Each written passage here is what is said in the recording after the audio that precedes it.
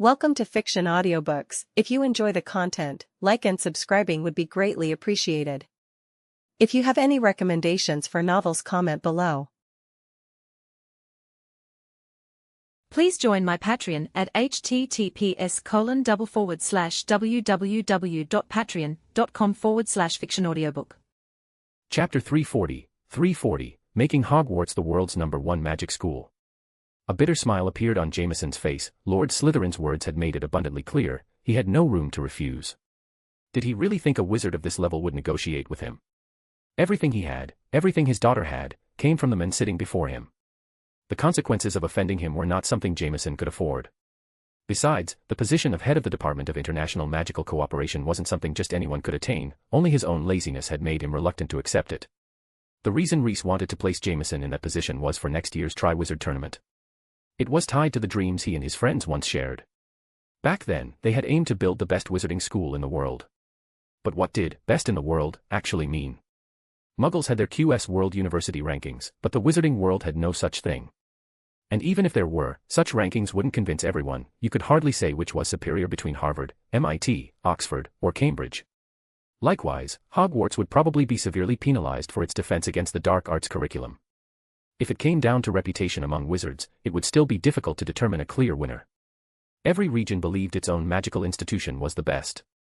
The only one Hogwarts could confidently beat in terms of reputation might be its North American counterpart, Ilvermorny. After all, that school was directly descended from Hogwarts, and Hogwarts naturally had the upper hand over it. Since there was no way to determine the best by ranking or reputation, Reese thought, why not settle it with a large-scale tournament? Let any school, any magical institution, send their best students to compete at Hogwarts, until a true winner emerged. And to prevent certain people from claiming it was merely a victory of prodigies, Reese didn't intend to limit the number of participants. If Hogwarts swept the top 3 spots, no one could say it was just because they had a few geniuses. If other schools still weren't convinced, Hogwarts would even welcome duels between professors, to prove that its faculty was the strongest. With Dumbledore and Helga Hufflepuff sitting in as anchors, it didn't matter how many challengers showed up, they were bound to lose. Reese hoped that next year's tournament would solidify Hogwarts' status as the top wizarding school in the world. Dominating just the 3 European schools wasn't enough. If they were going to do it, they would aim for #1 globally. Of course, to realize all of these plans, Mr. Jameson would have to put in double the effort. That was also why Reese wanted him to become head of the Department of International Magical Cooperation. Bringing this tournament to life required the full support of that department. However, if Jameson was truly resistant to it in his heart, Reese wouldn't force him. After all, the workload involved in organizing such a tournament would be immense, and it needed someone genuinely committed to see it through.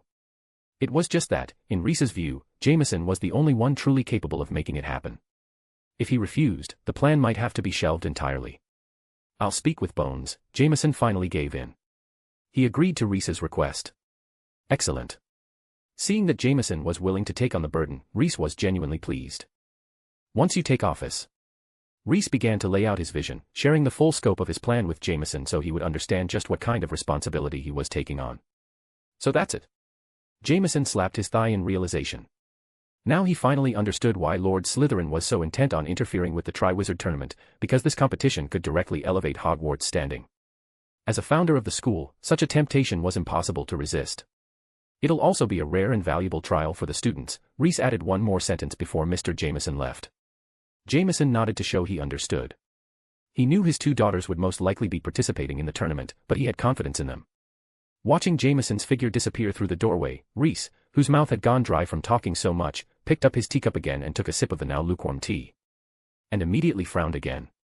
He had thought that being thirsty might make it taste better, but the tea was still barely drinkable. He really didn't understand why every wizard was so insistent on coming here.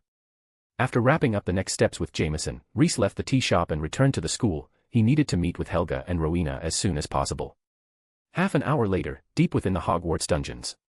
So, Salazar, what is it exactly that you needed? Why did you suddenly ask me to come down here? I haven't even finished grading the students' assignments. Helga Hufflepuff complained with mild annoyance. She wasn't like a certain old snake who lazed around all day and had his students doing his homework for him. She was very busy. Rowena Ravenclaw also looked at her old friend with curiosity. She knew full well the habits of these two. If they were coming to her together, it was probably something big. Facing the urging of his 2 old friends, Reese calmly asked them a question. Have you heard of the Triwizard Tournament? Naturally, people from the 10th century wouldn't have heard of a tournament that only began in the 13th century, so Rhys gave them a simple explanation of its rules. When Helga and Rowena learned that it was a competition between the 3 oldest magical schools in Europe, both of their eyes lit up. Just like Rhys, they were quite interested in such a competition. But then Rowena quickly caught onto one problem: each school could only have one champion. Her gaze immediately sharpened. Of course, she hoped her student would be the one to represent Hogwarts in the tournament. Salazar's 2 apprentices were suddenly a threat in her eyes. As for Helga, who still didn't even have a single apprentice, she didn't consider her a competitor at all. But I think only letting 3 schools participate is rather small-minded, and limiting each school to just one champion feels a bit unreasonable. Fortunately, Salazar's next sentence redirected Rowena's attention before she could start spiraling with ideas. After hearing Rhys's full plan and all the effort he'd put into it, both Helga and Rowena gave him a round of applause. Salazar, well done. It's an excellent plan. Both of them were full of praise for Rhys's idea. The goal of making Hogwarts the #1 magical school in the world was incredibly appealing to them as well. It had been the shared dream of the 4 founders. Is there anything we can do to help? Helga asked enthusiastically. When it came to Hogwarts honor, she couldn't possibly let Salazar fight this battle alone. Since Salazar had come up with the idea and had even placed his people in the ministry to push it forward, Helga felt she couldn't just stand by and do nothing. Try persuading Dumbledore. Since Hogwarts will be the host of the tournament, his attitude is crucial. Rhys assigned the most important task to Helga. No problem. Helga replied with great determination. Read 12 chapters ahead. Chapter 341, Hufflepuff, I must recruit an apprentice, immediately. Helga had been assigned the task of persuading Dumbledore, while Rowena was to work with Rhys on designing the tournament's challenges. That massive sandbox model she had created out of boredom earlier would come in handy now. The more Rowena and Rhys discussed, the more engaged they became. Helga could barely get a word in. You two keep talking, I'm heading back up first, Helga said, unwilling to just sit around waiting. She understood that something like this couldn't be finalized in a short amount of time, so she decided to return to the surface and get something practical done, like finishing grading her students' homework. That was just the kind of grounded person she was. But as she gradually calmed down, a sudden realization struck Helga like lightning. Those 2 old schemers, the old raven and the old snake, were so excited because they could send their own apprentice to fight for Hogwarts honor. When their apprentice took first place, their houses would bask in the glory as well. But she couldn't send anyone, her recruitment plans were still stuck on paper. Sure, everything was for Hogwarts, and making it the best magical school in the world was the top priority. But if possible, Helga also hoped it would be a Hufflepuff student who brought that glory home. She couldn't actually go compete in that vague professor tournament herself, could she? Wouldn't that just give Salazar and Rowena something to laugh about until the end of time? A sense of urgency surged in Helga's chest. She needed to take on a student, immediately, without delay. Helga knew very well that ordinary students stood almost no chance against heirs who had been personally trained by the founders. And what was worse, even if she started training a successor right now, by the time the tournament began next year, she would only have 1 year to prepare them. And given the nature of the students in her house, Helga couldn't help but let out a sigh. Rowena's student had already been by her side for over a year, and Salazar had been rigorously training his apprentices since their very first year. Compared to them, she was truly falling behind. After returning to her office, Helga didn't go to find Dumbledore right away, nor did she pay any attention to the stack of ungraded assignments. Instead, she began crafting a talent screening device. This device would allow her to detect young witches and wizards who were naturally sensitive to the flow of magical energy, helping her directly identify the most gifted students. Driven by immense pressure, Helga worked day and night for several days straight and finally completed the device just in time for Halloween. And so, on the eve of Halloween, the Hufflepuff common room unexpectedly welcomed an uninvited guest. Professor White. What are you doing here? A 5th-year Hufflepuff girl cried out in surprise as she saw Professor White standing inside the house common room. Is it that strange? I'm a Hufflepuff too, Helga replied, the sentence carrying a double meaning. I knew it. I've always thought so, only someone from Hufflepuff could get in here. I should have guessed it, the girl said, her voice full of delight. A teacher like Professor White having graduated from Hufflepuff, what wonderful news. At first, Helga was touched by the girl's happiness, but soon, she realized something in the girl's words had confused her. Wait, what do you mean only Hufflepuff students can enter here? Exactly what it sounds like. No one from other houses has ever set foot in the Hufflepuff common room. For 1,000 years, this place has belonged only to Hufflepuff, the girl said proudly. Helga Hufflepuff, well. What about friends from other houses? Don't you ever invite them to hang out here? She couldn't help but ask. The unnamed 5th-year girl. Of course not. This place is exclusively for us Hufflepuffs. After saying that, she gave Professor White a suspicious look. "Professor, don't tell me back in your day, students from other houses could come in here." Helga didn't answer the question directly. From the girl's tone, Helga could clearly sense her strong sense of belonging to her house, but the problem was, that sense of belonging seemed a little too strong.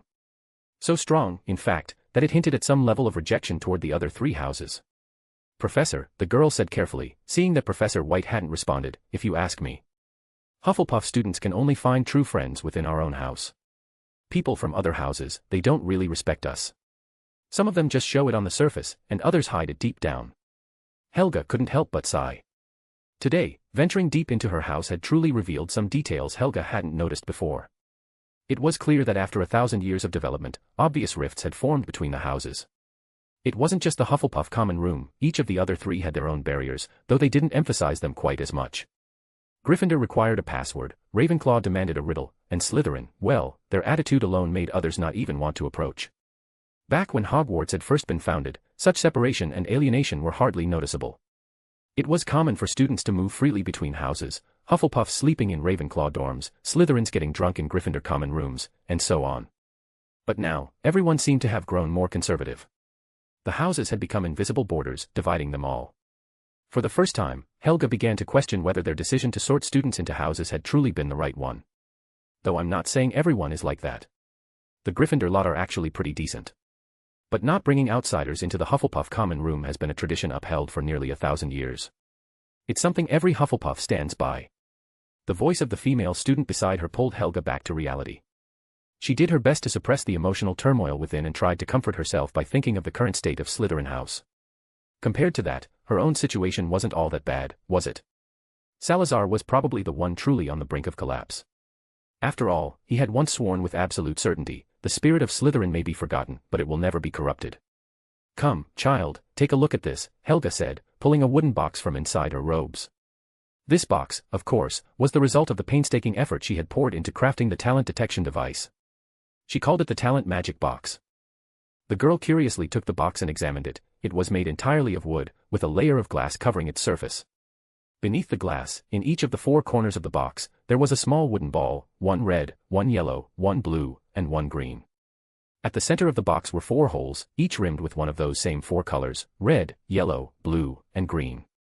"The rules are simple," Helga said with a gentle, encouraging smile. "No wands allowed. Just get each of the 4 balls into the hole of the matching color. That's all it takes to succeed. Want to give it a try?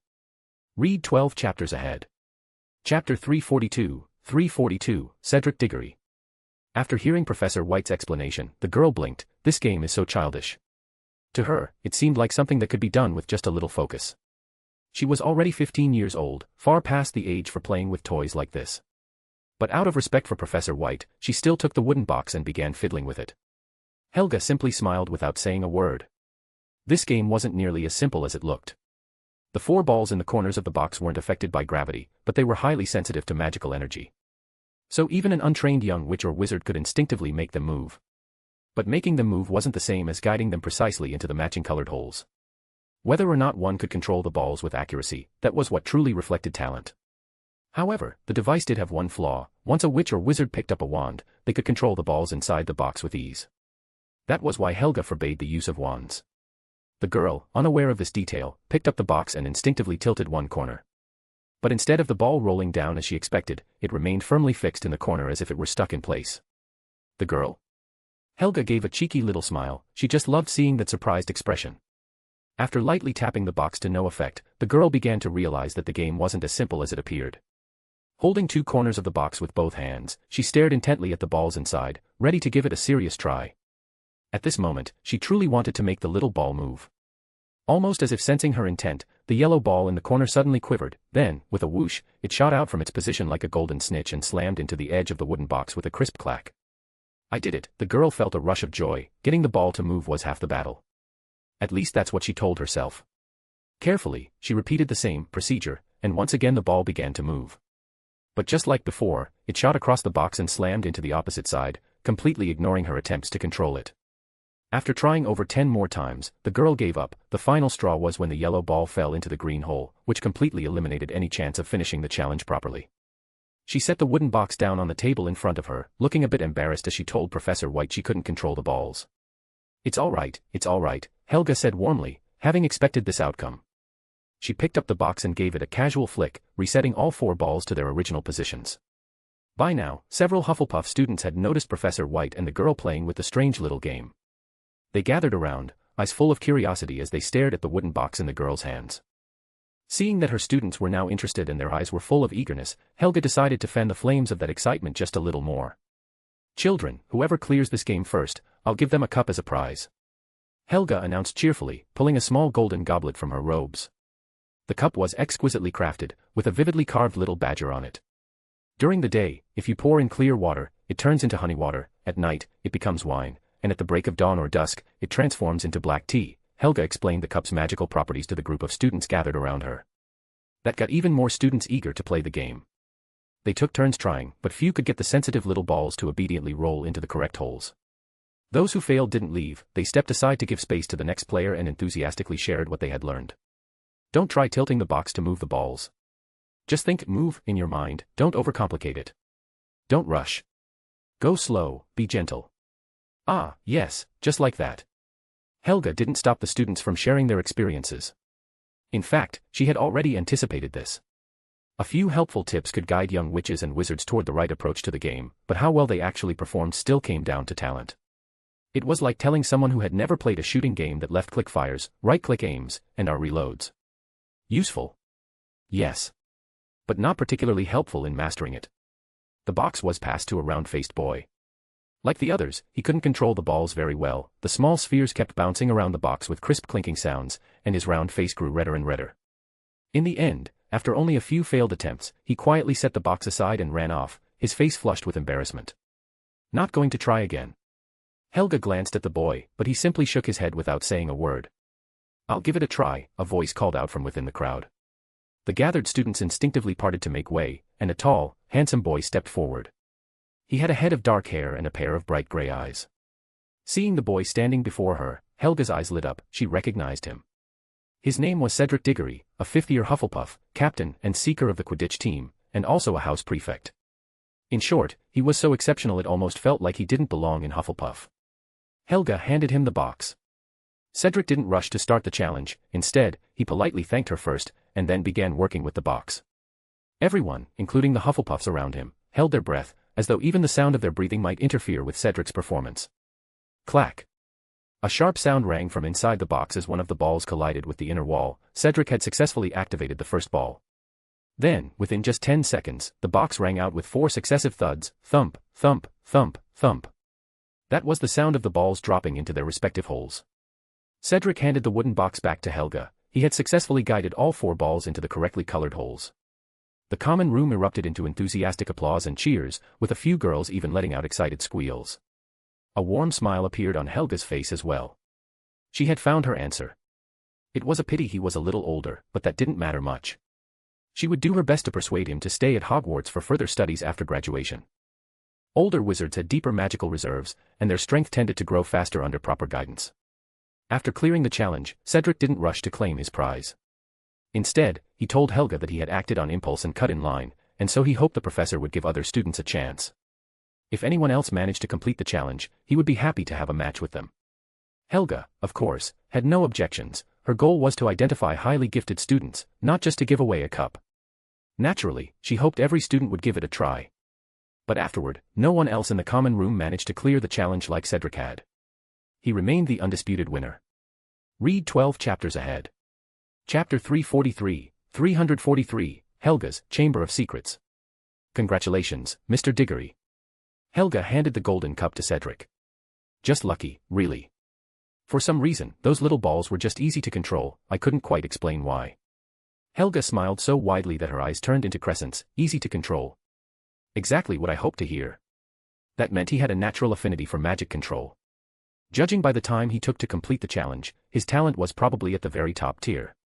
She wondered how he compared to the Greengrass sisters from Slytherin or Granger from Ravenclaw. Thinking of that, these 3 students practically formed a solid quartet. It was just a pity that Godric was likely to miss next year's grand event. That old snake, on the other hand, had 2 apprentices.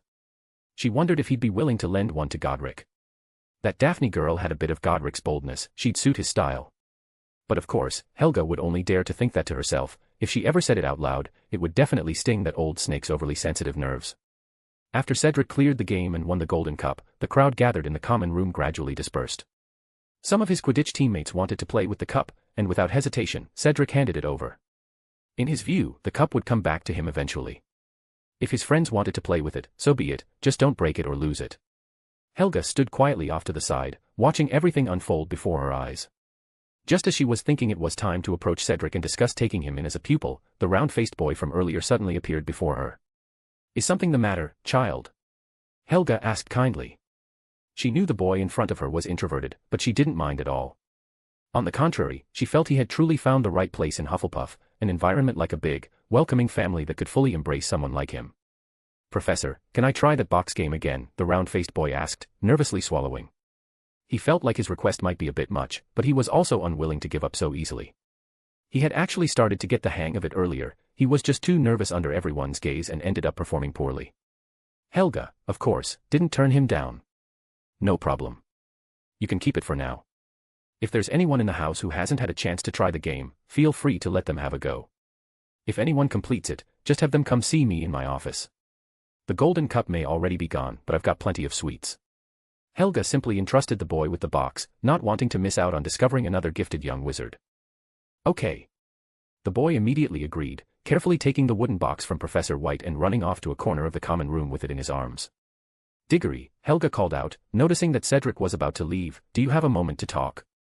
Cedric naturally wouldn't refuse a professor's invitation, though he was a little surprised when Professor White didn't lead him to her office but instead guided him in the direction of the dormitories. Hufflepuff's common room, like Slytherin's, was located underground. But unlike Slytherin's, which lay beneath the Black Lake, Hufflepuff's was simply built below the earth, situated in the opposite direction of the dungeons and far less ominous in atmosphere. The entire common room resembled the den of a burrowing creature. It was shaped like an inverted funnel, the uppermost level housed the communal lounge, and descending layer by layer were the dormitories for each year, spiraling down via a stone staircase. At the very bottom lay the seventh-year dormitories. Helga led Cedric all the way to the deepest level of the common room. By the time they reached the end of the staircase and saw the stone wall ahead, Cedric felt like he was going to explode from sheer confusion. This area was almost never visited. No student with a normal sense of fun would come all the way down here just to stare at a wall. He couldn't for the life of him figure out why Professor White had brought him here. Did she have some secret to share? "Be patient," Helga said, easily reading the confusion in Cedric's heart, though she didn't care to explain any further. She reached out and pressed her palm against the wall before them, and in the next second, what had appeared to be an impenetrable stone wall vanished completely. Cedric. After 5 years of living in Hufflepuff, this was the first time he realized that there was more hidden beyond the end of the staircase. "Welcome to Helga's dungeon. Come with me." Helga turned back to glance at the dumbfounded Cedric, motioning for him to follow. "Oh, okay." Professor White's voice snapped Cedric out of his daze, and he quickly caught up to her, stepping into the space beyond the wall. Once Cedric had stepped past where the stone wall had previously stood, it reappeared behind him, restoring the illusion of a dead end. The return of the stone wall plunged the space into darkness, but with a single snap of her fingers, Helga conjured a bright flame that illuminated the area. Behind the stone wall, the space was similar to what lay outside, another spiraling stone staircase winding downward. Cedric followed Professor White down the steps. "Professor, what do you mean by Helga's dungeon?" Cedric couldn't suppress his curiosity any longer and asked. "Exactly what it sounds like.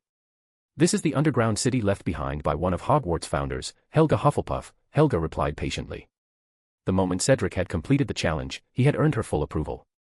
She now regarded him as her student, which meant it was time for him to learn some of Hogwarts' deeper secrets.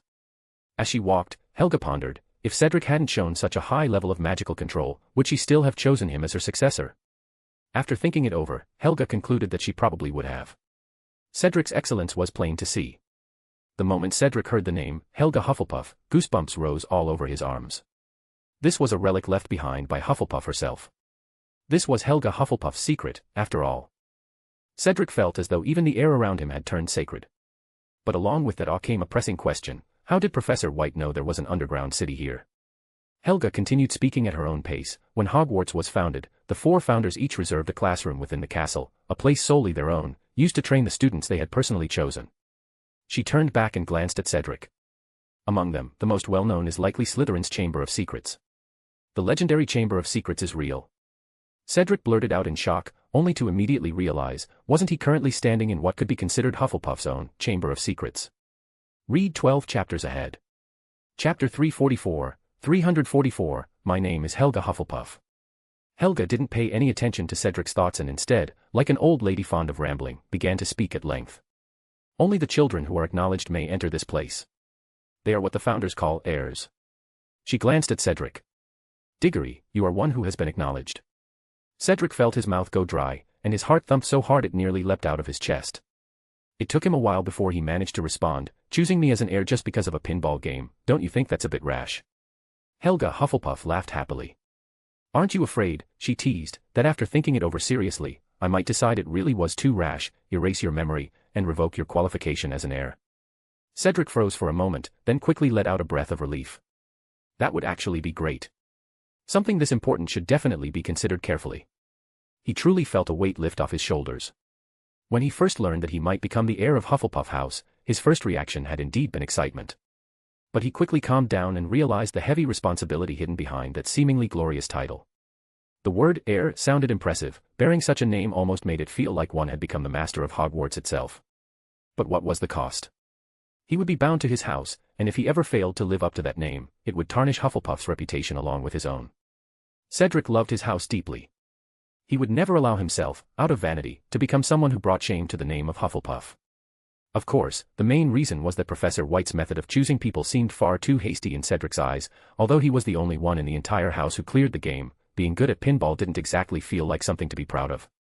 If the selection had been done through a more rigorous, complex, and authoritative test, and he had still managed to stand out, then he would never have refused the responsibility placed upon his shoulders. Cedric had now figured it out. He had essentially stumbled upon this heaven-sent fortune purely by luck. Professor White was an ancient witch preserved through time, perhaps one who had even lived during the Founders' era. Judging from her attitude toward this place and her mastery of magic, Cedric believed she was most likely the heir personally chosen by Helga Hufflepuff. That made him all the more determined to keep her calm. Thinking of Dumbledore, Cedric couldn't help but wonder privately, why were all these legendary wizards so unreliable? Cedric's response genuinely surprised Hufflepuff. It was the first time she had ever met someone who, after being chosen as an heir, actually urged her to think it over carefully. She wasn't sure if the other 3 founders had ever encountered such a thing, but for her, it was definitely a first. She took a moment to sort out her thoughts and realized that, in Cedric's eyes, she truly did seem a bit impulsive. So she began to explain. That wasn't just an ordinary pinball game. It's an alchemical device meant to measure a student's magical talent. Don't be fooled by its simple wooden box appearance. I'd bet there's not a single person in the entire wizarding world today who could recreate it.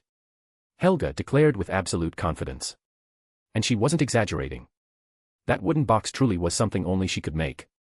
It was her area of expertise. Neither Salazar nor Rowena could necessarily craft one, and even if they tried, it would demand tremendous effort.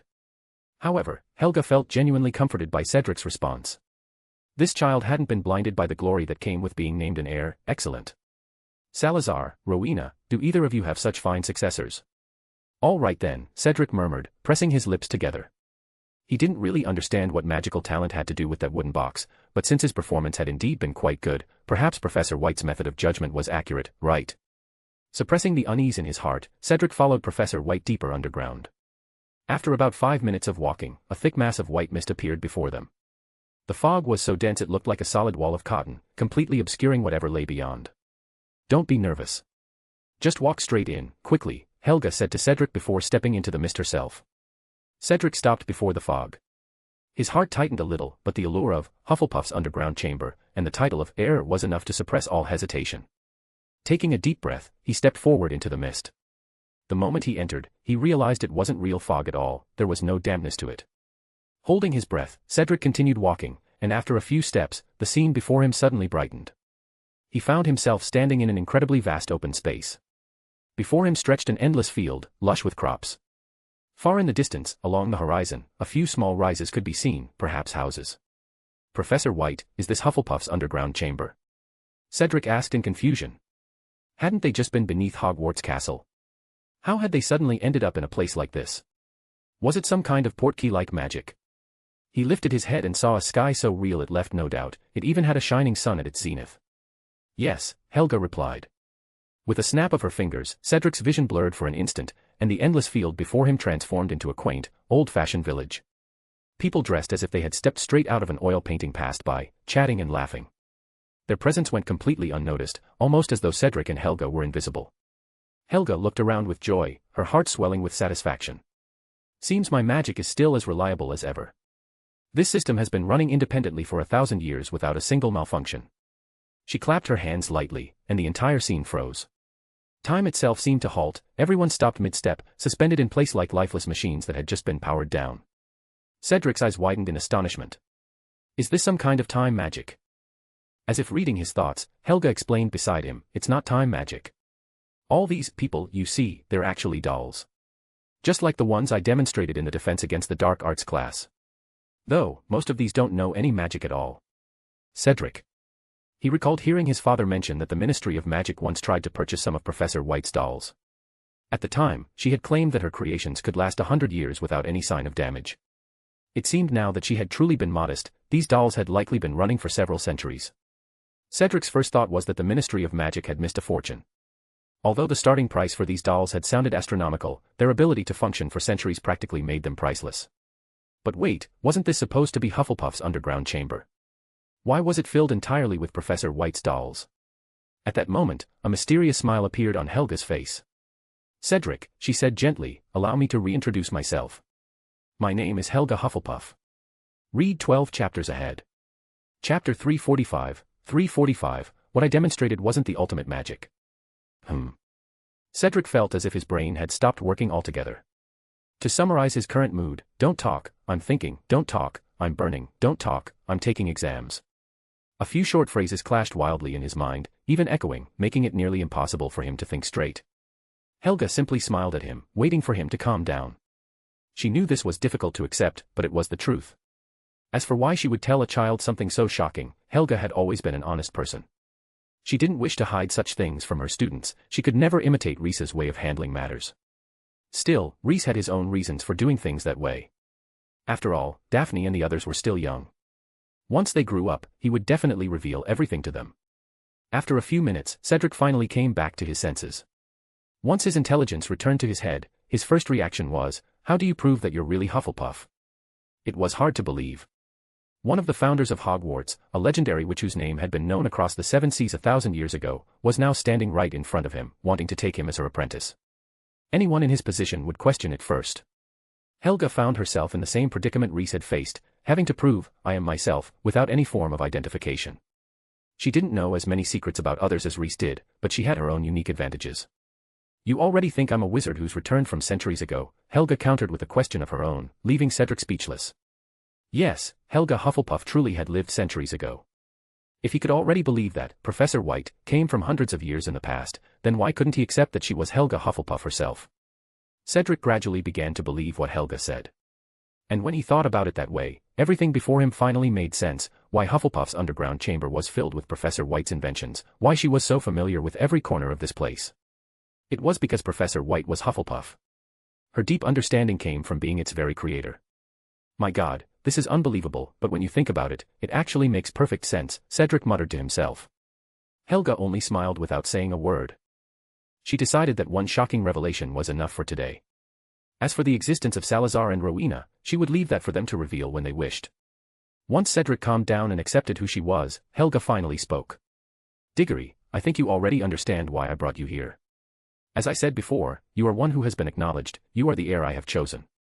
Cedric's Adam's apple bobbed as he swallowed. When we four founded Hogwarts, we each established an heir for a purpose. Helga began to explain to Diggory what the title of heir truly meant. But midway through her explanation, Cedric suddenly realized something. Professor Hufflepuff, if you have an heir, then the other 3 founders. They have theirs as well, Helga replied, but that's not today's topic. You'll meet them in the future. She acknowledged the existence of the other heirs but did not reveal their identities. Even with just that vague bit of information, Cedric instantly deduced quite a lot. First, the legacies of the 4 founders had not been broken.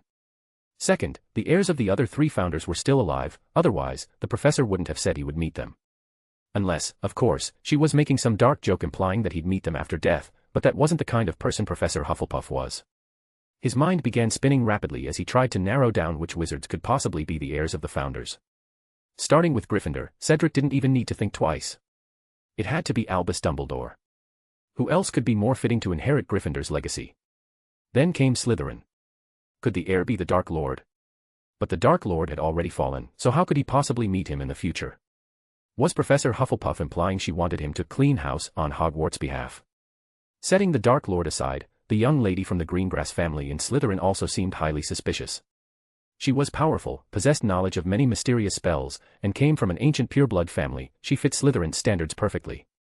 As for Ravenclaw's heir, that was harder to guess. There didn't seem to be any obvious candidate. Cedric's thoughts began to drift. Lastly, when we choose heirs, it's because we hope you can learn something from us, to reach the pinnacle of magic. Helga looked at Cedric with eyes full of expectation. She had high hopes for this student. She wanted him to become the finest among all the heirs. The pinnacle of magic. Cedric caught the key phrase, but he couldn't quite grasp what it truly meant. Was it like the flames described in history books, those capable of burning down half a city? That's the reason I brought you here, Helga said, gently clapping her hands. Here, I can control everything. It allows me to better show you the events that once happened. In the next instant, Cedric found himself standing by the Black Lake. Cold rain poured from the sky, and in the distance, he could hear thunderous cheers echoing like crashing waves. He immediately recognized the scene. It was the day of the Quidditch match against Gryffindor. Helga appeared beside him and waved her hand, creating a barrier that shielded him from the falling rain. Professor, why are we? Cedric began to ask, but then abruptly fell silent. His eyes widened as he saw hundreds of Dementors drifting toward them. He stared intently, unwilling to miss even a single detail. The Dementors were flying toward the Quidditch pitch when suddenly they froze in midair, then the very ground beneath them surged upward, swallowing them whole. From a safe distance, Helga stood quietly beside Cedric, watching in silence as the events of that night unfolded. When the once flat ground became part of the Black Lake, Cedric finally understood what the pinnacle of magic truly meant. He looked toward Professor Hufflepuff, standing beside him, and asked dryly, Professor, so, the school's defensive magic? Helga glanced at him. I believe the founders themselves count as part of the school's defense system. Cedric. He quickly changed the subject. Professor, was that the pinnacle of magic just now? That was incredible, hundreds of Dementors wiped out in an instant. No. Helga interrupted him firmly, her tone serious. She told him that what he had just witnessed was nowhere near the pinnacle of magic.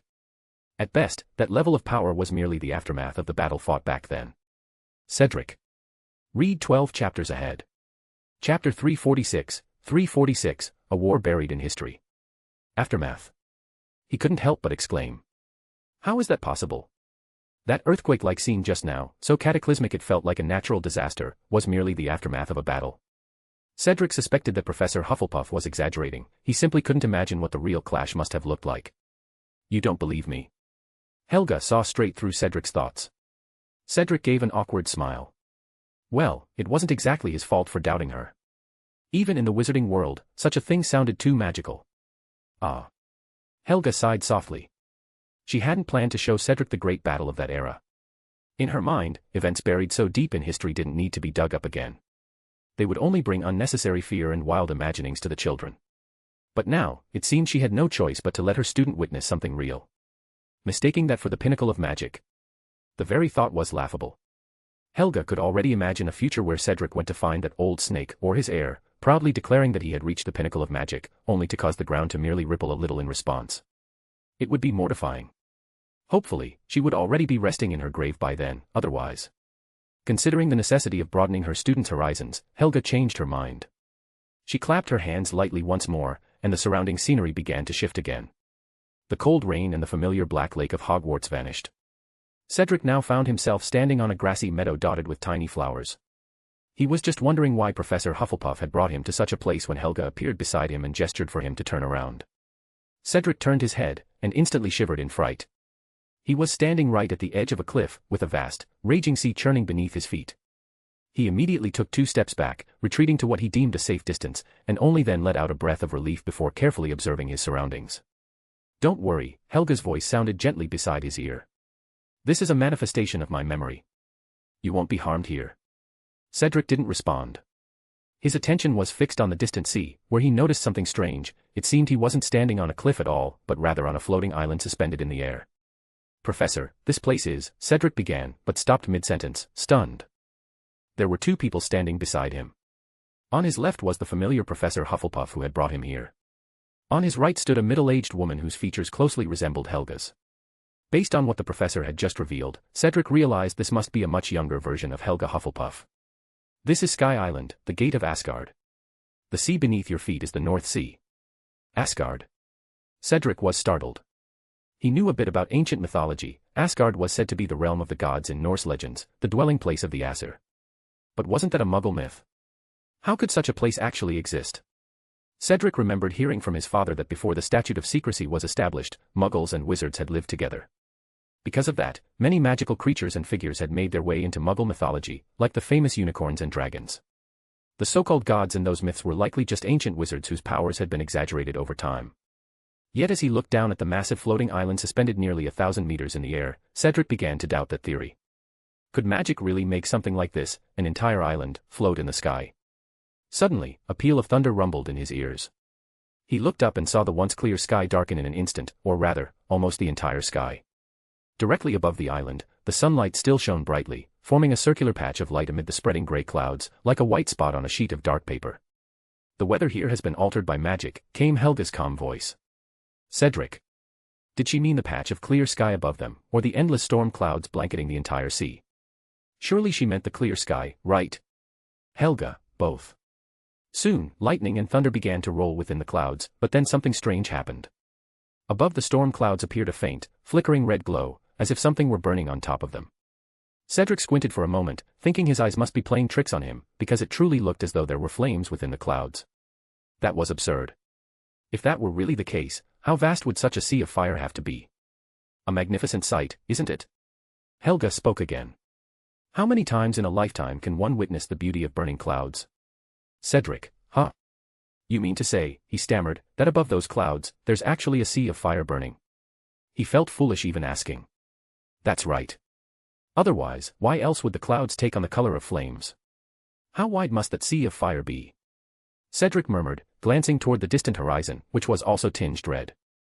He hadn't expected an answer, but Helga responded anyway. I don't know, she said softly. But it said that even in Constantinople, one could observe the change in the heavens. Cedric fell silent. He was beginning to understand what the pinnacle of magic truly meant. Look down, Helga said, pointing toward the distant sea. Cedric followed her gaze, and saw the largest serpent he had ever laid eyes on. In front of that creature, a human was no bigger than a tiny insect. He had no doubt that this serpent could wrap itself around the entire Hogwarts castle and crush it into rubble with a single squeeze. Soon, the serpent went berserk, churning up waves so massive they nearly touched the clouds above. Godric fights in the sky, Helga said quietly, and Salazar fights upon the sea. And you, Professor? Cedric asked instinctively, then immediately realized the question might have been rude. Because the young Helga Hufflepuff was standing at the edge of the floating island, watching the battle before her with bright, eager eyes. As though the two battling in the heavens and the sea were complete strangers to her. My task, you'll find out soon enough, Helga replied with a teasing smile. Mortals, do not overstep. A thunderous voice resounded through the air, though Cedric couldn't understand a single word of it. Fortunately, Helga promptly cast a spell on him, allowing him to comprehend what was happening in this unfolding scene. The younger version of Helga Hufflepuff, who had been standing silently until now, suddenly spoke. Aren't you going to help Jormungandr and Thor? Without support, they'll die soon. I was ordered to guard the gate of Asgard. I cannot leave without command. To Cedric's astonishment, the mighty voice actually responded to her. Very well. I'll send you to them myself.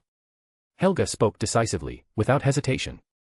The moment those words left her mouth, the light on the island flared blindingly bright. Cedric could see nothing but a sea of white before his eyes. He quickly shut them tight. Read 12 chapters ahead. Chapter 347, The War of Gods and the Fall of Gods. Cedric, ?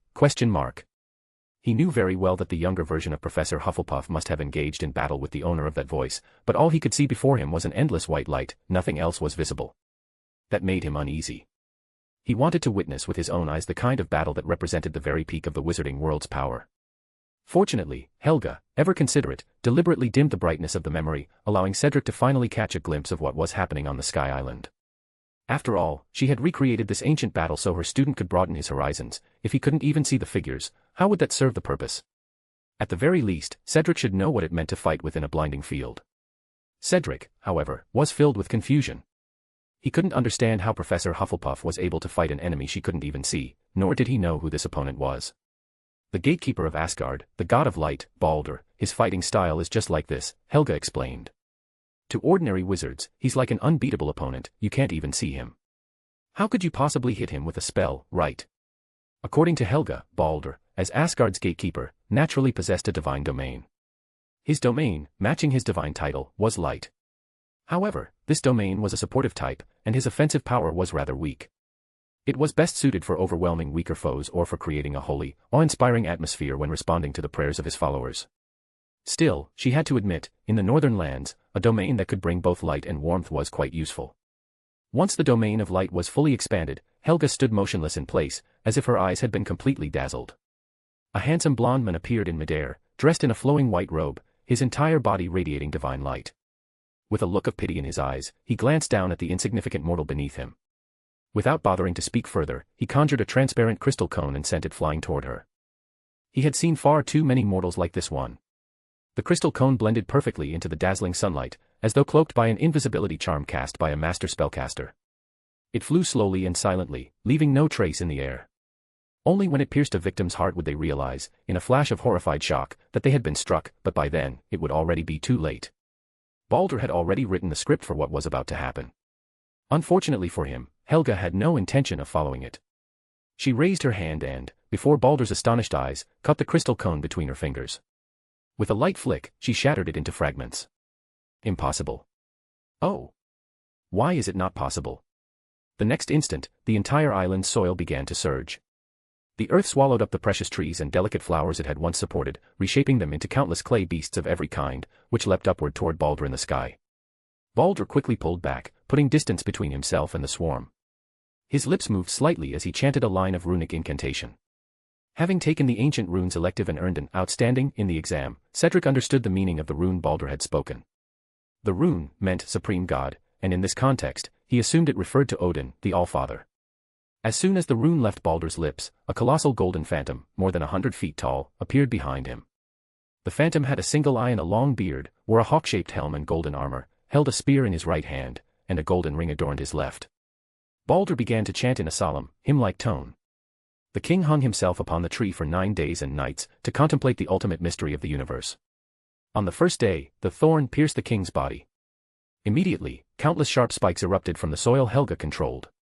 They hindered the flow of her magic field and began struggling against her for dominion over the terrain.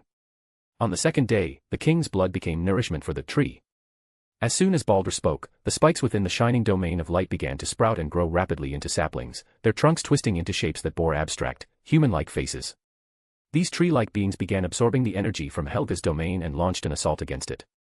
Without hesitation, Helga gathered soil mixed with stone, wrapping it tightly around the treants. The earth began to spin rapidly, crushing them into fine wooden dust. Entangled by the treants, Helga had no time to deal with Baldur in the sky, allowing him to continue his chant. On the third day, the king's sweat became the rain in the sky. On the fourth day, the gathered rain formed the lakes. On the fifth day, the rain turned into ice. Rain began to pour from the heavens. According to Baldur's design, he intended to use the rain and the ice that would follow to completely seal Helga's domain. But just as he was about to command the rainwater, it refused his call and instead drifted away toward the distant sea, merging with the waves. "Thanks, Salazar," Helga shouted while finishing off the treants, taking a moment to express her gratitude toward the distant Salazar. He had intercepted the rain Baldur had summoned. Shock deepened in Baldur's eyes. Never before had he encountered such a thing. How could mortals interfere with divine authority? He forced himself to stay calm, but the situation worsened. The next verses of his chant invoked storm and flame, yet both were neutralized entirely, thanks to Rowena and Godric's intervention. Baldur's face turned pale, his white robes drenched in sweat. The hymn of the Allfather demanded tremendous power. By the time he reached the final verse, even a god of light like him could barely endure it. He swallowed the blood rising in his throat and sang the final verse. On the 9th day, the king gained infinite wisdom and fell from the tree. At that moment, the phantom of Odin behind Baldur solidified completely, becoming a massive golden giant floating in the air behind him. The giant's terrifying presence made even Cedric, who stood far away at a safe distance, tremble uncontrollably. This was divine power. He felt that if the golden giant so much as glanced at him, his body would explode into dust on the spot. He couldn't imagine how Professor Hufflepuff had ever withstood such a strike back then. As Cedric struggled to suppress the fear rising in his chest, the golden giant raised its spear and swung it down with tremendous force toward Helga on the ground. Slash. Baldur let out a roar, blood spraying from his mouth and staining the front of his robes crimson. Helga lifted her head and snapped her fingers. The seed she had placed on Baldur's chest began to sprout, and at that same instant, the attack summoned by the god struck the Sky Island. By this time, the entire island had already been absorbed into Helga's domain and become a part of her itself. Thus, the Allfather held nothing back. His intent was to completely erase the island from existence.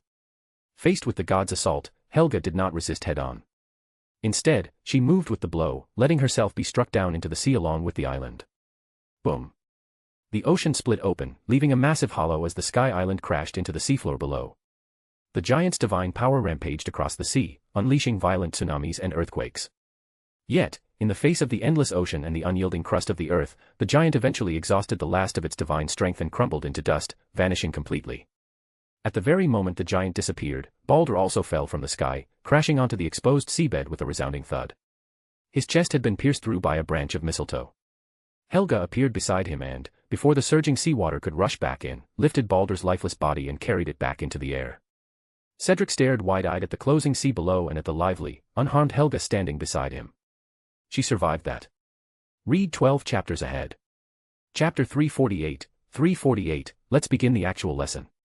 If Helga could have seen what Cedric was thinking, she would have been furious. You little brat, can't you think something nice about me for once? Still, surviving such a powerful attack was something Helga could rightfully be proud of. That had been the Allfather's in full force strike, ordinary people would have been reduced to dust by the mere shockwave. Even those who had mastered domains would not survive unless their domains were exceptionally strong. Yet Helga Hufflepuff had not only endured the attack but also managed to counter and slay the god of light, Baldur. Who else in the world could boast of such a feat? Meanwhile, her three companions had also defeated their respective opponents and were making their way toward her. Helga's memory ended abruptly there, and Cedric once again found himself standing in the quaint little village. Professor, what happened afterward? Cedric asked anxiously, itching to know how the story continued. But Helga had no intention of continuing the reenactment. Recreating such grand, lifelike scenes consumed a great deal of magic, and her goal, to broaden the child's perspective, had already been achieved. There was no need to go on. We used Baldur's remains to open the gates of Asgard, Helga explained, and brought a true Ragnarok to the false gods of the north. From that moment on, there were no more so-called gods in this world. If you're asking what happened after Ragnarok, well, we traveled for a while longer, cleaning up the remnants of those divine forces. During that time, we began to feel weary and recalled the dreams of our youth. So we left the remaining tasks to a friend of Salazar's and returned to Scotland, where we founded a school of magic. You should know which one I mean. Salazar's friend stayed in the north and founded a school of his own, gathering all those with the potential to become wizards under his banner. Listening to Helga's words, Cedric was filled with excitement. So this is what it's like to study under Professor Hufflepuff. You get to hear ancient secrets like it's nothing. He had just heard, with his own ears, the story of Hogwarts and Durmstrang before their founding. He never would have guessed that the school known for its preference for dark magic had actually been established with such noble intentions. After learning about these thousand-year-old events, Cedric also began to understand why Professor Hufflepuff showed such an unusually tolerant attitude toward dark magic. When it came to survival, some things simply ceased to matter as much. All right, Helga said, closing that chapter of history. I've shown you the pinnacle of magic. Now, let's begin the actual lesson. With that, she shifted from storytelling to instruction, explaining to Cedric the concept of magical flow. Only after her detailed explanation did Cedric finally realize that the little box she had used for student selection earlier hadn't been a random whim at all. Now, use your feet to touch the ground, it will help you sense the flow of magic and resonate with your surroundings. Having explained the principles of magical movement, Helga decided it was time for practice. She led Cedric to the fields outside the village and instructed him to try using magic to make himself float. Upon hearing the word float, Cedric immediately thought of someone, and he had a faint guess as to who another heir might be. Pushing those thoughts aside, Cedric followed his teacher's instructions. He stood barefoot on the soil, closed his eyes, and tried to feel what Helga had called the rhythm of the earth. At first, he struggled to stay focused, he could feel ants crawling across the tops of his feet. But as he gradually calmed his mind, that ticklish sensation slowly faded away. Cedric's breathing grew slow and steady, gradually merging with the rhythm of the earth itself. He could clearly hear the beating of his own heart, and slowly, that pulsing sound no longer came only from his chest, it spread through his entire body, then seeped gently into the ground. He could truly feel what his teacher had described as the heartbeat of the earth. The earth was pulsing, just like his own heart. As his thoughts expanded, the soil beneath his feet began to ripple in rhythmic waves, mirroring a heartbeat. Helga. Cedric's progress was far beyond what she had expected. She knew he was talented, but his gift was so exceptional that it even surpassed her imagination. This wasn't the kind of talent a Hufflepuff student was supposed to have. Maybe that sorting hat really is defective. The thought flashed briefly through Helga's mind before she quickly dismissed it. What am I thinking? Am I not allowed to have a genius in my own house? Stop admiring others and belittling yourself. Helga took a deep breath, forcing herself to calm down, and outwardly resumed her usual composed expression. After about an hour, Cedric opened his eyes and, with a tone of guilt, told Helga that he had failed to make himself float using magic. Whenever he tried to rise into the air, the soil beneath his feet would become sticky, almost like glue, holding him firmly in place. Professor, I've let you down, Cedric said sadly. He hadn't been able to meet his teacher's expectations. It's not a big problem. To Cedric's surprise, Professor Hufflepuff showed not the slightest trace of disappointment. Instead, she calmly explained that the fault lay in her method of instruction. Cedric's magical affinity was remarkable, so remarkable that his resonance with the earth had become too strong, making it difficult for him to lift himself through magic alone. In the future, once his connection with the earth deepened further, he might regain the ability to fly using only his magic. And if not, it didn't matter, there were always broomsticks, after all. For now, try to see if you can return to the state you were in earlier, Helga said. She didn't want to interrupt Cedric's attunement with nature and urged him to re-establish his connection with the earth. If that earlier state had been only a fleeting moment, it would be a pity, so Helga didn't want him to drift too far from it. Still unsure of her intent, Cedric obediently closed his eyes again. Helga whispered softly beside his ear, if you start to feel sleepy, don't fight it. Just let yourself sleep. Cedric followed her words and drifted off. Soon, the soil beneath Cedric's feet began to pulse rhythmically once again, and he slowly drifted into slumber. Watching her student re-establish resonance with the earth, Helga smiled with deep satisfaction. This is my Hufflepuff student. Do Slytherin or Ravenclaw have anyone this exceptional? Their pupils might have learned all sorts of flashy spells, but could they command the wind or the water as he did? The very thought made the curve of Helga's lips impossible to suppress. As she gazed at the sleeping Cedric, a bold and somewhat mad idea crossed her mind. Once he was fully asleep, Hufflepuff sat down silently across from him and quietly activated her own domain. She was going to attempt to awaken a domain within Cedric. Read 12 chapters ahead. Chapter 349, 349, My Scar Hurts. If Rowena had known Helga's plan, her eyes would have gone wide, and Reese would have called her insane. Trying to help a child who had just begun learning about magical flow awaken a domain was sheer madness. But that was exactly what Hufflepuff decided to do. After sitting down across from Cedric, the ground beneath Helga soon began to pulse with rhythm. At first, the two rhythms, hers and Cedric's, interfered with each other, producing chaotic noise. Cedric frowned deeply, even showing signs of waking up. But Helga quickly adjusted, shifting her own state to match his rhythm. Harmony was restored. The pulses beneath the two of them merged into one unified rhythm, and Cedric once again calmed down. Once their synchronization succeeded, Hufflepuff began gently guiding him, this time, letting him follow her lead. Among the four founders, each had their own strengths, but Helga Hufflepuff was by far the most gifted teacher. If Reese and Rowena had witnessed this scene, they would have been astonished, and would likely have gone back to test the method on their own students. After guiding Cedric onto the correct path, Helga stopped leading and turned her focus toward observing the changes within him. The two of them, like twin transmitters of a single signal, caused tremors to ripple through the entire underground sanctuary. Everywhere the earth reached began to rise and fall in slow, rhythmic motion. It was as though the underground castle itself had come to life. After a while, Helga noticed that the parts of Cedric's body touching the ground had already begun to turn into soil. Her heart leapt with joy. Good, keep going, intensify it. Under Helga's guidance, the soil beneath Cedric slowly crept up his body, gradually covering him until he became an earthen figure. If Helga were to close her domain at this moment, the transformation would become irreversible. Cedric would remain a clay statue forever. But of course, she would never do that. Several hours later, Cedric's body gradually returned to flesh and blood, with only a thin layer of soil remaining on his skin. Sensing his stabilized state, Helga slowly drew her domain back until it fully receded. Cedric shivered, awakening abruptly. Feeling confused, he brushed off the dirt covering him, then saw Professor Hufflepuff sitting calmly across from him.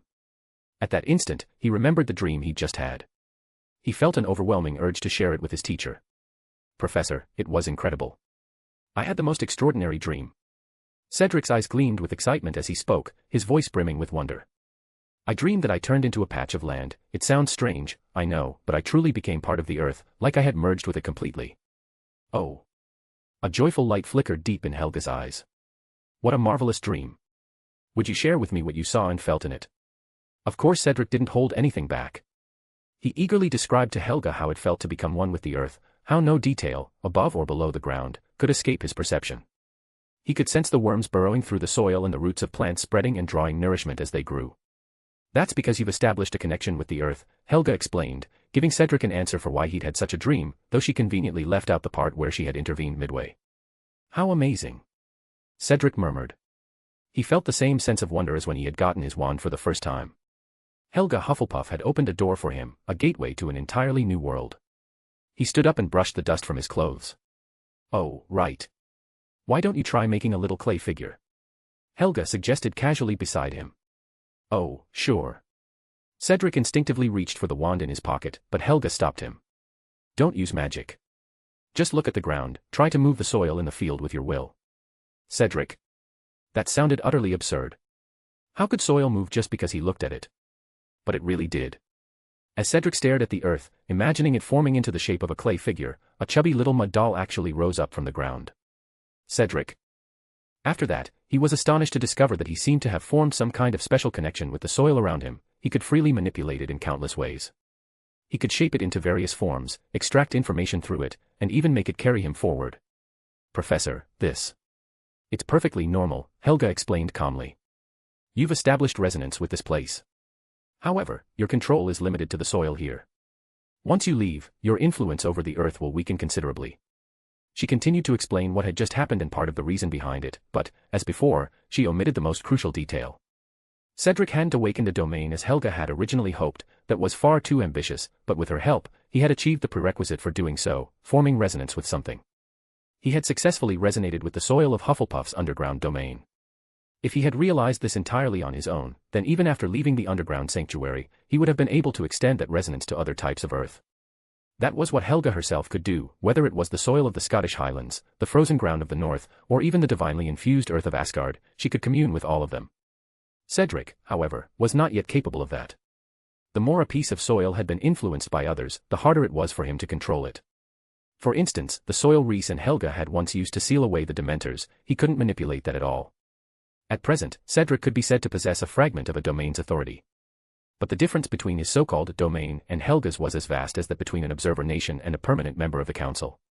Within Helga's underground castle, he could be said to hold half a domain. Outside of it, however, he could only be described as someone skilled at controlling soil. Even so, it was an astonishing improvement, enough to make Helga grin from ear to ear with satisfaction. Come on, that's enough practice for today. Let's head up for dinner, she said cheerfully, leading Cedric out of the chamber. Neither of them remembered that their original goal had simply been for him to use magic to make himself float.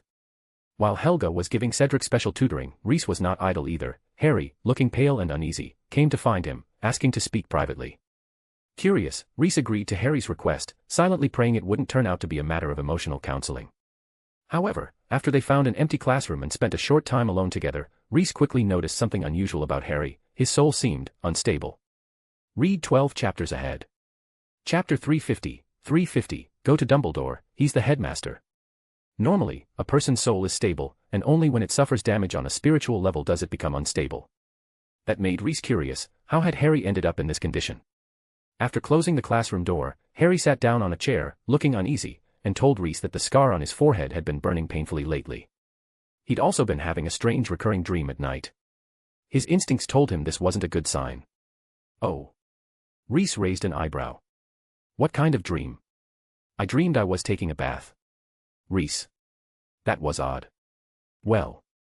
Strange dreams weren't unusual, constantly dreaming about bathing certainly was. It's not an ordinary bath, Harry added after a pause, carefully choosing his words. Someone keeps adding strange things into the water.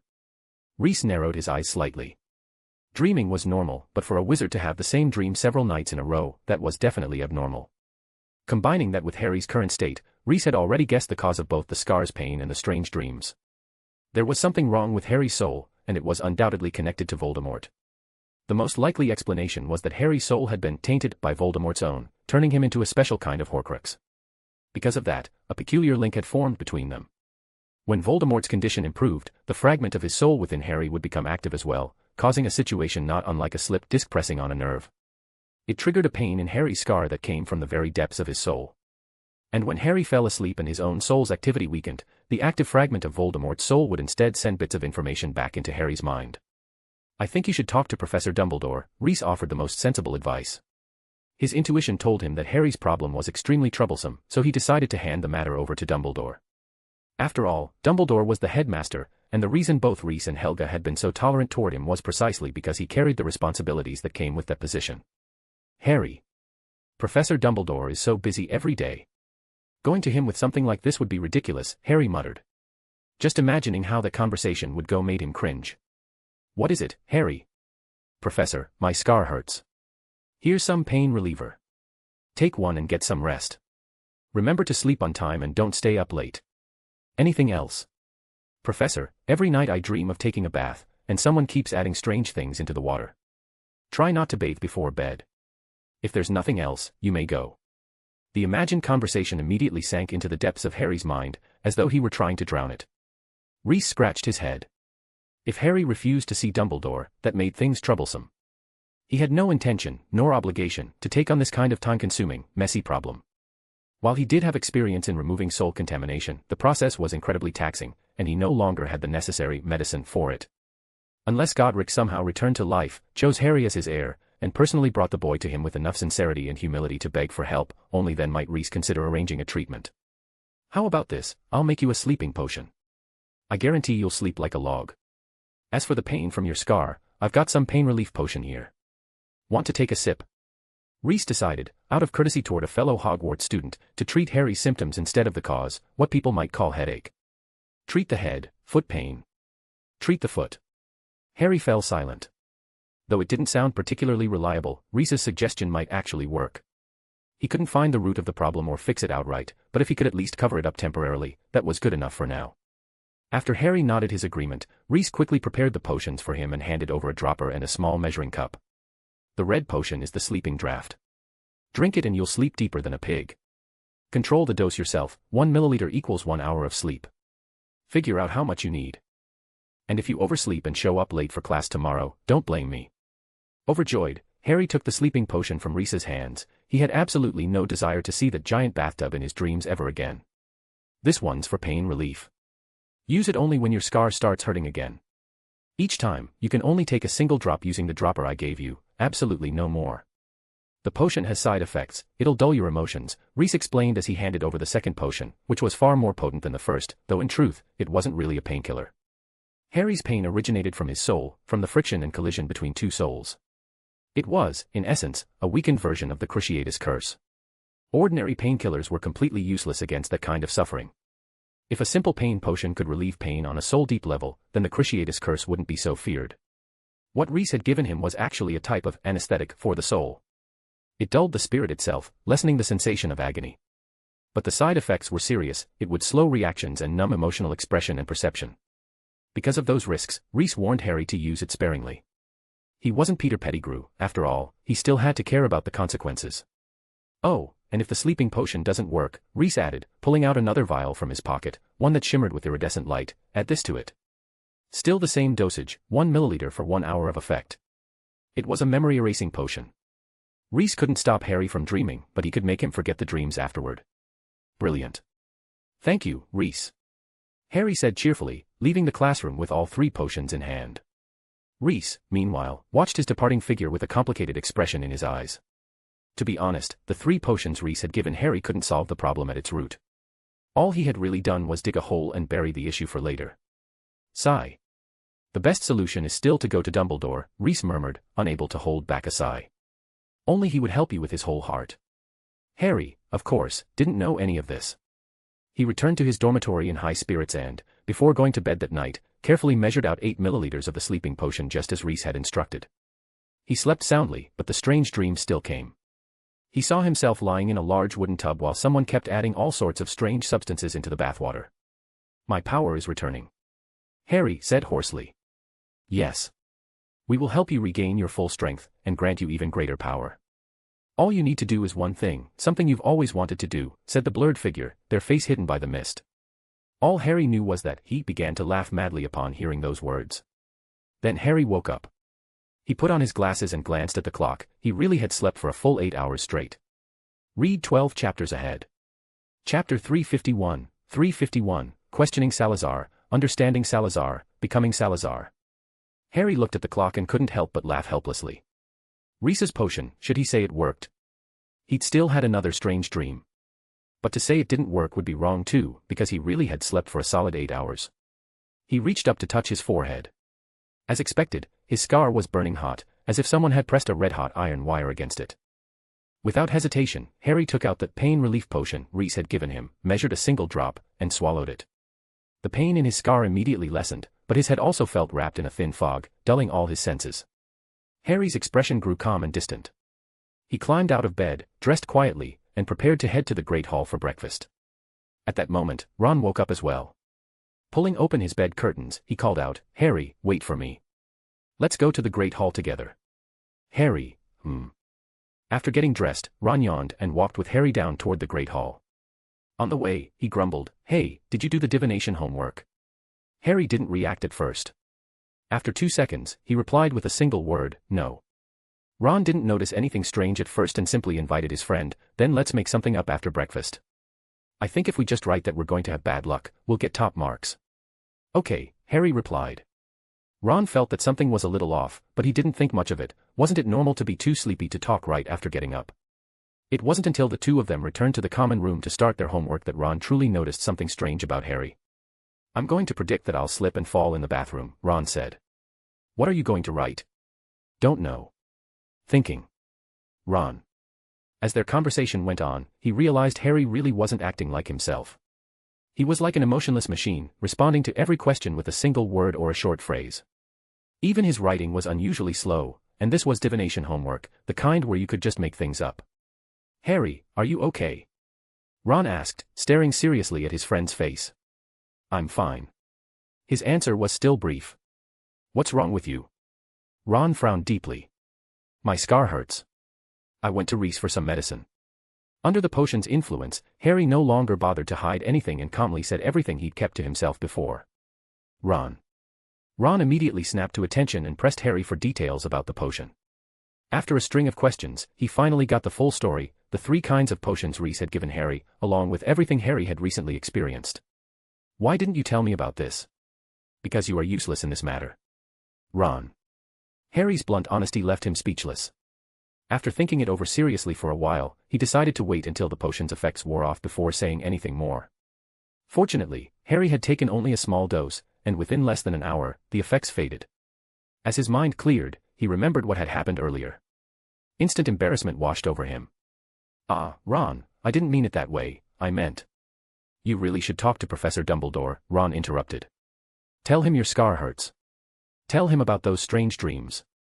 Harry, I might not know as much as others or be good at brewing potions like Reese, but I do know that what's happening to you isn't normal. Reese was right from the start, going to Dumbledore is the best thing you can do." This time, it was Harry's turn to fall silent. Ron and Reese had both given him the exact same advice, and deep down, he knew it was the most reasonable and reliable one. But he still didn't want to follow it. "All right, I'll go," he said at last. "But I have to admit, Reese's sleeping potion works really well, though I won't be using the pain relief potion again." He quickly changed the subject. In truth, he planned to finish the 2 bottles of sleeping potion Reese had given him before making any decisions. Who knew, maybe by then, he'd heal on his own. Then he wouldn't have to bother Professor Dumbledore at all. "That's more like it," Ron said, letting Harry's words convince him. He turned his attention back to their divination homework. "Harry, you'd better hurry up. We've got class soon." Harry nodded, quickly returning to his work. Once the potion's effect had worn off, his quill flew across the parchment. In less than 10 minutes, he finished what he hadn't managed to complete in an entire hour before. After writing the last line, the two hastily stuffed their things into their bags and sprinted toward the West Tower. In the days that followed, Harry didn't go to Dumbledore as he promised. Instead, he placed all his hope in Reese's potions. With the help of the 2 sleeping drafts, he no longer had those strange dreams. Only the occasional burning of his scar reminded him that things were far from over. Still, for now, Harry found a fragile sense of peace, and so did Hogwarts. Helga, too, had finished most of her ongoing work, leaving only one remaining task, the automated dolls she had promised to deliver to the Ministry of Magic. These days, aside from teaching her students and giving Cedric lessons, Helga spent nearly all her remaining time designing the new set of automatons. She wanted them to be stable, reliable, and durable, capable of carrying as many functions as possible while still being easy to mass produce. After all, it wasn't realistic for her to devote all her time and energy solely to building and selling automatons. With so many requirements to meet, even someone as skilled in automaton crafting as Helga found herself exhausted. Under the weight of all this work, even the woman who had once battled gods began to feel fatigue creeping in. So, she summoned Rhys to her office. "Help me, Salazar," Helga said, pulling out a thick stack of parchment from beneath her desk. "Please help me grade these student essays. I'm using that spell you invented, you're the most familiar with it, after all." Rhys. "Helga, what on earth did you eat to make you think I'd willingly help you grade papers? I don't even grade my own. Daphne does them for me. Goodbye." Rhys turned to leave, only to discover that the office door was firmly locked. "You can try, if you like. If you manage to leave, I'll admit defeat," Helga said with a triumphant smile. She had already expanded her domain, making it impossible for Salazar to escape without causing a commotion. Rhys. He realized he'd walked right into her trap, but it wasn't a big problem. He had a plan. "Helga, didn't you tell me before that you'd found a student you were quite fond of? Then why not have him grade the essays for you?" Rhys suggested in a calm, coaxing tone. "These kinds of minor tasks are perfect to hand over to your students. Would that really be okay?" Helga's eyes lit up at the idea, though she still felt a little uneasy. After all, wasn't this basically the same thing Salazar had done to that poor girl he overworked? What's wrong with it? Rhys's lips curved into a sly smile. "It's for your students' own good." He leaned in slightly, whispering in her ear like the serpent in Eden. "While grading essays, won't he gain a deeper understanding of the knowledge he's learned? Won't he? Won't he? He will, right?" Helga fell into deep thought. Read 12 chapters ahead. Chapter 352, 352, Helga, great, no need for words. Questioning Salazar, understanding Salazar, becoming Salazar, that was Helga's emotional journey. She had been completely persuaded by him. "Salazar, before you met us, did you live in the Garden of Eden?" Helga sighed softly, then wrote a note to Cedric. The note transformed into a small bird and flew out of the office. Rhys tried to follow it out, but Helga stopped him. "You're not allowed to leave. Rhys. Help me build the automatons," Helga said firmly. Grading papers could be handed off to Cedric, but automaton construction was another matter. She needed Rhys's technical support. Rhys. Even after dragging Helga's student into it, he still couldn't escape from work. "We're done as friends, Helga," Rhys said mournfully, looking at her with mock tragedy. "If you keep this up, I swear I'll never set foot in your office again." Helga smiled faintly. Why bother worrying about that? She would make him do some hard labor before letting him go. That was how trust between friends got destroyed. Before long, Cedric arrived, but it wasn't actually him. It was a small sparrow made of clay. "Professor, what do you need?" Cedric's voice came from the bird's tiny beak. Rhys's eyes widened immediately. What kind of magical talent is this? This was far too advanced. Hadn't Helga just recently taken him on as a student? A faint doubt stirred in Rhys's heart. Daphne had studied under him for 2 years, and she couldn't do anything like this. Was his teaching really that bad? Helga smiled proudly and told Cedric to come to her office. She had some student essays for him to grade. But to her surprise, Cedric's clay sparrow fell silent for a moment before stammering, "Professor, I already arranged a special Quidditch training session with my teammates today. We're about to play against Slytherin. You wouldn't want us to lose to Slytherin, would you?" Helga glanced at Rhys, who was clearly struggling to hold back laughter, and clenched her fist. "Training can wait." "Ah, Professor, the signal isn't too good." The sparrow suddenly fell apart into a pile of dirt. Helga stared at the scattered clay on the windowsill in silence. Rhys's lips twitched. He was struggling harder to suppress his grin than a squid wriggling on a hot iron plate. Helga was clearly inexperienced. How could she assign tasks to a student without doing it face to face? Whenever he had Daphne do his own homework, he always handed it over in person. But that aside, there was something far more important he needed to confirm with Helga. What exactly was that spell Cedric had just used? "So, you've taken Diggory as your student. Excellent choice." Helga had been a little displeased over her disciple's attempt to slack off, but hearing Salazar's words of praise instantly lifted her spirits. "His talent really is remarkable, one of the best in the entire school," Helga said deliberately, choosing the word school instead of house. Rhys narrowed his eyes slightly. "Within Hufflepuff, I'd say Diggory definitely stands out. He seems quite skilled with earth magic, doesn't he? That spell just now, the one that transformed into a bird, he must have practiced it for quite some time, right?" Helga laughed heartily. "Salazar, you've underestimated him. Diggory didn't take long at all. He comprehended that earth manipulation technique on his own." Rhys. He instinctively assumed Helga was bluffing. How could anyone comprehend a spell like that in such a short time? Who was she trying to fool? A student that gifted being sorted into her house? Ridiculous. Of course, standing under someone else's roof, he didn't dare say any of that aloud. But his expression betrayed every thought. Salazar, don't doubt me, Diggory now holds a level of control in my underground domain that's practically equivalent to having a field of his own. Honestly, you might even lose to him.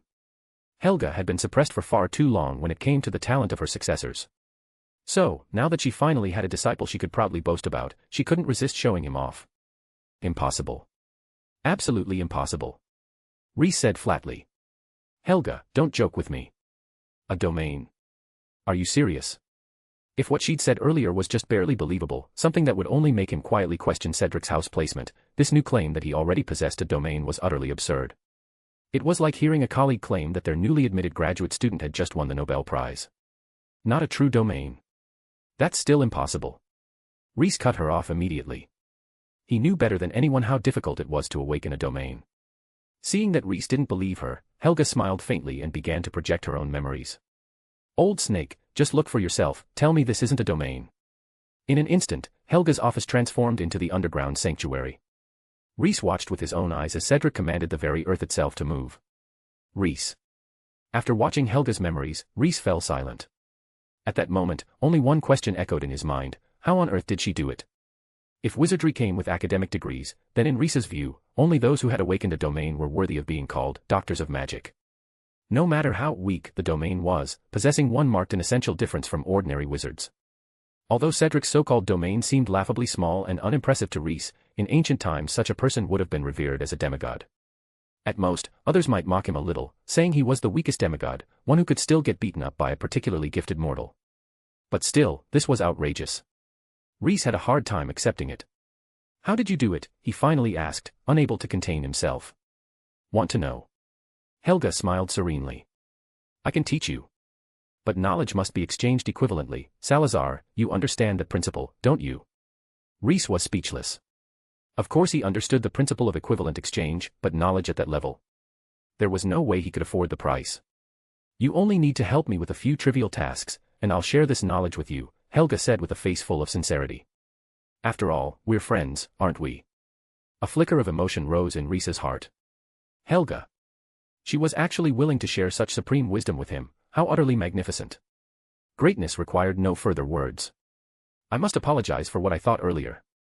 Rhys couldn't deny that he had once questioned why, when all four founders were roughly on the same level, Helga had somehow developed such an extraordinary teaching method. But the scene she had just shown him was irrefutable proof. He had no choice but to believe it. Besides, each of the four of them had their own area of expertise. It wasn't impossible for Helga to have suddenly had a breakthrough, illuminating some sort of magical, black technology. After all, hadn't he himself invented a nearly flawless form of immortality? Wait, he actually did have something valuable enough for an equivalent exchange. Helga, how about I trade you my immortality magic in exchange? Rhys said suddenly, an idea striking him. Unexpectedly, Helga refused. No, there's no need. Her gaze was firm and unwavering. You just need to help me with a few small favors, that's all. Read 12 chapters ahead. Chapter 353, 353. A detailed explanation of the doll's service mode. Helga knew herself well, she had no intention of pushing Salazar too far. As for his so-called immortality magic, Helga already knew a bit about it, and she had little interest. The main ingredient for the elixir of immortality had long gone extinct, and even if someone did manage to brew and drink it, they would have to sleep for at least 1,000 years afterward. It was difficult to even comment on such a thing. So, it was better to just keep Salazar around to do some hard labor for a while. Helga's attitude made Rhys a little suspicious. Her reaction was rather strange. But Helga's approach was an open scheme, not a trick. She firmly believed that Salazar would never let such an opportunity slip away, and indeed, Rhys couldn't resist. Even if the chances were slim, he wasn't about to give up. In the end, Rhys agreed to stay and help Helga with what she called a few small tasks, in exchange for the method she used to help Cedric awaken his domain. Here, start by grading these essays. Helga said cheerfully, setting the thick stack of parchment in front of him. Rhys's expression darkened. Helga, how long have you been neglecting grading? How did you let this pile get so big? If you can't keep up, maybe assign less work. Relax. The essays are about your illusion confusion spell. Who could understand it better than you? Rhys sighed and gave Helga a wary look. Even from the perspective of the spell's inventor, that particular incantation wasn't exactly suited for the modern magical world anymore. Don't worry, I know what I'm doing. Now get to work. Helga shoved a quill and a bottle of ink into Rhys's hands. Helpless, Rhys accepted his fate. He picked up the topmost essay and began to read. It wasn't something he could delegate to Daphne or Astoria. This task had to be done by him personally. 0 points. Negative points. Rubbish. Waste of parchment. Well, at least this one managed to say something that makes sense, 5 points. This one's passable, 10 points. Helga quickly stopped the speed reading Rhys. His comments alone were enough to make her heart pound nervously. What's your full mark, Salazar? She asked cautiously. 20. Helga. She took one of the essays Rhys had graded and glanced over it. Within seconds, she felt her blood pressure rising. At this rate, more than 80% of the students wouldn't even pass. Loosen your grading standards a bit, Helga said. All right, Rhys shrugged, picking up the stack of student essays again. He quickly scribbled the word reviewed across each one, assigning scores as he went. Those he originally thought deserved a 0 now received passing marks, and only the ones he felt should have been negative got failing grades. After outsourcing the grading to Salazar, Helga didn't start tinkering with her automatons at all. Instead, she curled up in a corner of the office to slack off. If I worked hard before he came, and still have to work hard after he came, then what's the point of Salazar being here? With that logic, Helga slacked off with great enthusiasm, almost shamelessly so. After a long, lazy break, she wandered over to Rhys to check his progress. But her expression quickly turned serious when she saw the name written on the top essay, Daphne, full marks. She picked it up and skimmed through it, only to realize that Rhys's grading was actually quite fair, and even slightly harsher towards Slytherin students. Without even looking up, Rhys said calmly, Daphne got full marks because she used research notes she got from me when writing that paper. Helga awkwardly put the essay back on the pile. When Rhys finally finished grading, he let out a long sigh of relief, stretching his stiff shoulders and neck before turning to look at Helga, as if to say, now can you give me the secret? Of course not. Helga shared with Rhys the problems she had encountered while designing her automaton. Cheap and fast, but also with as many functions as possible. Rhys gave her a sidelong glance, clearly displeased with her have-it-all attitude.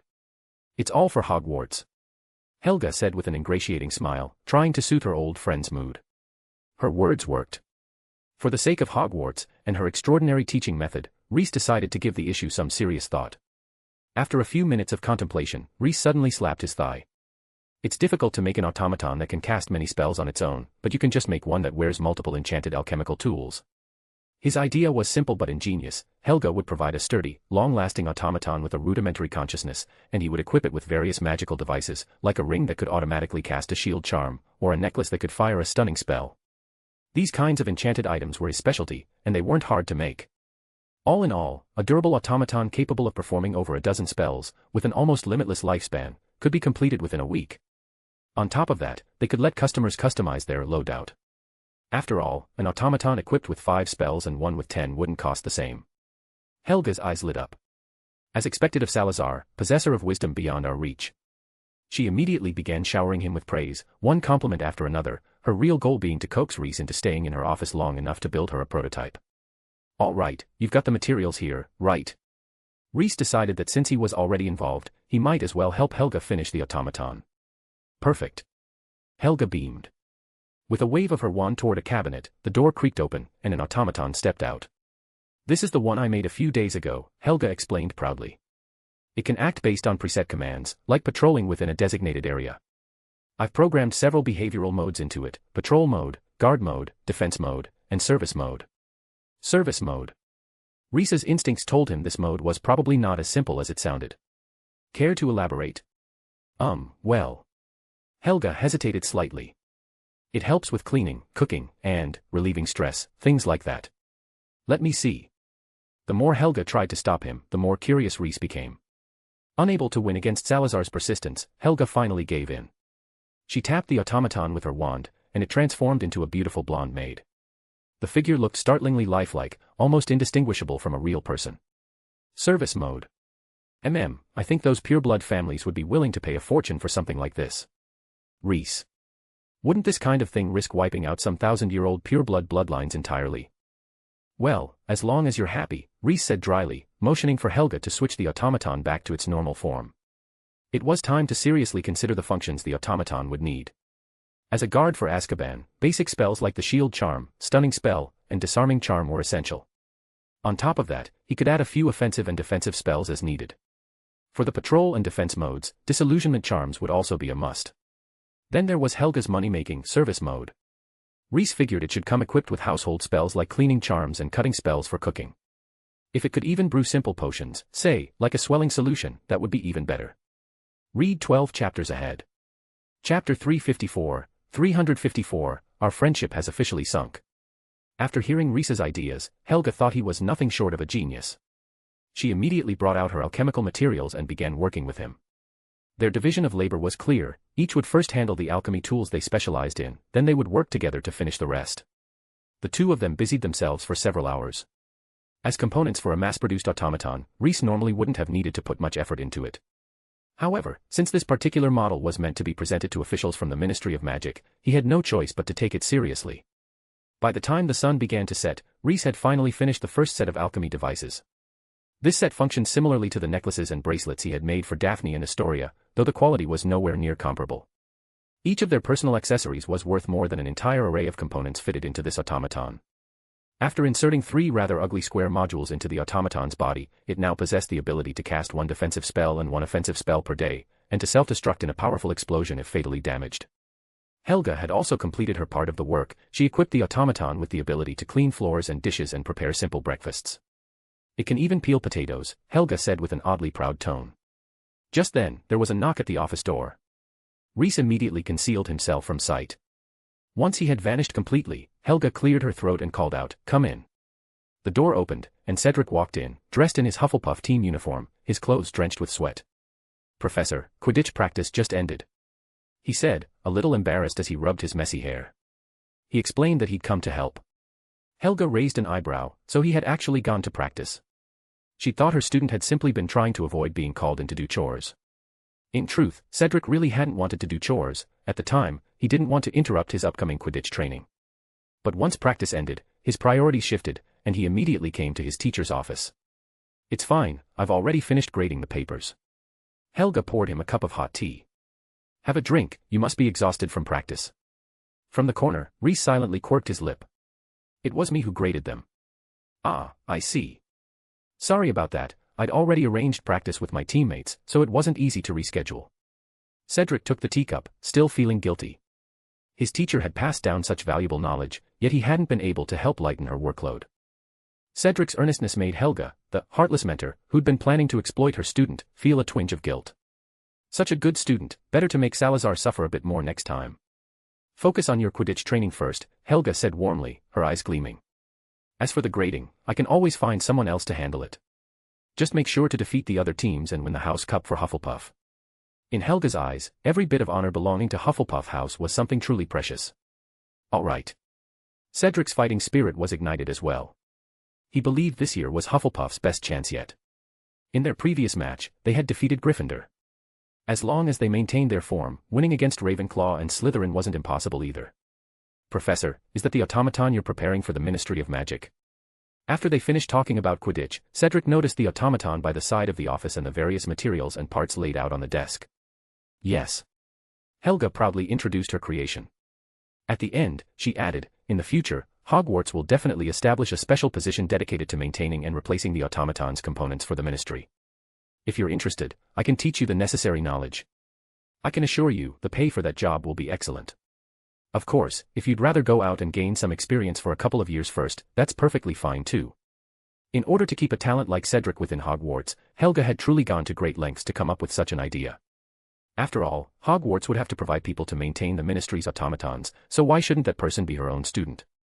The Ministry's annual funding wasn't a small amount, after all. Her words struck a chord in Cedric's heart. Although the Diggorys were a wizarding family, they weren't nearly as wealthy as the pureblood houses, more middle-class than noble. A stable, well-paid job held great appeal for him. But even more importantly, it meant he could stay at Hogwarts. Cedric seriously considered his professor's suggestion. After chatting with Helga for a few more moments, he finally prepared to take his leave. Before Cedric left, Helga reminded him, as she always did, not to mention her true identity to anyone. Outside this office, she was still Professor Smith-White. Once the office door closed, Reese revealed himself again. "How surprising, you actually told that student your true identity." Reese gave Helga a meaningful look. Helga Hufflepuff truly trusted this student of hers, so much that she was willing to reveal who she really was. That kind of trust was rare. "I'm not like you lot, hiding everything from your successors," Helga said pointedly. "Especially certain people who make their students do hard labor without even revealing their real identity to them." Reese looked at her calmly, saying nothing. He had his own thoughts. When the time came, he intended to be honest with the Greengrass sisters. He didn't want to argue with Helga about teaching methods, so instead he turned his attention to the unfinished automaton. "Let's keep working. We still have a lot to do." For the next 3 days, aside from attending the more important classes, Reese spent nearly all his time in the Defense Against the Dark Arts professor's office. Thanks to his and Helga's combined efforts, a fully functional automatic combat automaton was finally completed. Although Reese didn't know exactly how strong the Aurors were, he was fairly certain they wouldn't be a match for this automaton. As for how many Aurors it could take on, well, that could only be proven through practice. "All right, I've helped you grade your papers, and I've finished building the automaton for you. Helga, it's time for you to fulfill your end of the bargain." Reese fixed his gaze on her, hinting that it was time for her to deliver. Helga understood perfectly well. If she kept pushing Reese any further, once he received the method he wanted, things would be difficult to settle later. So, she straightforwardly handed over her teaching insights to him. Seeing that Helga wasn't going to pile on any more tasks, Reese's expression improved considerably. Helga slid a stack of parchment filled with her notes and a crystal vial containing the memory of that day across the table. Reese immediately snatched them up and began reading eagerly. After going through Helga's insights, only one thought remained in his mind: "Helga Hufflepuff, our friendship has officially sunk." Read 12 chapters ahead. Chapter 355, Compression Domain. Reese carefully studied Helga's notes and came to a conclusion. Helga's role in helping Cedric awaken his pseudodomain was like the foam on top of a butterbeer, something that only looked impressive. The more he thought about it, the more his body temperature began to rise. To think he had worked like a slave in Helga's office for 3 days and nights straight for this kind of humorous document. "Hell, GA, he roared toward the woman sitting in the office chair. Yet Helga didn't respond at all. She just sat there quietly. Reese strode forward in 2 steps and grabbed her by the collar, only to realize she wasn't breathing. "This is an insult to my intelligence," he sneered coldly, then immediately cast a bombarda.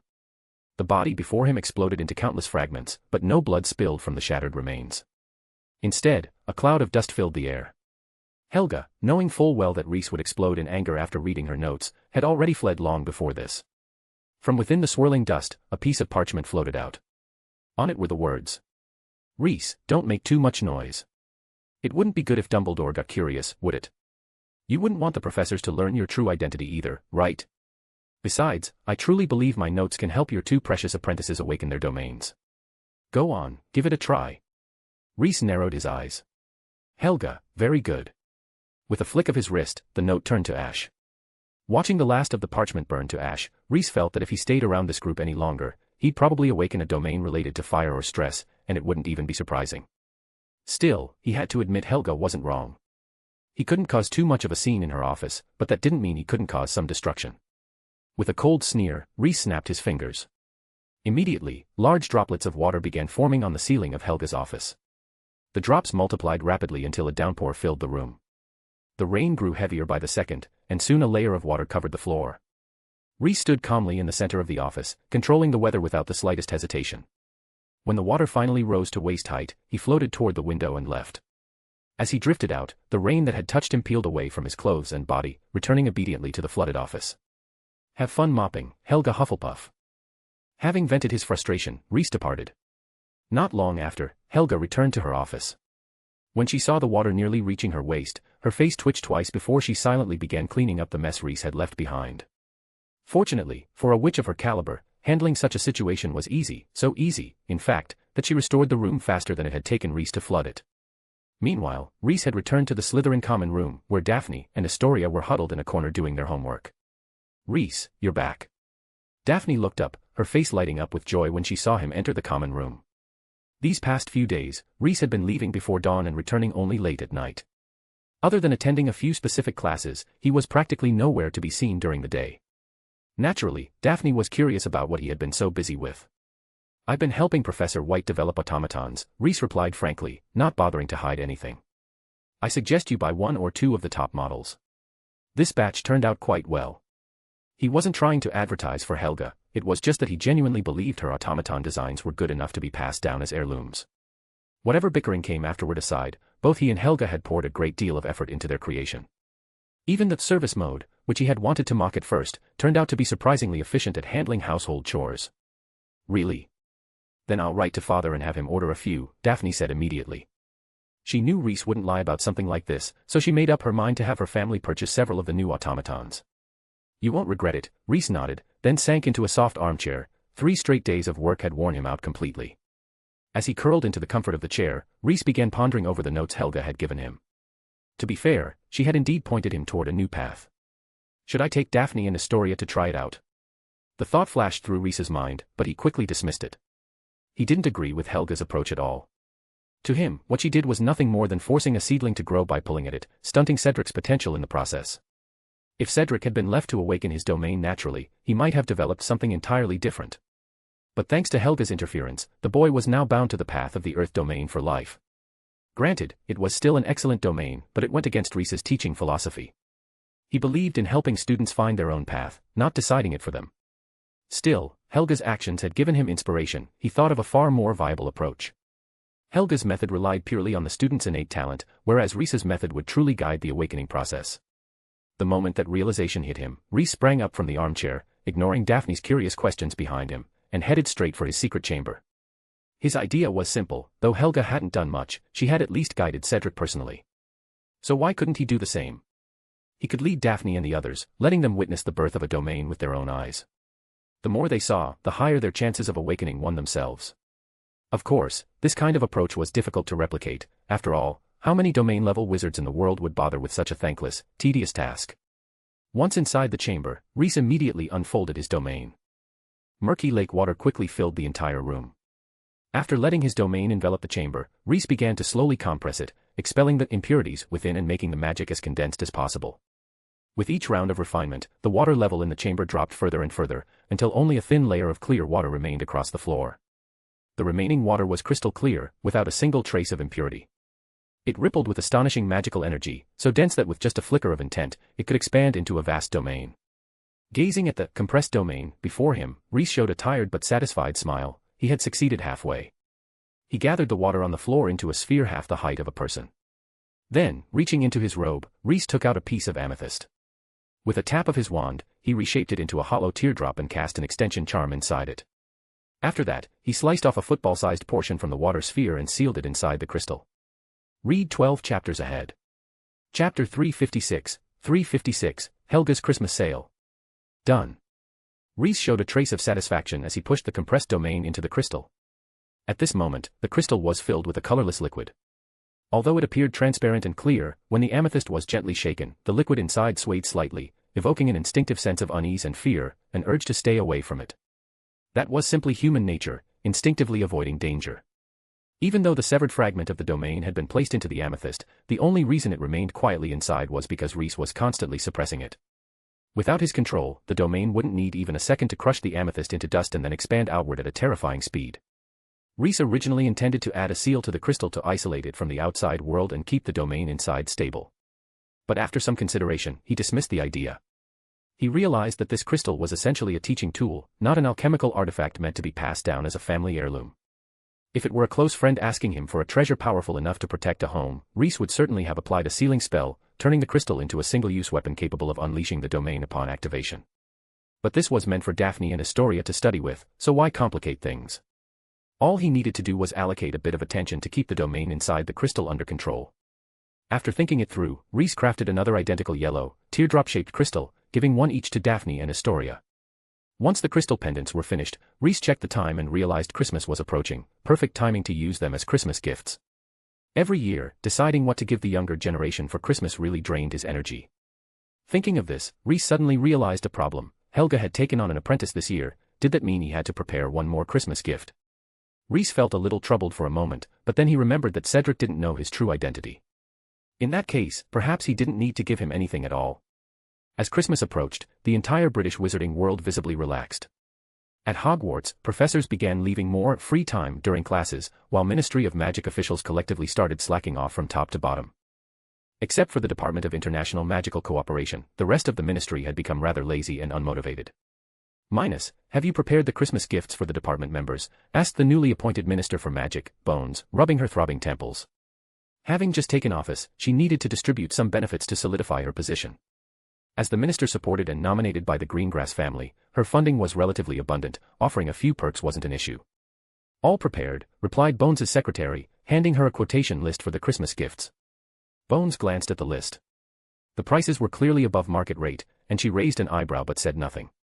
The new supplier was from the Malfoy family, after all, so a little markup was to be expected. A bit expensive is fine, she said after a pause. What matters is that there are no quality issues. We'll conduct inspections upon delivery, the secretary assured her. Bones nodded. Minus then took out another document and handed it to his superior. This is a letter from Professor White of Hogwarts, he said.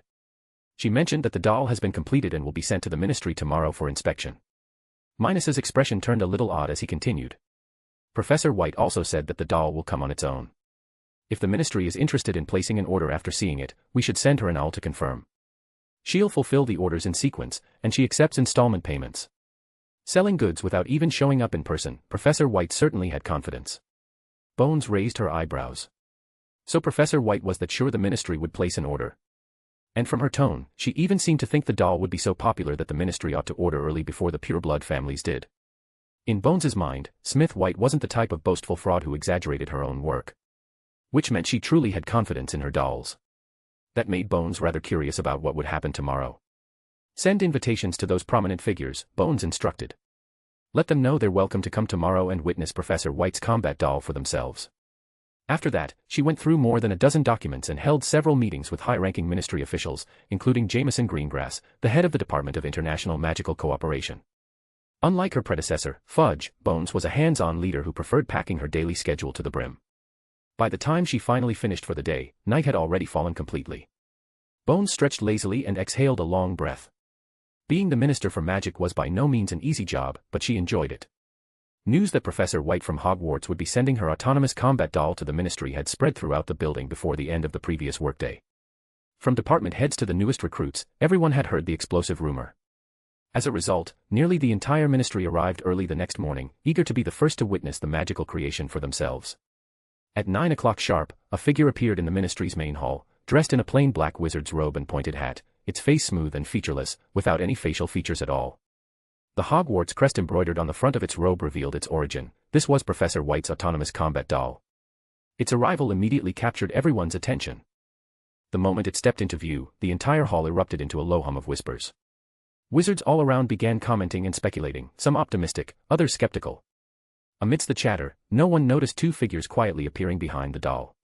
Dawlish and Kingsley exchanged a glance and nodded. They had received direct orders from Minister Bones the previous day to ambush the doll as soon as it arrived. If it could withstand attacks from two veteran Aurors without being destroyed, then Professor White's doll would certainly be a sensation. Expelliarmus. Diffindo. Two spells shot toward the doll at the same time. The attack came so suddenly that most of the people present didn't even have time to react, but the doll did. It spun around with astonishing agility, gracefully dodging both Dawlish and Kingsley's spells, then raised its hand toward Dawlish, who was standing to the left. The next second, Dawlish was sent flying backward and crashed hard into a fireplace, losing consciousness on the spot. Kingsley. What in Merlin's name was that? Gravity magic. Magnetic field manipulation. He had never seen such a strange and unpredictable attack before. It wasn't his fault, few in the modern wizarding world had ever witnessed this kind of ancient attack technique, a pure and straightforward shockwave of raw magical power. When the doll looked toward him, Kingsley's expression changed dramatically, and he quickly cast a shield charm on himself. The doll didn't repeat its previous attack method, since the magic wave module could only store enough energy for one strike. To continue fighting, it would have to switch to a different attack mode. Attack detected. Counterattack mode activated. Protocol confirmed. Action 1, executing. Kingsley, fuck. Read 12 chapters ahead. Chapter 357, counterattack mode activated. Attack detected. Counterattack mode activated. Protocol confirmed. Action 1, executing. A calm, emotionless, gender-neutral voice echoed from within the doll's head. Swoosh. In the next moment, a 3-foot-long blade extended from the palm of the doll's left hand, while its right arm instantly reshaped itself into a half-human-sized shield. Whoosh. Flames erupted along the blade, burning fiercely. Kingsley's gaze hardened. Seriously? It's not even treating me like a wizard. Daring to fight me in close combat. His mind raced, preparing to unleash a powerful, heavy spell to strike the doll down, but before he could finish the thought, the doll appeared right in front of him. Apparition. That's impossible. Kingsley's expression changed drastically. He knew how to apparate too, of course, but in a battle that demanded complete concentration, few wizards could afford the focus and precision needed to cast it mid-fight. And yet this was a doll, an artificial construct without a mind or soul. How could it possibly perform apparition? Still, Kingsley was an experienced veteran. Though shocked, his hands moved without hesitation, summoning the translucent magical barrier of his shield charm before him. Boom. A deafening sound like the toll of a great bell shook the hall, leaving the onlookers' ears ringing. While Kingsley and Dawlish were fighting the doll, the crowd watching had already, with silent understanding, backed away to give the automaton space to perform. As the battle grew fiercer, they retreated even farther, pressing themselves into the corners of the hall to avoid getting caught in the crossfire. Kingsley staggered backward several steps. His shield charm had already been shattered, and a long, gaping tear had appeared across the chest of his robes, faint tongues of fire still licking at the fabric. If he hadn't cast the shield charm in time, that single strike would have gutted him on the spot. The doll showed no sign of holding back. It continued to close in, blade poised for another strike. As a seasoned Auror, Kingsley couldn't possibly let it have its way. Fighting and retreating at once, he used every ounce of skill he had to block its advance. Seeing that it still couldn't shorten the distance, the doll suddenly lifted its blazing sword and made a slicing motion through the air. The flames coating the blade detached, forming a 2-foot-long wave of fire that shot forward like a shockwave. Kingsley. Caught completely off guard, he was struck head-on, the fiery arc hit him square in the torso, and flames instantly engulfed his upper body. Petrificus totalis, a voice shouted as a petrification spell flew in from the side. Dawlish, who had been knocked unconscious earlier, finally regained consciousness. The moment he opened his eyes, he saw Kingsley being pummeled by the doll. As his colleague in the same office, he couldn't just lie there pretending to be dead.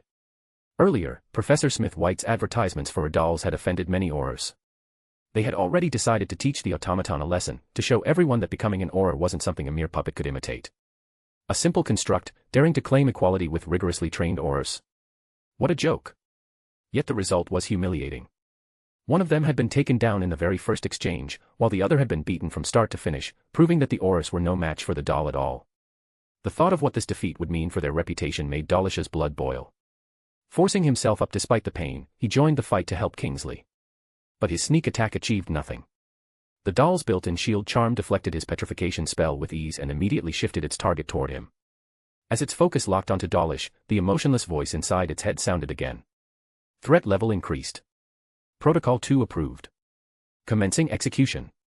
Dawlish had intended to show off his skills, but before he could act, Kingsley, still smoking from burns, lunged toward him. With his left hand, he tossed a handful of flue powder into the nearby fireplace, and with his right, he grabbed Dawlish by the collar and dragged him straight into the flames, which turned green at once. At the same moment, he shouted, "Diagon Alley," and the green fire swallowed both of them, whisking them away from the ministry's hall. Unlike Dawlish, who had merely been knocked out earlier, Kingsley had endured a full 3 minutes of relentless beating from the doll, and he had absolutely no desire to continue that fight for even one more second.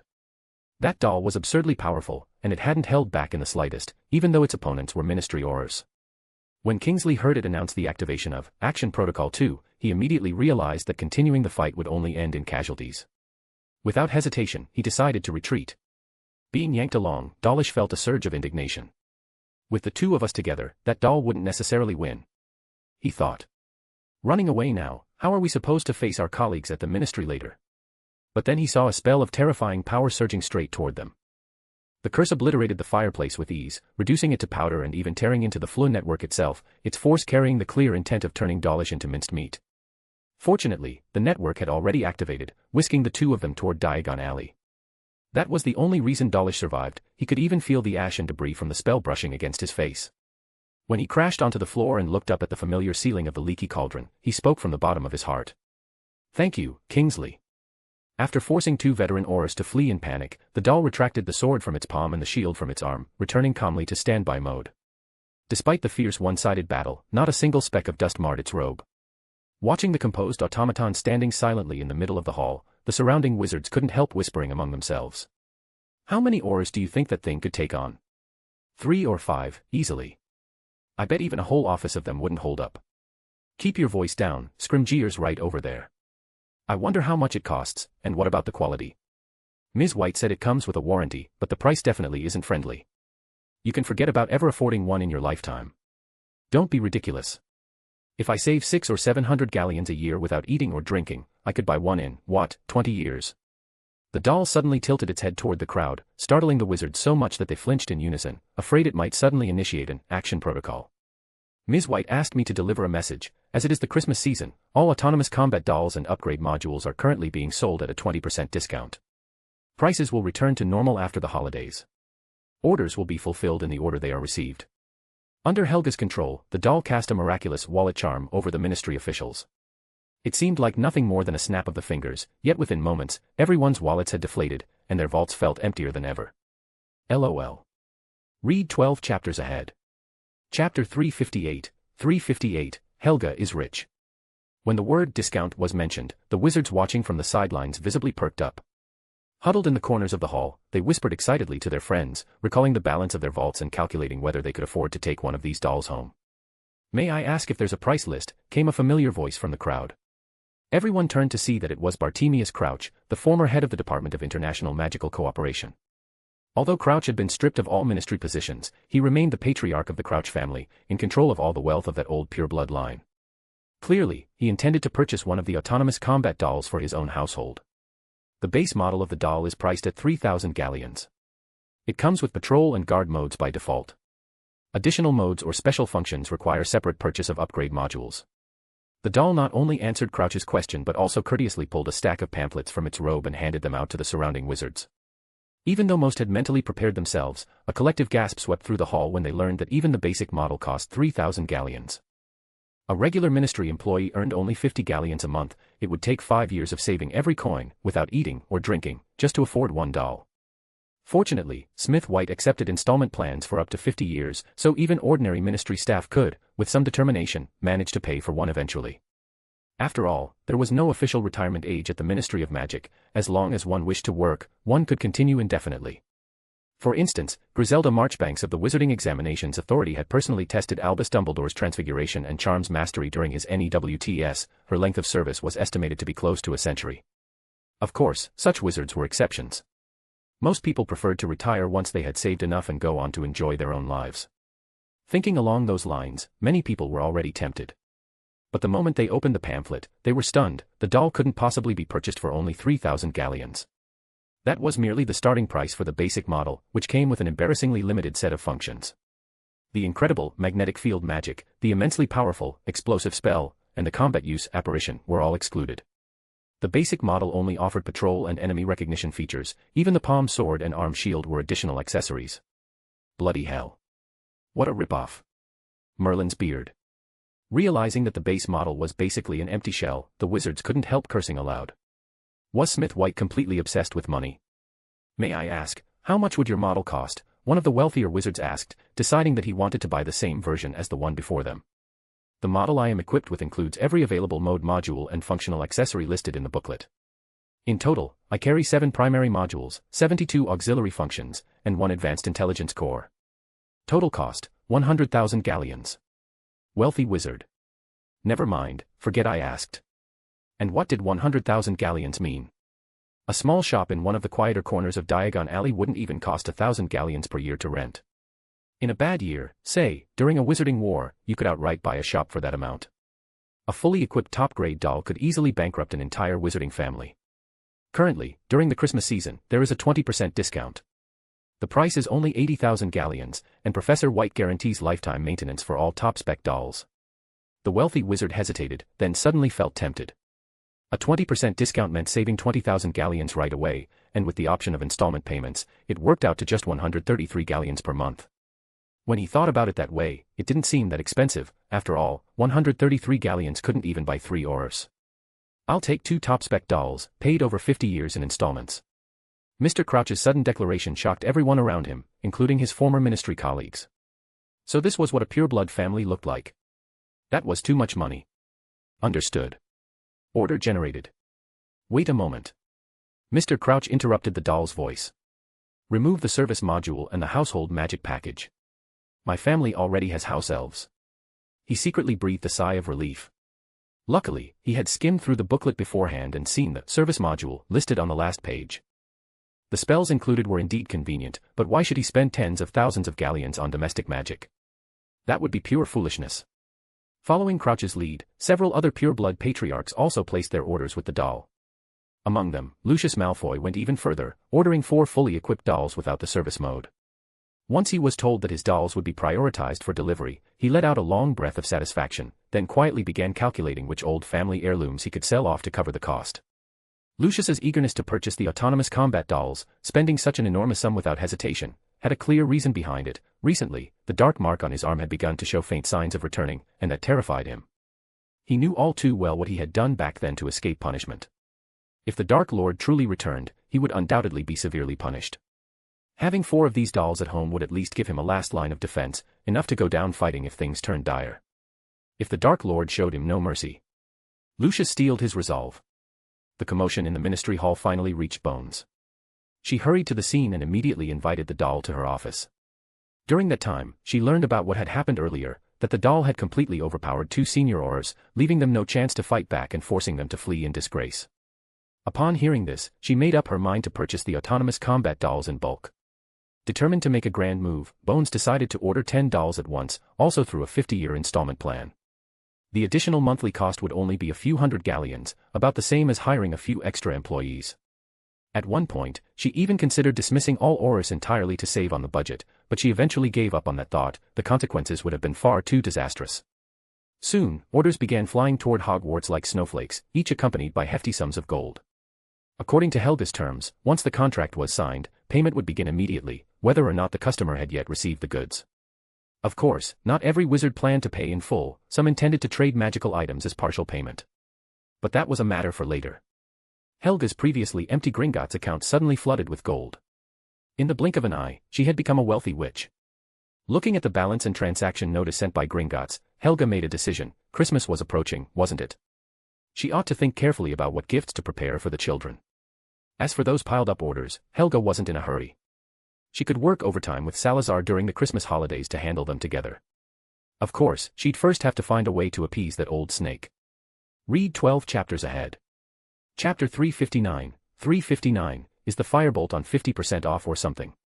Helga's plan was simple. She intended to soothe Salazar's temper while also presenting generous gifts to his students. With both approaches working together, how could she possibly fail to win over that old snake? As the Christmas holidays approached, Helga began to take action. But before she attempted to placate Salazar, she decided to reward her own excellent pupil first. It was the last day before the Christmas break. After breakfast that morning, the students would pack their bags, board the Hogwarts Express, and return home to enjoy a wonderful holiday. While the young witches and wizards were happily discussing their vacation plans, the owls came flying in. That was a normal sight at Hogwarts, but unlike usual, 6 snowy long-eared owls stood out among the flock today. Together, they were carrying a long, narrow package. All the students paused, forks and knives frozen midair, gazing up at the owls. Some of the older students were reminded of Harry 2 years ago, when he had received a similar package during breakfast in his first year. Inside had been the best broomstick available at the time. Rumor later spread that the broom had been a gift sponsored by Professor McGonagall, head of Gryffindor House. Judging from Harry's later performance, he had certainly lived up to that exceptional broom. With that precedent in mind, everyone could already guess what might be inside this new package. The only question now was, who was it for, and what kind of broom did it contain? Like the other students, Cedric was eager to know who the package's recipient was. To his astonishment, the 6 owls circled lower and then landed right in front of him. The long, narrow parcel knocked over several cups, leaving the edge of the Hufflepuff table in chaos. After causing the commotion, the 6 owls flapped their wings and took off again, only for another owl to swoop down, dropping a letter onto the parcel. Cedric was stunned. Is this for me? Should I take it back to the dorm before opening it? He tore open the letter first. It read, "Open the package. This is my Christmas gift to you, looking forward to the day you lift the house cup." Cedric looked toward the staff table, where Professor Hufflepuff raised her goblet toward him in a toast. Realizing who had sent it, Cedric no longer hesitated. He tore open the long package, and a beautiful, gleaming broomstick slid onto the table. Quick as a flash, Cedric grabbed it before any porridge or pumpkin juice could stain the flawless masterpiece. Then he examined the broom closely, and gasped. He recognized it immediately. It was the firebolt he had seen in Diagon Alley. There was no mistaking it. His mind seemed to freeze. The nearby members of the Hufflepuff Quidditch team abandoned their breakfasts and crowded around Cedric, staring in awe at the world's top broomstick, the Firebolt, which had already proven its excellence during the recent Quidditch World Cup qualifiers. "I can't believe it," Chaser Zacharias Smith said hoarsely. "Neither can I," Cedric replied blankly. He could feel the broom trembling faintly in his hands, so he let go. The Firebolt floated weightlessly in midair, allowing him to trace his eyes from the golden serial number at its top all the way down to its perfectly smooth, streamlined tail. Merlin's beard. At the staff table, the professors were equally stunned. Professor Sprout, this generous? Giving away a firebolt. Professor McGonagall fell into thought. She had once believed that her gift of a Nimbus 2000 had been unmatched, something no other teacher would ever surpass. Yet here Pomona had gone and outspent even her. But Pomona Sprout, head of Hufflepuff House, was utterly bewildered. Pomona, who could it be? Who's so generous as to give away something this expensive? The Diggory family certainly couldn't afford such a broom. Then she noticed a subtle exchange between Professor White and Cedric. Her mind buzzed, and in that instant, she understood exactly who had sent the broom. "Professor White, it was you," she exclaimed, her voice unable to hide her astonishment. Hufflepuff only smiled silently and gave a small nod. The other professors? Why not have it delivered on Christmas Day? Professor McGonagall asked, suppressing the emotion rising in her chest as she turned to the smiling Professor White beside her. "Something this special should be opened in front of everyone. If it's unwrapped at home, it loses all the excitement," Helga replied, her eyes crinkling into crescents as she laughed.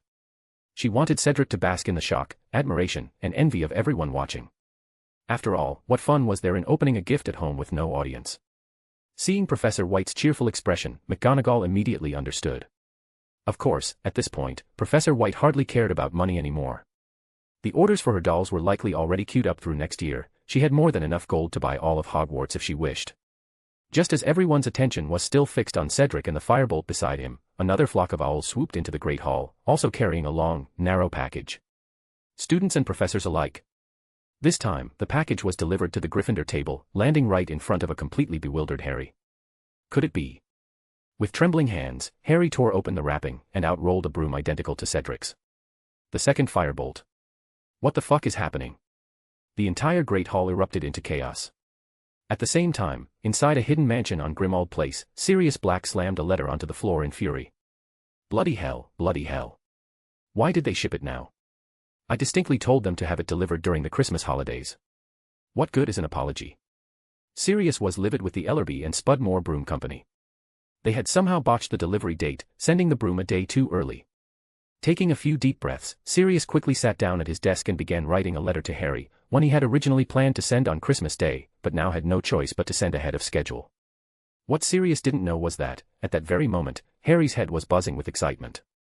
He couldn't care less that his Christmas gift had arrived early. It was a firebolt. With this broom, Harry was confident he could crush Malfoy in a match. From the look on Draco's face at the Slytherin table, the boy was already so envious it looked like his soul might leave his body. "I'm writing to my father right now. When the holidays are over, I'll definitely come back with a firebolt of my own," Draco declared with absolute determination. Read 12 chapters ahead. Chapter 360, Christmas Gifts. It's just a firebolt, isn't it? Why's everyone acting so shocked? Daphne looked up at the excited students in the hall and said dismissively. She'd had one a year ago, it had been gathering dust under her bed ever since. "You've got some nerve saying that." "What a waste," Reese said helplessly. He truly couldn't understand what Professor Flitwick had been thinking, giving such a fine item to someone like her. It was a complete waste of a masterpiece. Then should I lend it to the house Quidditch team? Daphne, realizing that her behavior might indeed seem wasteful, quickly tried to make up for it. "Forget it. I think it's better left under your bed," Reese said without a moment's hesitation, immediately crushing her idea. Unlike Helga, who bought a firebolt for her house's seeker with her own money, Reese had absolutely no desire to deal with those Slytherin Quidditch players. Watching them win was somehow more unpleasant to him than losing himself. "Oh, all right then," Daphne obediently followed his advice. The Great Hall stayed lively for quite some time. Students from Gryffindor and Hufflepuff crowded around their seekers, eager to admire the firebolts up close, and maybe even touch the broomstick so expensive they wouldn't dare dream of owning one. When Harry and Cedric, surrounded by their friends, finally carried their firebolts out of the hall, their gazes met briefly in midair, and in that instant, the air between them seemed to spark with tension. Both of them knew just how much a good broom could mean to a seeker. "This year, Hufflepuff will be the one holding the Quidditch Cup," Cedric said firmly. No, the Quidditch Cup belongs to Gryffindor, Harry countered, unwilling to back down. The tension in the air grew thicker. Humph. Malfoy, overhearing their exchange, gave a cold snort and swaggered right between the two of them. The rest of the Slytherin Quidditch team followed behind him, forcing a path straight through the crowd gathered around both seekers. Watching Malfoy and his teammates walk away, Cedric suddenly said, "As long as it's not Slytherin lifting the cup, I can live with it." "Same here," Harry replied, a faint smile spreading across his face. Surprisingly, the hostility between them seemed to ease, and the two groups of students left the hall together. Standing behind them, Reese had witnessed the entire exchange, and he was so furious that his whole body trembled. Even after returning to the common room, he couldn't stop fuming. What on earth was Malfoy thinking? Has Slytherin really turned into the glue mending the rifts between other houses now? "All right, don't be angry," Daphne said, noticing Reese's dark expression. She tugged him toward a table by the common room fireplace, trying to calm him down. "I'm not angry," Reese said irritably. "I'm just frustrated that I have to share a house with that group of idiots. Why can't Hogwarts implement some sort of expulsion policy, kick out the students we don't want and send them to other houses? Hufflepuff would be perfect. Didn't Helga Hufflepuff say she'd take anyone? Then just dump Draco and his lot over there." Daphne tried to imagine Malfoy showing up in Hufflepuff and slowly lost control of her expression. "I don't think Cedric Diggory would accept him into Hufflepuff. Then let him transfer schools. There are so many magical academies out there, surely one of them would admit him for the right price," Reese muttered, already feeling pessimistic that as long as Malfoy remained in Slytherin, the house's reputation would never recover. Daphne sighed. Which school would be blind enough to take him? Astoria, who had been quietly listening to her sister and Reese talk, noticed how downcast Reese looked. She reached into her robe and took out a small, ornate lunchbox. When she opened it, it was filled to the brim with chilled, frosty ice cream. "Don't frown, have some ice cream. It's raisin yogurt flavor," Astoria said, choosing her remedy carefully. "It's the Sorting Hat's fault Malfoy ended up here, it should have just sent him straight back home." Reese froze, unable to respond. After all, the Sorting Hat's decision-making logic had been created by the four founders themselves, and who could have predicted that it would still be in use nearly 1,000 years later? Back then, how could he have imagined that wizarding families would one day fall so far from what they once were? Fortunately, the rich scent of yogurt ice cream and the sweet tart flavor of raisins quickly dispelled the frustration in Reese's heart. Although it didn't meet his usual standards of purity for ice cream, the ingredients were well chosen, so it wasn't bad at all. Salazar Slytherin had only one strict requirement when it came to purity: ice cream. Ice cream, in his view, should always have a single, pure flavor. Cream should taste purely of cream, purely of vanilla, no unnecessary additions allowed. Once he had calmed down, Reese began playing small intellectual games like wizard's chess with the Greengrass sisters. It wasn't until late at night that the three of them finally left the common room and returned to their respective dormitories. The next morning, Reese woke up in a quiet, empty dormitory. If there was one good thing to say about this generation of Slytherin students, it was that they valued family, something rare among them. Unlike Reese, all his roommates had chosen to return home for Christmas. Being the only one left at school during a family holiday would normally be great material for teasing, but the one staying behind was Reese. Even if Malfoy had 7 times his courage, he wouldn't dare joke about that to Reese's face.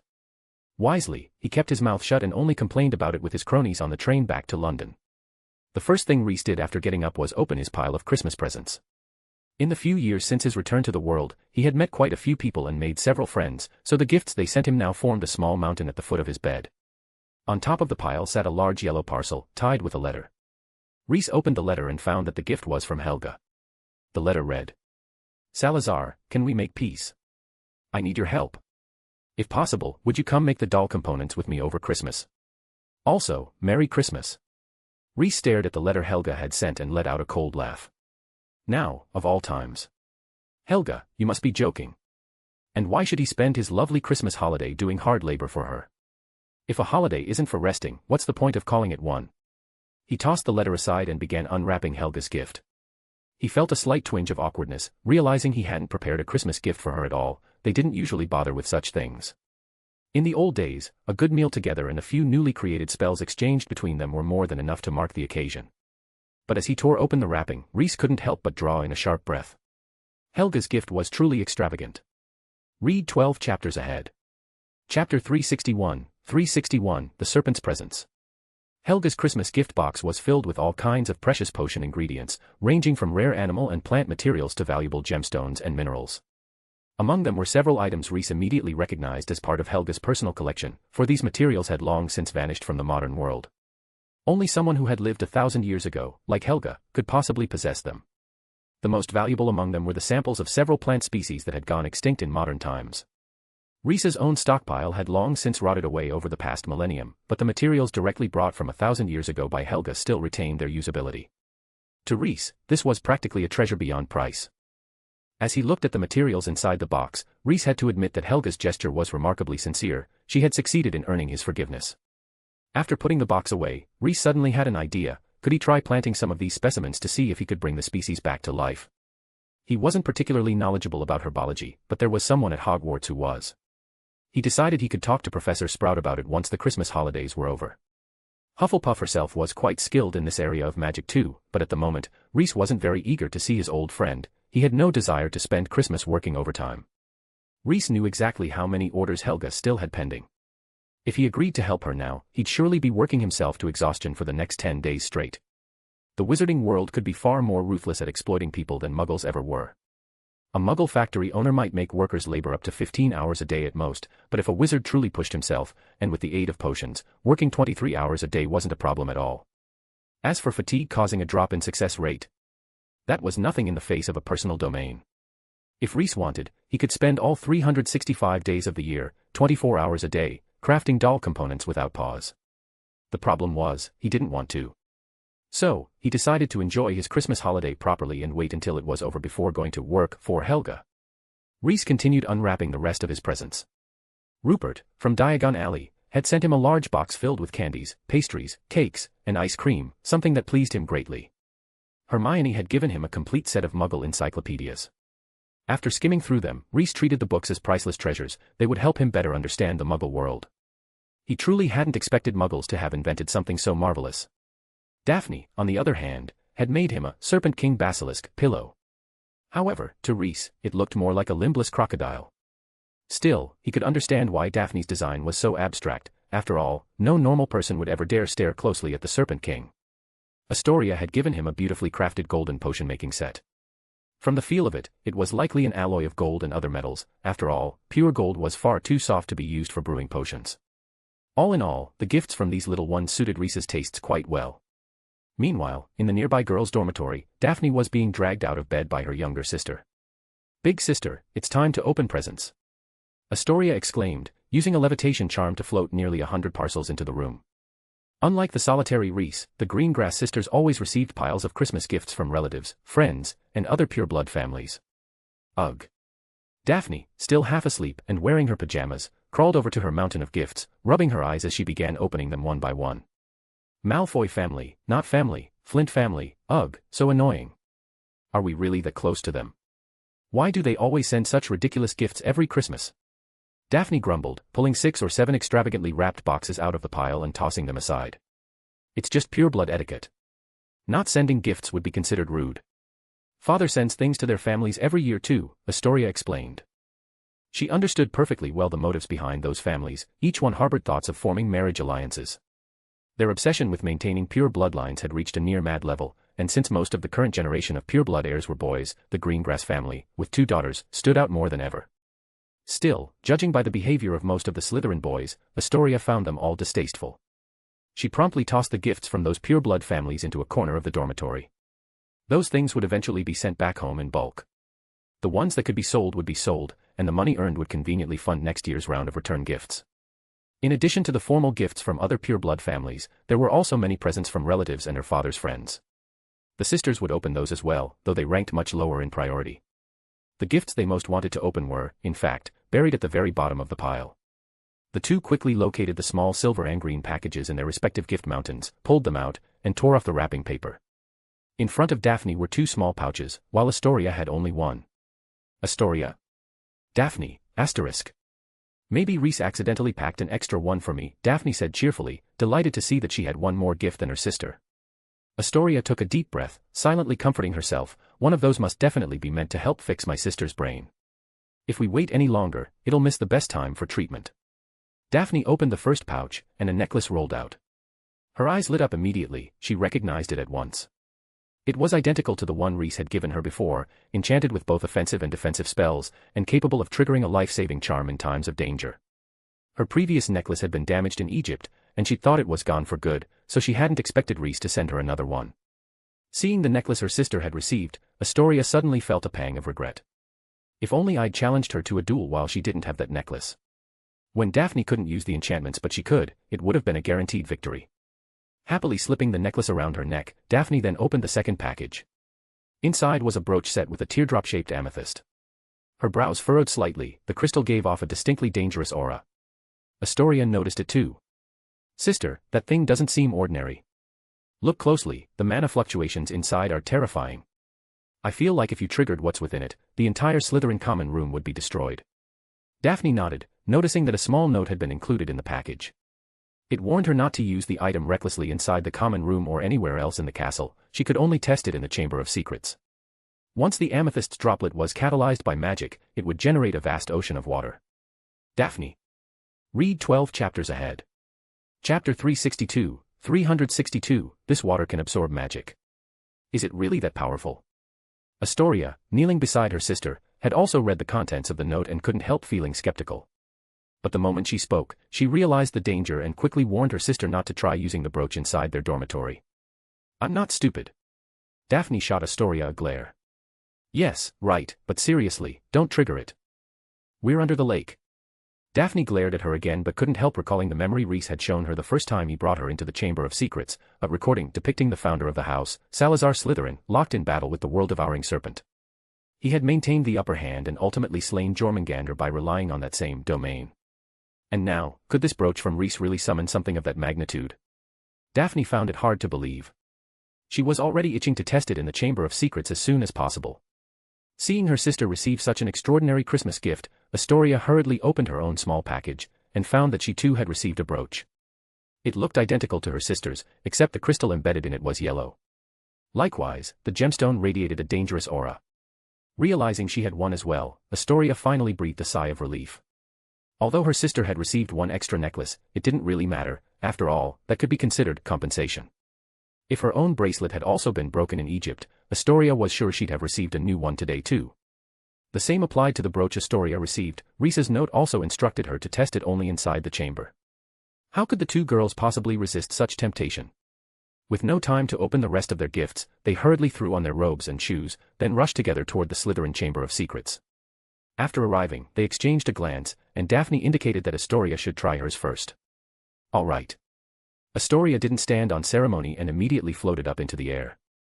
Standing on the ground, Daphne followed the instructions in the note and injected a thread of her own magic into the crystal brooch. In the next instant, a powerful magical surge erupted from the teardrop-shaped amethyst. Crack! The amethyst shattered into powder, and the droplet inside burst outward.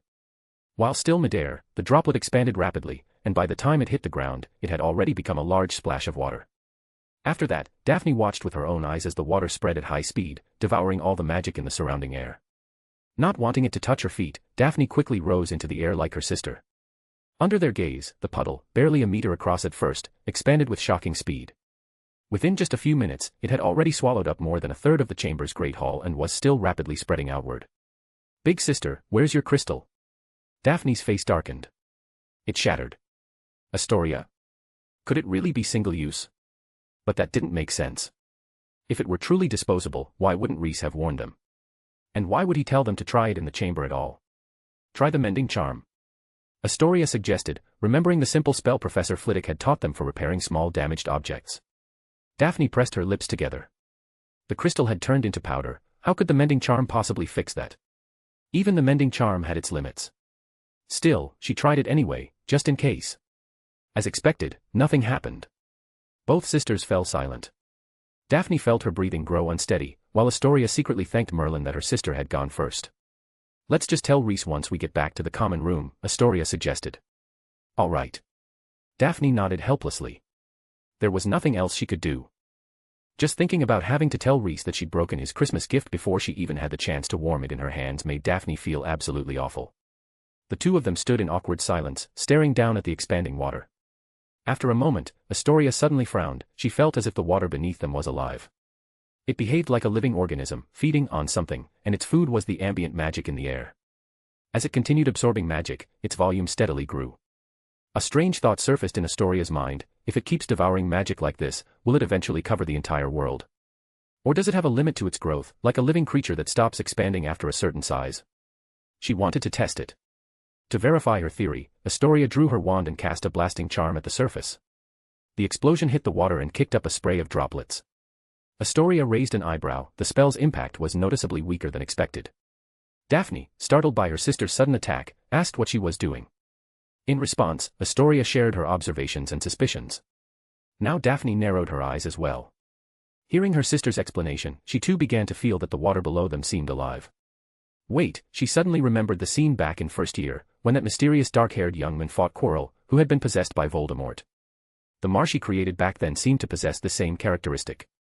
Could this be a shared trait of these peculiar phenomena? Following that line of thought, if she could create something with similar properties, didn't that mean she might be able to produce something like this herself? In Daphne's mind, she was 90% certain that the young men from back then had been Rhys.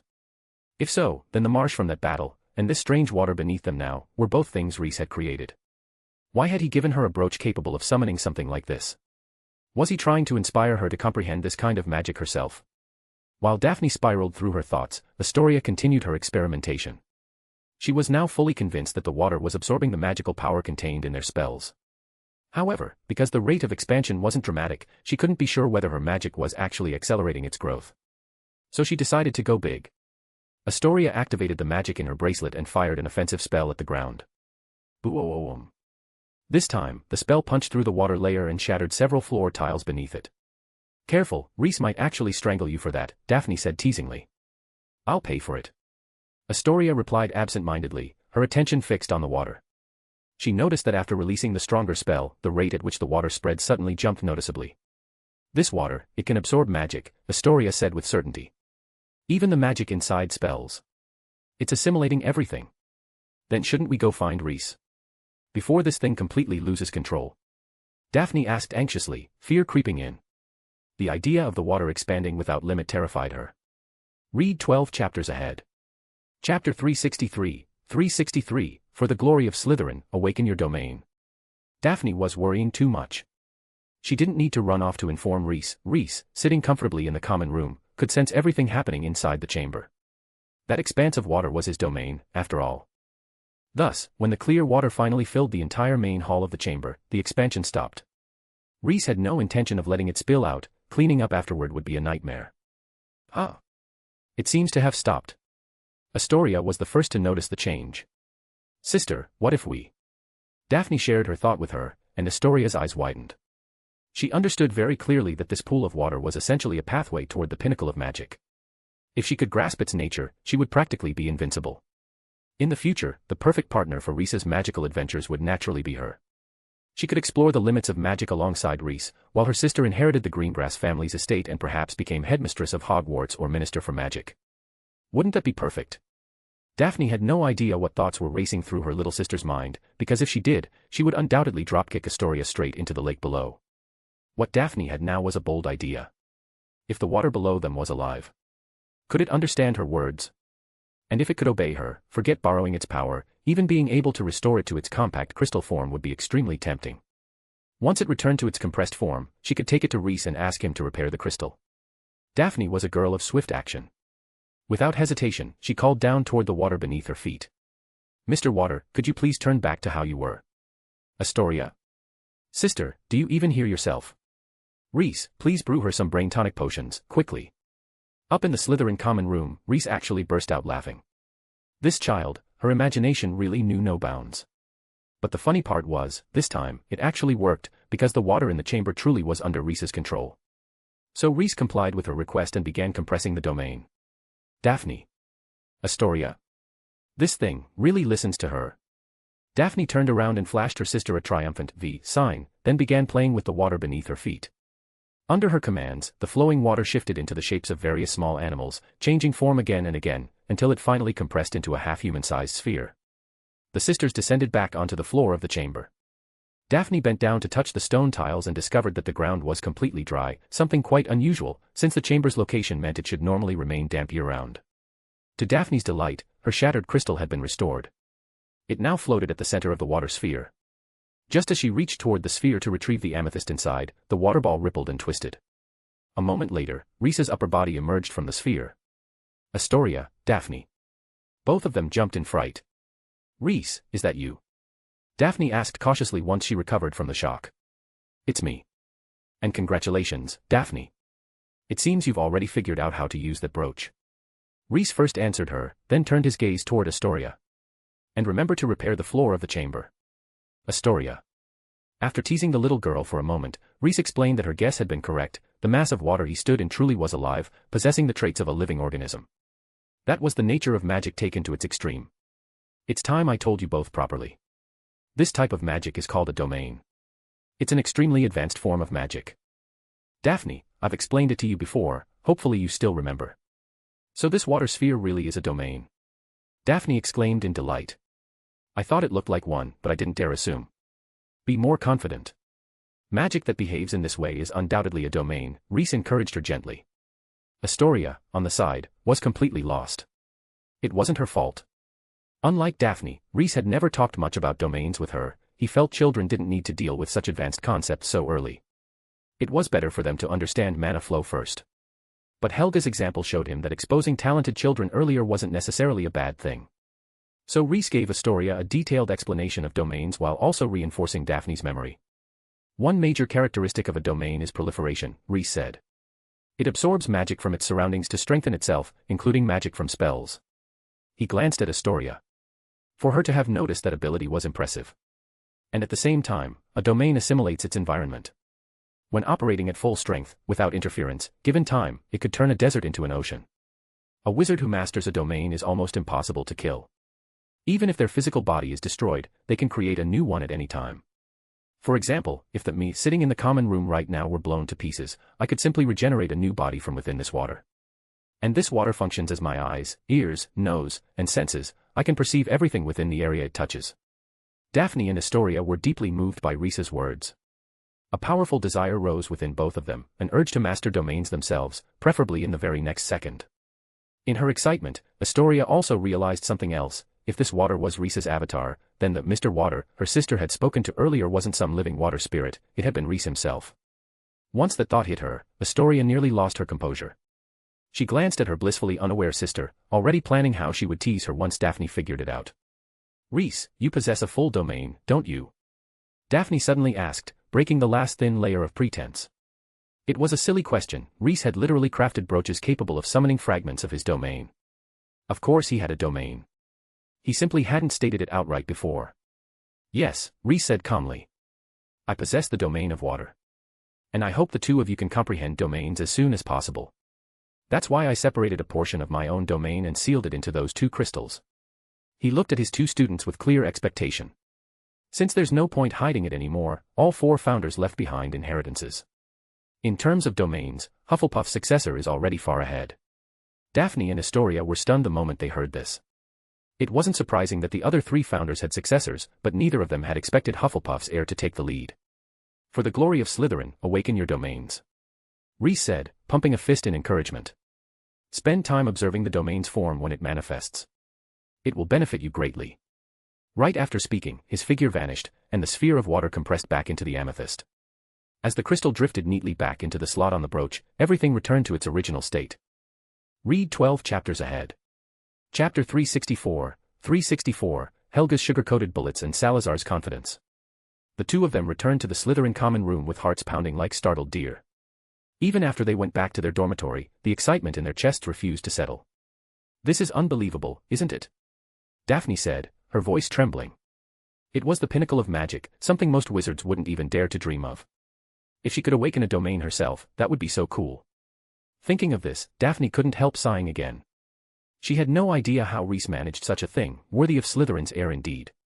"Let's finish opening the rest of the presents," Astoria said, calming down faster than her sister. She understood that high-level magic like domains wasn't something you could force out just by wanting it badly. Some things simply couldn't be solved by impatience, like math problems, or magic domains. She walked back to the little hill of gift parcels and resumed rummaging through them.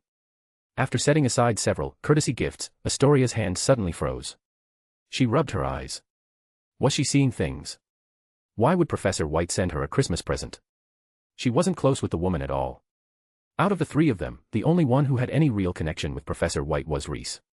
Driven by curiosity, Astoria tore open Professor White's parcel, and was instantly stunned by what was inside. Daphne. Professor White sent me so many clothes. Astoria's voice was filled with shock as she hurriedly called her sister over, eager to know whether Daphne had also received a Christmas gift from Professor White. Sure enough, after searching through the pile for a moment, Daphne found a large parcel from White. When she opened it, she discovered, just like Astoria, that she too had received a huge assortment of clothing. The Greengrass sisters were not lacking in clothes, which also meant they could instantly recognize the quality before them. Every piece in the parcel, robes, hats, underlayers, socks, shoes, was high-end, the kind of luxury apparel that required custom orders from exquisite enchanted tailor shops. Professor White had even commissioned a formal gown for each of them. With a quick estimate, the girls realized that the value of everything in just this one parcel was no less than 500 galleons. Why would Professor White do this? Daphne was completely bewildered, and Astoria wasn't any better. The only explanation they could think of was that Professor White must have gotten her hands on a massive fortune and begun spending freely. Think about it, just the installment payments from all those families and the ministry will bring her several thousand galleons every month. Maybe, to her, this kind of gift is nothing at all. Daphne fell silent. For the first time in her life, she felt a sense of defeat involving money. The Greengrass family wasn't poor by any means, but they definitely didn't spend money like this. Pure-blood families weren't strangers to the dangers of squandering wealth. The Gaunt family, who claimed descent from Salazar Slytherin himself, had ruined their entire bloodline by obsessing over appearances, ending up impoverished with nothing but a collapsing shack. Because of that, most ancient wizarding families were extremely strict about teaching their children financial responsibility. Which made Professor White's extravagant money-throwing absolutely shocking to the sisters. Since Professor White already sent them, we can't exactly return the gifts. Why don't we try them on? Daphne said, unable to resist the beautiful clothing laid out before her. Astoria also couldn't withstand Helga's sugar-coated bombardment. The moment her sister took the lead, she immediately stripped off her own clothes and began putting on the outfits White had sent her. While the two girls excitedly changed into their new clothes, Reese had already left his dormitory and headed to the common room. During Christmas, the Slytherin common room was unusually quiet. Aside from himself and the Greengrass sisters, it seemed every other little snake had gone home. Reese didn't mind the emptiness at all, in fact, it suited him perfectly. He claimed the spot closest to the fireplace, propped a string of German-style smoked sausages over the strong flames, and set a kettle of water to boil for tea. He even had the leisure to bury a few potatoes in the warm ashes beside the fire. Once they were cooked through, he planned to slice them open and slather them with a thick layer of salted butter. When they were ready, the whole room would smell heavenly. As for why he didn't go to the Great Hall for breakfast, of course it was because he was too lazy to leave. In December's biting cold, no sane person would willingly step out of a cozy room with a blazing fireplace. The walk from the Slytherin common room to the Great Hall was not a short one.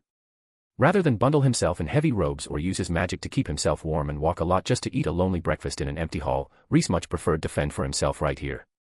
After all, it's in a man's nature that sometimes he has an urge to cook, and this cozy environment was so appealing. The house elves kept the fireplace burning hot, so the kettle boiled quickly. Reese tossed in a large handful of tea leaves and enchanted the sausage rack to rotate on its own. Bathed in the aroma of cooking food and steeping tea, Reese felt like life had never been better. Just as the sausages began sizzling with fat, Reese glanced casually toward the coals. And even he, with all his experience, nearly jumped. What the fuck? A human face was forming in the burning embers. Judging by the features, who else could it be but Helga Hufflepuff? Smith White. This is the Slytherin common room, what do you think you're doing? And moreover, Hogwarts fireplaces are strictly forbidden from connecting to the outside flue network. For once, Reese was genuinely irritated. Nothing much. Merry Christmas, Reese Lint. And by the way, I only connected my office fireplace to this one, there's no link to the outside world, so this doesn't count as violating school rules.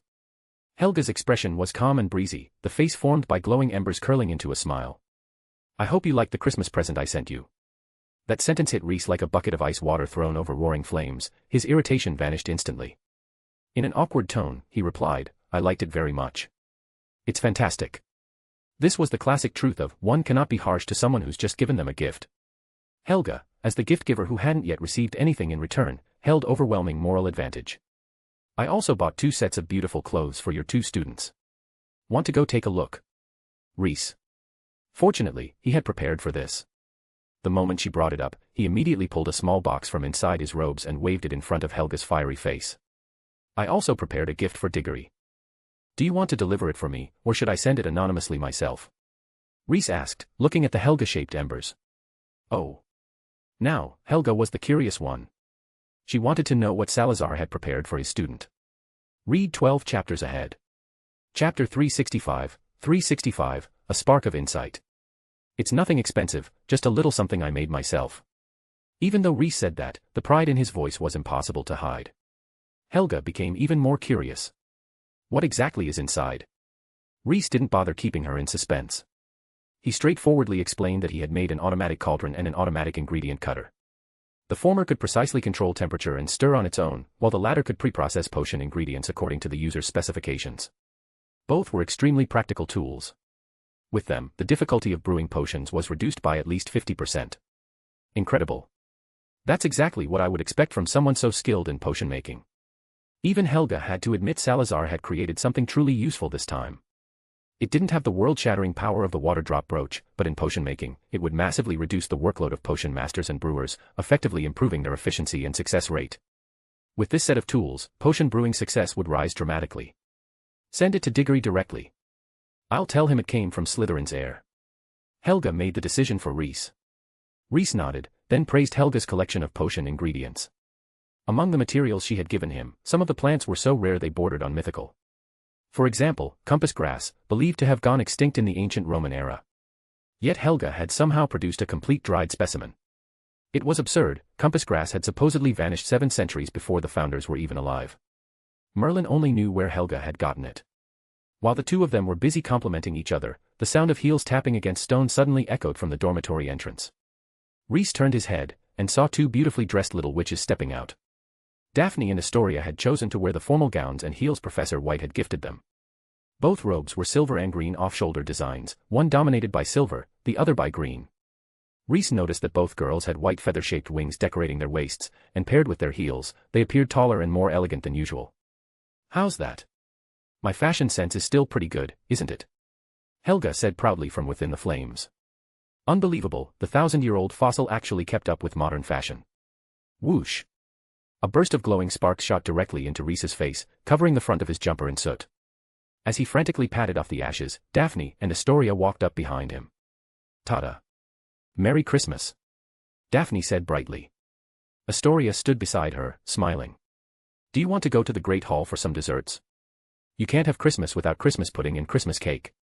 Although he already knew that the modern version of Christmas pudding was nothing like the nightmare from the Middle Ages, Reese still shivered involuntarily. He had zero fondness for anything called Christmas pudding. In his era, Christmas pudding was a horrific mixture of hard bread, mutton fat, dried fruit, monastery dark beer, and all kinds of bizarre spices, perfectly demonstrating the concept of 1 + 1 is less than 0. The ingredients were tolerable individually. Together. Utterly revolting. Imagine the gamey smell of mutton fat mixed with the sweetness of dried fruit, and every now and then your teeth hit a pebble hidden inside the rock-hard bread. The psychological trauma Christmas pudding left him with hadn't faded even after 1,000 years. The modern version still clung stubbornly to much of the old essence, but at least they replaced the mutton fat with butter. The bread no longer contained pebbles or wood chips, and they added sugar, rum, eggs, flour, and lemon afterward. Forget it. If you want to go, go yourselves. And don't you two feel cold? If you're going outside, I suggest changing clothes first. Reese's eye swept over the sisters' exposed shoulders and upper arms, not with any particular thought, just a practical realization that they would freeze. Do you want some sausages and tea? And there'll be baked potatoes in a bit. Seeing that his breakfast was nearly ready, Reese enthusiastically invited Daphne and Astoria to join him in the common room. Only then did Daphne finally notice the human face floating inside the fire. Professor White. Good morning, Miss Greengrass. It seems that outfit fits you quite well. Daphne recovered from her initial panic almost instantly, then gave Professor White a sincere thank you. After her sister finished, Astoria also stepped forward to express her own gratitude. The 2 girls then stepped aside, staring curiously at the firelit face composed entirely of glowing embers. They had heard that the Flun network could be used this way, but it was still their first time seeing it in person. After exchanging a few casual words with Reese, Helga finally brought out the question she had long prepared: would you like to come sit in my office for a bit? Reese instinctively wanted to refuse. But then he looked at Daphne and Astoria's new clothing, and remembered the rare potion ingredients in his gift box, and found himself unable to turn her down. You two eat first. Save some for me, don't forget there are potatoes in the ashes. When they're fully cooked, cut them open and spread butter inside. They'll smell amazing. After giving his hurried instructions, Reese tossed a small handful of flu powder into the flames and stepped into the fireplace. A moment later, he vanished along with Helga's ember-formed face. Left alone in the common room, Daphne and Astoria exchanged a determined look. They had made up their minds, they were absolutely going to sneak over to Professor White's office and join the fun. After stepping out of the fireplace in Hufflepuff's office, Reese turned to Helga beside him and reminded her to make sure the beginning and end of this little incident were handled cleanly. If anyone discovered that someone had privately set up a flu connection inside the school, it would definitely cause another uproar. No problem, Helga replied crisply. She waved her wand, severing the link between the two fireplaces in an instant, then guided Reese over to her desk. Seeing the spread of components and tools laid across the table, Reese couldn't help sighing. If he wanted to, he could work 24 hours a day, but why would he go to such lengths? We have to leave something for the modern wizarding world, don't we? Helga said casually. Back then, we left Hogwarts. Now, I want to leave behind these automatic dolls, while also earning Hogwarts a long-term source of income. As Reese listened, something clicked in his mind. A spark of insight flashed through him. He felt as though he had just grasped an important point. Read 12 chapters ahead. Chapter 366, 366, Purest Form of a Teacher's Love. Why don't we let our students make the automaton components? Reese's declaration boomed through the office, so loud and sudden that Helga was genuinely stunned. How could one man be this lazy? She immediately prepared to scold him, already drawing breath to admonish the indolent Salazar and remind him that students were not free labor. Helga, I know you have a lot to say, but hold on, don't be hasty. Reese quickly cut her off with a spell as soon as he saw she was about to lecture him. Just hear me out first. Think about it. These automatons of yours, Hogwarts will be the one responsible for maintaining them in the future, right? And what does maintenance require? Reese's tone became patient, persuasive, almost scholarly, skillfully steering Helga's thoughts onto a completely different track. They'll need people who understand the automatons, who can craft components, and eventually develop updated or stronger models. And who could be more suited for that task than those who participated in the earliest stages of construction? Besides, there are students, more reliable than outsiders, wouldn't you say? Helga frowned.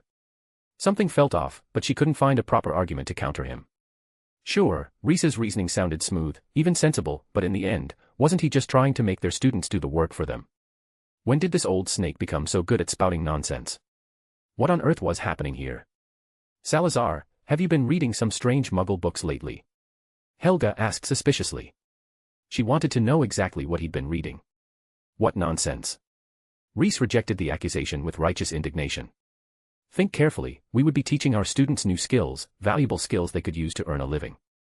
We would be covering their training costs, including the materials they break while practicing, and we wouldn't charge them a single canute. Isn't that the purest form of a teacher's love for their students? Helga. In the end, only after Reese promised that he would work alongside the students, did Helga reluctantly agree to his proposal. Since you've agreed, let's call Daphne and Astoria over. And you're Cedric, too. We'll make components together here. Helga gave Salazar a complicated look, her expression clearly saying she had wanted Cedric to enjoy a peaceful Christmas holiday. All right, you're right, Reese said, giving in. But once the Christmas break ends, Daphne and Astoria will probably already be proficient in crafting automaton components. Considering we're all heirs of the founders, they can teach Cedric afterwards. That single offhand remark made Helga almost jump out of her seat. Let two little girls teach her student. How could she accept that? She verbally responded with a quick yes, but internally she had already made up her mind. She was going to write to Cedric immediately and ask whether he had time during the holidays to come learn something new. Seeing Helga's reaction, Reese's mood brightened. He knew her far too well, the four founders had always been good at manipulating each other. If Helga could exploit his loopholes to drag him into holiday overtime, he could just as easily maneuver her into handing over her disciple to help lighten his workload, all while letting his students learn her automaton techniques. Daphne and Astoria might look pitiful having to work during Christmas, but the truth was they were gaining incredibly precious knowledge about automaton construction. Without Reese's smooth talking just now, this knowledge would have remained one of Hufflepuff's absolute, top-secret inheritances, passed only from one heir to the next. But now, his own students could take a share. 1,000 years ago, even if you kneeled outside a family's door until the stone steps crumbled under you, no one would have taught you something of this level. Daphne and Astoria were making an enormous profit. Reese couldn't help feeling delighted, sincerely believing that he was the best teacher in the world. He almost wanted to reconnect the Flu network instantly to summon the girls over right away. What he didn't know was that the two sisters were already changing clothes, they had independently decided to come to the office on their own. Meanwhile, in the Gryffindor common room, Harry had already opened all his packages, leaving only a single letter unopened. He found it strange. Who would send him a personal letter during Christmas? And if it wasn't a letter, then this would be the poorest Christmas gift possible. He'd already opened the gifts from the Dursleys, and they were exactly what he expected, so it definitely wasn't from them. Harry picked up the envelope and saw the handwriting clearly. It was a letter from Sirius Black. This only confused him further. As far as Harry knew, he'd never had any real interaction with Sirius before. All he knew was that Sirius was a tragic man wrongly accused by the Ministry, someone who'd caused a huge commotion over the summer and even triggered the incident where Dementors surrounded Hogwarts. Driven by curiosity, Harry opened the letter. After reading just 2 lines, his eyes flew wide open. Sirius said he was Harry's godfather, and if Harry didn't believe it, he could ask Lupin to confirm. After dropping that bombshell right at the start, Sirius spent a long section describing his and James Potter's happy school days. He wrote in great detail about the pranks they played on Snape, enough to make Harry feel extremely delighted, and also to make him understand exactly why Snape always made things difficult for him. Honestly, Harry realized that if he ever met Draco Malfoy's future son, he doubted he'd be able to treat the kid neutrally either, especially if the boy resembled Draco and acted the same way. Harry's emotions rose and fell along with Sirius's words. He felt joy reading about the harmless mischief Sirius and his father used to cause, and then anger and sorrow when Sirius described Peter Pettigrew's betrayal. By the time he reached the end of the long letter, Harry was left with nothing but deep emotion and a strange warmth in his chest. He had a godfather. By the way, I realized the Ministry's compensation was just enough to buy a really good broom. And since I heard you're as good at flying as your father, I took the liberty of buying a firebolt as your Christmas gift. Unfortunately, the delivery arrived a day earlier than I expected.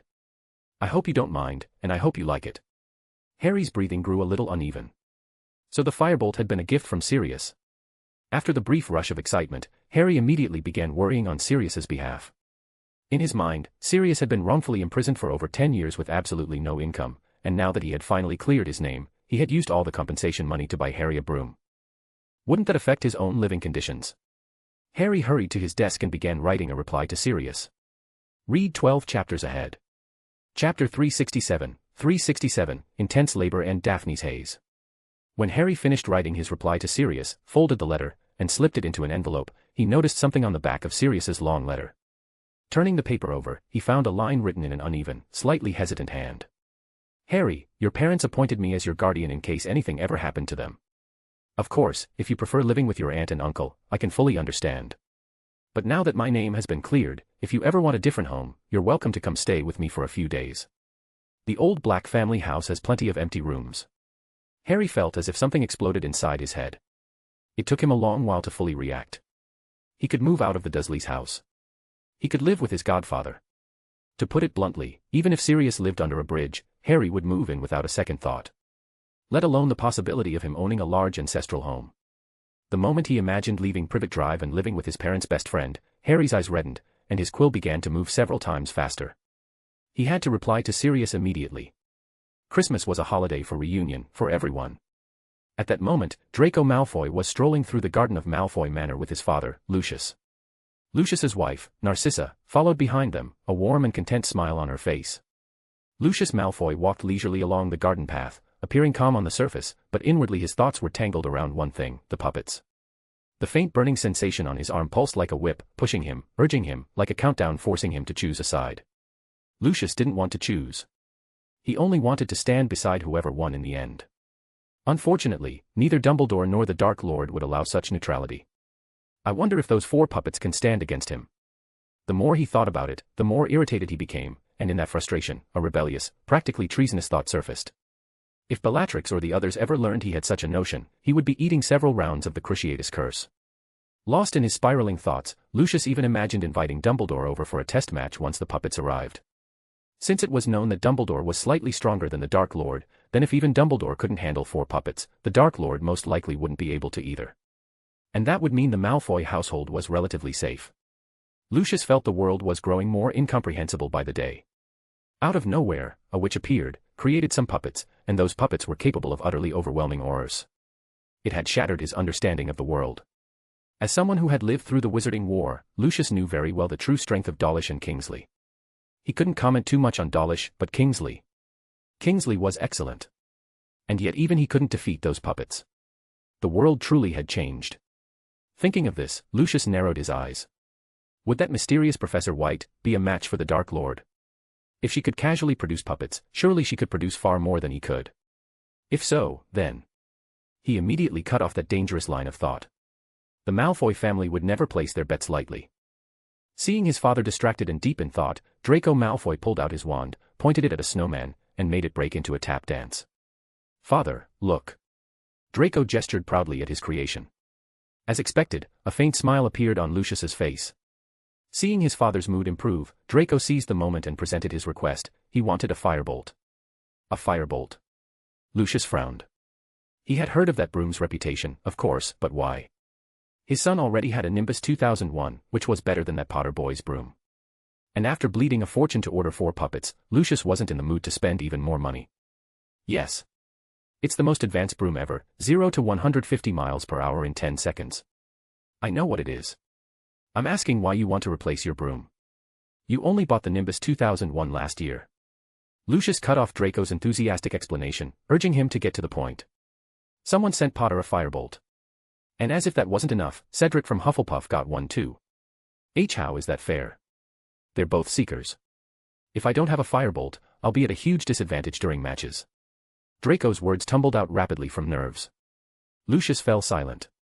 Lucius really was short on money at the moment, but he had earned quite a bit from the Ministry's Christmas gifts. If he also found someone to buy the Nimbus 2001 off him, then combining the two sums, perhaps he could afford to get Draco a firebolt. After all, if Draco didn't have one, he would be suppressed by Potter and that Hufflepuff boy. That was unacceptable. All right. I'll go to Diagon Alley later and buy you one. Smack. Before Lucius even finished his sentence, the back of his head was slapped hard. He turned around to see Narcissa staring at him furiously. Have you lost your mind? Didn't you hear Draco say that ridiculous broom can accelerate to 150 miles an hour? It's far too dangerous. Do you want fewer sons? One mistake during a match and he'll be a smear on the ground. Narcissa's rapid-fire scolding left both Lucius and Draco silent. Seeing the firebolt slipping out of reach, Draco steeled himself and protested that his flying skills were perfectly fine, only for Narcissa to glare sharply at him. You be quiet. As long as I am in this household, neither of you should even think about buying a firebolt. Draco and Lucius immediately shut their mouths and didn't mention the firebolt again. While the Malfoy father and son were being lectured, Daphne and Astoria knocked on the door of Helga's office. Professor, have you had breakfast yet? Daphne lifted a food box overflowing with delicious aromas, her smile sweet and bright. Not yet, come in quickly. Helga welcomed the sisters inside, quietly sighing to herself. These two innocent children had no idea what was about to happen to them. With Reese pushing things in this direction, Helga never realized she was unintentionally exposing her advanced techniques. Daphne and Astoria stepped into the warm office. They removed their cloaks and hung them on the rack. They had changed out of their dresses and were now wearing sweaters, two nearly identical ones, except Daphne's had a D embroidered on the front, and Astoria's had an A. Reese accepted the food box from their hands with a smile. He hurriedly summoned several plates and took out the sausages and baked potatoes from the box to share them with Helga and the sisters. After eating and drinking their fill, Reese explained to the Greengrass sisters why he was here. Professor White is a good person. She's willing to teach us how to make automaton parts. To be honest, I actually participated in designing part of the automatons myself. She and I hope the two of you can learn how to craft the parts as soon as possible. Daphne and Astoria exchanged a glance, each seeing the excitement in the other's eyes. Making automaton parts. That was an incredibly practical skill. At the very least, they wouldn't need to trouble Professor White for repairs anymore. If any part broke, they could fix it themselves. Astoria thought even further ahead. Once they mastered all the components, their father would only need to buy a bare automaton. Any upgrades afterward could be crafted by the two of them, saving a huge amount of money. Seeing the sisters' faces glowing with excitement, Helga felt a surge of pity for these two students handpicked by Salazar. She sighed softly and began teaching them how to craft automaton parts. Creating automaton components required extremely refined control over magic, and the spells carved into each part had to be thoroughly memorized. Fortunately, both Daphne and Astoria met these requirements, so their progress wasn't slow. They succeeded in producing simple parts after only ruining 6 or 7 pieces of material. A very good start, Reese said as he watched them work, unable to hide the smile on his face. Helga shot him a glare, stuffed an armful of materials into his hands, and dragged him to a corner to make parts with her. Next, Reese fully immersed himself in producing parts, while Helga stared blankly at the Greengrass sisters, whose movements were growing more and more proficient. After a moment, she made a decision and sent a letter to her student Cedric, asking whether he had any plans for the holiday. As for Rowena's student, she and Salazar tacitly avoided mentioning her name. They trusted Rowena to teach her well. When one is focused on work, time always flies. In what felt like just a blink, the sky outside had turned dark. The 4 people in the office finally put down their work and stretched. Reese took out a few bottles of energy potion from his robes and handed them to Daphne and Astoria. "Drink these. They'll relieve your mental and physical exhaustion." Reese casually tossed another bottle to Helga. Looking at the boxes stacked high in the office, Reese felt a strange sense of satisfaction. These were the fruits of their labor. Helga didn't rush to assemble the automatons. Instead, she calculated the exact quantities needed for each component based on the orders, then assigned the tasks accordingly. She and Salazar handled the difficult parts, while Daphne and Astoria practiced on the simple ones. After a full day of high-intensity practice, the Greengrass sisters had already mastered the crafting methods for several components. Under normal circumstances, it would take at least a week to reach this level of proficiency. "You 3 go back for now. Tomorrow morning I'll teach you how to make the more complex parts. As for the simple ones, leave them be. Cedric will come help tomorrow." After tidying up the messy office, Helga ushered Reese and the 2 girls out. She had received Cedric's reply that afternoon. He said he had no plans for the holiday and frankly admitted he was growing moldy with boredom at home. If his teacher needed help with anything, he could come over immediately. However, he wanted to travel by broom, so he wouldn't arrive until tomorrow. He was far too eager to try out his newly acquired firebolt. Since the student said so, whether Cedric truly meant it or not, Helga decided to call him over and broaden his horizons a little, letting him help make some automaton components. As for him only arriving the next day, that wasn't a problem. Helga understood his excitement perfectly. The mention of Cedric Diggory from Professor White sparked Astoria's curiosity. From various subtle details, she keenly sensed that something was off. Reese seemed to know this Professor White very well, so well that it exceeded what their public relationship implied. The 2 must have private exchanges that no one else knew about. And when Professor White spoke of Cedric Diggory, there was a tone that Astoria found strangely familiar. After thinking for a moment, she suddenly understood. Wasn't that the same tone Daphne used when talking about Reese and vice versa? With that thought, everything clicked into place. Professor White must be an heir of one of the founders, just like Reese. Considering Cedric's house, Astoria was 90% certain that Professor White was Helga Hufflepuff's successor. Smith White was Helga Hufflepuff's successor. And considering her origins and the kind of magic she excelled at, she was very likely Helga Hufflepuff's own disciple or grand-disciple. Her seniority was terrifyingly high. Astoria felt she had uncovered an earth-shattering secret. Now everything made sense. If they were both inheritors, it was perfectly normal for the 2 to have a close relationship. As for the old feud between Slytherin and Hufflepuff, please, Reese and Professor White were not Salazar Slytherin and Helga Hufflepuff themselves. Why would there be so many grudges? A senior like Professor White would never stoop to bickering with a junior 1,000 years younger. If anyone wanted to pick a fight with Slytherin, they should do it with Slytherin himself, not with a descendant. Astoria felt she understood everything. She quickly glanced at her sister's expression and found Daphne still blissfully unaware of anything. Astoria immediately understood that Daphne hadn't noticed a thing. Astoria. That was probably for the best. Sometimes, knowing too much only brought stress. Like right now, she felt enormous pressure. According to Reese, Cedric had probably already comprehended the domain, or was on the verge of doing so. That meant the time left for her and Daphne was running out. She didn't want to fall behind. If Cedric awakened his domain first, wouldn't Reese be terribly disappointed? This was a competition between the inheritances of Slytherin and Hufflepuff. If they lagged behind, it would be Lord Slytherin's dignity on the line. After returning to the common room, the 3 of them didn't hurry back to their dormitories. Those empty rooms only offered sleep. Instead, they gathered around the fireplace, enjoying a brief moment of peace after an entire day of work. Sitting closest to the fire, Daphne felt a wave of drowsiness wash over her. Sleepiness tugged at her eyelids, and even the flames in front of her began to blur. In that hazy state, Daphne suddenly sensed something strange happening within the fire. It seemed to be flowing, just like that pool of water she had seen earlier that morning. Read 12 chapters ahead. Chapter 368, Molten Awakening. The flames were flowing, spreading through every corner of the space like water. Daphne felt as if she had fallen asleep, and within her dream she seemed to have transformed into a mass of flowing fire inside a cavern. She wandered curiously through the cave, and wherever she moved, the flames followed and spread. In that moment, though made of fire, she could flow like water. Sitting beside her, Reese was the first to sense that something was wrong. Immediately after, Astoria also noticed the changes happening to her sister. Daphne's body temperature was rising rapidly. Sitting next to her felt like sitting beside a blazing fire. Reese. This scene was all too familiar to him.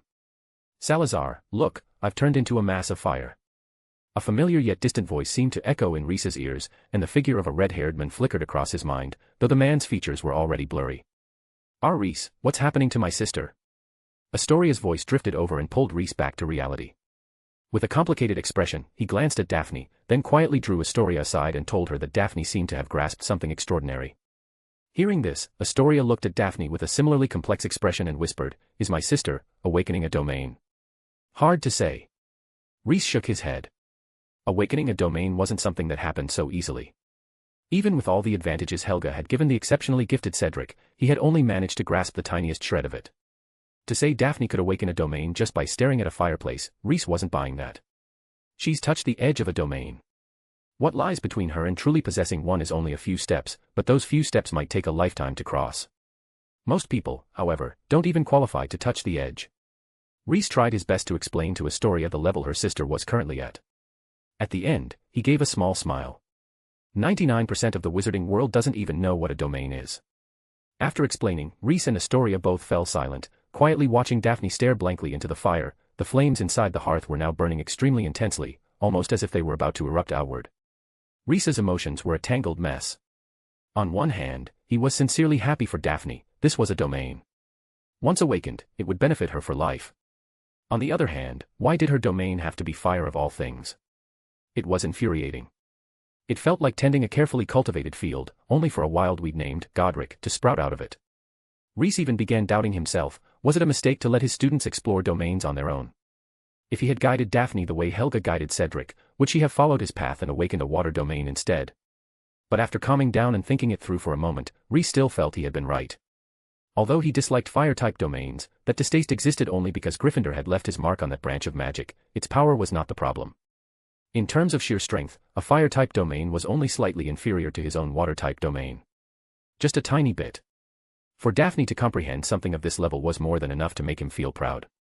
Besides, Rhys truly didn't understand why people always associated fire with Gryffindor. Was it mandatory to submit a written application to Godric before using a fire-type domain? As long as Daphne was strong enough, the first person everyone would think of in connection to a fire-type domain would definitely be her. Or perhaps Dumbledore. Right, Dumbledore also possessed a fire-type domain. Maybe that influence played a part too. Yes, of course. What was so strange about a student being similar to the headmaster? Rhys felt that he had fully reasoned it out. After some time, the fireplace was finally filled with flames, just like a water tank reaching its limit. The fire spilled over the edge, crossed the hearth, and spread across the floor, flowing everywhere like water. The miraculous part was that the flames didn't burn the expensive carpet laid across the floor at all. They burned in the air itself, as though they required no fuel whatsoever. When the flowing flames reached Daphne's feet, they ignited instantly, like oil catching fire, and surged upward, engulfing her whole body and turning the girl into a massive sphere of fire. Rhys reacted quickly. He covered Astoria's mouth, forcing her startled cry back down her throat. Being disturbed while comprehending a domain was extremely dangerous and could easily cause someone to miss their once-in-a-lifetime opportunity. But Rhys was experienced. Under his supervision, nothing bad would happen to Daphne. Even so, the development that followed surprised even him. Normally, after completing elementalization, Daphne should have gradually returned to her human form. But the flames on her body showed no sign of extinguishing. On the contrary, they grew fiercer and fiercer. Is she really okay? Astoria anxiously watched her sister, now a blazing fireball, feeling as though Daphne had definitely gone off script. She's fine. This is normal. Rhys's voice was steady and composed, carrying a calm certainty that instantly soothed Astoria. What had things been like when Godric awakened his domain? Rhys's mind spun rapidly. His memory of that time was a little fuzzy, but it had been something cliché to the extreme, breaking through at the brink of death. Godric was precisely that kind of person, fitting everyone's stereotypical image of a bright, cheerful protagonist. It had been the classic scene, the villain beating Godric to the brink of death, pushing him into a desperate corner. And then, according to Godric's own retelling, his mind suddenly replayed all the memories of his journey so far, and he ignited. Roaring like a madman, he burned through the enemy and won. Daphne's situation was not quite the same. The good news was that Rhys could still clearly sense her life force within the flames. That was the only reason he hadn't interfered. Right now, Daphne was like a butterfly breaking out of its cocoon. The best thing he could do was let everything unfold naturally. We just need to wait, Rhys said. It was hard to tell whether he was reassuring Astoria or reassuring himself. A few quiet minutes later, the flames around Daphne underwent a strange change. If Rhys had to choose a word for it, it would be reduction. The fireball Daphne had become thickened, gaining an almost solid texture, like cola boiled down over high heat until only syrup remained. Rhys narrowed his eyes, studying it, and soon realized something surprising. his student didn't seem to be comprehending a pure fire domain at all, but a variant of fire, magma. Her direction touched on fire, earth, and even water. It was an exceptionally strong domain. Without a doubt, domains had a hierarchy of power. The more fundamental the element, the stronger the domain, just like his water, Helga's earth, and Rowena's wind. Domains formed by a mixture of several elements were extremely powerful, and more importantly, the domains of Rhys and the other founders had limited suppressive effect on such hybrid domains. By contrast, variant domains of a single element were far easier to counter. For example, water had overwhelming suppressive force against domains like mist or frost. As for those so-called domains that only provided some special effects, Rhys classified them as nothing more than complicated spells. After the reduction phase finished, the flames covering Daphne's body gradually extinguished, leaving behind a layer of ashy black crust. Astoria. Her sister did not look fine. Being covered in something like that, even if she survived, wouldn't she be horribly disfigured? Astoria shivered. Rhys, however, understood perfectly that Daphne's metamorphosis had ended. She had successfully touched the threshold of a domain. His happiness for her was genuine, especially because she had pulled back at the last moment and avoided forming a pure fire domain. It was truly remarkable. Some people had to brush against death to reach this step, while others only needed to stare at a fireplace until they zoned out. Perhaps this was the so-called balance of gains and losses. The attribute points Daphne should have put into intelligence had apparently gone elsewhere. Rhys shook his head, driving out that peculiar thought. No matter what, Daphne was his student, he couldn't secretly think of her that way. Put it this way, back in the ancient era, you'd have to address your sister as your grace. In an unusually good mood, Rhys winked at Astoria, teasing her lightly. Astoria. She could feel her blood pressure rising.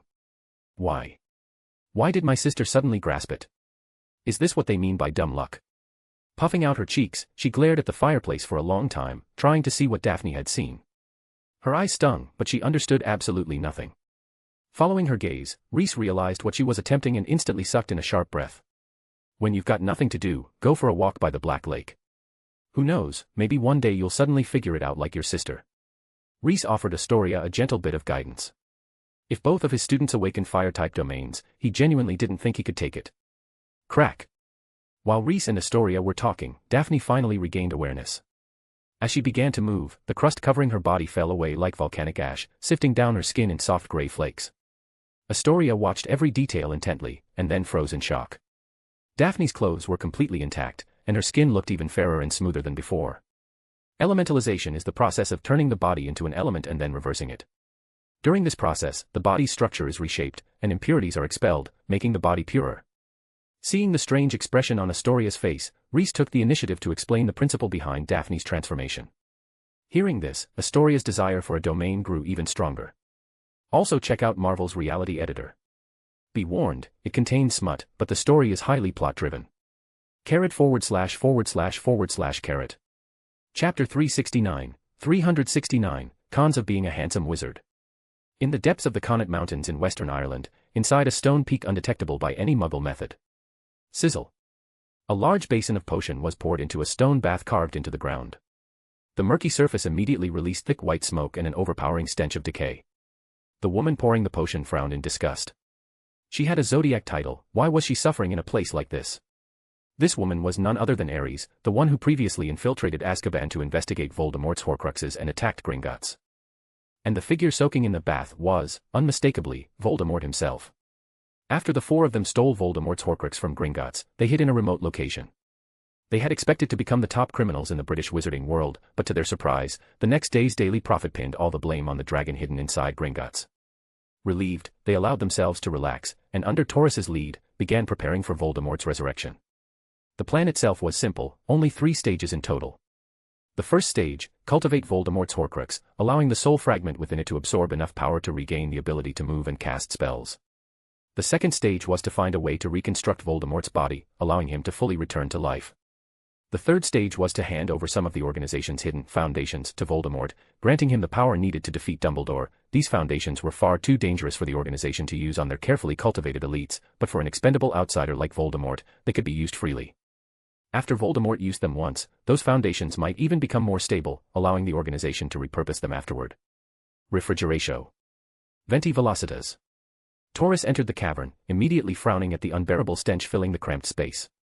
He cast 2 spells, making the air somewhat more tolerable. After that, he carefully examined Voldemort's spirit form inside the bath. To his delight, he realized that the first stage of the plan had already been achieved. Voldemort's current spiritual strength was even sufficient for independent movement. "Voldemort, your state has recovered quite well," he said toward the pool. Gurgle, gurgle. A string of bubbles rose from the depths, followed by a wave of stench so foul it would make any ordinary person faint. Then, from the murky surface, a human-shaped figure emerged. From his appearance, the figure looked like a handsome young man, but deep in his eyes flickered a frightening shade of blood red. This was Tom Riddle in his youth. "Is it time to begin the second stage?" Young Riddle's lips curled into a faint smile. "I have a splendid idea. An ancient and mysterious magical ritual can help me regain my body."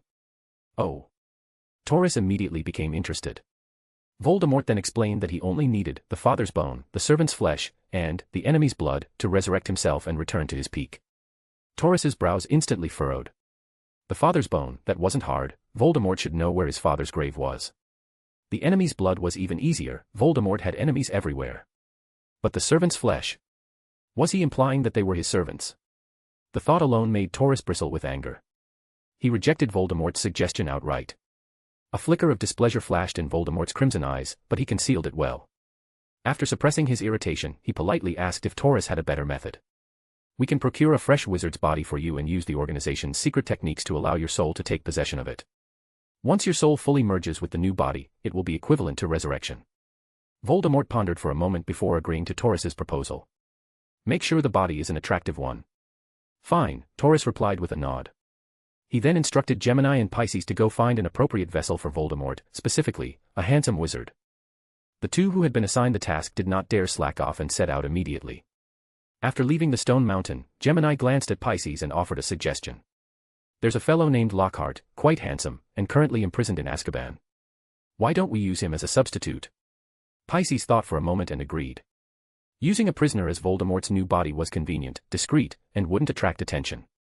Having come to a decision, the two mounted their broomsticks and flew toward the North Sea. However, along the way, they encountered someone, an exceptionally handsome young wizard riding a broom. Their plan changed instantly.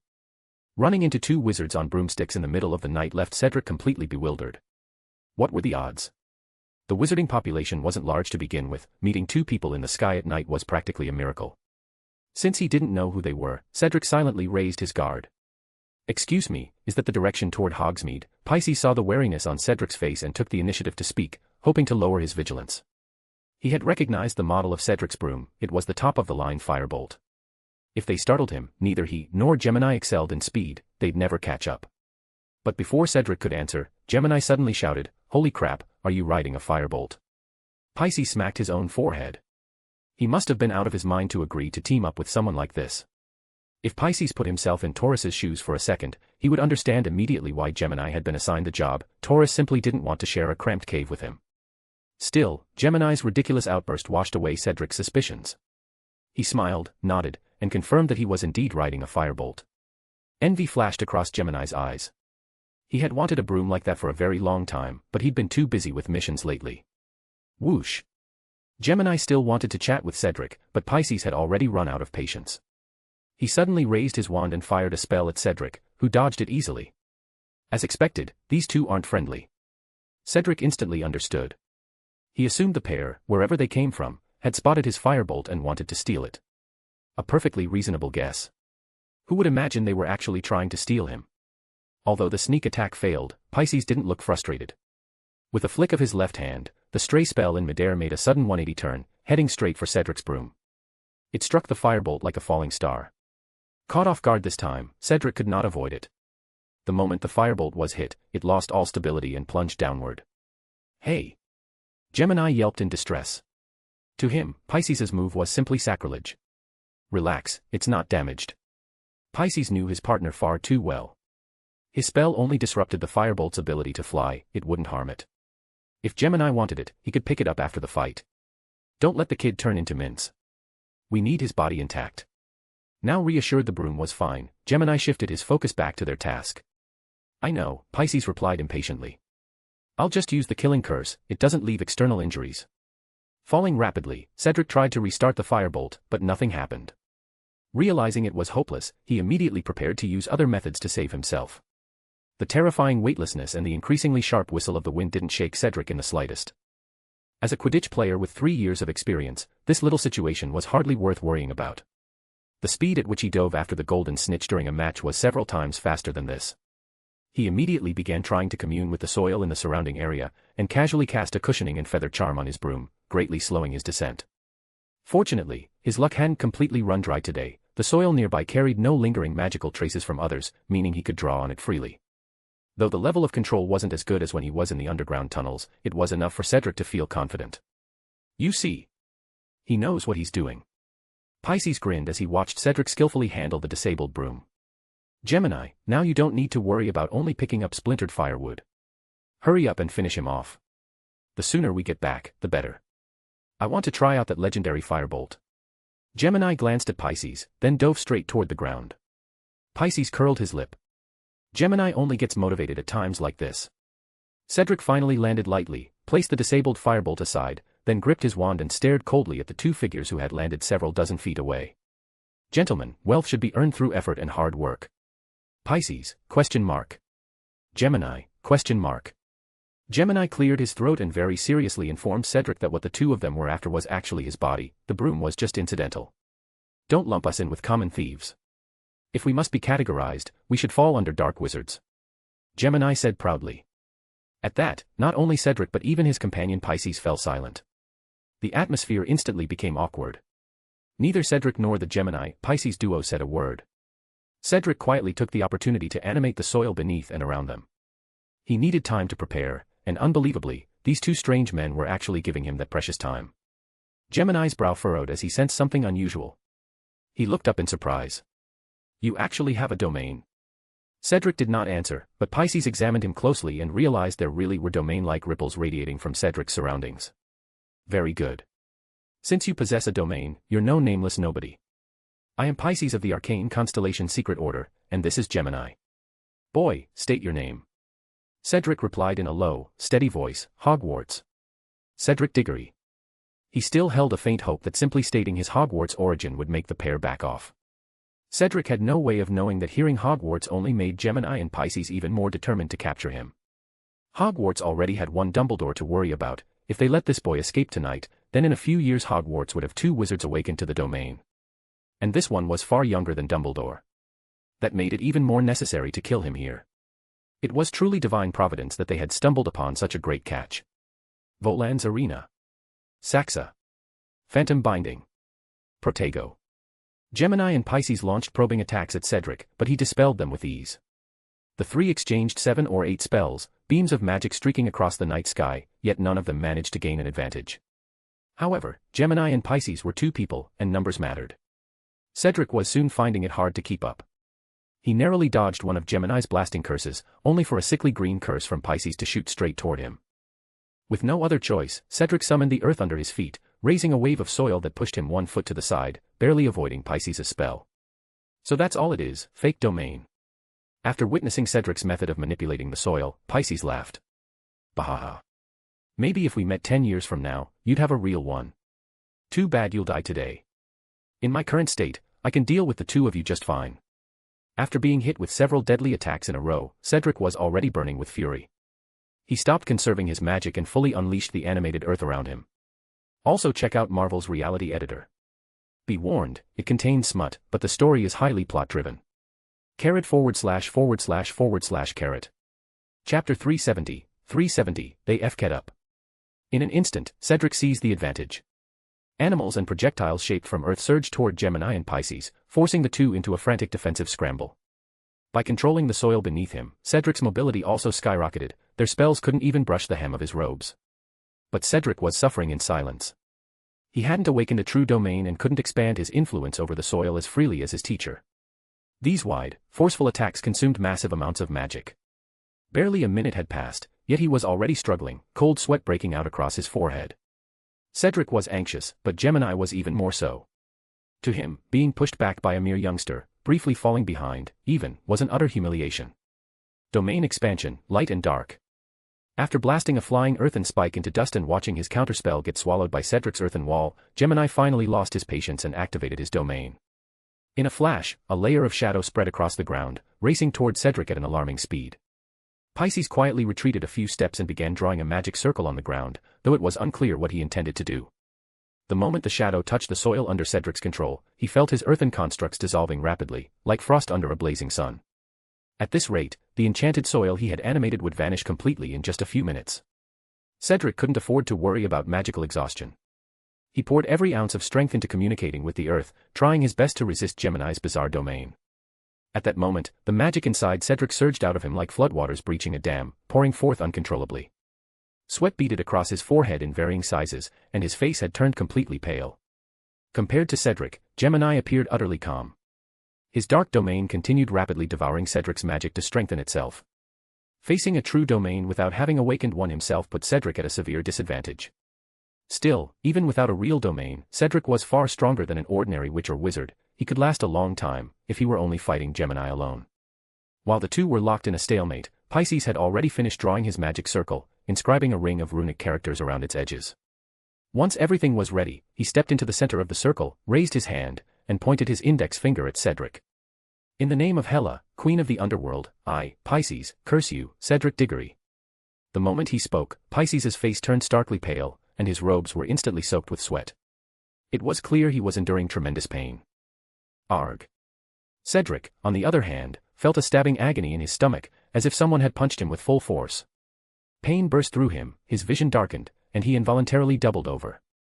Gemini and Pisces worked together seamlessly.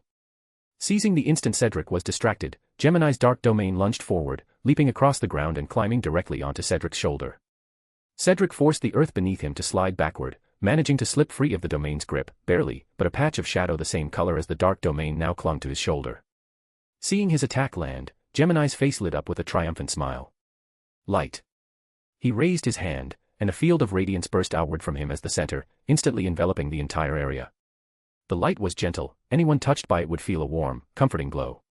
But Cedric let out a pained scream, the shadow clinging to his shoulder was burning with agony that seemed to come from the depths of his soul. Caught between the two attackers, Cedric's control over the earth collapsed completely. His consciousness shattered, vision going dark as he collapsed to the ground. Just as Gemini and Pisces believed they had succeeded, a violent surge of magic suddenly erupted from Cedric's body. Whoosh! At the same time, the bracelet on his wrist silently crumbled into dust and fused into the earth beneath him. The earth came alive, stirring as if granted consciousness, and swallowed Cedric whole in a single gulp. Helga's eyes snapped open. She sensed that the magical tool she had left with Cedric had been triggered. Her sleepiness vanished instantly, and she sat up in one swift motion. She knew Cedric must have encountered extreme danger. Her robes wrapped themselves around her automatically, and Helga prepared to leave in the shortest possible time. Without hesitation, she forcibly reclaimed part of the castle's control authority, and then used that authority to lift the anti-apparition restrictions within the Hogwarts grounds. This action woke more than just her. Reese and Dumbledore were both jolted from sleep by the sudden disturbance. Dumbledore opened his eyes, expression immediately serious. He didn't know what had happened, only that the school's anti-apparition enchantments had been lifted. His mind moved quickly and pinpointed the most likely culprit, Smith White. Dumbledore acted at once. Reese didn't hesitate for even a heartbeat. He wrapped the blanket around himself, and the next second he appeared in Helga's office with his wand in hand. The blanket on his body shifted automatically, transforming into a Roman-style robe, and his gaze immediately locked onto the teleportation portal slowly closing near the entrance to Helga's bedroom. It was a special teleportation spell the four founders had developed long ago, one capable of transporting them precisely to predetermined locations. They usually incorporated it into emergency life-preserving items for their students. The moment Reese saw this teleportation array, he understood why Helga had forcefully lifted the school's anti-apparition barrier in the middle of the night. With the current state of Hufflepuff House, it wasn't easy for Helga to receive a student she truly favored. Her anxiety was only natural. Without hesitation, Reese picked up a piece of parchment from the desk, transformed it into a mask, pressed it over his face, and stepped into the shrinking portal. The moment Reese entered, the portal flared brightly, suddenly expanding outward before vanishing entirely. The next second, a loud crack echoed through Helga's office as Dumbledore appeared inside.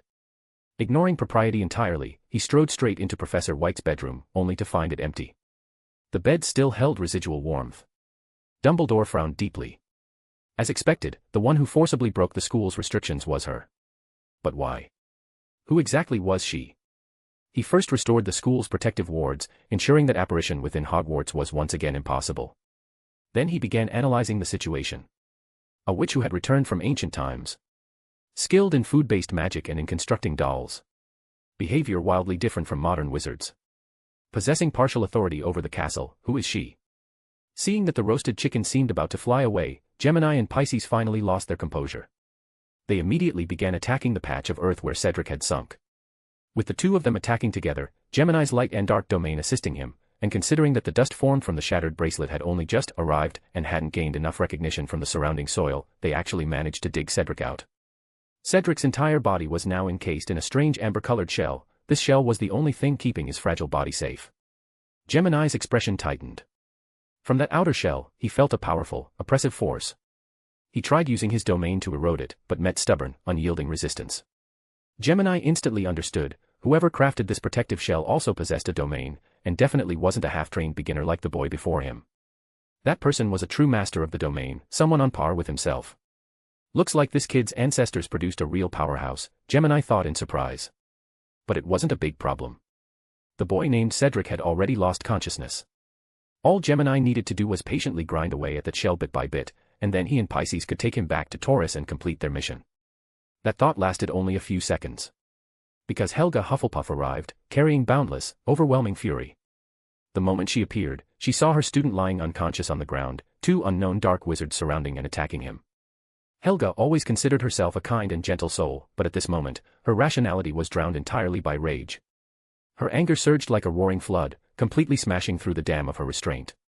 When was the last time she had been this furious? Probably back when she discovered Salazar was secretly using all sorts of methods to monitor her Muggle-born students. Even Salazar Slytherin had paid a heavy price for that, so what chance did two stray, nameless mongrels like these have? In the depths of her wrath, Helga's lips actually curled upward.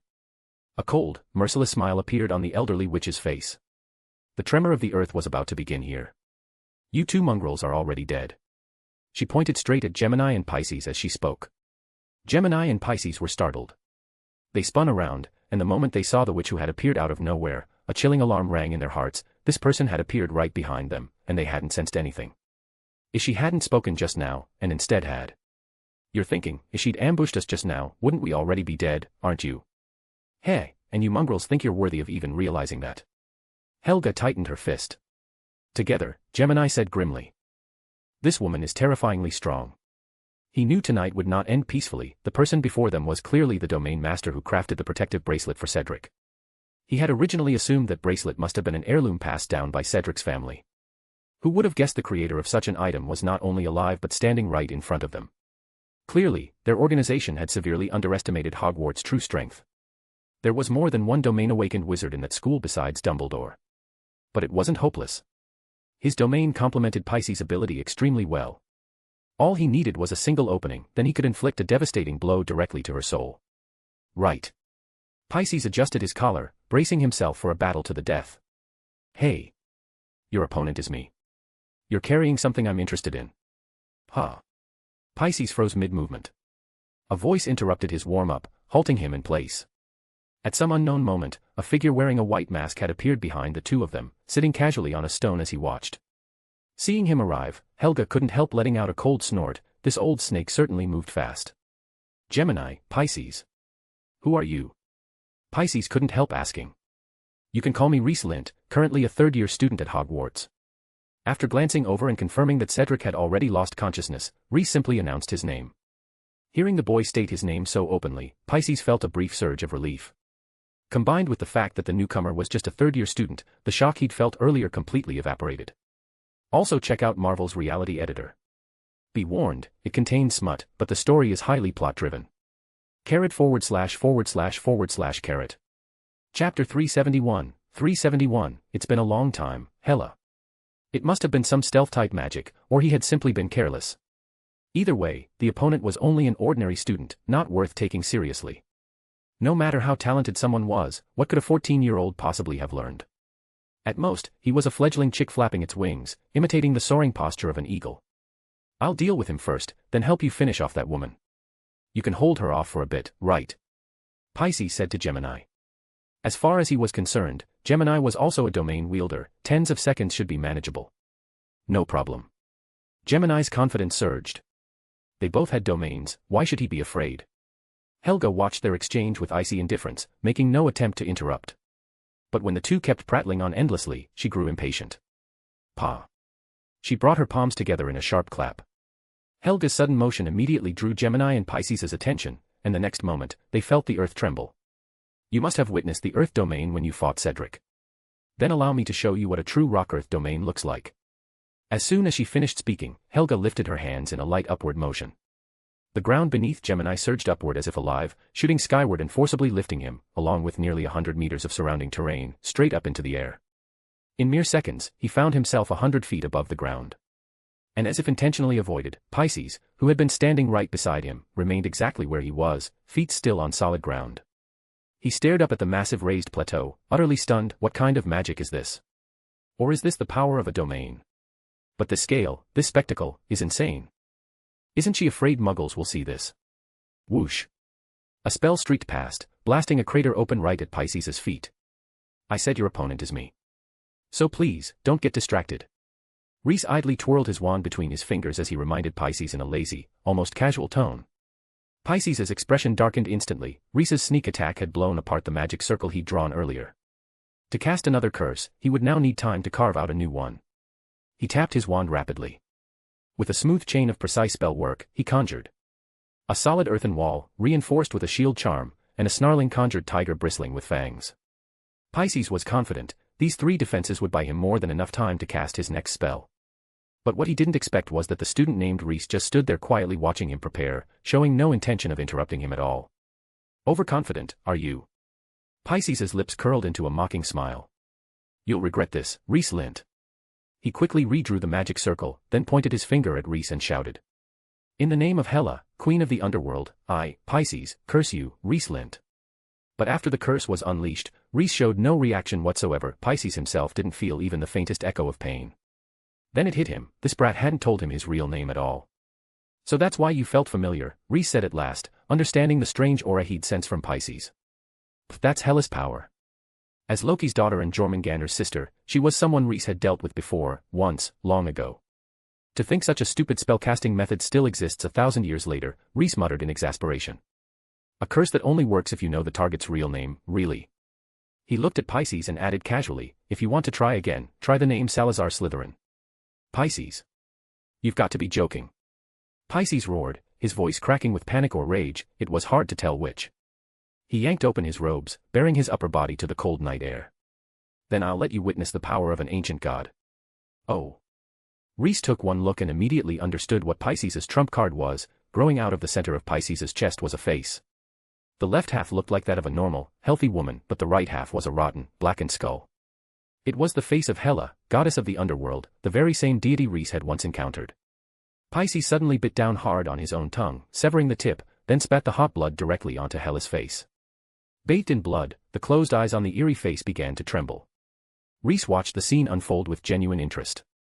A few seconds later, Hela's eyes opened, and to Rhys's surprise, there was intelligence flickering within them. Unlike other gods who had decayed into unconscious remnants, this fragment of Hela still retained awareness. Ruler of the underworld, curse him. Pisces shouted.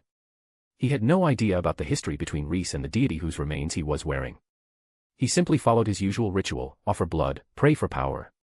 Hela's gaze locked onto Rhys. She froze. From the figure standing opposite her, she sensed a breath that was familiar, and ominous. It's been a long time, Rhys said, even lifting a hand to greet her. Didn't expect you to still be around. Hela's face. Chaotic fragments of memory surged violently through what remained of the goddess's mind. Agony twisted her features, and she let out a piercing, explosive shriek. Underworld Lord, what's wrong? The emotion rippling through the divine fragment transmitted directly into Pisces, making him panic. To his shock, the divine remnant, which had always accepted offerings silently and then released a curse, actually responded. Run. That was all she managed to utter, just one syllable. Pisces. Even he wasn't dull enough to miss the warning, but it was already too late. A layer of frost bloomed rapidly across his skin, freezing him rigid on the spot. More and more ice crystals formed, making it increasingly impossible for him to move. Rhys walked toward him. He intended to peel Hela off this cult member and examine her properly. He had killed several of their followers before, but it was his first time encountering a divine remnant that actually retained consciousness. That alone made it worth studying. As Rhys approached, Hela's face grew more and more agitated. When she realized her host couldn't move, she began to save herself. Eh? Underworld Lord, wait, Pisces sensed something was wrong, but he couldn't stop anything. His life force began draining away rapidly, as it always did when he performed a sacrifice, but this time, it didn't stop. Within seconds, all the color drained from Pisces' face, turning his skin corpse white. Then the flesh on his cheeks vanished. In just a single heartbeat, he shriveled into a skin and bone corpse, every nutrient in his body, along with his soul, rushing toward the Hela head embedded in his chest. After completely draining her host dry, Hela's head separated from the desiccated corpse and fell. Only now did Rhys finally see clearly. The face, embedded in Pisces' chest, had been only the front half of Hela's head. The entire back half, everything behind the skull, was gone, replaced by wriggling pink tendrils. Those tendrils were what she used to anchor herself inside the host's body and siphon off their life. Staring at the severed head of Hela, Rhys suddenly remembered how she died. Rowena Ravenclaw had cleaved her vertically in half, splitting her from the middle, and then most of her body had been shredded into pulp by the raging tempest that followed. Cleaning up that mess afterward had been an enormous headache for Rhys. This half a head must have been something he overlooked during the cleanup, which later ended up in the hands of the Secret Order. Hela's remains let out a sharp, explosive shriek and attempted to shoot upward into the sky. But Rhys summoned the moisture in the air, weaving it into a massive net that enclosed her completely. His powerful domain wrapped around the head, steadily eroding the residual strength within. No. Hela's head released one last, piercing scream before falling silent forever. Rhys caught the scattering fragments as they fell from midair, then closed his eyes, focusing on the final scraps of memory that had escaped from her remains. He wanted to understand what caused Hela's strange mutation. A black-haired wizard in a green cloak. The corpse of a colossal serpent. Horror, terror, unavoidable blades of wind. And then overwhelming, searing pain. Rhys strained to grasp the fading fragments. But this was merely a remnant, its memories were shattered and incomplete. He could barely extract anything useful, only those last moments etched into the remnant's fading consciousness, the scenes that had burned themselves deepest into what was left of her mind. In the final flicker of memory, Rhys saw a man with messy black hair, clad in a green cloak. His lake blue eyes gleamed with cunning, and a sly, scheming smile curled at the corner of his lips. Loki. Rhys narrowed his eyes. Whoosh. At that moment, an intensely violent surge of magic erupted nearby.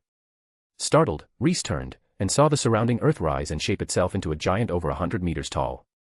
A tiny black speck was plummeting from midair. Had Helga gone mad? Was she not worried about being seen by Muggles at all? Yes, the cult had ambushed Cedric in the wilderness, but it wasn't an uninhabited wasteland. For Helga to cause such a spectacle, she clearly no longer cared about concealment. There was no time to marvel or complain. Rhys instantly invoked teleportation magic and moved himself several miles away. The moment he landed, the ground beneath his feet shuddered violently. A few seconds later, another tremor. Not long after, yet another. The shaking continued for nearly a full minute before it finally stopped. Cracks had even split open under Rhys's feet. Rhys. Chapter 372, The Obliviation Rain. Feeling the tremors of the earth beneath his feet, Rhys let out a sigh. Scolding Helga now would be neither meaningful nor empathetic. Thinking of himself as her friend, Rhys decided to help her in his own way. He drew his wand and pointed it at the sky. The moisture in the air began to condense at an accelerated rate, magic flowing through it. Before long, raindrops began to fall from the sky, attempting to wash away everything that had just happened. Darling, did you see that? That monster. I saw it. What the hell was that thing? Damn it, can't this piece of junk go any faster? On the road, a beetle car was hurtling along at its maximum speed of 60 miles per hour, a man and a woman inside still shaken to the core. The two of them had been doing some naughty stuff when the ground suddenly began to tremble. They had thought it was an earthquake, but when they looked out the window, they saw a giant as tall as a mountain ridge. The sight scared them so badly that they didn't even bother buttoning their shirts before starting the car and fleeing. Fine, mist-like rain suddenly drifted down from the sky. Several strands of rain, thin as cow hair, floated in through the car window, and the man's and woman's gazes gradually began to lose focus. Hit the brakes. Crash. Screech. Phew, how were you even driving? Why am I driving? Rain drifted down, steam rose into the air, and every story was swallowed by the downpour. Rhys returned to the scene of the incident. Helga's fury had already been spent, and she was sitting on the ground, resting. The small earthen mound that had once been there was gone, replaced by a deep pit over 30 meters in diameter. Inside and around the pit were loose soil, stones, and fragments of plants scattered everywhere. These were the remains of the earth giant Helga had just created. The rain falling from the sky carried the effects of a memory charm. It had no effect on Helga, but she still conjured a C-shaped platform to shield herself from the wind and rain. When she saw Salazar return, Helga said nothing. She simply nodded at him as a greeting. Rhys understood her mood and didn't say much either. He merely jumped down into the pit, trying to find Gemini within it. Before Rhys had even made one full circuit at the bottom of the pit, Helga's voice came from above. "Don't bother. He's everywhere now." Hearing that, Rhys silently tossed aside the handful of damp soil he was holding. There was no longer any need to keep searching.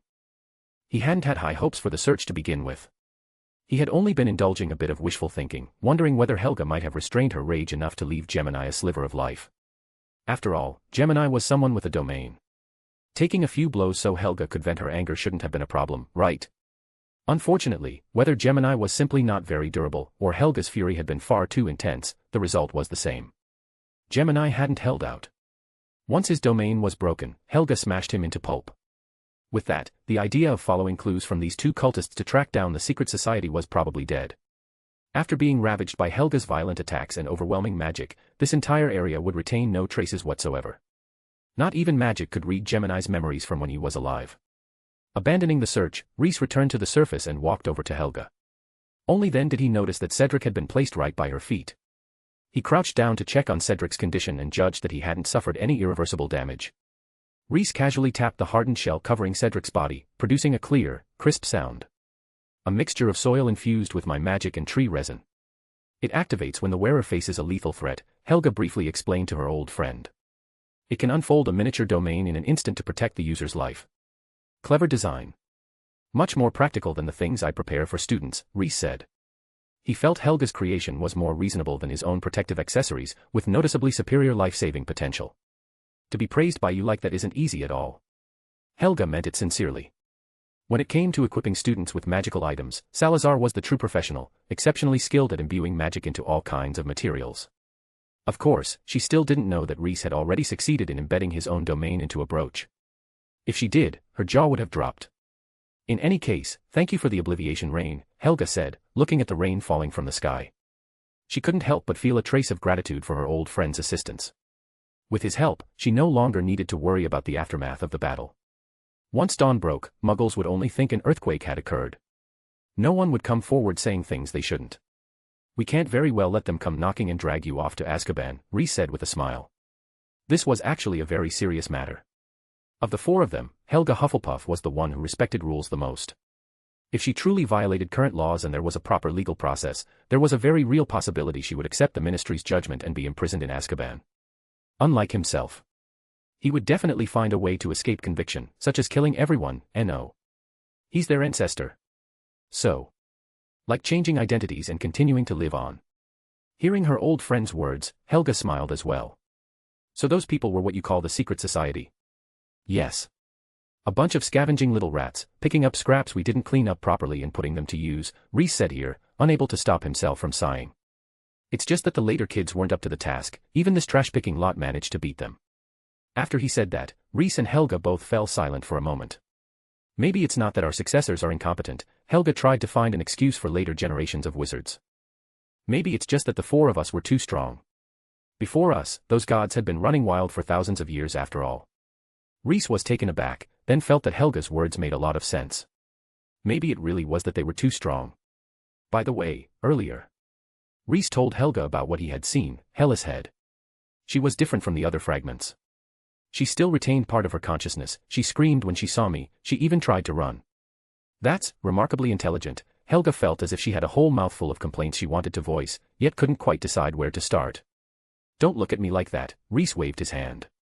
"Once you've dealt with people from that secret cult often enough, you'll realize that those so-called divine remains on them are just physical remnants left behind after false gods fell. For consciousness to remain intact at all is already unbelievable. Hela herself wasn't some particularly powerful deity to begin with, this kind of manifestation is very abnormal." "You mean?" "In the final memories within her head, I saw an interesting fellow. Loki. Do you remember him? The god of mischief. Chapter 373, I won't be going back with you. The god of mischief." Helga had naturally heard of the infamous deity.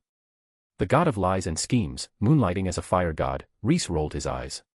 Helga made the second most important figure among the Norse gods sound like a clown. It's the same thing, Helga didn't want to get hung up on such details. "You're saying this has something to do with Loki? But wasn't he already killed by Rowena?" Rhys shook his head, indicating he wasn't sure either. According to Ravenclaw, Godric had played a major role in that incident. He had successfully seized the fire god's authority, causing Loki to lose most of his combat power, allowing her to kill him with relative ease. Maybe it has nothing to do with him. Loki is Hela's father after all. It's normal for him to appear in her final memories. Rhys agreed with Helga's speculation. But if there really is Loki's shadow behind the secret society, then we can't afford to underestimate them. Then what does Loki want? Hufflepuff laughed lightly. Revenge against us. But as far as the outside world knows, the four of us have been dead for a long time. Do you think Loki would believe that? Rhys was genuinely speechless. For wizards who had triggered Ragnarok simply dying of old age, would any god buy that? Especially when immortality methods like Horcruxes had already been invented back then. But I also don't think he wants revenge against us. Or rather, revenge isn't his primary goal. Rhys seriously analyzed the psychology of the god of lies and schemes for Helga. Although a lot of what we did got pinned on him in Muggle folklore, his relationship with Odin was never all that close to begin with. I think he wants to restore the glory of the gods from back then. Judging by the current situation, that may not even be impossible. Putting himself in Loki's shoes, Rhys would have done the same. Originally, it had been a comfortable divine life, endless offerings, leisurely days, occasionally teasing his sworn brother and that entire divine family. How pleasant had that been? And then suddenly, 4 wizards came out of nowhere and smashed it all to pieces. Could anyone just accept that? Of course not. Naturally, one would look for a way to return things to how they were. Put like that, his scope does sound a lot grander, Helga teased. So then, what should we do? When soldiers come, block them. When floods come, hold them back. Respond to change by remaining unchanged, Rhys replied with his plan. The secret society is definitely going to stir up trouble sooner or later.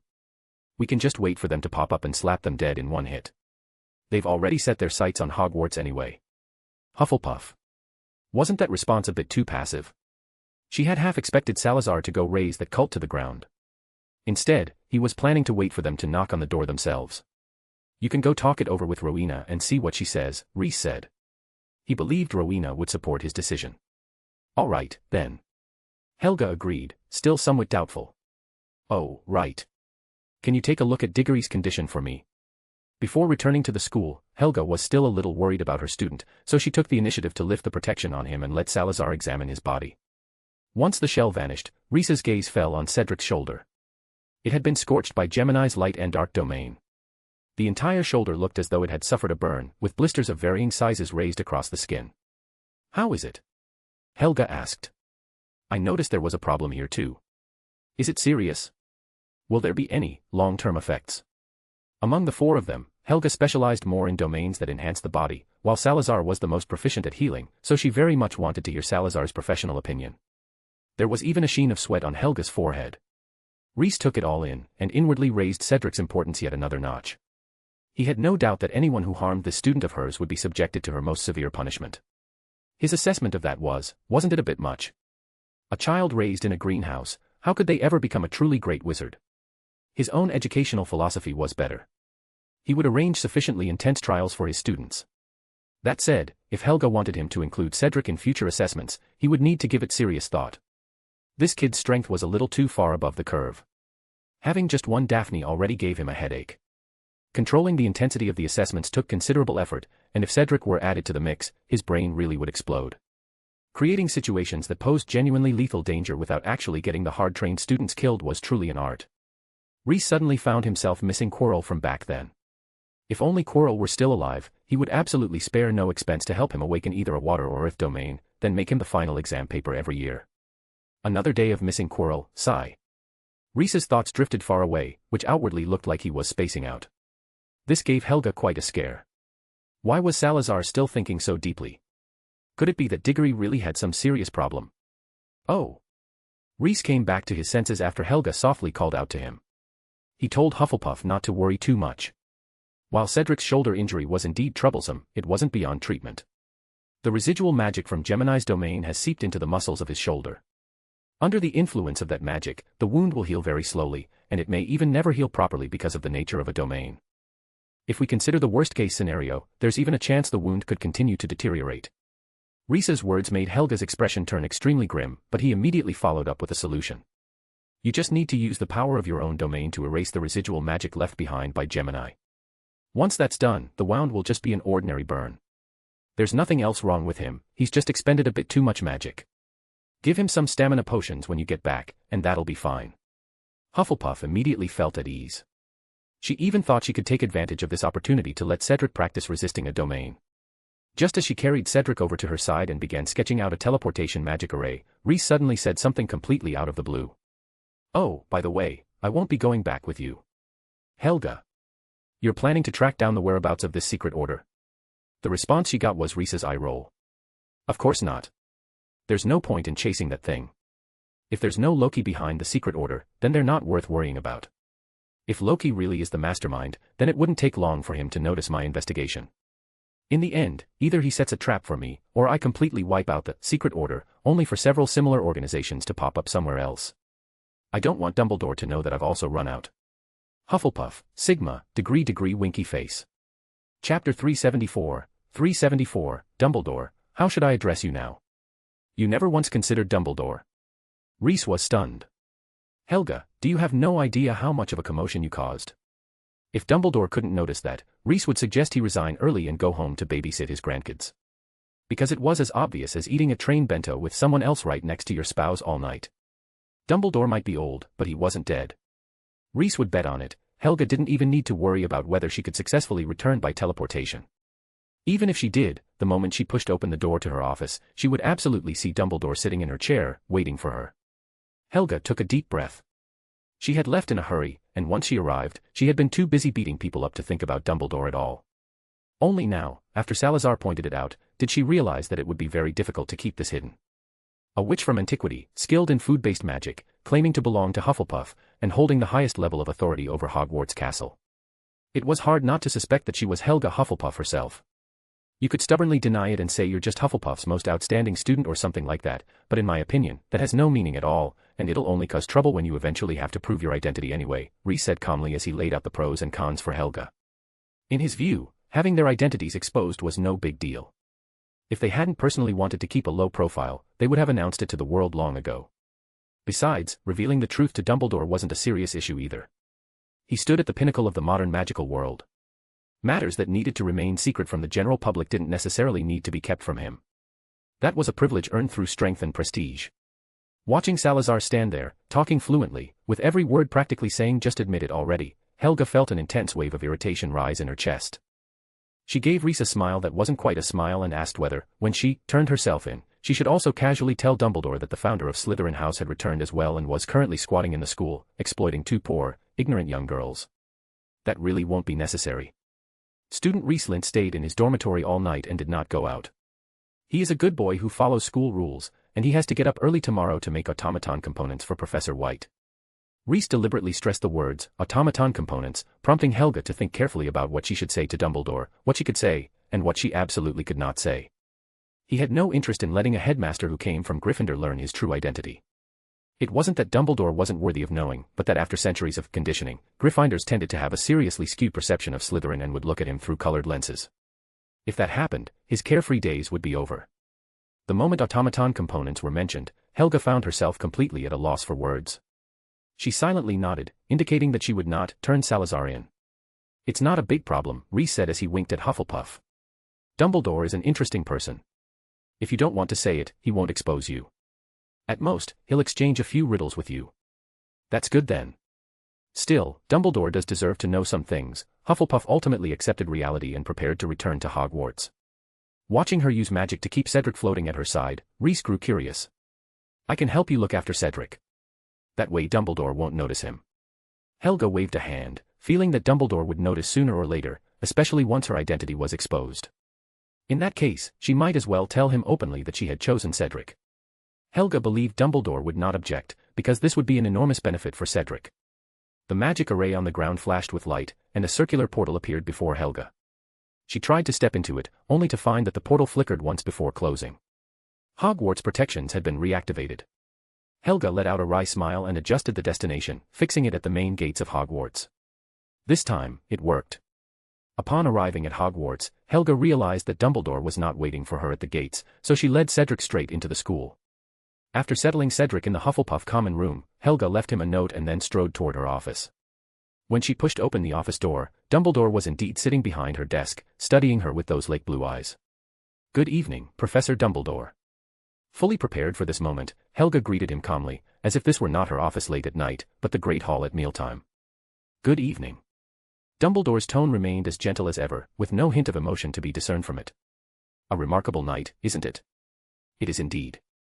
Please forgive my intrusion into a lady's office so late at night, but I find myself a little curious as to why you were not in your office or the faculty quarters.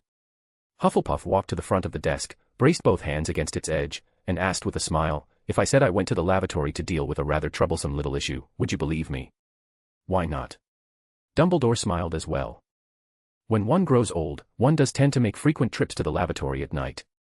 Helga shook her head, genuinely amused by Dumbledore this time.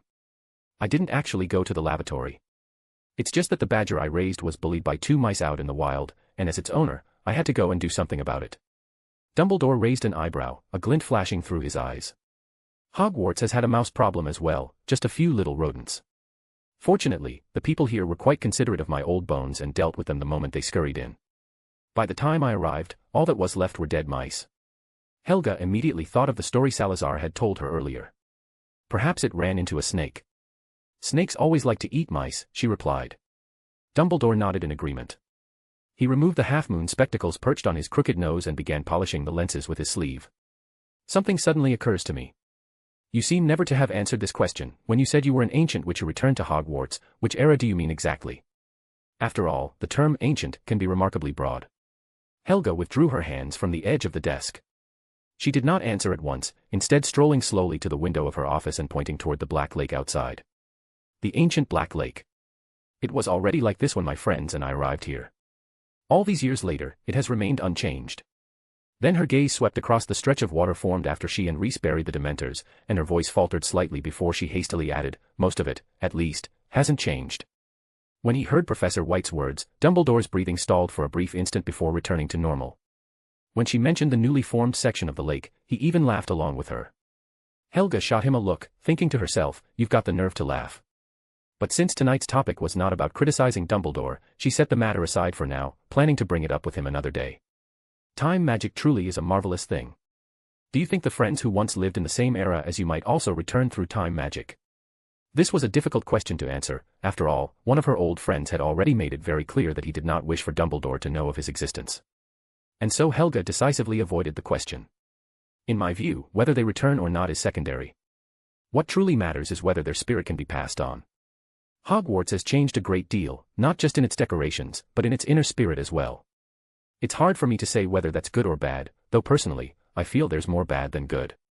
For instance, if Gryffindor were still here, Dementors wouldn't have dared step through the school gates. Don't you think so? Dumbledore grew distinctly awkward. He took a deep breath, trying to steady himself, but the woman's words were undeniably sharp. I am very sorry, Dumbledore said. The pace at which he polished his glasses quickened noticeably. He wanted to say more, but the words seemed to catch in his throat. In the end, he could only sigh and tell Professor White that no matter what, as headmaster, he bore responsibility for the matter.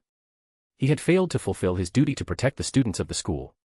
Perhaps I really am getting old, Dumbledore mused. I sincerely thank whoever dealt with the Dementors that day. If it was some sort of magical mechanism, then I suppose I ought to thank the founders of Hogwarts themselves. Helga smoothly changed the subject. She told Dumbledore that now that he was headmaster, the professors of the school would respect his decisions, but he must also face squarely the responsibilities that came with the position. Oh.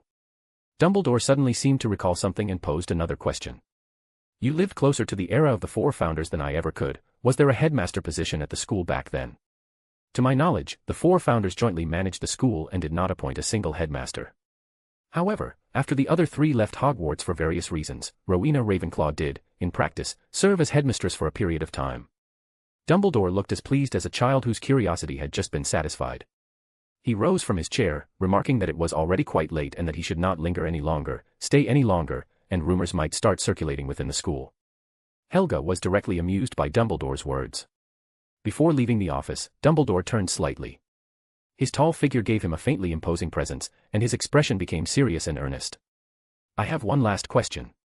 How should I address you in the future? Helga blinked and replied with a puzzled tone, you must be too tired. Just call me White. Is that so? Then I truly must be exhausted. Still, I won't get it wrong during the day. I'm not that old yet. Dumbledore nodded, turned around, and left the office, closing the door behind him. Watching Dumbledore depart, Helga crossed her hands and leaned back against the armchair. Just as Salazar had said, Dumbledore truly loved speaking in riddles. They had said nothing just now, yet it felt as though everything had been said. The next morning, the sun rose as usual, as if nothing at all had happened the night before.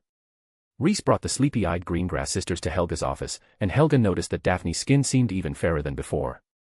She narrowed her eyes slightly. Her intuition told her that something about the girl in front of her had changed.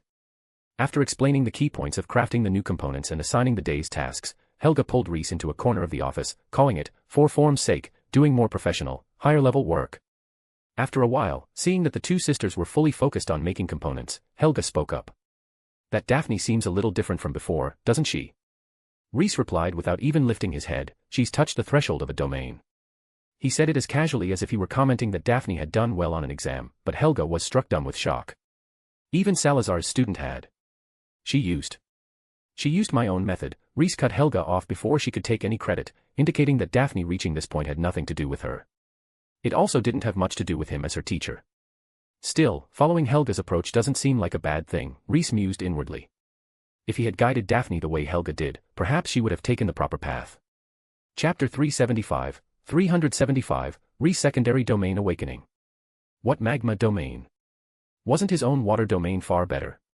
Water nurtures all things, yet it can also wipe out everything. It was the most powerful force in the world. Unfortunately, his disciple had gone a bit astray. Still, this wrong path wasn't exactly a bad one. Which type of domain does she have? Helga's curiosity was instantly piqued. She instinctively felt that the old serpent's disciple should have inherited her teacher's domain, or at the very least a subdomain derived from it. Reese. He began carefully fiddling with the components in his hands, acting as if he hadn't heard his old friend's question at all. Helga. O equals omega smiley face OA.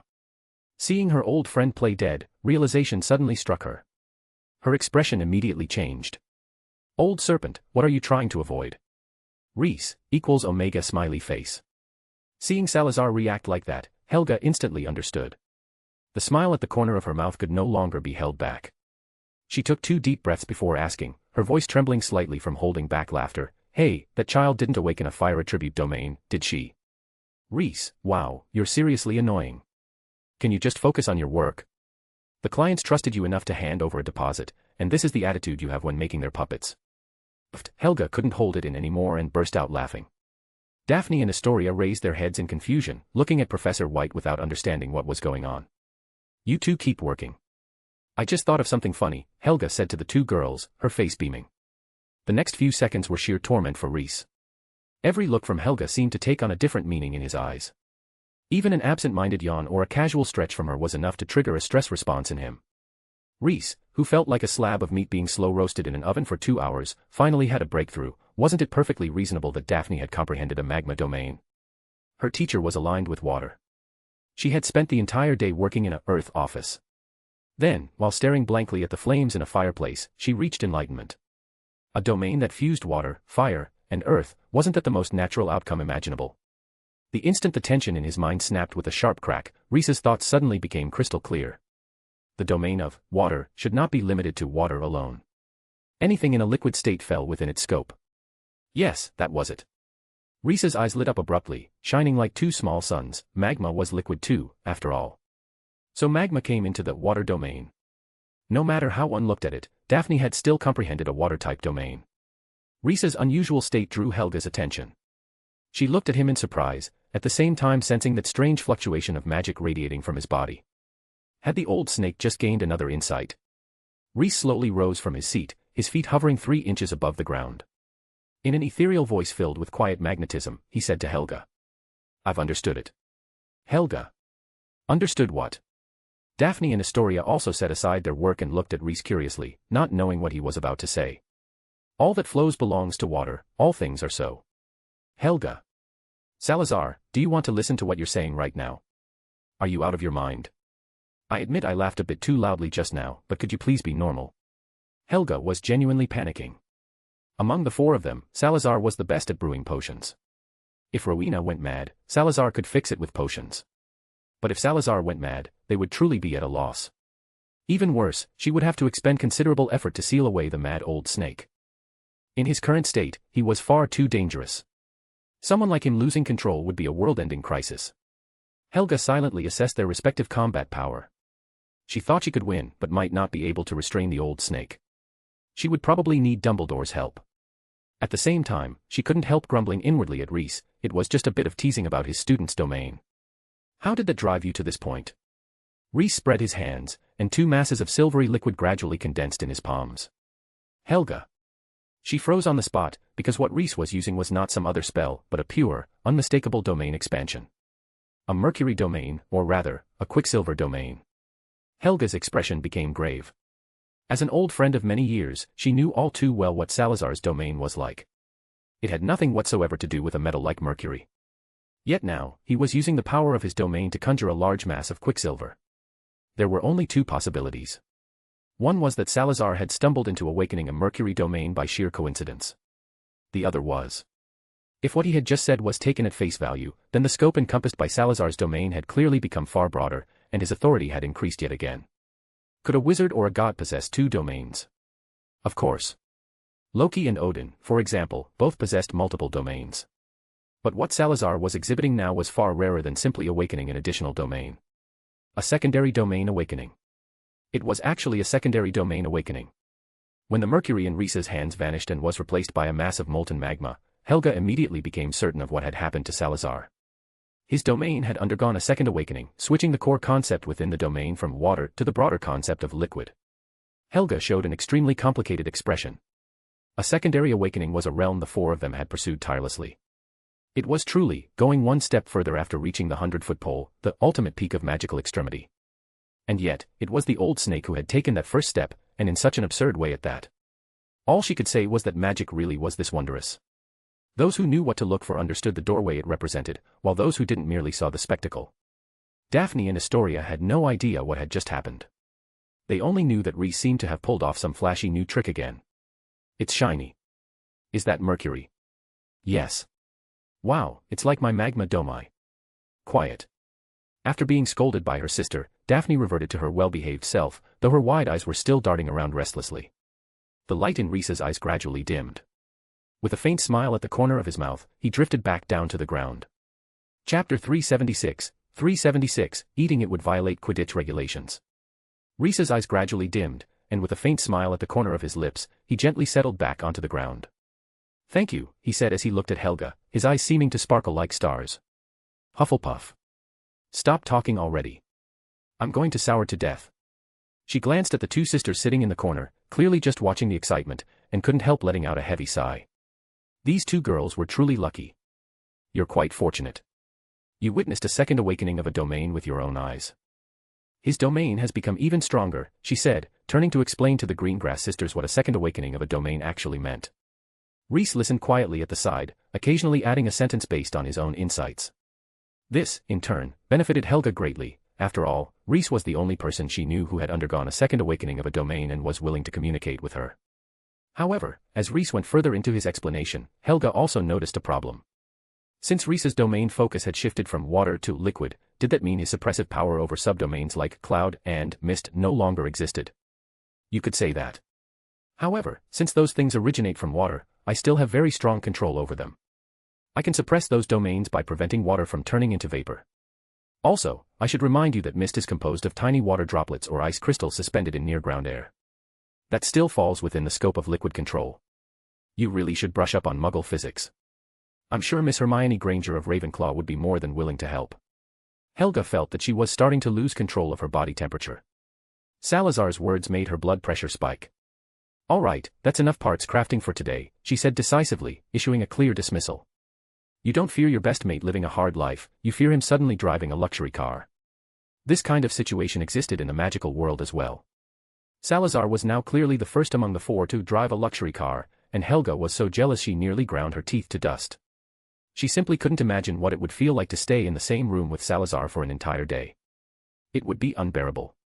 Every single second would be torture. Reese didn't argue with her and directly led Daphne and Astoria out of Helga's office. So, Reese, how did you suddenly undergo a second awakening? Daphne asked curiously. Reese only smiled without answering. This second awakening of his domain owed at least 30% of the credit to Daphne. Since there's a second awakening, could there be a third or fourth awakening? Astoria asked from the side. She had been holding this question in for a long time. She had wanted to ask it back in the office, but White's expression hadn't looked very good, so she hadn't brought it up. That question left even Reese silent, because he didn't know the answer either. In theory, it was possible. A so-called domain was essentially a collection of concepts or powerful effects. For example, having dominion over mist within a certain area would be the domain of mist. After such a domain underwent a second awakening, it might transform into a domain of water, or into something else entirely. Reese had already proven that the domain of water could continue to awaken further, that would be a third awakening. But whether the domain could continue awakening beyond that, even Reese wasn't sure. It should be theoretically possible, but no one had ever reached that point. Hard to say, but it should be possible.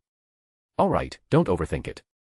The important thing for you two is to hurry up and awaken your own domains, Reese said, half joking and half serious, as he reminded them. Okay. Alright. The three of them walked together toward the Slytherin common room, leaving Helga alone in her office to calm down. After Salazar and the others left, Helga's mood gradually settled. No matter what, she was happy for a friend's progress, even if that person was Salazar.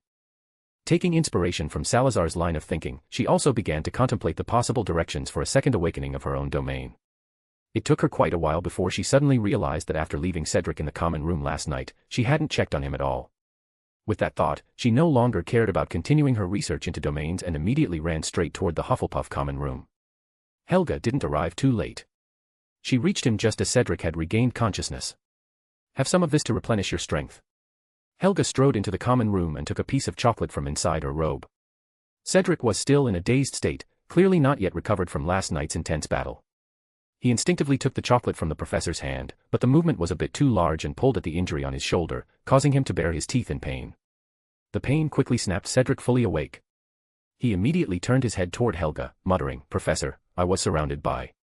"Eat it first," Helga interrupted him. Cedric was a well-behaved child. Seeing the professor say this, he didn't say anything more and instead focused on finishing the chocolate Helga had handed him. He bit into the chocolate, chewed, and swallowed it. Cedric felt a warm current rise from his stomach, traveling upward all the way to the top of his head, sweeping away the fatigue from his entire body. After finishing the entire piece of chocolate, Cedric felt as if he had completely recovered. Even the wound on his shoulder no longer seemed to hurt as much. "Professor, can this chocolate be handed out to the Quidditch team? It feels perfect for replenishing stamina during matches." Cedric's first thought was actually Quidditch, which left Helga feeling both amused and helpless. "I'm afraid not. This chocolate has an energy potion added to it. Eating it would violate Quidditch regulations," Helga replied. Having lived in the modern magical world for quite some time, she was already thoroughly familiar with all kinds of common knowledge and rules. She even knew the complicated clauses of Quidditch regulations inside and out. Cedric let out a rather regretful sigh, but a few seconds later he reacted and asked whether the professor could provide this chocolate to the team during training. Taking it during training shouldn't violate the rules, right? Helga was speechless. But after thinking about it carefully, she realized that it actually might be allowed. Perhaps she could make a few more later. The only problem was that the Hufflepuff Quidditch team would be in for a rough time. She didn't even need to think to know what Diggory would do once he got his hands on energy chocolate. Among the four houses, the title of the most insanely trained team was probably about to change hands. "Professor, about last night. The people who attacked you were from the secret society." "There's no need to worry, I've already dealt with them," Hufflepuff said, briefly explaining the society, that hidden organization, to Cedric. Cedric's expression grew increasingly solemn. Seeing her student looking so worried, Helga quickly offered some reassurance, telling him not to be overly concerned. After all, if the sky fell, she would be the one holding it up. "It would be great if I could awaken a domain." After learning of the secret society, Cedric felt a growing longing for a domain of his own. "A domain will come," Helga said. At this point, she remembered that Cedric still had an injury on his shoulder, so she repeated to him what Salazar had told her about his condition. "Do your best to use the power of your Earth domain to erase the residual domain effects at the wound. I think this will be very helpful for your mastery of the domain," Helga instructed seriously. Cedric nodded repeatedly.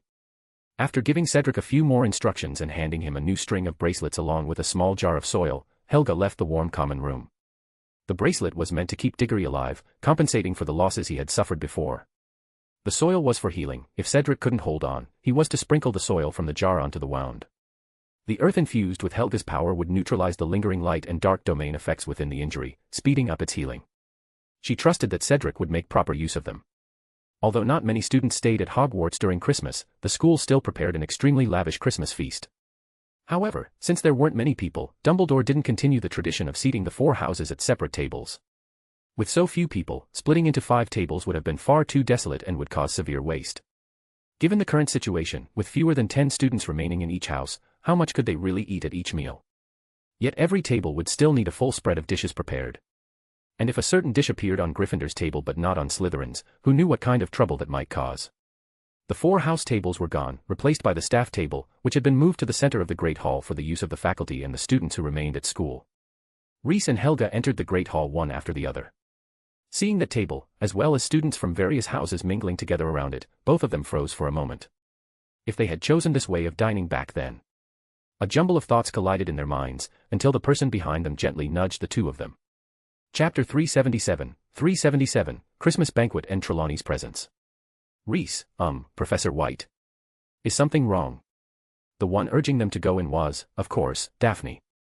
She didn't quite understand why Rhys and Professor White had suddenly frozen at the entrance to the Great Hall. Oh, nothing. After she softly called their names, Rhys and Helga quickly pulled themselves out of their memories and walked briskly into the hall, which was filled with Christmas decorations. Quite a few people were already seated. Rhys glanced around. Each house had about 4 or 5 students present, and the missing numbers from Slytherin were made up by him and the Greengrass sisters. Following an unspoken rule, the students were all seated as far away from the teachers as possible. Since the table was rectangular and the professors had taken one side, the students automatically chose seats on the opposite side or in the far diagonal. Naturally, Rhys didn't intend to break this rule. He led Daphne and Astoria to sit at a spot as far from the faculty as possible.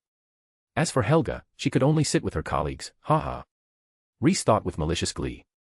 After roasting that, pretending to be young old viper, countless times in her heart, Helga walked to the side of the table occupied by the professors staying at Hogwarts. Perhaps due to the heavy workload, most of Hogwarts' professors lived solitary lives, so quite a few of them chose to remain at school during Christmas. McGonagall, Snape, Sprout, and Flitwick were all present, and of course Dumbledore as well. Sprout noticed 2 empty seats next to Dumbledore and was about to choose one at random when Professor Trelawney suddenly appeared. She was wearing a garment covered entirely in green sequins, making her look somewhat like a shiny green beetle. Sybil, it's truly wonderful to see you here. Dumbledore sounded genuinely surprised.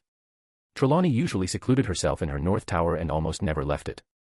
He hadn't expected her to come to the Great Hall for the Christmas feast. Dumbledore knew very well what motivated Trelawney, so he even stood up to welcome her. He understood the state of divination as a subject, so he never placed high expectations on her. All he hoped for was that she could get along well with her colleagues. Headmaster, I saw my future in the crystal ball, Trelawney replied in her most blurred and distant voice. I saw myself sharing food and drink with everyone. How could I refuse the urging of fate? So I changed into new robes and came here immediately. Thankfully, I wasn't late. The reason Trelawney had shown up was very simple. She wanted to coax some knowledge out of Professor White. The ancient herb recipe used by the seers of old. She had coveted it for a long time. Previously, Professor White had prepared it right in front of her. Although she had fallen asleep after smelling the herbs, rumor had it that she made a particularly successful prophecy afterward, even earning herself a raise from Dumbledore. After that, obtaining the recipe for those herbs became her top priority. After all, if there were any other way, who would willingly remain a useless fraud? She had tried to recreate the herbal mixture herself, but her only accomplishment was choking so hard that her eyes watered, no prophetic effects at all. After several failed attempts, Trelawney finally understood that the only way to obtain the herb recipe was to target Professor White directly. So she found an excuse to appear during the Christmas feast. Once Trelawney finished delivering her vague and mystical explanation, Dumbledore nodded and invited her to sit. Trelawney immediately chose the seat that was slightly farther away from Dumbledore. Since she made her choice first, Helga sat down in the seat right next to the headmaster. A few minutes later, Cedric poked his head into the Great Hall. Sprout. The other professors. All of them were extremely surprised to see him, because Cedric had checked, celebrate Christmas at home, on his holiday form. A.M. With so many people suddenly staring at him, Cedric felt a bit embarrassed and didn't know what to say. He couldn't possibly say, I'm here to do part-time work for Professor White, could he? That would instantly ruin her reputation. Having a student come back from home during Christmas to do private tasks for a teacher, what kind of person would do that? Helga was completely unaware that she was already on the verge of total ruin, but Dumbledore immediately understood the situation. Cedric was clearly the little badger Professor White had mentioned last night. It was unexpected, yet perfectly reasonable. Yes, if he had to choose a student from Hufflepuff to personally cultivate, he might have made the same choice. Though his selection pool would have been a bit wider, since there was another possible candidate. Diggory. It seems your stomach refuses to forget Hogwarts dining hall, Dumbledore said as he stood up with a smile, instantly easing the tense atmosphere in the hall. Ahaha, come, let me get you a chair. He waved his wand, and a chair flew through the air, spun twice, and landed with a thump between two Hufflepuff students. With Dumbledore offering such a smooth way out, Cedric took it and joined the feast without further awkwardness. Some people, Sprout included, still harbored doubts in their hearts, but their attention was quickly diverted by the lavish banquet that had appeared out of thin air. To liven up the celebration, Helga brought out a massive goblet that could pour endless amounts of port wine, and could be switched at will to Scotch whiskey, tequila, or cognac. Daphne and Astoria looked eager to try a few glasses, but under Reese's stern supervision, they both abandoned the idea. For underage young witches and wizards, Professor White provided unlimited juice, tea, and fermented drinks with nearly unnoticeable alcohol content. Suddenly, Reese noticed Helga discreetly winking at him. He looked down and saw that a silver flask had appeared in front of him. Oh. Reese immediately understood that this was a gift from Helga, so he poured the liquid from the silver flask into his goblet. The liquor had a deep amber color, rich with age. Seeing the liquid in his cup, Reese raised an eyebrow. His instincts told him this was no ordinary drink. He brought the drink to his lips and downed it in one go. Instantly, an intense burning sensation spread from his throat all the way to his stomach, as if a venomous snake had slithered into him through his mouth. Chapter 378, How to Make a Magical Tequila Sunrise. Damn. In that moment, Reese seemed to see a blazing sun rising over the distant American continent. He immediately fell in love with this fierce, uniquely fragrant spirit. He recalled seeing a cocktail called Tequila Sunrise in the encyclopedia Hermione had given him. Reese's gaze swept across the long table, and fortunately, all the ingredients were there. He immediately got to work. First, he poured tequila into the goblet. Then, with a simple freezing spell, the entire cup dropped to a low temperature, and the liquor turned into jelly-like chunks.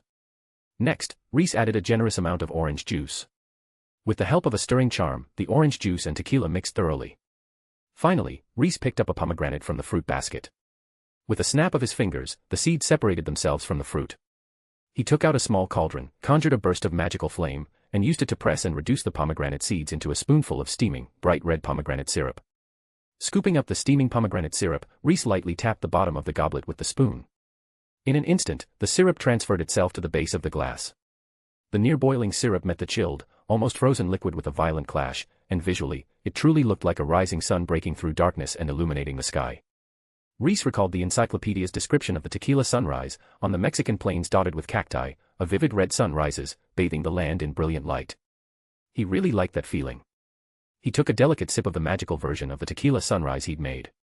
The fresh fruit fragrance blended with the fiery heat unique to tequila, and the richness of the flavor was so vivid it felt as if a sun were rising inside his mouth.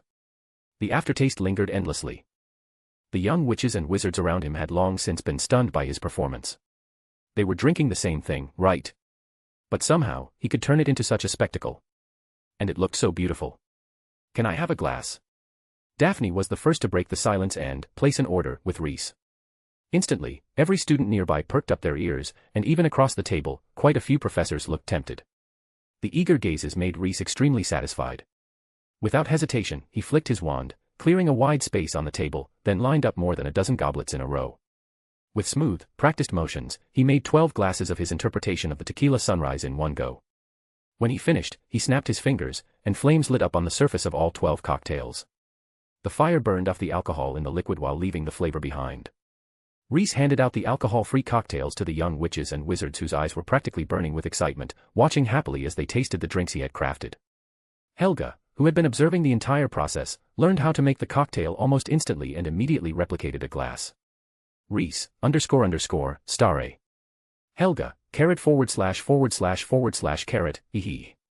Helga's cocktail had more tequila added, and instead of pomegranate syrup, she used ruby red port wine.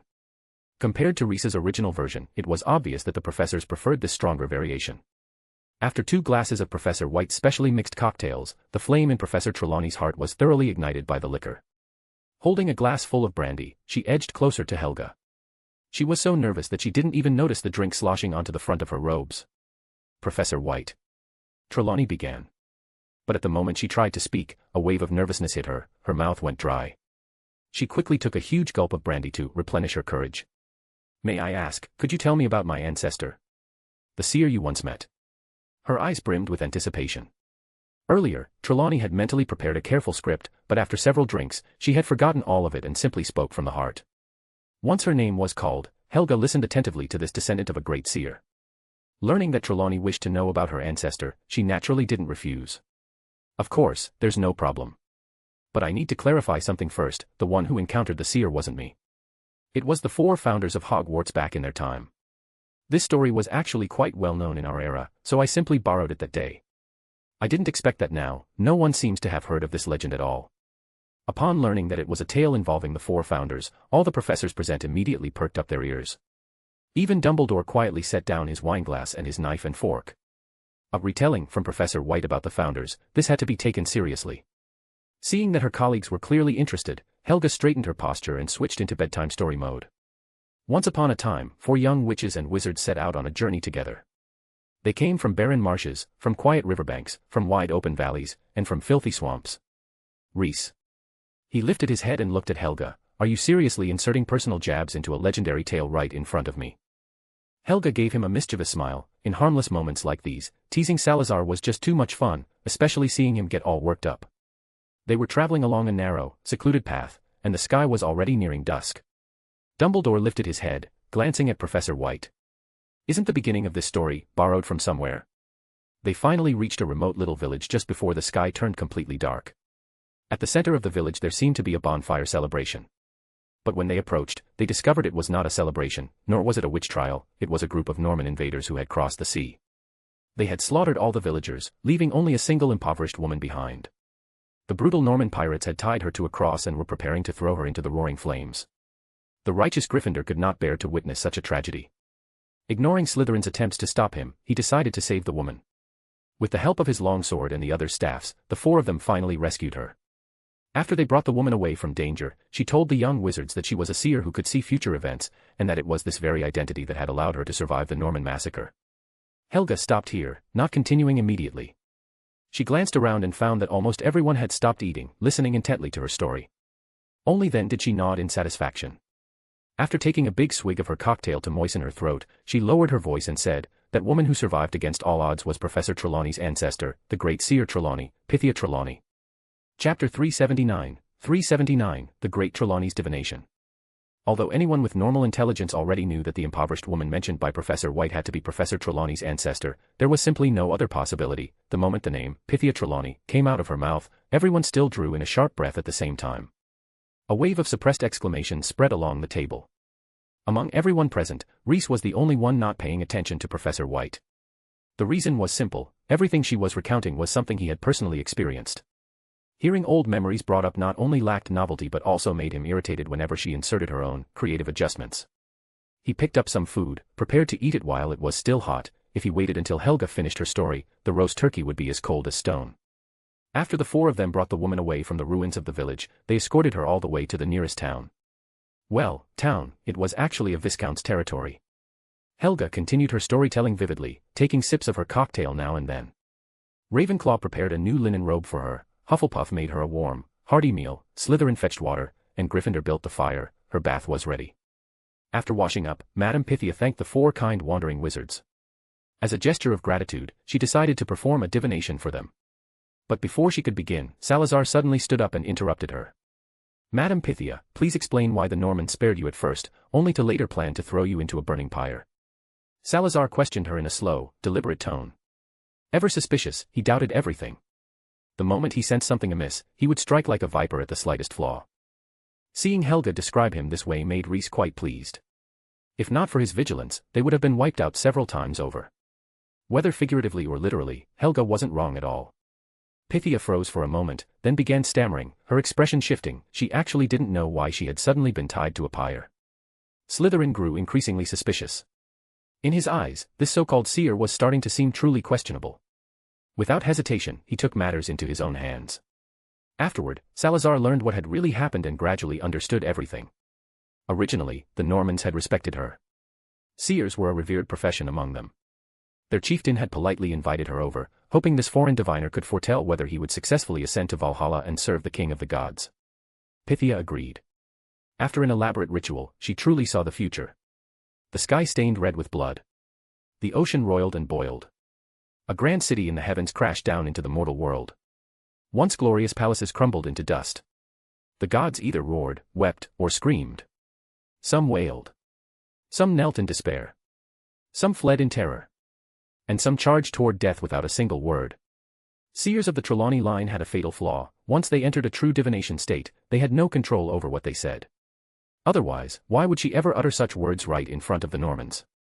Did she have a death wish? After watching the scene Salazar reconstructed through Pythia's memories, all 5 of them fell silent. One could only say that Pythia's treatment, tragic as it was not entirely undeserved. I really couldn't control myself, Pythia said, her voice trembling on the verge of tears. That's good news, isn't it? Gryffindor burst into hearty laughter. He had despised those Normans for a long time. All of Britain hated and feared them. Starting 100 years earlier, they had rowed their dragon-headed ships to the coasts of the British Isles in large numbers.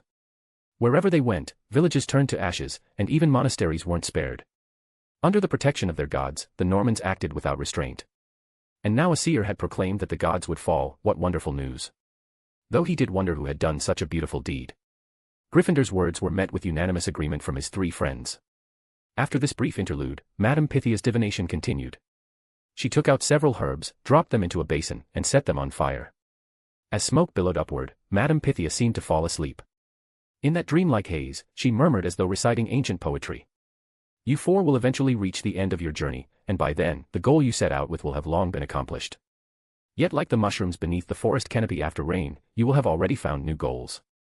A journey is like Sisyphus's stone. Each time it seems you are approaching the end, you will find yourselves at a new beginning. As you pursue your goals, you will slowly grow old, quarrel, and part ways.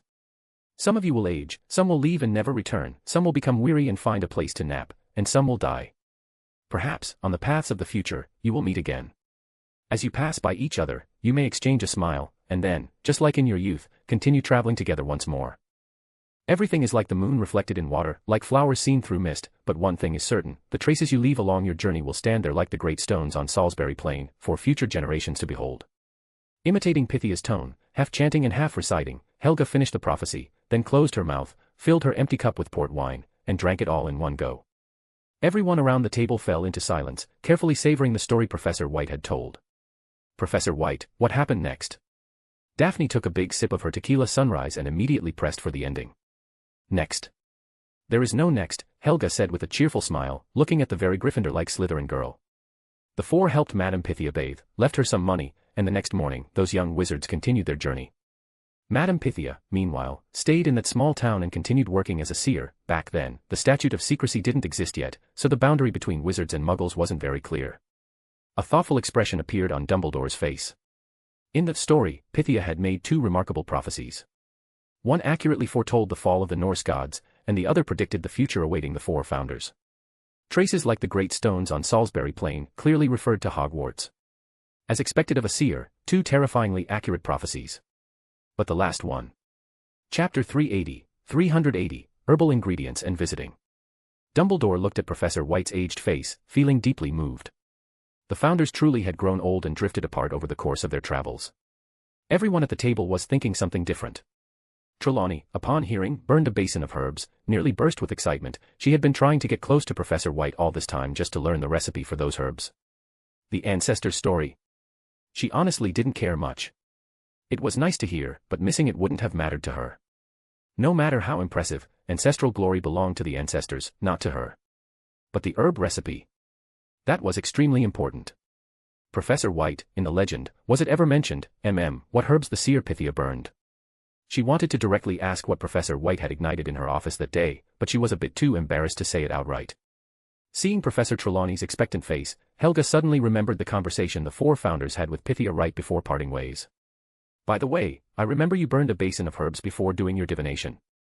Helga had asked in curiosity. Do those herbs have some kind of special effect? Actually, not really, Pythia said, scratching the back of her head in embarrassment. It's a recipe passed down in my family. Most of the time, it's just a little trick to make customers feel that what they paid was worth it. But they do seem to have some calming and sleep-inducing effects. I often fall asleep in the smoke. People say I make prophecies then, but I don't remember any of it.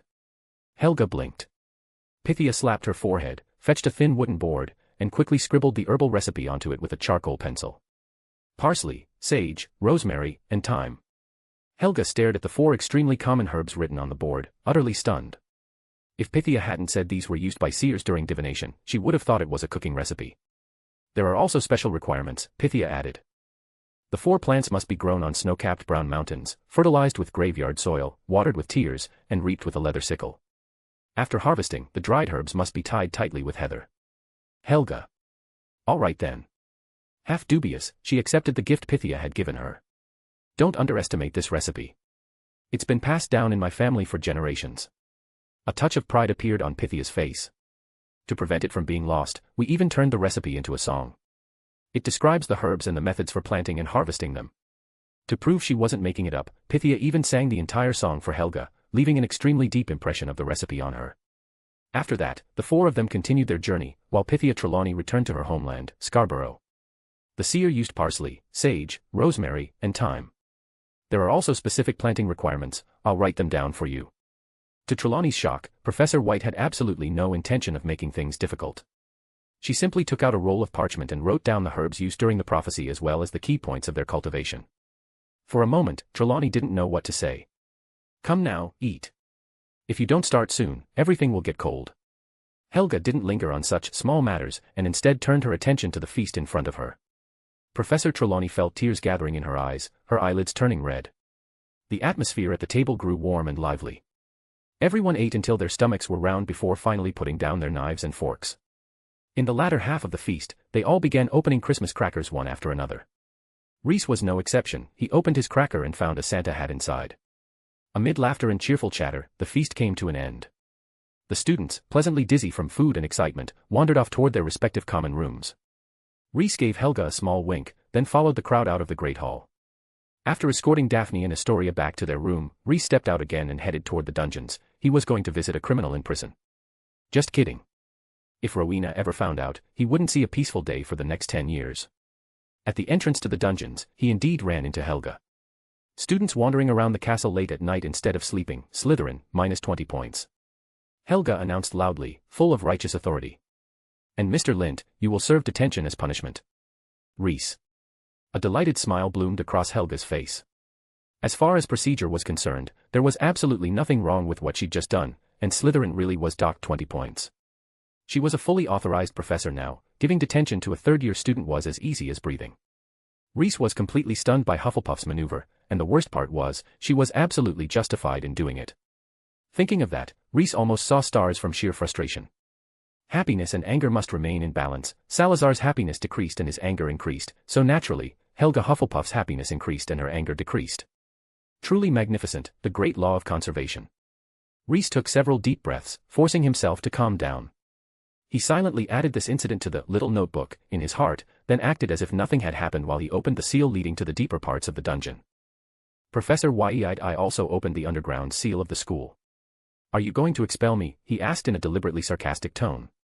That requires the headmaster's approval, Helga replied with perfect seriousness, but the curve of her lips was harder to suppress than the lid of a boiling cauldron. The 2 of them entered the sealed area one after the other. They intended to visit Rowena during Christmas break, making sure she was actually staying inside the seal obediently and wasn't performing any sort of strange experiment. They found Rowena quickly. She was completely absorbed in playing with her miniature sandbox figurines.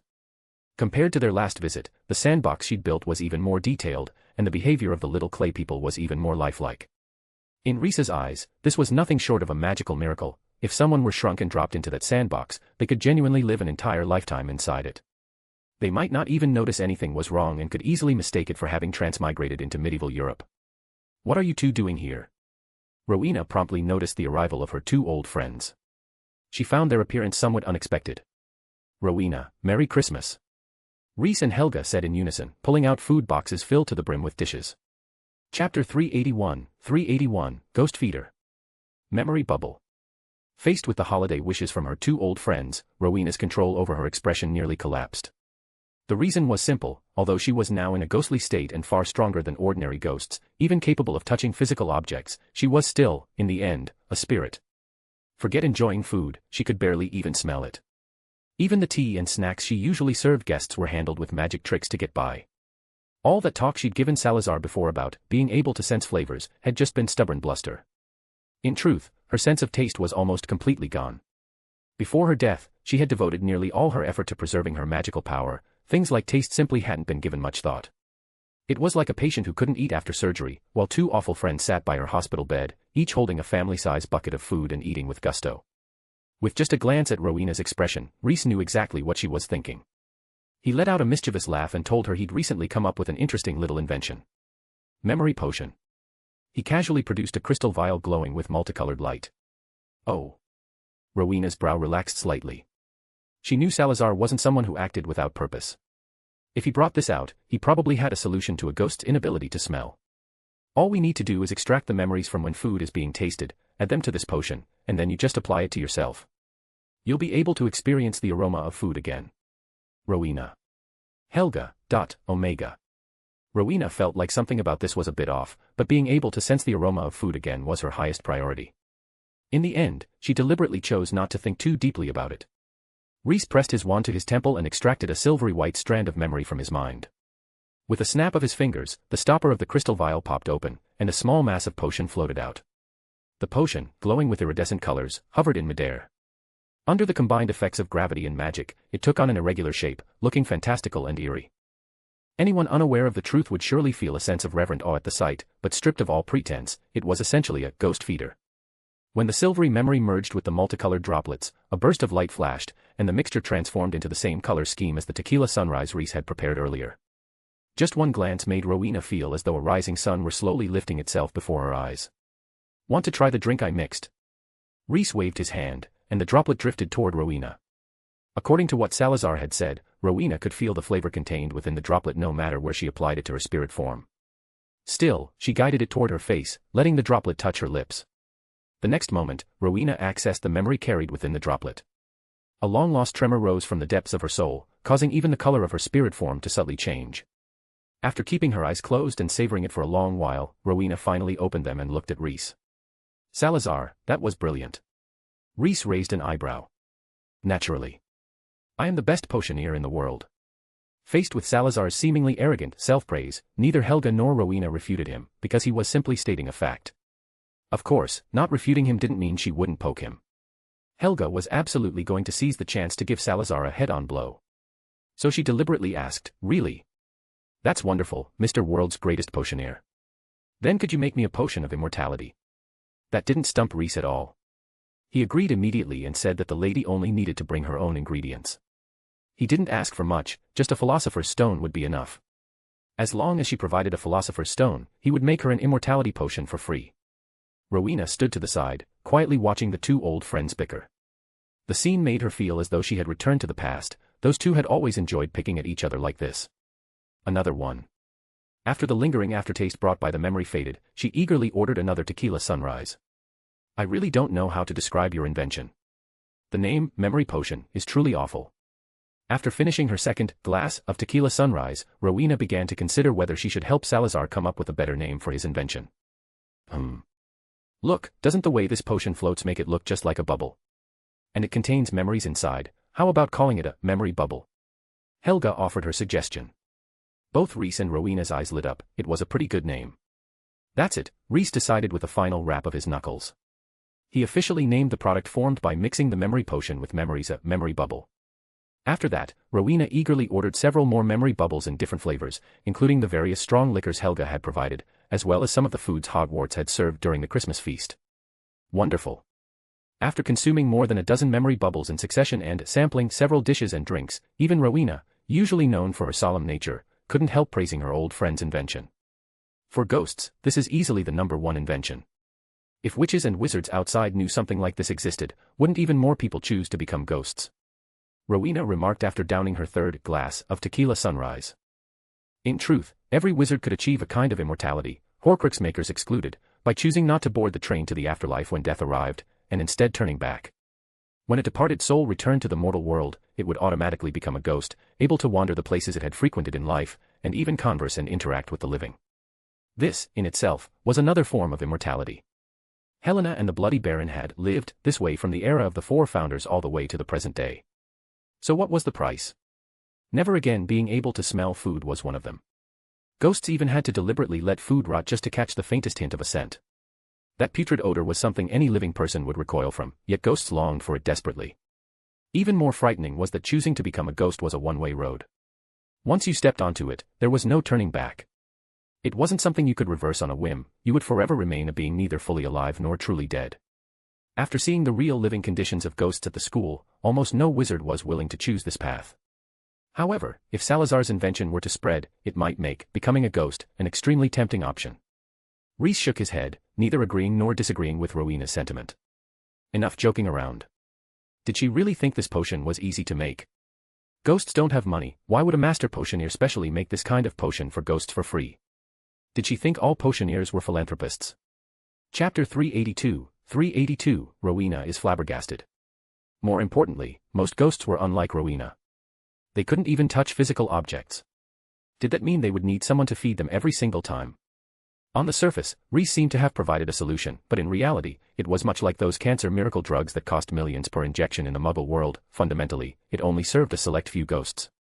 Given Reese's personality, at most he would provide the memory potion for Rowena, the Bloody Baron, and Helena. As for the rest of the ghosts, he didn't know them well and simply didn't have the patience. Besides, this potion might soon become impossible to make. The final ingredient was the very herb Helga had given Reese, compass grass, a plant that had been extinct for over 1,000 years. This plant had already been essentially extinct before the Roman Empire split into East and West. The only reason Reese could still make potions with compass grass in the modern era was because, by sheer accident, he had directly brought Helga over from 1,000 years ago.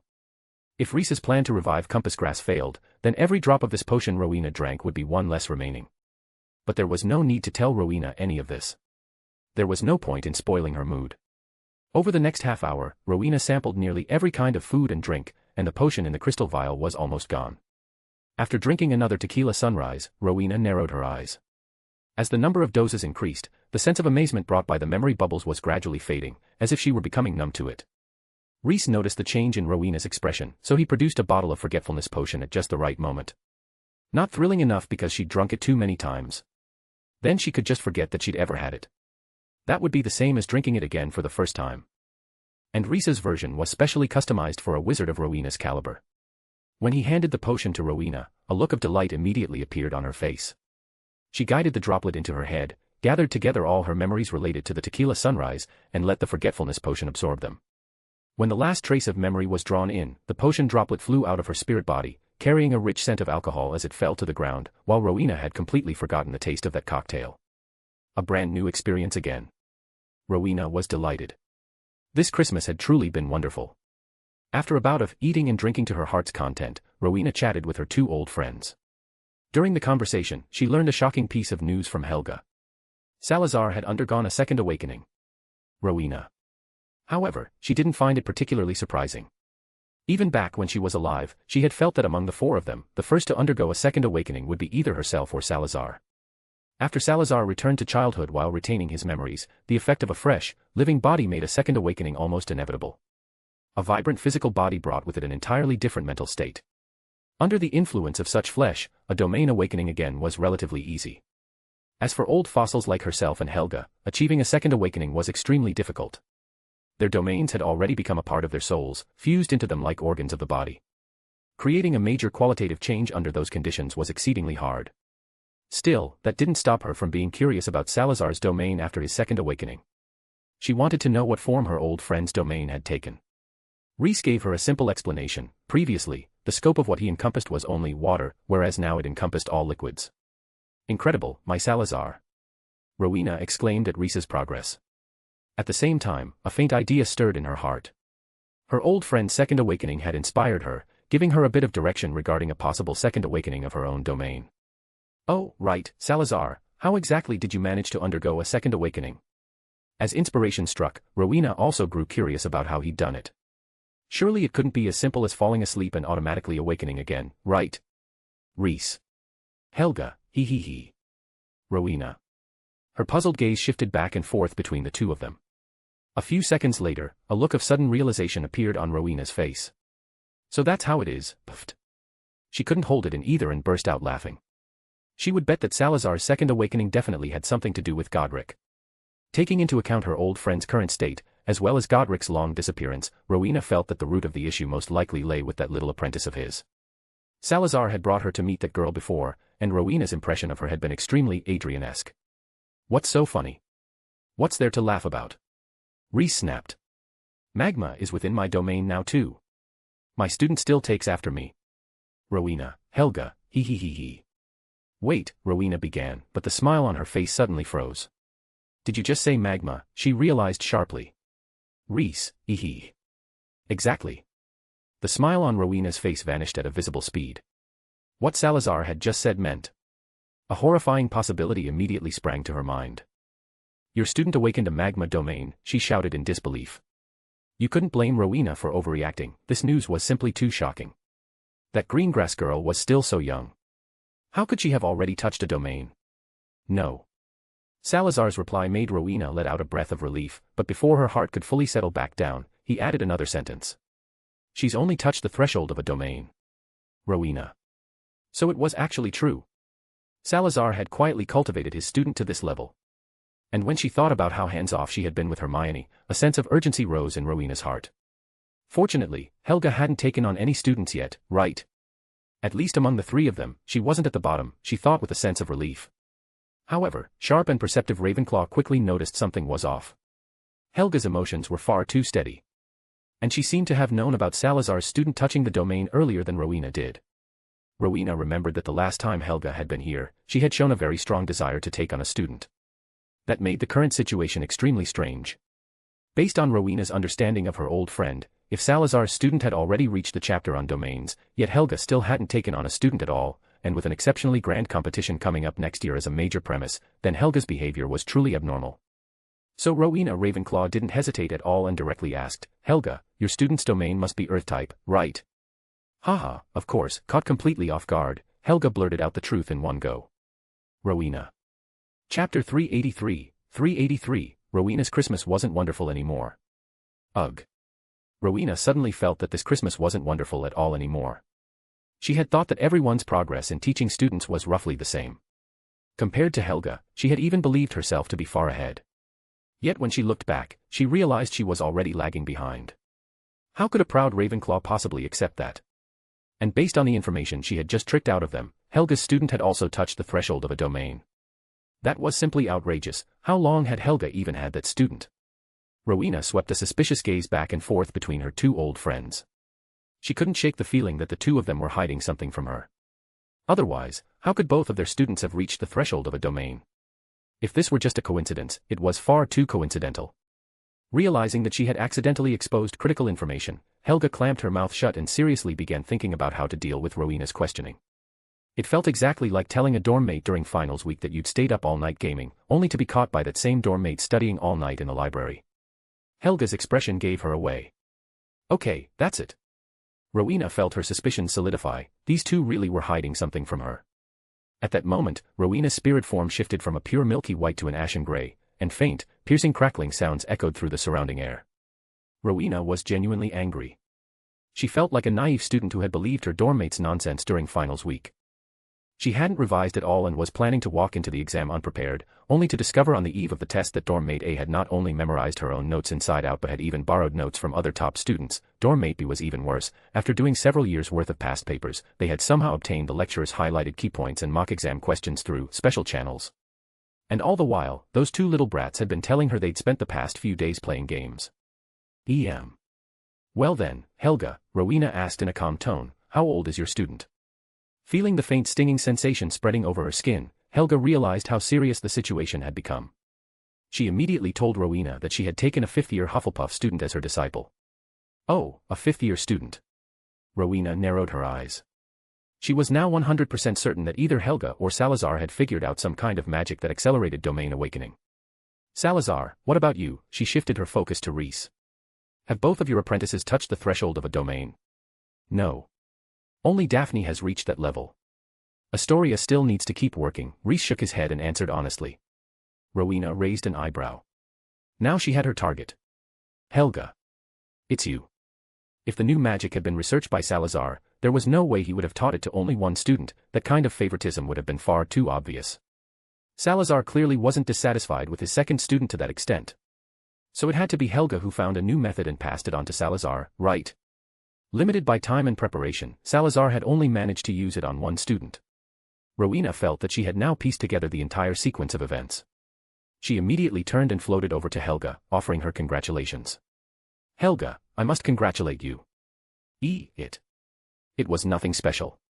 Helga felt the hair on her arms stand on end. She forced a smile, saying that there was nothing worth congratulating her for. Domain magic has always been the most profound field of study in the magical world. Countless witches and wizards have pursued understanding domains as their life's ultimate goal. "You are the first wizard I've ever seen achieve anything in this area," Rowena intoned in an ethereal voice, even as the sound of wind in the surroundings grew louder and louder. Helga abruptly turned to look at Salazar. Her first reaction was that Salazar had tattled on her to Rowena behind her back. Rhys frantically waved his hands, indicating that he had never mentioned anything like this to her, and besides, did she really think her trick had some special effect? Here's what actually happened. Noticing that Rowena's emotions were clearly off, Rhys quickly began to explain on behalf of both himself and Helga. Helga's student did indeed touch the threshold of a domain with Helga's help, but most of the credit should go to the fact that her student's talent is genuinely quite good. Helga actually wanted to refute Salazar, but when she caught sight of Rowena's spirit body, already turning grayish-white, she changed her mind. As long as the old viper could placate the old raven, he could say whatever he wanted. Rhys's words failed to earn Rowena's trust. She let out a cold laugh and shot back, "Then I suppose your apprentice is also exceptionally talented." Who would have thought that 1,000 years later, there would be so many extraordinarily gifted young witches and wizards at the school? That's simply the truth. She really did awaken just by staring at the fireplace for a while, Rhys said through clenched teeth. Although that morning, I did use a bit of my own methods as well, I made some improvements to Helga's approach. He then went on to explain what he believed to be the correct teaching method. What Helga did help Diggory touch the threshold of a domain, but it also stifled the student's potential, locking him into the Earth domain. My way of thinking is different. And so your fully unleashed, wonderfully gifted student comprehended the magma domain. Is that domain stronger than your water domain? Helga suddenly interjected from the side. She felt the old viper was just nitpicking. Stifling potential. What domain in the world had more potential than the Earth domain? It was already a top-tier domain. Stifling potential meant turning someone who could score 90 into someone who only scored 60, whereas she had enabled her student to reliably score 100. Oops. Shouldn't have said that. The color rushed to Rhys's face at a speed visible to the naked eye. Magma is also under my control, Rhys said as a small pool of magma actually appeared in his palm. What's more, a composite domain like magma isn't inferior to water or fire at all. Each has its own strengths. If you ask me, magma is even stronger than fire by a fair margin. The expressions on Helga's and Rowena's faces both turned a little strange. However, after this interruption, most of the anger in Rowena's heart had already dissipated. Once Salazar persuaded Helga to share the insights she had figured out, the remaining irritation vanished completely. Starting a few days later didn't really matter anyway. Domains weren't something that could be mastered overnight. Compared to the hard labor Salazar had to put in to obtain these things, she had gotten them just by opening her mouth. She was making an absolute killing. With a happy mood, Rowena opened the notes Helga handed her. But. Chapter 384, Not My Mess to Clean Up. After reading just a few lines, Rowena's face fell. No matter how she looked at it, this thing felt like a pile of nonsense, akin to people won't be hungry as long as they eat, or tomorrow's temperature will either be above 0 or below 0. Salazar had been right. For Helga's student to reach this point, Helga's efforts accounted for at most half of it. What was even more infuriating was that, in her current state, unless she dragged Granger down into the dungeons, she couldn't even put in that much effort herself. Salazar, what about your metho? I cut off a portion of my domain and let the two kids carry it with them, Rhys said generously, directly telling Rowena his solution. After all, to reach his level, Rowena would still need to work quite a bit harder. After hearing Salazar's solution, Rowena fell silent. The requirements of that method seemed a bit too high for her. Moreover, her domain leaned more toward offense, and compressing it would be far more difficult than it was for Salazar. Neither of their solutions seemed particularly suitable for her. It was like asking friends how to get a child into Oxford. One answered that they'd bought the child a few guidebooks, while the other said he'd donated £30 million to the school. For her, neither option was very realistic. Rowena found it hard to believe that her own student would also possess extraordinary talent. The odds were simply too low. Helga stood to the side, listening to everything, her heart secretly stirring with excitement. Salazar's method seemed like something she might be able to reference as well. She had already tried compressing her domain before, but now that her student had taken that step, would doing so again even have much effect? You two really do manage to surprise me, Rowena said after thinking it over seriously, praising her two old friends. To come up with such creative methods. Rowena spoke lightly on the surface, but inwardly she was anxious. Setting aside the missing Gryffindor, among the three of them, only her student had yet to explore the threshold of a domain, putting her firmly at the bottom. How could that not make her restless? Since when had Ravenclaw students been at the bottom? That was simply unacceptable. So she decided to give Granger a bit of a push and apply some pressure. Lately, she'd been completely absorbed in her sandbox world and had truly neglected the child. This was her own fault. But better late than never. Starting now, guiding her toward knowledge of domains still wasn't too late. And if she remembered correctly, Granger had that. One of Helga's actions had unintentionally stimulated the other two founders, causing them to significantly advance the timing of teaching their students about domains. It was hard to say whether this was a good thing or a bad thing. Watching the ever-changing expression on Rowena's face, Rhys felt a vague sense of unease. This woman, when she grew anxious, was extremely troublesome. There was a real chance she might cause a major disaster. Rowena, there's no need to be anxious. Domains aren't something you can rush. I'm troubled over Astoria's domain too. Rhys tried to calm her.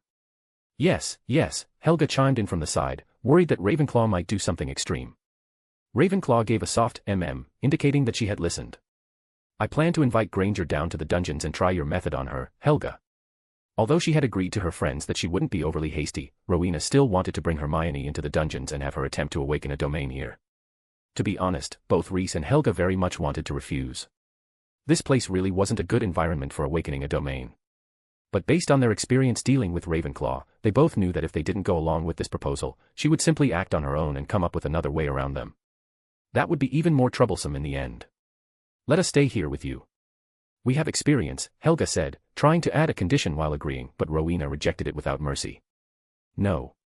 The two of you are too proficient with domains, especially Salazar, who has just undergone a second awakening. I'm worried the fluctuations you emit unconsciously will interfere with Granger. Rowena's reasoning was a bit far-fetched, but her meaning was clear. She didn't want her two old friends interfering in Hermione's guidance. Can't it be done in your private classroom? This place is beneath a seal, after all. Rhys made one last attempt. The power I can project there right now is far too weak. Unless the two of you find a way to get me out of here, I can't help Granger awaken in my private classroom. That was essentially Rowena's tear the roof off demand. With their more moderate temperaments, Helga and Rhys immediately agreed to let Hermione enter the sealed area to attempt awakening her domain. Compared to tearing off the roof, opening a skylight was much easier to accept. You need to keep things under control, Rhys said seriously. If something goes wrong with the seal, it'll be very troublesome. Those unresolvable contaminations would only be the minor part. I know. I've got it. Rowena waved her hand, indicating she understood the gravity of the situation. The atmosphere among the three seemed to ease. Rowena then had Rhys prepare a few more memory bubbles for her, each containing different food flavors. After chatting for a while and also discussing the competition to be held next year, Rhys and Helga left the seal. On the way back to the common room, thinking about how the two of them had treated Rowena, a trace of guilt rose in Helga's heart. She couldn't help asking, Salazar, is it really okay for us to treat Rowena like this? After all, she is. Think carefully about the experiments she conducted back then and the messes she caused. Rhys interrupted her directly, lifting his head to look at Helga. Anyway, Dumbledore is the headmaster now, and you're a professor at the school. If something goes wrong, it'll be you lot cleaning up after her. Just a reminder, my current identity is a student. Whatever Rowena gets up to has nothing to do with me, not even a Canute. Helga clicked her tongue, and that bit of guilt in her heart vanished without a trace. Rowena Ravenclaw, you'd better stay obediently inside that dungeon seal. It's for everyone's good. By the time they returned to the common room, it was already past curfew. The students still staying at the school had all fallen asleep, but Rhys didn't head to the dormitory like the others. After a quick wash, he sat down by the fireplace in the common room and began reading the book Hermione had given him. It had been 2.5 years since he awakened, yet he still hadn't let go of his thirst for knowledge. Over the course of nearly 1,000 years, both the magical and non-magical worlds had produced an immense amount of knowledge. Rhys's attitude toward it was singular, an insatiable hunger. At this moment, a concept proposed by Muggles firmly caught his attention. Chapter 385, The Internet. Encyclopedia Britannica was Rhys's Christmas gift from Hermione. This was no small gesture. The complete set consisted of 20 volumes. For a young girl to bring them all the way from the non-magical world to Hogwarts must have taken quite some effort. That said, considering that Ravenclaw had likely already taught her how to manipulate magic, Rhys trusted that Hermione wouldn't have been foolish enough to lug them all by hand. Using magic to levitate them would be far less tiring, and wouldn't violate the statute of secrecy either. The contents of the encyclopedia Hermione gave him were astonishingly rich, so rich, in fact, that when Reese first got his hands on it, he felt a bit at a loss as to where to even begin.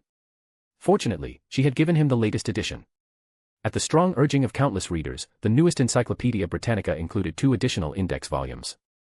Even though the index volumes alone ran into the millions of words, they at least allowed Reese to quickly grasp the overall structure of the entire work. After skimming through the 2 index volumes at high speed, Reese determined the order in which he would read the encyclopedia in a very short time. Philosophy, religion, the humanities, and the arts, Reese felt those could wait for now. What truly interested him was Muggle technology. He urgently wanted to know just how far Muggle science and technology had progressed. And while flipping through the index, one term caught Reese's attention. That term was internet. An internal net. What a strange name, Reese murmured, his curiosity piqued by the odd word. Driven by that curiosity, he followed the index entry. TCP/IP. What is that? And what is ARPANET? Reese found that while he recognized most of the words used to describe the internet, once they were strung together, and combined with a couple of abbreviations, he was completely lost. He only knew that the internet seemed to be a novel invention created by the United States, one that had developed at an extremely rapid pace in recent years. Muggles could use the internet to quickly and conveniently obtain all kinds of information, such as news, academic materials, and entertainment content, and could also send emails to one another, transfer files, and perform remote logins through it. The phrases in these paragraphs were difficult for Reese to fully understand. By his interpretation, the internet seemed to be a marvelous medium through which Muggles could learn about events happening in other parts of the world, provided that those places were also connected to the internet. Locations like Hogwarts, which were not connected to the internet, would therefore remain unknown to others online. This both reassured and worried Reese. He was reassured because the magical world had not yet been exposed to the sight of Muggles, but worried because he did not know how the internet was connected in the first place. If it could be accessed without Hogwarts' permission, then exposure of the magical world would only be a matter of time. Muggles are developing far too quickly. After imagining several possible uses for the internet, Reese couldn't help but marvel at the power of Muggles. Just think, editors at the Daily Prophet wouldn't need to print newspapers at all. With a few movements of their fingers in the newsroom, they could let the young witches and wizards at Hogwarts see today's news. And not only Hogwarts, students at Durmstrang, Beauxbatons, and other foreign schools could see it immediately as well. According to the encyclopedia, the speed at which this information spread was the speed of light. File transfer worked the same way. With such a network, professors at Durmstrang could teach defense against the dark arts to Hogwarts students remotely, and most of the books in the Hogwarts library could be uploaded to the network after being transcribed. With just a single school bag, one could carry away the knowledge Hogwarts had accumulated over 1,000 years. And this was only the most basic application of the Muggle creation known as the internet. Muggles truly were remarkable. Reese tried to understand it in greater depth, only to discover, much to his surprise, that digging into it was like pulling a mandrake out of the ground, dragging up a whole pile of concepts he had never heard of before. After reading for half an hour, he still hadn't fully grasped the principles behind the internet, nor what it truly was. The encyclopedia Hermione had given him was of tremendous help in understanding Muggle society, but the deeper his understanding went, the more unsettled Reese became. He knew that many pureblood wizards held Muggles in contempt, believing that if wizards so wished, they could trample Muggles underfoot and enslave them at any time. The current clear separation between the magical and non-magical worlds, in their view, existed solely by wizarding grace. Reese felt that this way of thinking was profoundly wrong. In terms of scale and technology, Muggle society already held an overwhelming advantage over wizards. It was by no means the rickety shack that would collapse with a single kick, as those people imagined. Of course, wizards were not fish laid out on a chopping board either. Their ability to conceal themselves was second to none. If they truly wished to hide, Reese believed Muggles would not be able to find them. More importantly, wizards were far from defenseless. If a full-scale war truly broke out, spells such as the Imperious Curse, Apparition, the Killing Curse, and Blasting spells would all play striking roles. Not to mention that several relics of the old era were still alive. Reese could ensure that his magic would leave an extremely deep impression on Muggles. But he hoped that day would never come, because once those spells were used, there would be no turning back for wizardkind. Drawing his scattered thoughts back together, Reese decided that once the holidays were over, he would have a proper talk with the young witches and wizards from Muggle families and learn more about the internet from them. Reese felt that although connecting the magical world to the internet would be extremely dangerous, the technology itself was still worth studying. Perhaps he could successfully replicate it and build such a system just within Hogwarts. There was no rush, though. The Christmas holiday still had a long way to go, and he could take his time reading through the complete encyclopedia Hermione had given him. True to his word, Reese's routine during the rest of the Christmas break became extremely regular. After waking up early each morning, he would eat a simple breakfast, then take Daphne and Astoria to Helga's place to work on components. After Cedric joined in, Helga's progress noticeably sped up. When Cedric first saw the three of them, his expression was remarkably complicated. He had never imagined that there would be 3 heirs of Slytherin, and why were the 3 of them helping his professor with manual work? Later, when he learned that they were doing it to study and learn, Cedric felt a trace of respect rise in his heart for these 3 juniors. They were different from the other Slytherin students.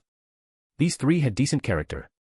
In his own words, Reese and the others were students who had truly inherited the spirit of Slytherin. Being evaluated this way by Cedric made both Reese and Helga feel rather awkward, but Daphne and Astoria were genuinely delighted. In response, the 2 of them directly wished Cedric success in defeating the Slytherin Quidditch team and lifting the Quidditch Cup. Chapter 386, Homework. That blessing completely left Cedric at a loss for words. The whole exchange was truly bizarre, a Hufflepuff saying that 2 Slytherins had inherited the spirit of Slytherin, and those 2 Slytherins then wishing the Hufflepuff Quidditch team victory over Slytherin in a match. Everything about it was strange in every possible way. Why?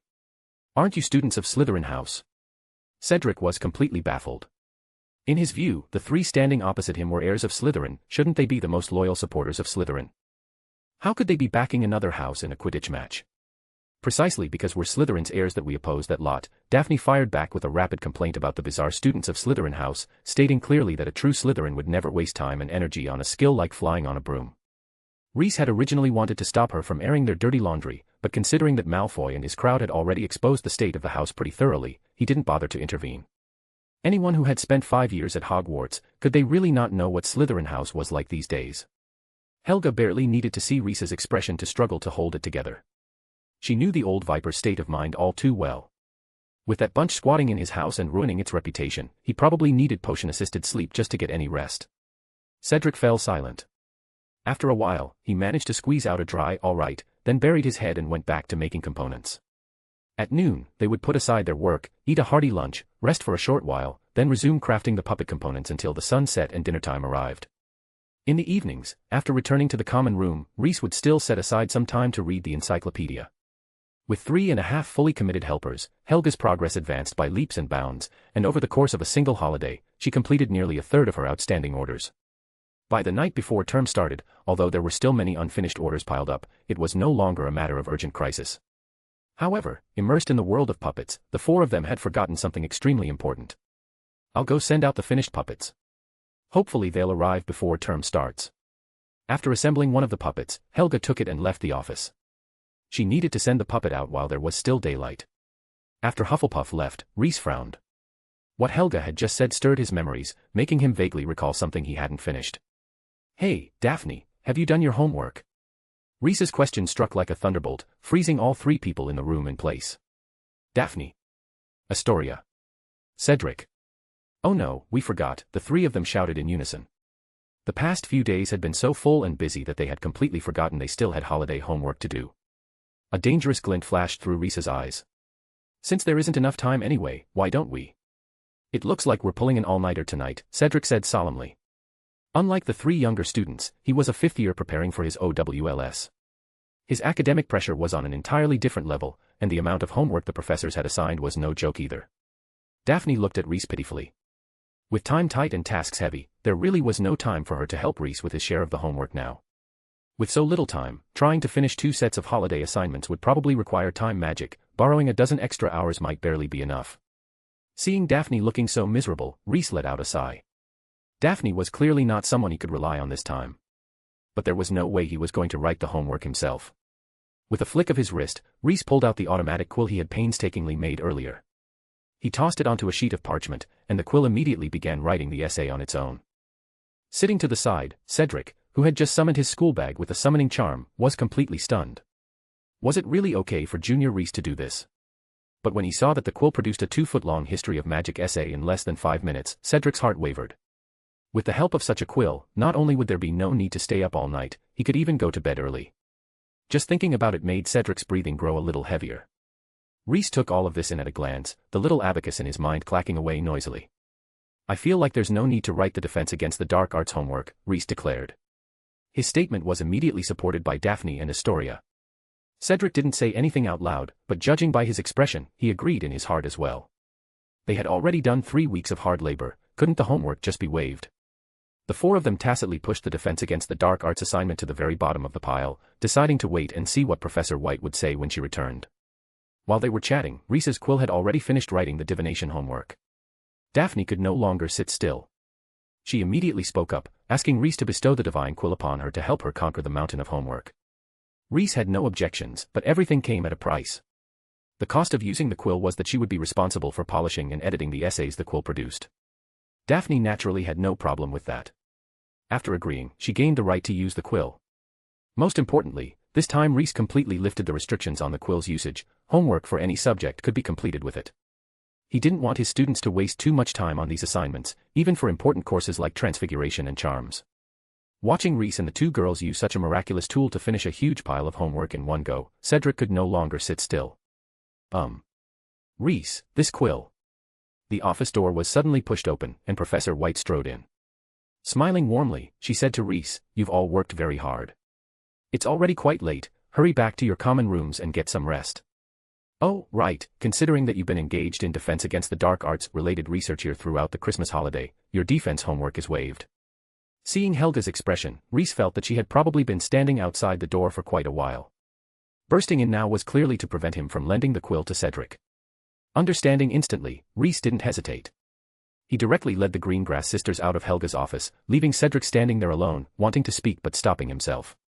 And just like that, the Christmas holiday came to an end amid utter chaos. The next day was the students' return to school.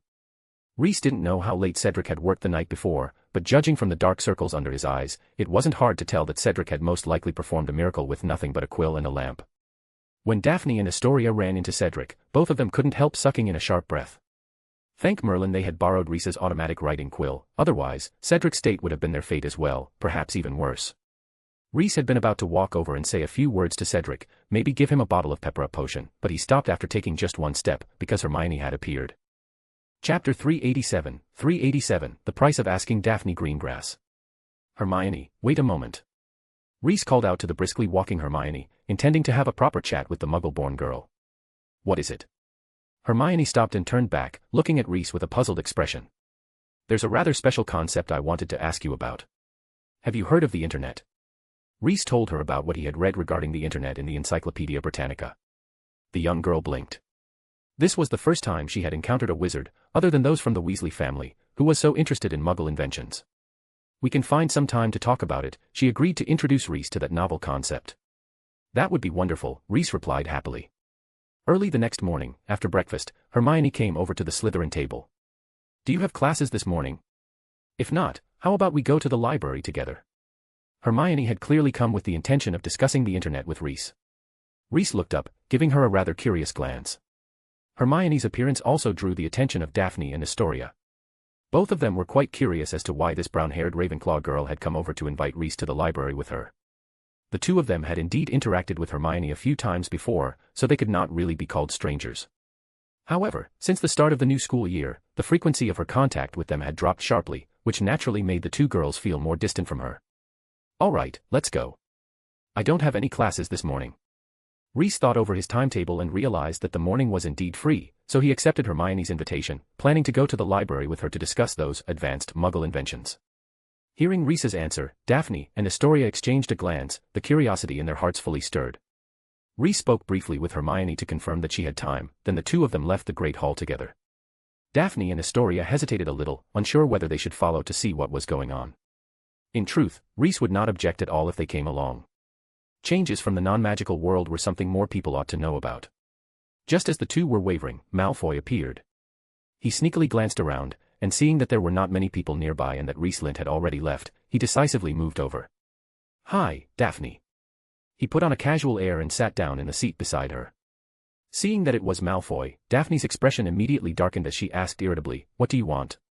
Before the holidays, Malfoy had bragged to his friends that he would definitely persuade his father to buy him a firebolt. What he had not expected was that although he managed to convince his father, he was stopped cold by his mother.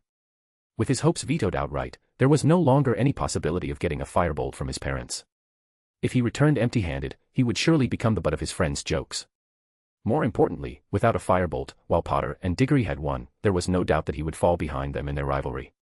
If that led to the team losing a match, the consequences would be downright disastrous.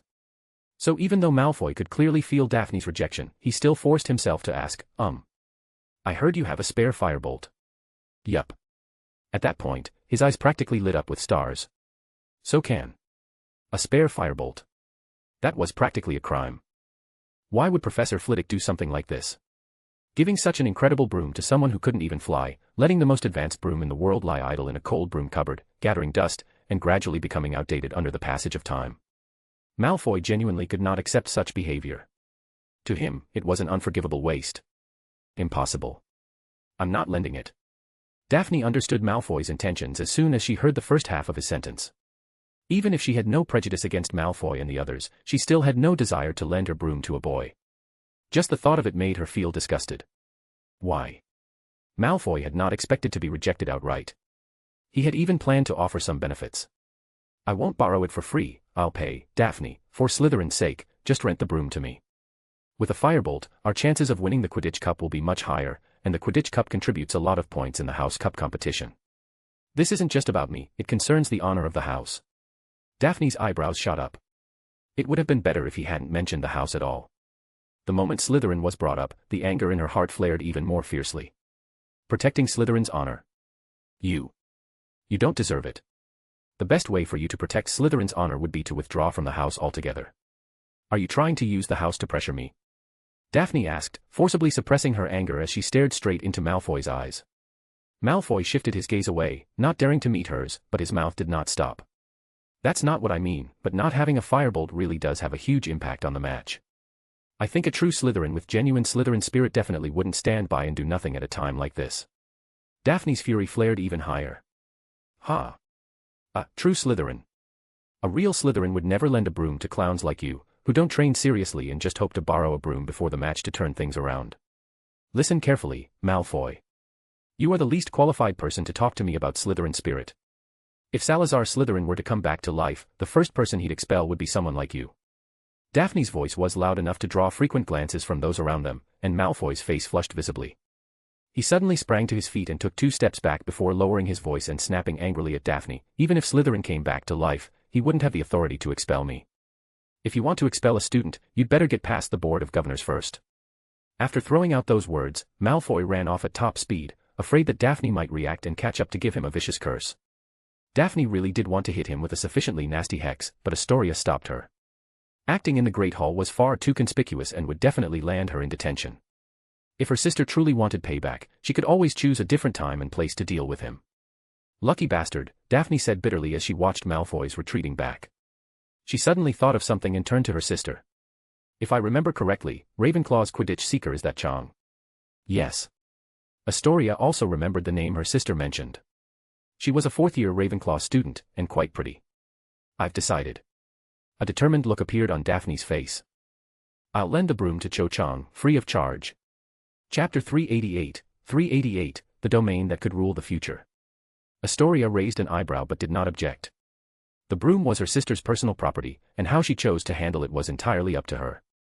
As for Daphne, she felt that anything which could annoy Malfoy was something she would be more than happy to do.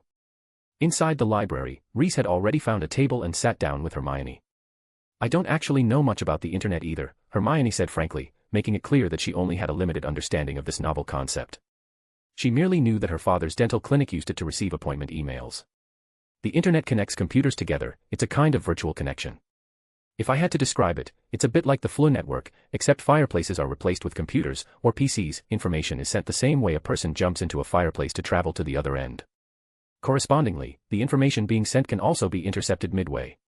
With Hermione explaining it like that, Reese's understanding of the internet deepened another layer. Through the network, patients can book dental appointments more conveniently. Of course, phone calls are still the main method. You do know what a telephone is, right? Reese nodded.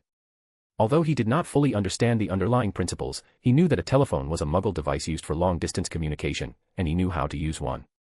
Then how does the internet manage to do all of this? Reese asked in confusion. He wanted to understand the principles behind the internet so that he could try to recreate it at Hogwarts. Hermione shook her head. That question was still far beyond the scope of a 14-year-old girl, especially since most of her energy in recent years had been devoted to studying magic. Maybe it works on the same principle as telephones, she said uncertainly. Reese, then what's the principle behind telephones? Hermione. She thought for a moment, then told Reese that sound is transmitted through vibrations. If you connect two cups with a thin string and pull the string taut, then even if the two people are dozens of meters apart, they can still talk to each other through the cups. Reese. He felt as though Hermione had pushed open the door to a whole new world for him. Of course, modern telephones don't rely on that kind of sound transmission anymore. They use electricity. The books I read over the holidays mentioned it.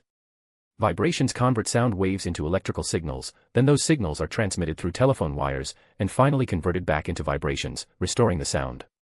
Reese. Sorry, could you repeat that? He felt like he had only taken one extra breath, and suddenly he could no longer understand what Hermione was saying. Hermione patiently took about half an hour to finally explain the principles clearly to Reese. Amazing. Reese had only ever known lightning as something capable of causing tremendous destruction. He had never imagined that such incredible knowledge was hidden within it. How did Muggles manage to achieve this? How did they even come up with such ideas? Not just the use of electricity, but also methods of storing it. If he could store magic power in some kind of medium the way Muggles stored electricity in batteries. Novel ideas bubbled up in his mind one after another, like champagne fizzing endlessly.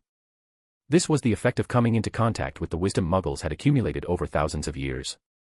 Even a tiny spark of insight, once seen by an old antique like Reese, could turn into a bolt of inspiration in his mind.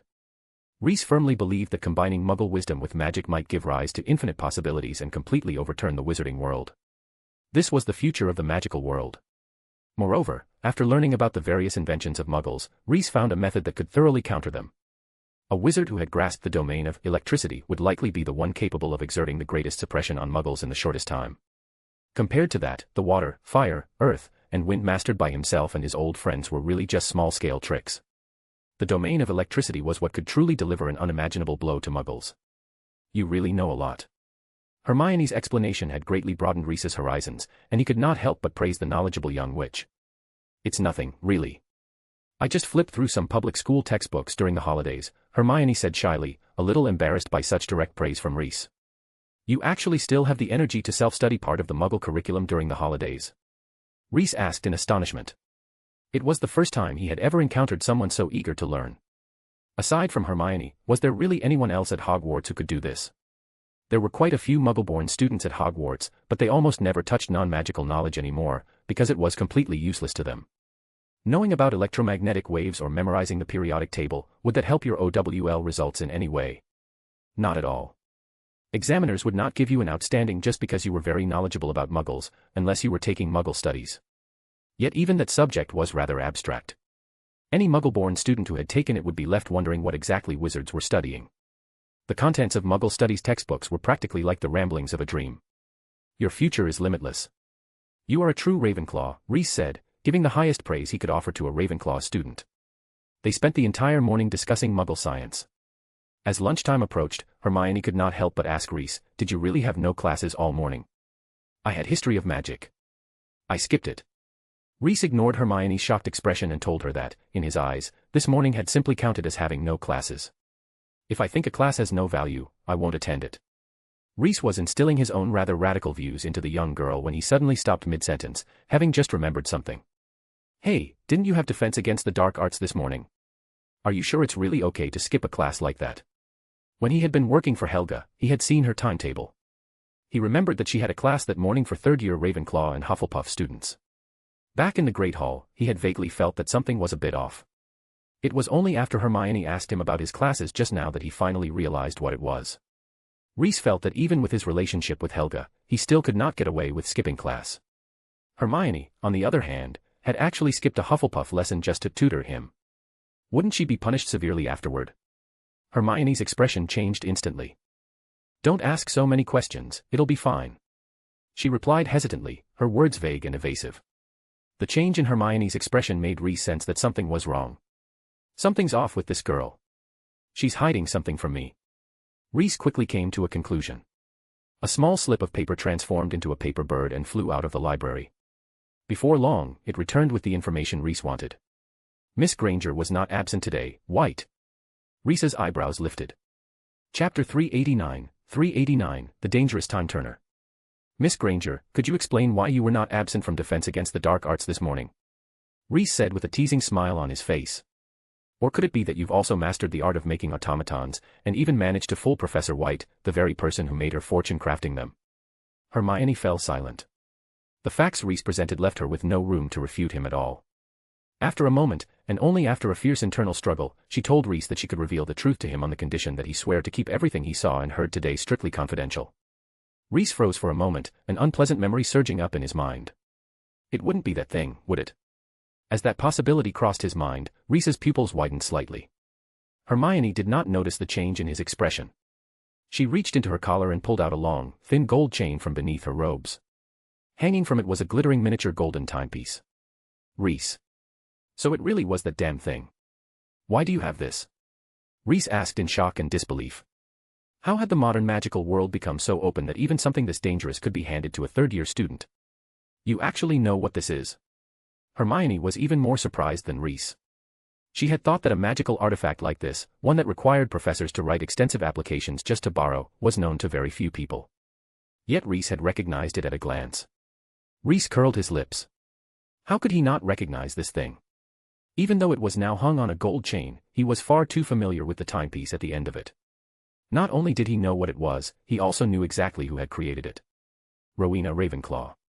She was the one who ultimately perfected the time turner, and also the first to abuse it, leaving an extremely deep impression on Salazar and the other two. A time turner. It's mentioned in books. A trace of gravity flashed through Reese's eyes. He looked at Hermione and asked in a calm yet slightly curious tone, "What do you use it for?" Hermione did not notice anything unusual about Reese. She was simply amazed that he even knew about such an obscure item. "I just use it to attend classes." Hermione spread her hands, explaining that she wanted to enroll in every course, which had resulted in her timetable getting cramped up. Reese. You're using a time turner just for that? Reese couldn't help asking. Hermione's use of the time turner felt a bit like how time stop abilities were used in bizarre comics. Some people could transcend the world with such powers, while others could only transcend the world in a different way. Yet this little girl, after obtaining a time turner, was honestly just turning back time to attend classes.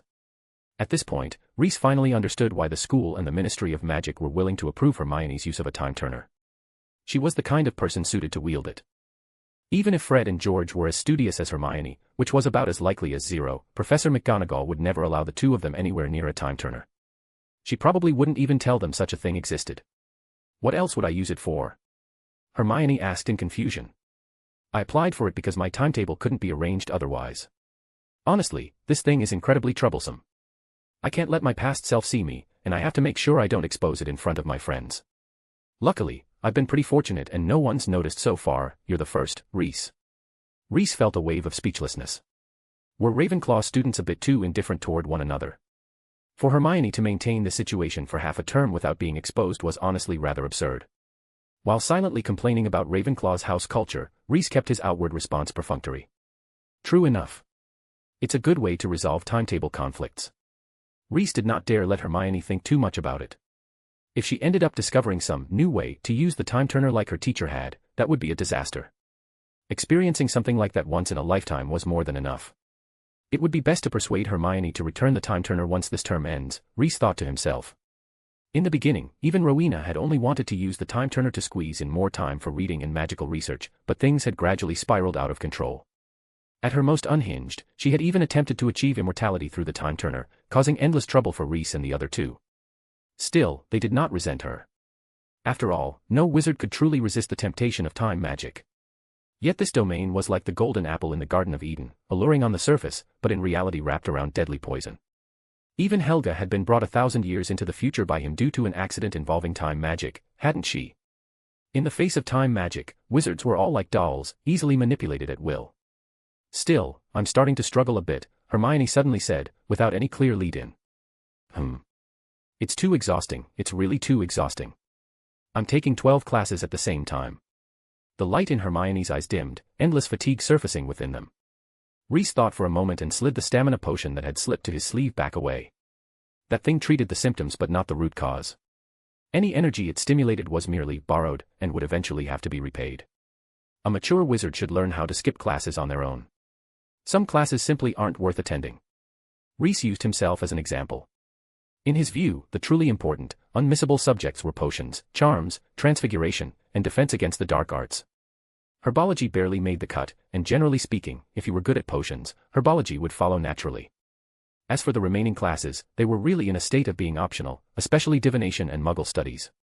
It wasn't that these two subjects were unimportant, but divination relied far too heavily on talent, while the Muggle studies curriculum itself had serious problems. Rhys actually valued Muggle studies immensely. He was currently devoting himself to researching Muggle knowledge, pouring almost all of his energy into it. If he were the one designing the Muggle studies syllabus, he would definitely overhaul the textbooks completely and make the subject compulsory. In fact, if after graduating he still wanted to remain at Hogwarts as Rhys, he would much rather stay on as a Muggle studies professor than a potions professor. Of course, the position of Slytherin head of house was still something he would contend for. At worst, he could let Severus become headmaster and free up the position for himself. In any case, he would never become headmaster. Helga was still alive, and Rowena was still clear-minded. He would have to be mad to take on the role of headmaster. While Rhys's thoughts drifted, Hermione was thinking. After a long while, she let out a sigh and expressed her agreement with Rhys's suggestion. I think divination and Muggle studies really aren't necessary to attend. Then be a bit bolder and talk to Professor Flitwick. After dropping those two subjects, your timetable should return to normal, and the pressure will be much lighter. A third of the school year has already passed. Can I really drop courses now? Hermione looked at Rhys doubtfully. Of course you can. Rhys was very eager for Hermione to drop the extra, useless classes, so that she could return the time turner. Better to have her hand over the dangerous little thing before she discovered the proper way to use it. Chapter 390, Teaching Helga about Technology. All right, you're right, Hermione was persuaded by Rhys. She hurried out of the library at a brisk pace. Perhaps it was just an illusion, but Rhys felt that her steps were much lighter as she left. You know, don't you? That she has that thing. I know. A figure emerged from the bookshelf opposite Rhys. It was none other than Rowena Ravenclaw, using the alias Spite. Aren't you afraid she'll repeat the same mistake? A mocking smile tugged at the corner of Rhys's mouth. Not afraid. Rowena looked completely at ease, as though she had everything under control. If she manages to figure out the proper uses of the time turner, I'll remind her where the limits lie, Rowena said, still perfectly calm. Then I definitely won't come out to clean up the mess. You can go ahead and try, Rhys let out a cold laugh. Don't tell me you think Hermione is my student. There's no such thing as unlimited backup. Using the time turner properly is extremely beneficial. You can gain several extra hours out of thin air every day. If your courage is great enough, you could have 48, 72, even 96 hours in a single day. And then cause a huge disaster and waste several days fixing it, right? Rhys interrupted Rowena bluntly. No one ever guaranteed that a time turner wouldn't break, especially if you keep using it to return to the same point in time, Rhys pointed out the time turner's fatal flaw. Rowena had suffered a heavy loss because of this before, and the time turners preserved in the Ministry of Magic now were all antiques. Who knew when one might suddenly go crack and break down, especially when the user was a wizard like Rhys? It was like an overweight man riding in a poorly maintained helicopter. It might be convenient, but once an accident happened. It's not too late to catch up now. Go out and borrow the time turner from Granger. You need it, Salazar, Rowena said quietly from the side. Don't use my name outside, Rhys said. As for the matter of borrowing the time turner from Hermione, he deliberately avoided the topic. It was like a Pandora's box. Once opened, it could never be closed again. As far as the time turner was concerned, Rhys felt it was best for him not to use it at all. Because even he did not dare wager on whether he would become addicted to the feeling of using it. Wizards like them found it genuinely hard to resist the temptation of having double, or even several times more, hours in a single day. The reason Hermione felt so exhausted was that she had not discovered the time turner's true method of use. Each time, she merely turned it back by 1 or 2 hours, and at the same time point she would only reverse time 2 or 3 times at most. The real method, however, was to rewind 12 to 24 hours in one go, then repeatedly loop time, allocating the extra hours reasonably, one portion for rest, another for research and study. This was the time turner's true use. It could allow the user to master a new spell in an extremely short time, or become proficient in brewing a new potion, or even finish reading an entire book. There's actually still one kept in my private classroom. Do you need it? Rowena whispered beside Rhys. Rhys did not answer. He decided that if Rowena really brought that thing in front of him, he would destroy it with a spell at the first possible moment. The corner of the library returned to silence. After a while, Hermione returned with light steps. Her neck was bare, clearly indicating that she had returned the time turner. Professor Flitwick agreed to help me drop those 2 courses. Hermione's voice was brimming with barely contained relief and happiness. The moment the time turner was removed from her neck, it felt as though a crushing burden had been lifted from her shoulders. Congratulations. Reese wore a smile on his face. As for the conversation he had just had with Rowena, he did not mention a single word of it. Let's read. Reese took out a copy of the Encyclopedia Britannica from his backpack and began leafing through it with interest. Hermione sat down across from him and also took out the book she had just borrowed from the library. Reese flipped through the encyclopedia quickly. Most of the content he merely skimmed, only pausing to read carefully and repeatedly the few sections that truly interested him. While browsing the encyclopedia, he was also considering the possibility of establishing an internal internet network within Hogwarts. That's impossible. After Reese tentatively discussed the feasibility of setting up an internet with Hermione, she flatly rejected his idea. No electronic devices can be used within Hogwarts. Hermione cited what she had read in Hogwarts, a history. Oh. Why? Reese asked with some curiosity. Back when they had laid down all kinds of defensive magic around the school, they had never considered electronic devices at all. Such things had not even existed at the time. Hermione. She was completely stumped by Reese's question.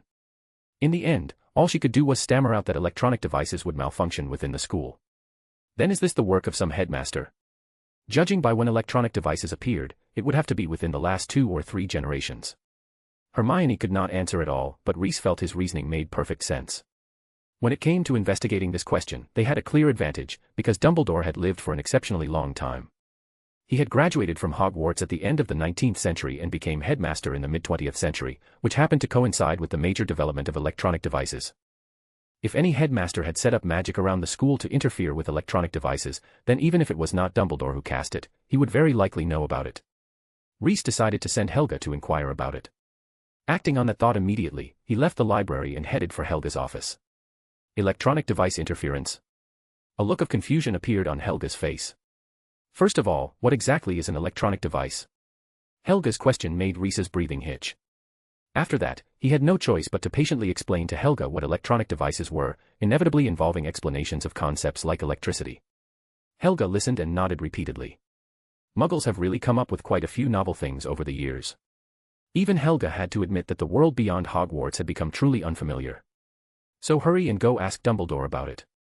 I'm very curious, and this is crucial to establishing an internal internet at Hogwarts. What is the internet? Reese.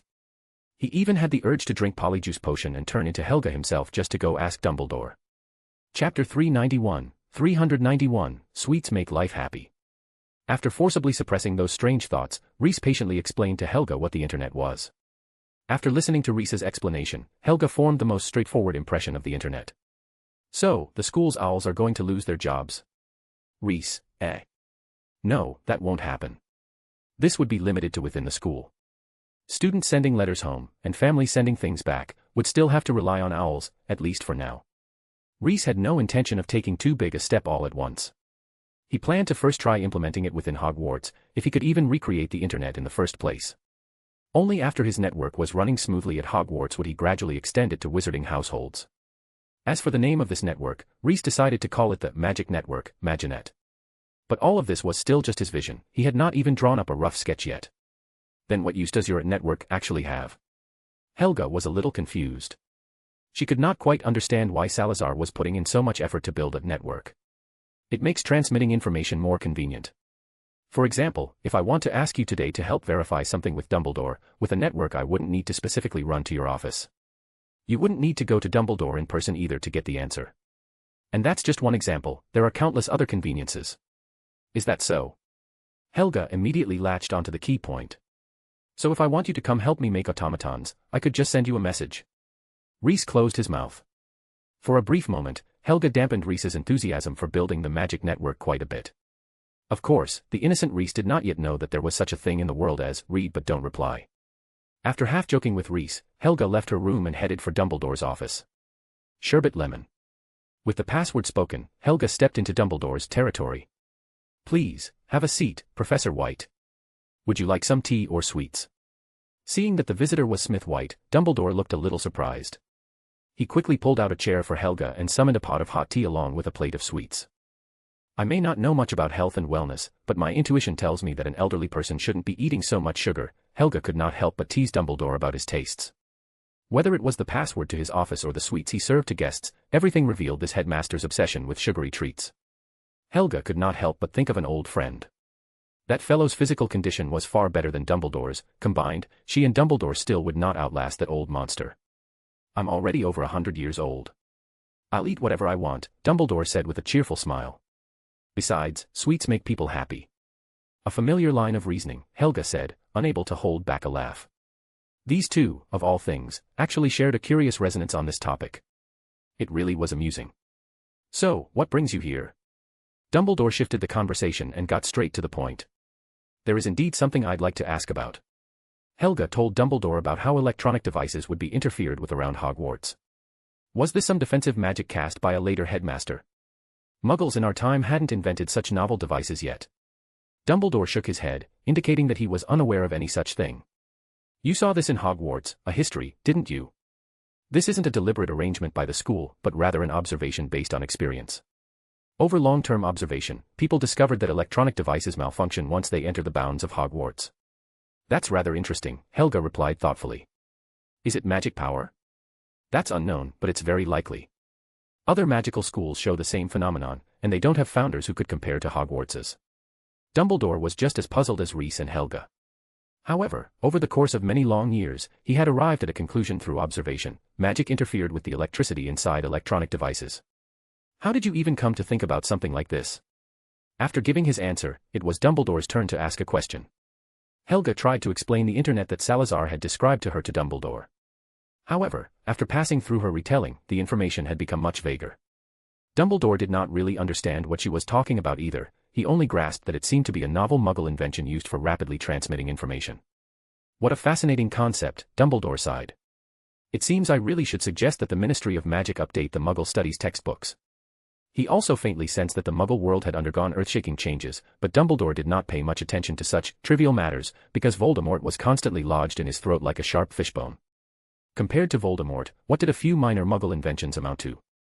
Voldemort was like a leaf stuck over Dumbledore's eyes, leaving him with no room to spare for anything else.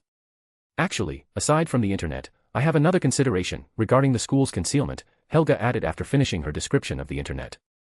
The Muggle-repelling charms and the series of concealment spells surrounding Hogwarts were largely based on the spells the four of them had set in place when they founded the school.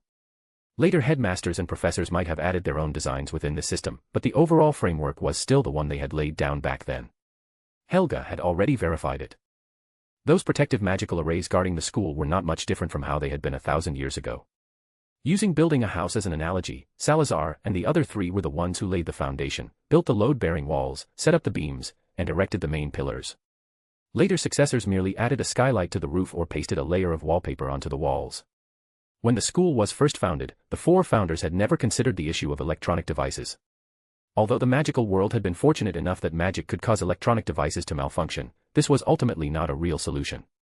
No one could guarantee that Muggles would not invent even more powerful detection equipment, nor could anyone guarantee that such devices would not one day discover the existence of Hogwarts.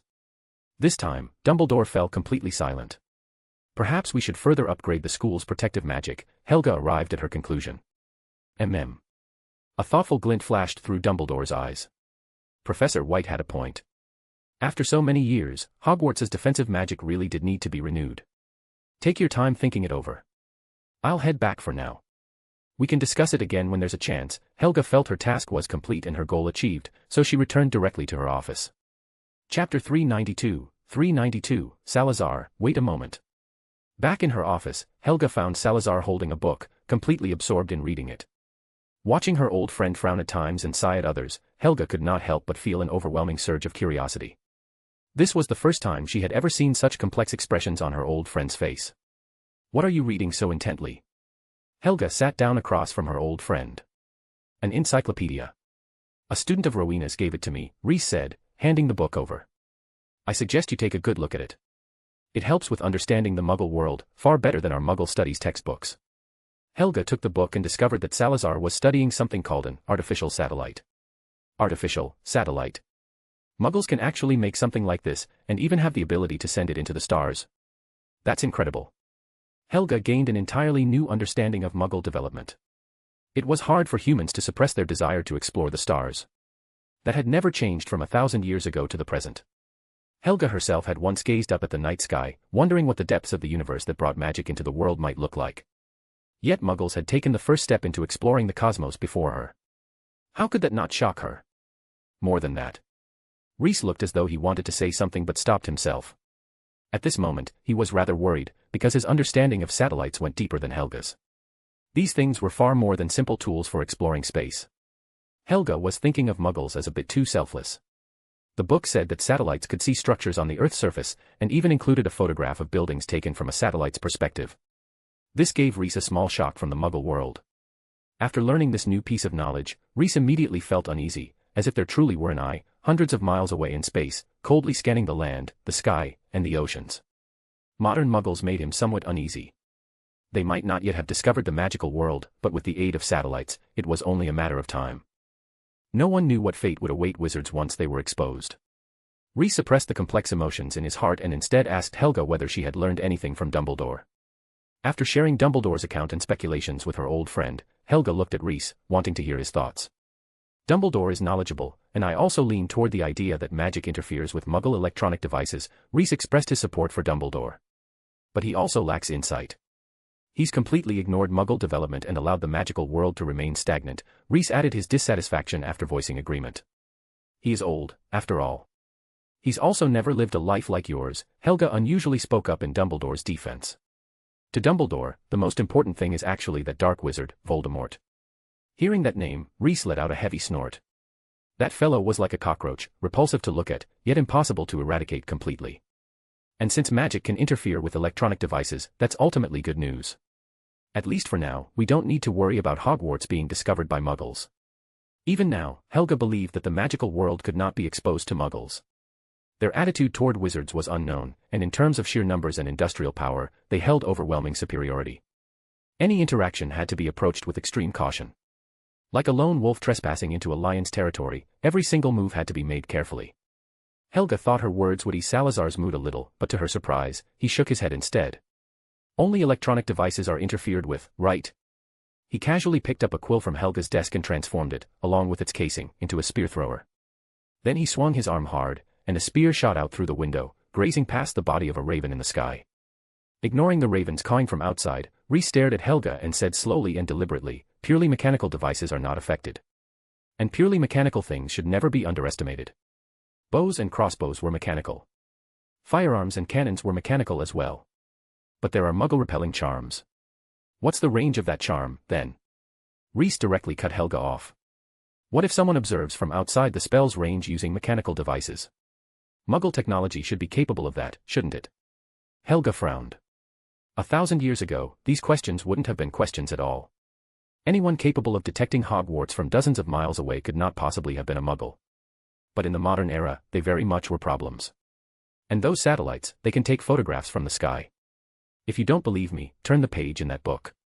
Helga did as he said.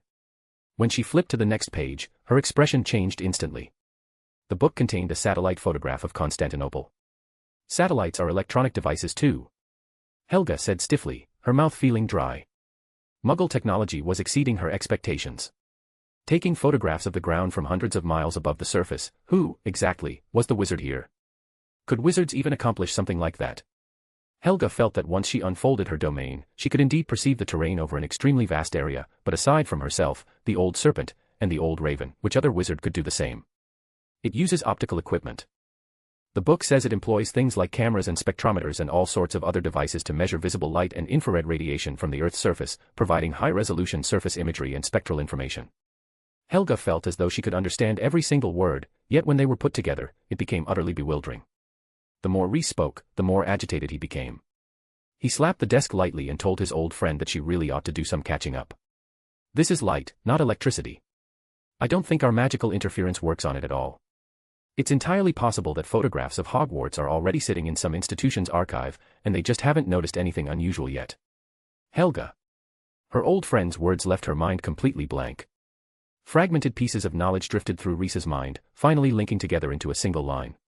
He felt that he had found a solution to the problem. There just happens to be a meteor shower in January. Meteorites are made of rock and ice crystals. This is perfect. The corner of Rhys's mouth lifted slightly.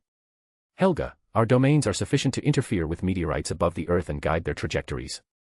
We can use this opportunity to destroy all of the Muggle satellites in one fell swoop. That way, Hogwarts won't face any risk of exposure. Strike first and eliminate the means by which Muggles might observe Hogwarts. This is a race against time. Helga stared wide-eyed, utterly shocked by her old friend's line of thought. What do you think? If it's feasible, we can act together. Reese felt that he would need his old friend's help. Salazar, wait a moment. Helga called out, forcing him to calm down. Your way of doing things is far too Gryffindor. That simple sentence immediately pulled Reese's attention away from the satellites. Chapter 393, admitted, Salazar. Helga, do you even know what you're saying? Reese glared at Helga in dissatisfaction, expressing strong displeasure at her words. I do. Even though it was obvious that she had ignited her old friend's anger in an instant, Helga's expression did not change in the slightest, as if what she had just said were a natural truth like, the sun rises in the east and sets in the west. Oh. Then tell me, how exactly am I being Gryffindor? Helga's attitude only fueled Reese's anger further, but once that anger reached a certain point, he instead calmed down. He stated directly that since Helga claimed he was acting like a Gryffindor, then she had better convince him. If she couldn't, then she shouldn't blame him for losing his temper. Because you chose the most Gryffindor solution possible. Helga was even calmer than Reese. She directly began analyzing the consequences and impact of his actions. We can analyze this problem using dichotomy. First, we divide it into two scenarios: Muggle satellites have already discovered the magical world, or Muggle satellites have not yet discovered the magical world. If it's the former, then the fact that Hogwarts hasn't been razed to the ground yet means that Muggles believe wizards are harmless or even beneficial. Their attitude is already clear: Muggles want to coexist peacefully with wizards. If you were to destroy all the satellites now, you would only damage that relationship and bring catastrophic disaster upon the magical world. Helga's measured explanation eased the anger in Reese's heart somewhat, and he decided to continue listening to her analysis. If Muggles have not yet discovered the magical world, then there are two more possibilities. First, their satellites simply cannot detect us, in which case you don't need to consider destroying satellites at all. Second, their satellites do have the capability to detect us, but the Muggles have not yet realized it. I'm talking about that last scenario. As soon as Helga mentioned the second possibility, Reese cut in, stating that even if Muggles could not discover Hogwarts with their current technology, as technology continued to develop, there would inevitably come a day when they could. And that's exactly where you resemble Godric. I'd bet that he would also want to destroy those satellites in the sky at the first opportunity. He couldn't destroy them, Reese said with complete confidence. Godric's domain was fire, which would be of no use in this matter. Helga. She forcibly suppressed the urge to cast a silencing charm on Salazar and continued her analysis. So what if you can destroy them? Wouldn't doing so startle the Muggles and alert them? After all, so many artificial satellites being destroyed simultaneously above the Earth. That's why we'd use a meteor shower as cover. Otherwise, we could already send a pile of rocks up there with our domains right now. But even if you destroy all the satellites and Muggles believe it was an accident caused by a meteor shower, couldn't they just launch new satellites into space? This book says satellites are involved in many fields. Muggles won't give them up. And of course, if you're saying that once they launch new satellites, you'll just use another meteor shower to blow them up again, then I think you're treating Muggles like idiots. Reese. As long as there are enough fragments from various satellites, they'll form a belt of debris in low Earth orbit, making it impossible for Muggles to launch new satellites, Reese gave his answer. This was also a concept he had read about in books. Muggles themselves believed that as space debris in low Earth orbit increased, future satellite launches would become progressively more difficult. He would merely be accelerating that process. Helga. How many satellite remnants would that take? Hundreds of thousands? Millions? Would it really have an impact? Helga was skeptical. Reese was left momentarily speechless. After thinking it through carefully, he realized that this really didn't seem very reliable. The Earth's circumference was 40,000 kilometers, and low Earth orbit could be considered a circle with an even larger radius, meaning an even greater circumference. More importantly, that orbit wasn't a line, but a surface. How much space debris would it take to fill that entire region? Reese felt that this might happen someday in the distant future, but definitely not now. Humans had only been launching spacecraft into space for a few decades. How many were there in total? Even if he and Helga went all out and shattered every single one, how much space could they really occupy? Still, Helga had given him a new line of thought: destroy one as soon as it's launched. That idea might actually be worth trying. After hearing Salazar's new idea, Helga was left rather speechless. If you're willing to worry about that, then go ahead. I'm not going to accompany you in this madness. And haven't you realized it yet? Think carefully about the conversation you just had with me. Acting on an idea the moment it occurs to you, regardless of the consequences, then coming up with another equally unreliable idea after being talked down. Don't you find that kind of person a little familiar? Reese fell completely silent. With Helga pointing it out like that, he finally realized that his behavior really did resemble the Gryffindor way of doing things. Admit it, Salazar. Godric has had a huge influence on you. That influence didn't disappear even after you left Hogwarts and slept for 1,000 years. In fact, it's become even more obvious now that your body has returned to a youthful state. A simple, honest smile appeared at the corner of Helga's mouth as she said something Salazar would normally never accept. She had noticed it long ago. After regaining his youth, Salazar's personality seemed to have changed quite a bit. She had initially thought it was due to his rejuvenated body, but after today's events, she finally realized that after decades of living alongside Godric, Salazar's personality had long since been infected by Godric. Previously, his original old body had kept things suppressed, so it hadn't been very obvious. But after 1,000 years of slumber, the traces of the lion buried deep within him had been completely exposed. That was perfectly normal. Godric was that kind of man. He exerted a subtle influence on everyone around him, like the sun shining down on all things. Fortunately, she was there to restrain him. Otherwise, who knew what terrifying things someone with a hint of Godric's shadow in his personality, yet still Salazar at his core, might do. To protect the things he cherished, Salazar's actions could become extremely extreme. If not for her, the magical world, the non-magical world, and even the entire world would be finished. Because only she could keep Salazar, this exceedingly dangerous wizard, under control. Reese. After pondering carefully for a moment. Reese. Helga, what nonsense are you talking about? It's just changes in hormone secretion in my body, that's all. That really can change a person's personality. If you don't believe me, look it up, it's in the books. This is just a drawback of my method of immortality, ha ha ha. Reese protested while rummaging through his small pouch in search of the remaining volumes of the encyclopedia. Chapter 394, I am a little afraid. Alright, it's hormones. Although she didn't really understand what hormones were, Helga still said she completely believed Salazar. Truly. She believed him. Humph. Your first student just happened to possess a domain from Godric's line too. That must also be a coincidence, right? Seeing Helga react like this, Reese's movements as he searched for books grew more frantic. He had to find that encyclopedia entry on hormones and make Helga understand just how wrong she was. Then your reaction to Muggle satellites was so intense, is it because you're afraid of them? Helga had only meant to provoke Salazar a little, to tease him, but to her surprise, Salazar's hand stopped moving. After thinking seriously for a while and examining his own heart, Reese let out a sigh. Although I really don't want to admit it, I am a little afraid of them. Their pace of development is simply too fast. Helga was stunned. Had she not woken up properly? Were those really words Salazar Slytherin could say? She believed that if their other old friends heard Salazar say this, they would be just as shocked as she was. 100 years ago, the techniques Muggles used were still within my range of understanding, and the magical world was only slightly behind them. For example, the Hogwarts Express was essentially the same kind of transportation Muggles were using at the time. Yet in just 50 years, the Muggle world underwent earth-shaking changes. They took control of the skies, the land, and the seas. On land, they had automobiles and trains for transportation. Two places hundreds of miles apart could be reached within a single day by train. They had advanced means of communication, allowing conversations across tens of thousands of kilometers. They could fly into the sky, conducting long-distance travel, transport, and even attacks. Their performance on the seas was no less impressive. Ships and submarines turned both the surface and the depths of the ocean into their domain. And if you push the timeline forward another 20 years, their reach had already extended into the realm of outer space. As of today, in the span of just 100 years, Muggle technology has advanced to a level we can no longer comprehend. Catching up with them has become almost impossible. I don't dare imagine what the world will look like if we let them develop for another 100 years. So tell me, why wouldn't I be afraid of Muggles? If you understood them as well as I do, you would be afraid too. Now it was Helga's turn to fall silent. After hearing Salazar speak like this, she also realized just how terrifying Muggles could be. Their pace of development was indeed astonishing. Salazar's reaction was more intense than hers because he understood Muggles far better than she did.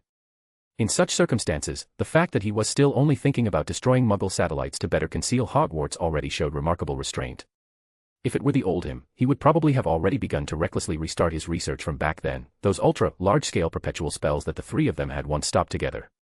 Updating the Muggle studies textbooks is the top priority. Helga did not continue dwelling on the topics of being afraid of Muggles or you're very much like a Gryffindor, but instead began thinking about practical solutions. There were now two extremely urgent matters before her and Salazar. One was revising the Muggle studies textbooks, and the other was upgrading the school's defensive magic. You're right. The anger in Rhys's heart had completely dissipated. Even his attention had been successfully redirected by Helga, no longer fixated on how to quietly blow up Muggle satellites. The two of them truly set aside the previous topic and began to seriously think through these two problems. After pondering for a moment, Rhys came up with an idea. I think that if we want to stay hidden, there are mainly two aspects we need to focus on. First, driving away Muggles who accidentally wander into this area. This we've already done extremely well. Second, preventing Muggles from observing us through remote means. Helga sat quietly across from Rhys, waiting to hear his insights. In Helga's view, Salazar, who had read a vast number of books, understood Muggles better than she did. So when it came to how to better conceal Hogwarts, he would be far more professional than her. Muggles have many methods of remote observation. Satellites are only one of them, but after summarizing it, it seems they basically boil down to three things: light, heat, and sound. Light, whether seen with the naked eye or through telescopes, relies on light. Heat is detected using special instruments that sense changes in temperature. Helga, look, the temperature of the human body is very different from that of a fireplace, and also different from the surrounding ambient temperature. These differences can be detected by machines developed by Muggles, allowing them to determine where people are and where fires are within a room. Sound can also be used to probe objects. Muggles call this sonar or radar. It seems they drew inspiration from bats. I believe that if we act on these three aspects, we can effectively conceal Hogwarts. Helga blinked. She only understood a small part of what Salazar was saying. But it seemed that as long as a wizard awakened a domain related to sound, light, or heat, Hogwarts could be perfectly hidden. Unfortunately, neither her domain nor Salazar's had much to do with these three aspects. Godric was somewhat related to light and heat, but no one knew where he had gone, or even whether he was still alive.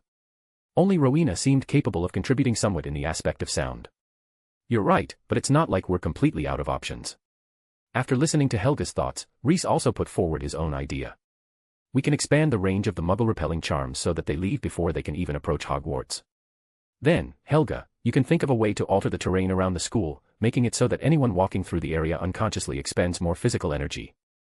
That way, we can discourage as many wandering Muggles as possible. As for eyes in the sky, I can form a vast stretch of clouds and mist above the school. Thick clouds will be enough to block Muggle detection methods. Hearing the latter half of his proposal, Helga's eyebrows knit together. So does that mean there won't be any sunlight over the school in the future? The moment Helga imagined Hogwarts being perpetually shrouded in gloom for the sake of concealment, her mood immediately sank. Constant fog and overcast skies every day, who could stand that? Rhys. You really have a lot of objections. But on second thought, that really would only be a stopgap measure. Then how about we create an ultra-large-scale magical array to envelop the school? From the outside, Muggles would only be able to observe a magical illusion, while inside the array, the weather would remain normal. Helga's eyes lit up. That was a good idea. Chapter 395, Constitutional Monarchy for Beginners. Rhys's idea was actually somewhat similar to the enchanted ceiling of the Hogwarts Great Hall, except turned outward. Magic would form something like a dome. To the outside world, it would display the illusion he and Helga had created, while inside it would remain normal weather. That meant the Quidditch players would still have to compete in storms and rain. This will place very high demands on us. After being happy for a moment, Helga also realized the difficulty of this solution. To put it bluntly, the two of them would be the ones bearing the burden. Rhys let out a sigh. We have to leave something behind for future generations. Creating a massive magic array is still easier than constantly destroying Muggle satellites or completely knocking Muggle civilization back into a dark age. As he said this, Rhys suddenly narrowed his eyes. Huh. It seemed he had just come up with a bold idea. No, you're not allowed to. Helga thumped Rhys on the head, knocking that bold thought right back where it came from. You're absolutely crazy. Modern Muggles already have an extremely complete system of knowledge, and their methods of passing it down are very stable. You can't do something like that by yourself. What's more, there are so many students from Muggle families. They wouldn't just stand by and watch. Take the child Rowena took in for example, isn't that one also from a Muggle family? If you did something like this, she would definitely fight you to the death. Relax, didn't I not do it in the end? Rhys rolled his eyes. Helga glanced at him and complained inwardly. If Rowena and I weren't here, this guy might really go and do something like that. For someone like Salazar, that old venomous snake, it was best not to drive him into a corner, because he would destroy the entire road along with it. He really was just like a viper. When faced with small troubles, he could still endure them, and his punishment would be nothing more than a light warning.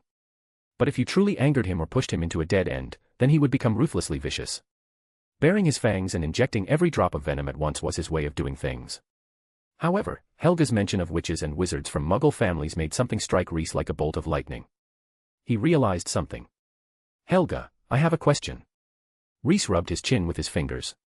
"You see, Hogwarts accepts so many students from Muggle families. Can the wizarding world really keep itself completely secret from the non-magical world?" At first, Helga thought Salazar was having a relapse of his old obsession, shifting his focus onto Muggle-born students again in the name of secrecy, trying to revive what he did 1,000 years ago. But as she listened further, his words stirred a trace of curiosity in her as well. Yes, why was that? Unlike 1,000 years ago, the modern magical world and the non-magical world were strictly separated. Yet there was one group of people who could move back and forth across that divide again and again, and they were the students from Muggle families and the half-bloods. After graduating from Hogwarts, without exception, all of them chose to stay and live in the magical world. No one even considered returning to the non-magical world to attend a university or anything like that. That was a little strange. Do you think the school or the Ministry of Magic might cast some kind of strange spell on young witches and wizards from Muggle families when they graduate, making them? Absolutely impossible, Helga said with great certainty. That simply did not fit Hogwarts' style of doing things. It was far too Slytherin in nature, and she did not believe that Dumbledore would do something like that. And to put it bluntly, she felt that with the current level of the magical world, they did not even possess enough power to bring about the scenario Salazar had described. That would be equivalent to casting the Imperius Curse on every young witch or wizard from a Muggle family, which was obviously beyond the capabilities of the modern magical world. Aside from the Imperius Curse, there were indeed other spells that could achieve something on that level, but Helga had never heard her colleagues mention them, and there was no trace of them in any books either. They were most likely already lost to time. That makes sense. Rhys nodded. He also believed that neither the Ministry of Magic nor the school could possibly have that kind of resolve. If even he hadn't managed to do it, expecting those people to accomplish it was asking the impossible. So I was thinking, maybe a small number of Muggles do know about the existence of the magical world, it's just that there are very few of them. I mean, apart from those Muggles who are related to wizards, there might still be some who know that wizards exist. That's what I just realized. Helga began to ponder the possibility of her old friend's conjecture. She rested her chin on one hand, while the other unconsciously tapped the table in a steady rhythm. After a while, she also felt that what Salazar said sounded plausible. Perhaps the Ministry of Magic lets the leaders of the Muggles know about the existence of the magical world. Who is the current leader of the British Isles? The Queen and the Prime Minister, I suppose. Rhys thought for a moment, then took out the corresponding Encyclopedia of Britain from his pocket. You can take a look at the section on the British political system. Watching Helga flip through the encyclopedia at top speed, Rhys couldn't help saying to her, I really think you need to catch up on this. Your understanding of Muggles is seriously lacking. Why not start with this set of the Encyclopedia of Britain? I think they're very useful. If you want, I can get you another set later. Helga stopped what she was doing and shot Rhys a fierce glare. At my age, I should have gone on a trip around the world first, then found a quiet little village to enjoy my retirement in peace. Instead, someone dragged me here to start working again. And now I still have to learn a whole bunch of new knowledge. Is this really what an old person about to retire should be going through? There was a strong note of resentment in Helga's tone, clearly showing her deep dissatisfaction with the workload at Hogwarts. I need to remind you that there's no such concept as retirement in the magical world. Seeing that Helga was on the verge of exploding, Rhys immediately changed the subject. Flip a few pages further and you'll find the section introducing the British political system. Guided by Rhys, Helga found the part of the encyclopedia that described Britain's system of government. The Queen, the Prime Minister, constitutional monarchy. What is all this supposed to mean? Rhys gave Helga a brief introduction to Britain's political system. He had once discussed this in detail with Hermione, so he had a fair understanding of it. So the royal family has become just a symbol, and the Prime Minister is the one with the most power. After listening to Rhys's explanation, Helga felt that something didn't quite add up. Chapter 396, 396, God's divine blood inside the flask. That's only the surface. In reality, the royal family, meaning the Queen, the Prime Minister's cabinet, and the civil service jointly govern this country. Rhys analyzed, relying on the information he had obtained from Hermione. Based on a few things Hermione heard from her father, along with my own understanding, I think the civil service is actually the group that holds the greatest power in this country. And the royal family is definitely not just a figurehead like the books claim. Because those who possess time are the ones who truly possess power. Prime ministers and cabinets change too frequently, while civil servants are appointed for life, and the Queen has ruled for decades. Helga nodded thoughtfully. Dumbledore was a very good example. He had lived long enough and had always been the headmaster of Hogwarts. That alone, combined with his record against two Dark Lords, had earned him immense prestige. If it weren't for certain flaws in his personality, those ministers of magic would never have been able to stand against him. So you think the Queen and the head of the civil service would know about the existence of the magical world? Reese shook his head. He couldn't be sure. If he were in charge of running the Ministry of Magic, he would definitely let the Queen know about the existence of the magical world, then arrange for one or even several elite wizards to become senior civil servants. That way, they could effectively monitor the Muggle government in secret and interfere with the implementation of policies that were unfavorable to the continued existence of the magical world. As for the Prime Minister, Reese was not inclined to let him know about the magical world. But there was no need to control him with the Imperious Curse either. That would be far too extreme and unnecessary, unless something truly special happened. A person who has to face a general election every 5 years, is he really worth taking that seriously? How long can he actually govern? He comes into office and spends a year or two just getting familiar with the situation, overturning or continuing his predecessor's policies, fixing the mess left behind, then spends another 2 years playing mind games with the civil service. By the time everything is finally sorted out, it's election year again, and the Prime Minister has to start preparing for the next election. If he happens to lose, and the opposing party takes power, whatever little achievements the former Prime Minister had will probably vanish in an instant. Treating someone like that with real seriousness was honestly asking too much of Reese. Besides, the differences between prime ministers were huge. Some even had to form coalition governments, and if a cabinet crisis erupted, there could even be an early election. If Reese were to find out that decades later, some prime ministers would have terms shorter than the shelf life of a head of lettuce, he would definitely insist on keeping the existence of the magical world a secret from them. I'll contact Jameson and have him ask Bones and Fudge whether the Ministry of Magic has truly been strictly following the statute of secrecy. Of course they haven't, Helga said. She simply didn't believe that the Ministry of Magic had absolutely no contact with the non-magical world. That wasn't realistic. And what about the magic array? Have you got any ideas yet? With the topic of the statute of secrecy temporarily settled, the two of them shifted their attention back to building a new magic array for Hogwarts. I do. It's similar to the Great Hall ceiling, but the direction of the spell is reversed. Reese explained his concept to Helga. According to Reese's plan, he intended to rely on Hogwarts' existing defensive magic to create a protective barrier over the school, thereby hiding it from view. Once the protection was activated, not only Muggles but even wizards would be unable to see the existence of Hogwarts. He decided to call this magic the Magic Canopy. Of course, this is only the first layer of protection. After that, we'll need to set up broader enchantments around Hogwarts to ensure that Muggles won't come anywhere near this place. That's a very good idea. But this kind of magic is extremely difficult. Do you need any help? I do. Reese didn't bother being polite. Of course he needed Helga's help. All right, wait here for a moment. Without another word, Helga left the office straight away. Reese. After thinking about it for a second. Oh damn. She isn't going to get that thing, is she? Reese's instincts were right. Helga really did come back carrying a hip flask. The flask was about the size of an adult's palm and was rather crudely made, nowhere near as exquisite as the ones on the Great Hall tables. But the moment he saw it, Reese's breathing grew noticeably heavier. Is this really necessary? You even brought this out. Reese felt that Helga might be making too much of it. They were just making major changes to the school's magic array. Was it really necessary to use even her hip flask? Back when Ragnarok had ended, the four of them each took some of the gods' hard-to-handle remains and crafted a personal artifact of their own.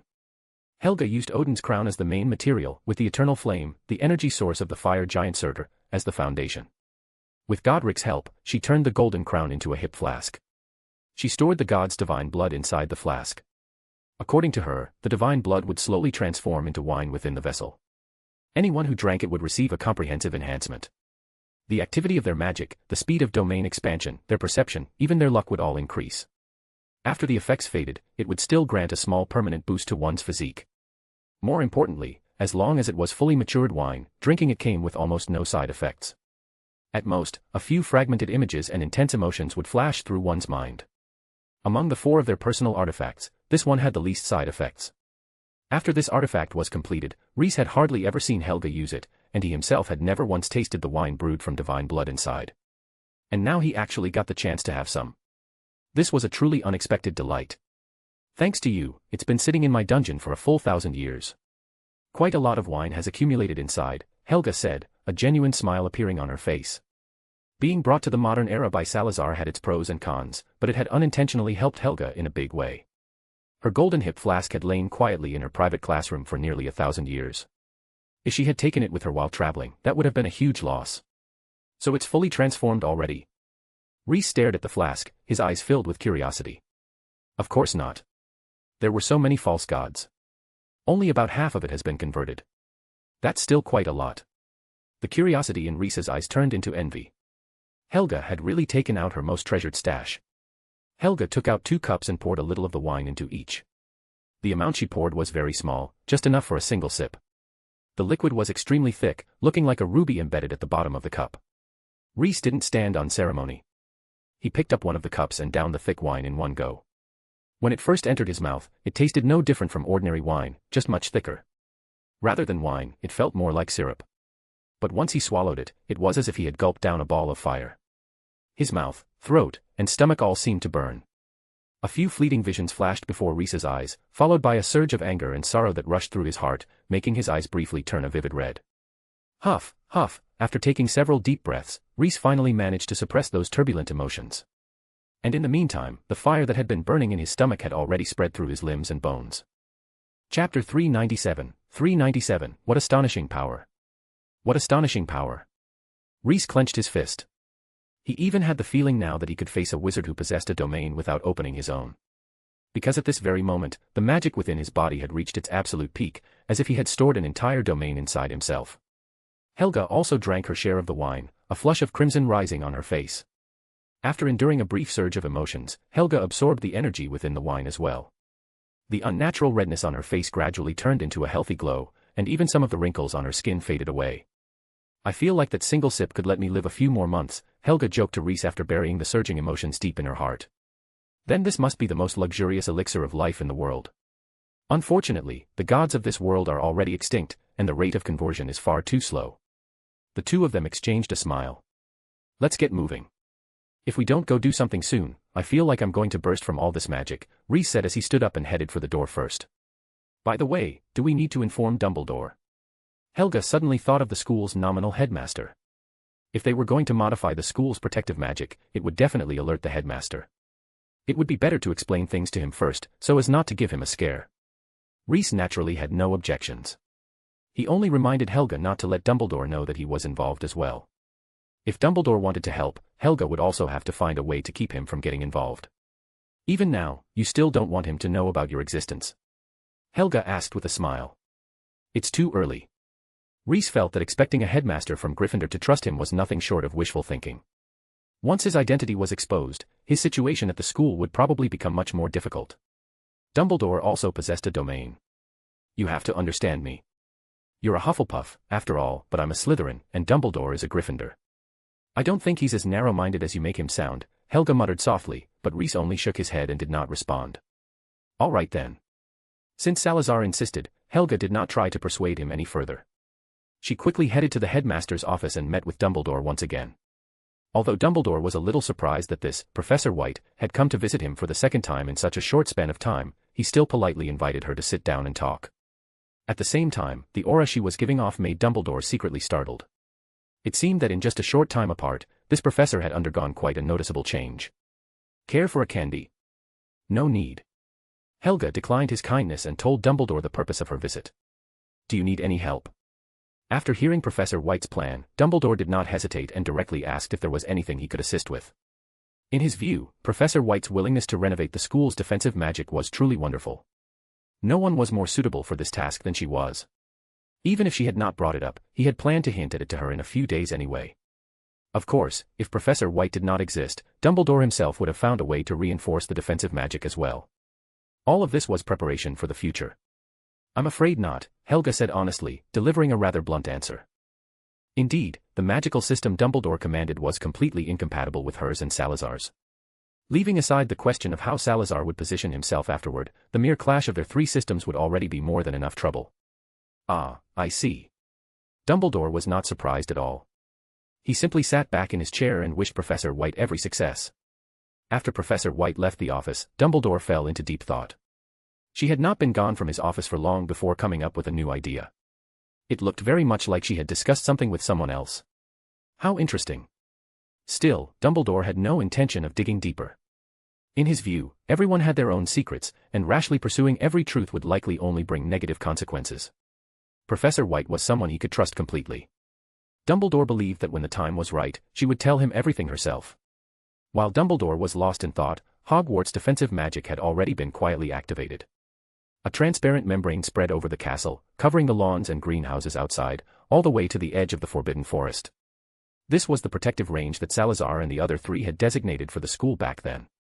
When she arrived at the school gates, the starting point of the defensive magic, Helga found that Salazar was already waiting there. "Let's begin." Reese said nothing more, simply drawing his wand. Helga took out hers as well. Magic flowed into their eyes, and the world before them changed. Above Hogwarts hung a translucent film, densely covered with runic inscriptions. The magic system of the Norse gods is really quite useful. It's a pity that later generations never managed to learn their magic. In the end, only the symbolic meaning of runes was passed down. They couldn't even fully preserve their own wizarding heritage. How could we expect them to understand the spell systems of those Nordic gods? Don't put it that way. The study of mana flow was simply eliminated in the process of magic evolving and renewing itself. No one ever imagined that not learning about mana flow would actually lead to the loss of the domain technique. That's what's truly unfortunate. Reese and Helga exchanged a few casual remarks, then began updating the defensive magic. Though rather than calling it an update, it was more accurate to say they were adding new functions to it. The two of them first worked together to add another layer of protection to the existing magical barrier, then began inscribing runes upon it. Under their combined efforts, one rune after another started to appear across the shield. Destruction alert, added. Concealment, add. Automatic magic absorption, add. Before long, Reese and Helga had finished installing the basic functions of the barrier. "So, what do you want the outside world to see?" Reese asked for Helga's opinion. "Let's make it look like how it was when we first arrived here back then. Calm lake water, thin mist, and barren grasslands, as if Hogwarts had never existed at all." Memories surged like a tide. Reese recalled the day Rowena brought them here. "Hey, Helga, I had a strange dream last night." "A dream? Wizards don't just dream for no reason." "Rowena, would you like a bottle of calming draft? I also have anti-evil potion, freshly developed." "Salazar, shut up." Rowena snapped at Slytherin, cutting off his idea of feeding her some strange potion, then told her friends about the dream she had last night. Chapter 398, 398, Our magic array has been successfully completed. A wild boar had led her to a wide, open place with excellent terrain. If such a place truly existed, she would absolutely choose it as the site for Hogwarts. "Rowena, you must have been thinking too much about finding a location for the school these past few days. When you think about something during the day, you dream about it at night." "That's perfectly normal," Godric said with a laugh. To him, this was nothing unusual. Back when he was trying to quit drinking, he often dreamed of all kinds of strange little animals leading him into dead trees in the forest to look for wine brewed by different creatures. True. Rowena chose to believe Godric's explanation. Otherwise, she would have to taste Salazar's strange potions. The four of them packed up their campsite from the night before and set off. They hadn't gone far when Rowena frowned. The places they were passing looked strangely familiar, just like the path she had followed behind the wild boar in her dream. "Let's go this way." When they came to a familiar fork in the road, Rowena, as if guided by some unseen force, chose the same path she had walked in her dream the night before. The further they went, the quieter Rowena became, and her steps grew faster. The other three friends didn't quite understand why, but they followed after her all the same. A few minutes later, the four of them passed through a stretch of woodland and arrived at a lake. Rowena froze on the spot. It was exactly the same as the scene she had seen in her dream. "This place actually looks pretty good. Should we set the school here? Do you want to go check out a few other places?" "Rowena, how does this compare to the place you saw in your dream?" "Hey, why aren't you saying anything?" "Rowena." She told her friends what had happened. "Huh." The three of them exclaimed in unison, all of them standing there in shock. "Salazar, I heard you've developed a potion to ward off evil spirits." Rowena asked softly, looking toward the cliff on the other side of the lake. "Yes." Slytherin nodded blankly and replied out of habit, "I'll make it for you and bring it over in a bit." And so, the site of Hogwarts was decided in this rather comical scene. Thinking of this, Reese remembered a rumor that had long circulated in Slytherin House, that Hogwarts Castle was the private property of Salazar Slytherin, and that the deed to the school was hidden in the headmaster's office. When he first heard this rumor, he had been completely stunned. Hogwarts Castle had been built jointly by the four of them, along with several of the students they had taken in back then. There had never been a single, clear owner. Besides, if he really had owned such a perfectly located castle, how could he have stood by and watched his old friends run all over Britain in those days? After all, they had almost decided to build a massive ship to serve as their magical school. They could have had the ship sail around the world, searching for young witches and wizards with magical talent and bringing them aboard to learn magic. That rumor was probably spread by later generations of Slytherins just to glorify themselves. For anyone who actually understood Hogwarts history, it would only add another joke to laugh at. Salazar, is something wrong? Helga's voice reached his ears, pulling Rhys's attention back to reality. Nothing. Rhys shook his head, burying those tangled memories deep in his mind, then began to focus on carefully inscribing the runes onto the protective barrier. One rune after another settled onto the surface of the shield, and memories from that morning long ago slowly resurfaced in his mind. As his magic continued to be consumed, the new layer of the barrier gradually became covered with runes. Fine beads of sweat began to form on Rhys's forehead, his hair clumping into strands from the moisture, and even the back of his robes was soaked through with sweat. Helga stood to the side, helping her old friend by fixing some of the runes he hadn't inscribed properly and correcting a few obvious mistakes. As the sun was about to set, Rhys carved the final rune onto the main gate directly in front of him. The next moment, the entire magic array lit up. Whoosh! Hogwarts was plunged into darkness in an instant, then returned to normal just as quickly. The students inside the castle noticed that something was off and crowded over to the windows. Outside, the sunset was still there. The young wizards rubbed their eyes, but the scene before them remained unchanged. Did it just flash for a moment? Yes, I'm sure it did. The students discussed it among themselves, but none of them could make sense of it. It wasn't just the students. The professors who noticed the strange phenomenon were equally puzzled. Only Dumbledore, seated by the window in the headmaster's office, understood what had happened. Professor White has succeeded. Aside from Dumbledore, Daphne, and a few others who understood mana flow also sensed that something was wrong. There seemed to be a very strong surge of magic just now. The range was huge.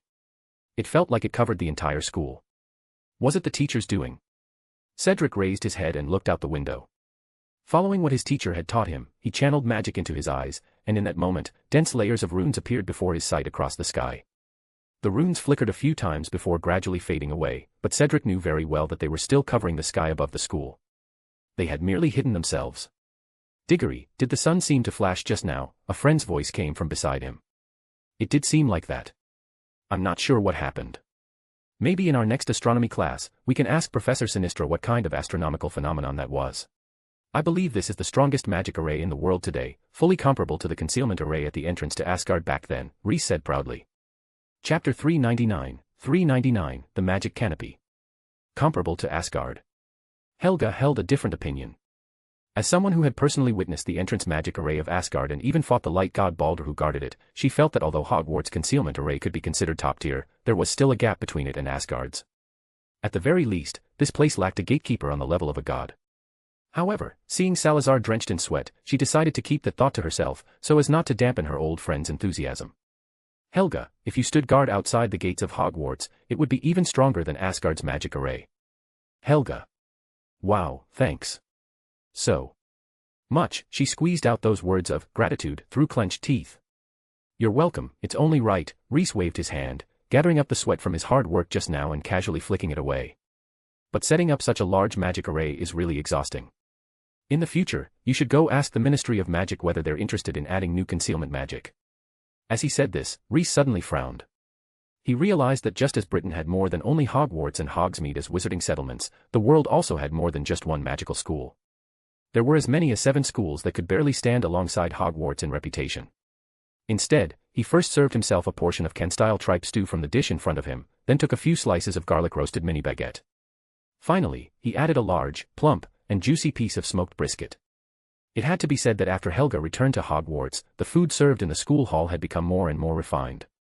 The proportion of British dishes in the main courses was rapidly decreasing, while French cuisine was taking up more space, noticeably improving the overall quality of the meals. Come on, tell us what happened. Daphne's curiosity was immediately piqued, and Astoria put down her knife and fork, quietly sitting to the side to listen in as well. As for the other students, it was as if they heard nothing at all. This was the effect of the anti-eavesdropping charm Rhys had cast. Anyone who tried to listen in on his conversation with the Greengrass sisters would hear nothing but a buzzing noise. The secrecy of this spell was excellent, allowing them to discuss confidential matters even in the middle of a crowded hall. Professor White and I added another layer of illusion to the school. I call it the magic canopy. Rhys explained the effects of the magic canopy to the 2 girls, leaving them staring in astonishment. But why go to all this trouble?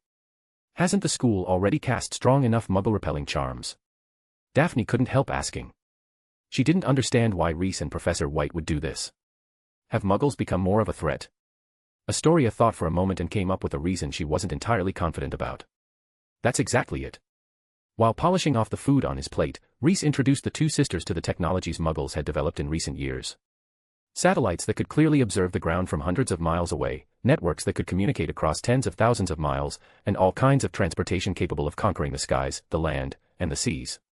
If these things hadn't come from Reese, Daphne, and Astoria would have thought they were excerpts from the Quibbler. How have Muggles made such huge progress? If this keeps up, what should we do? Faced with their questions, Reese could only shake his head. He didn't know what the magical world should do either. If he had awakened a century earlier, he might have had a solution. But now, even making the true situation of the outside world public required extreme caution. Faced with such a massive gap, he worried that some witches and wizards might suffer a psychological collapse. But judging from Daphne and Astoria's reactions, the two of them didn't seem to be feeling what he feared most. You can be afraid. You can worry. You can doubt. You can even feel jealousy or anger. But you cannot surrender, and you cannot collapse and give up. That was the bottom line Reese set for the witches and wizards of the modern age. If the entire wizarding world were to completely collapse and give up after learning about the advances in Muggle technology, Reese would not hesitate for a second. He would take the wizards and withdraw into seclusion. Even if he possessed power great enough to bring mutual destruction, that bunch of dead weight would not be worth saving. So what do you think we should do? Reese threw the question straight back to them. He really wanted to hear Daphne and Astoria's thoughts. The two of them began thinking seriously, while Reese took the opportunity to finish off the brisket on his plate. After polishing off the whole piece of beef along with 3 slices of garlic butter bread, Daphne gave her answer. I think we could try making contact with the Muggles and see what their attitude toward the magical world is like. Maybe start with the Muggle aristocracy. I think that would be more effective. To be honest, the stories about Muggles persecuting wizards go back several hundred years. Modern Muggles might not persecute us anymore. Chapter 400, The Optimist and the Realist. Daphne was optimistic. She felt that maybe they could try communicating with Muggles and see if they might be accepted. Besides, they had so many classmates from Muggle families. Were the two sides really irreconcilable? After hearing Daphne's thoughts, Reese glanced at her but did not comment. What you and Professor White did is absolutely right. For now, we should maintain the statute of secrecy and stay hidden so they don't discover us. But I have a very important question. If wizards and Muggles really went to war, who would win and who would lose? We've seen the ultimate limits of magic before. Spells of that level of power would make Muggles think twice as well, wouldn't they? Astoria said, then raised another question midway through. It's very complicated. That depends on how you define victory. But I can guarantee one thing. Wizards are by no means powerless to fight back. A full-scale war is almost impossible, but if that day ever came, I believe victory would belong to wizards. As his understanding of the international situation deepened, Reese felt that the so-called war between the magical and non-magical worlds simply did not really exist. The magical world was not a single united block, and the non-magical world was even less so. The possibility of the non-magical world uniting to attack the magical world was close to zero, because this was a matter of strategic balance. Wizards were a form of strategic power, especially when other countries did not have them. Any government with normal thinking and leaders of average intelligence should understand that their own magical community was actually in a cooperative relationship with them. If their country had no wizards to protect it, who would defend them against enemy wizards' imperious curses? So once the magical world was exposed, it would likely not trigger war, but it would bring the loss of independence. After that, it would be very difficult for them to live as freely as they did now. Muggles would probably try to control them, to infiltrate their ranks. When that happened, the conflicts between purebloods, half-bloods, and Muggle-borns would likely become even sharper. I see. Astoria blinked, a thoughtful light flashing in her eyes. Then we really can deal with them and see what attitude the Muggle leaders have. If that doesn't work, and they insist on destroying us. A hint of sharpness appeared in Astoria's gaze. Then we'll kill those leaders first and replace them with people who are friendly to us. If necessary, we can use the killing curse and the imperious curse. Reese looked at Astoria with appreciation. He felt that the strategy this girl proposed was nothing short of brilliant. That's right. And we can go even further, directly infiltrate their governments and strangle the possibility of the magical world being exposed at its source, Reese said casually, sharing his own idea. Completely adhering to the statute of secrecy was downright foolish. The magical world should keep its existence hidden from the vast majority of Muggles, while letting only a very small number of key Muggles know the truth. All right, hurry up and eat. If you don't start now, there'll be nothing left but dessert, Reese said as he removed the anti-eavesdropping charm, gesturing for Daphne and Astoria to get on with their meal. After dinner, he sent a letter to Mr. Jameson, then began tinkering with a magical device he had designed after drawing inspiration from Muggle technology. Muggles believe sound is transmitted in the form of waves. Waves create vibrations, so as long as you transmit or replicate those vibrations, you can transmit sound. Reese planned to use this idea to create a long-distance communication device specifically for witches and wizards. While Reese was designing his magical version of the telephone, Jameson Greengrass also received his letter. He dared not treat a letter from that man lightly and prepared to deal with it at once. So early the next morning, he went straight to the Minister of Magic's office. "Mr. Greengrass, what brings you here?" Bones was a little surprised by Jameson's visit. The man had been extremely busy lately, attending meetings everywhere, barely keeping his feet on the ground because of the Quidditch World Cup final and the matches that followed.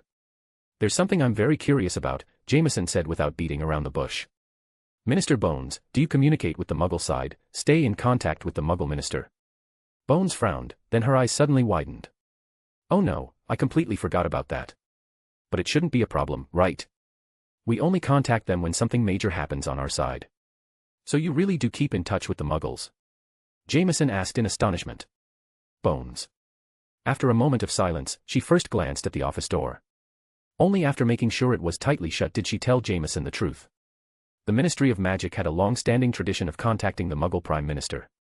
Whenever something major happened in the magical world that might affect Muggles, the Minister of Magic would go to number 10, Downing Street, to communicate and cooperate with the Muggle Prime Minister. The most recent time was when the former minister, Fudge, went to inform the Prime Minister that Sirius Black had escaped from prison and used the Prime Minister's influence to issue a wanted notice in the Muggle world. Jameson Greengrass. For Sirius, Fudge even went as far as informing the Muggles. I mean, was that really necessary? Was it really necessary to let Muggles know about our existence over something like this? And what's the point of issuing a wanted notice in the non-magical world anyway? Jameson felt his head buzzing. As for Fudge, he truly had nothing good to say. Letting someone like that sit in the position of Minister of Magic for so long was a failure on everyone's part. Obviously, Bones also found it hard to accept Fudge's actions. So even after she became Minister of Magic, she never activated the top-secret channel to contact the Prime Minister. After all, nothing major had happened in the magical world, had it? So every Muggle Prime Minister knows about the existence of the magical world. Just saying those words made Jameson feel suffocated. He had thought that sending a squib relative to manage the family vineyard was already daring enough. He never imagined that the Ministry of Magic would directly keep in touch with the Muggle Prime Minister. That was practically treating the statute of secrecy as if it didn't exist. That was the Prime Minister, after all. Not every one of them. Bones replied guiltily. The Muggle side hadn't been changing Prime Ministers that frequently in recent years. The current one had already been in office for 4 years, and the previous female Prime Minister had served for 11. As for those before that, Bones wasn't very clear either. Fortunately, every Prime Minister had kept silent about the existence of the magical world, both during their term and after leaving office. After leaving office. Jameson felt his blood pressure soaring. Oh. Bones suddenly realized what he meant. After a Prime Minister leaves office, we erase their memories, making them forget about the existence of the magical world. At least that was some good news. For once, the Ministry of Magic had actually done something right. 400 chapters. Holy moly. Chapter 401, Professor Sprout's Bewilderment. After learning about the Ministry of Magic's outrageous maneuver, Reese was left speechless for quite a while. Those people at the Ministry had actually told the Prime Minister about the existence of the magical world. He immediately wrote a letter, asking Jameson to rein in Minister Bones and make sure she never did something so foolish again. At the same time, he attached his own proposal. It was time for the Ministry of Magic to station a few wizards inside the Muggle government. If they wanted to take root within the civil service system and gain advanced knowledge of Muggle policies, an acceptance letter from a top-tier university was indispensable. Although civil servants did not require scientific expertise, the demands on humanities literacy were extremely high. At the very least, they needed to be proficient in using long and complex sentences. All of this required careful, long-term planning. After finishing his reply to Jameson, Reese shifted his focus back to his new invention. The seeds had already been planted. What kind of flowers they would eventually bloom into would require time to reveal. Speaking of seeds, after the holiday ended, Reese took the compass grass Helga had given him and went to Professor Sprout. He hoped that this professor, who was highly accomplished in herbology, could try to revive the precious plant in his possession. Well, he would first see whether modern wizards had any methods. If they did, there would be no need to trouble Helga. As for Reese, Professor Sprout did not have a particularly deep impression of him. In every class, he stayed tucked away in a corner of the classroom with classmates he was familiar with, never causing trouble or making a fuss. He didn't rush to answer questions like Hermione Granger did, but when she called on him, he always gave the correct answer. And then there was the fact that his grades were excellent. In Professor Sprout's view, that was probably because he was always with Daphne and had absorbed some of the positive influence of a top student. More importantly, over the course of 3 years, Professor Sprout had never heard of Reese Lint having any conflicts with students from Hufflepuff House. That alone was hardly like a Slytherin, and it also left him with a rather good impression in Professor Sprout's eyes. However, the moment Reese displayed his collection to Professor Sprout, her impression of this student became unforgettable. Compass grass. Professor Sprout sprang up from her seat, practically wanting to pounce on it. A plant believed to have gone extinct as early as the 1st century AD, one that the Romans had searched for extensively and found only a single specimen of, which was ultimately presented to Emperor Nero, now appearing right in front of her. The shock of it was beyond words. As far back as ancient Rome, compass grass had been an extremely important ingredient in potions. There were dozens of potion recipes that used it as a main ingredient or an auxiliary one. It could be used to treat coughs, hernias, lethargy, and it could even give beef and mutton a distinctive flavor. Combined with modern potion-making formulas, there was no telling how many sparks it might create. The reappearance of this plant held enormous significance for both herbology and potions. Professor Sprout carefully examined the specimen Reese had brought. In the end, she confirmed that it perfectly matched the ancient Roman descriptions of compass grass. "Where did you get this?" After confirming that the specimen in front of her really was compass grass, Professor Sprout asked eagerly. Judging from the condition of the specimen, it still seemed to retain a trace of vitality, and its medicinal properties showed no signs of deterioration at all. This was definitely not an ancient Roman remnant, but something produced in more recent times. So could it be that some compass grass had truly escaped the Roman search and continued to propagate in some hidden corner all the way to the present day? "Professor White gave it to me." The moment she heard its source, Professor Sprout's heart sank by half. Professor White. That antique from several hundred years ago. Sprout's hopes were instantly dashed. Only Merlin knew where Professor White had obtained the compass grass back then. With so much time having passed, the plant's origin was probably long lost. "Professor, do you think there's still any hope of reviving this specimen?" Reese asked with a trace of hope. In a world with magic, nothing was truly impossible, such as restoring vitality to a withered specimen. Of course, Muggles could also achieve seemingly magical feats through the power of science. Looking at the compass grass lying quietly in its box, Professor Sprout suddenly recalled an obscure formula that could indeed bring dead plants back to life, though it was extremely complicated and took a very long time. She wasn't sure whether the Reese before her had the patience for it.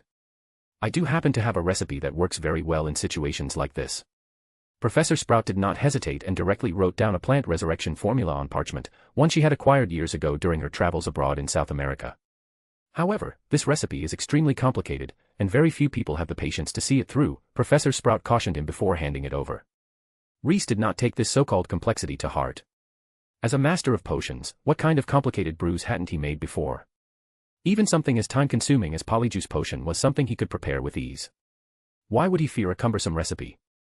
However, after actually seeing the recipe placed in his hands, Reese's first reaction was, "Professor, are you pulling my leg? Is this really something a human could write?" Professor Sprout's recipe was for preparing a nutrient solution known as resurrection water. This resurrection water required the cultivation of 7 specific herbs: sunflower blossom, moonleaf, Styx vine, eagle's kiss flower, wind between reeds aoi, swamp pulsing bulb, and firebreath dragon agave. Each of these 7 herbs had its own characteristics and needed to be cultivated in different environments. They had to be watered and fertilized at specific times every day. Even more troublesome was the extremely short window after harvesting. They had to be processed immediately once picked. After the extracts of the 7 herbs were combined, the blood of the person who cultivated those plants had to be added for the resurrection water to be considered complete. Once prepared, it had to be used within 15 minutes, otherwise it would lose its vitality. To revive a dead plant, this resurrection water had to be applied once every 4 days, for a total of 13 applications before the plant could be brought back from death. Reese did a quick calculation and realized that, not counting the time needed to cultivate the herbs, just applying the resurrection water alone would take 52 days. That was far too time-consuming. If he did it this way, he might as well forget about doing anything else and spend every day growing vegetables. "Ma'am, I'll go back and study it carefully," Reese said politely. After putting away Professor Sprout's formula, he left her office. Compass grass was precious, but was it really worth going to such lengths? Reese hesitated a little. Deep down, he was truly unwilling to do such repetitive and labor-intensive work himself. I could make a puppet and have it cultivate and harvest the herbs for me. A flash of inspiration crossed Reese's mind, instantly clearing things up for him. What era was this already, that he still had to personally grow herbs? His good friend Helga Hufflepuff was one of the world's top puppet-making masters. All he needed to do was say, "Help me out, Professor White," and the problem would be solved. With that thought, Reese strode quickly toward Helga's office. Outside her office, Reese ran into someone familiar yet unfamiliar. Chapter 402, Neville's Talent. Neville. What are you doing here? Reese asked in surprise. Well, it's like this. Neville took a wooden box out from his robes and told Reese about what Professor White had done earlier in the Hufflepuff common room. Oh. May I take a look? Reese immediately remembered that Helga had created this invention specifically to filter students with outstanding talent. He hadn't expected her to leave it with Neville. He tried it himself and found that it did indeed demand a very high level of sensitivity to magic. But for Reese, who was thoroughly versed in magical flow, guiding the little balls into their corresponding holes was child's play. For a brief moment, Reese was tempted to take this little device back to Slytherin House and let the students there try it out. But after thinking it over, he abandoned the idea. First, dealing with 2 students had already drained most of his energy. Second, what if some people he thoroughly disliked turned out to have extremely high talent? Teaching them would disgust him, but not teaching them would feel like wasting talent. So it was better not to test at all. As long as he didn't test, he wouldn't know their talent, and it wouldn't count as wasting it. As for taking talented students under his wing and personally teaching them, ever since Daphne got involved with Magma, Reese had very little confidence in that regard. So, Neville, you're here to return this box. After handing the box back to Neville, Reese asked an extra question. Yes. A smile bloomed on Neville's face. I can do it now too. As he spoke, he demonstrated it right in front of Reese. Sure enough, after just a few seconds, 4 crisp clicks sounded, and all 4 beads fell neatly into their corresponding holes. Reese's eyes widened at once. The level of magical control Neville displayed was exceptionally good. But that made things strange. If Neville had such excellent talent, why hadn't Helga taken him on as a student? Could it be that? Sure enough, after asking, Neville told Reese that he had only mastered the trick after a period of practice. Before that, the time it took him to guide the balls into the correct holes had been far longer than it was now. That day in the common room, I was too nervous and ended up overshooting with the beads, Neville said with an embarrassed chuckle, his round face turning slightly red. Reese nodded silently. He had to admit that he now looked at Neville in a new light, though he also felt a bit regretful. Neville did have talent in magical control, but it still hadn't reached the standard Helga required for taking on a student. Only those who could return the balls to their places within 10 seconds the very first time they touched the box could truly be considered up to their standards. In Neville's case, it could only be said that he had talent. If Helga hadn't taken on any students yet, that would have been one thing. Unfortunately, she had already accepted Cedric, and it would be difficult for her to spare the energy to teach another student with merely average talent. What a pity. After burying the trace of sympathy for Neville deep in his heart, Reese was just about to knock on Helga's office door when Neville asked him a question as well. Why had he come here? Was it to ask about defense against the dark arts? Neville's words amused Reese. If anything, Helga would be the one coming to ask him questions. I'm here to ask Professor White to design a puppet for me. As he spoke, Reese told Neville about his visit to Professor Sprout earlier. Compass grass. Can I take a look?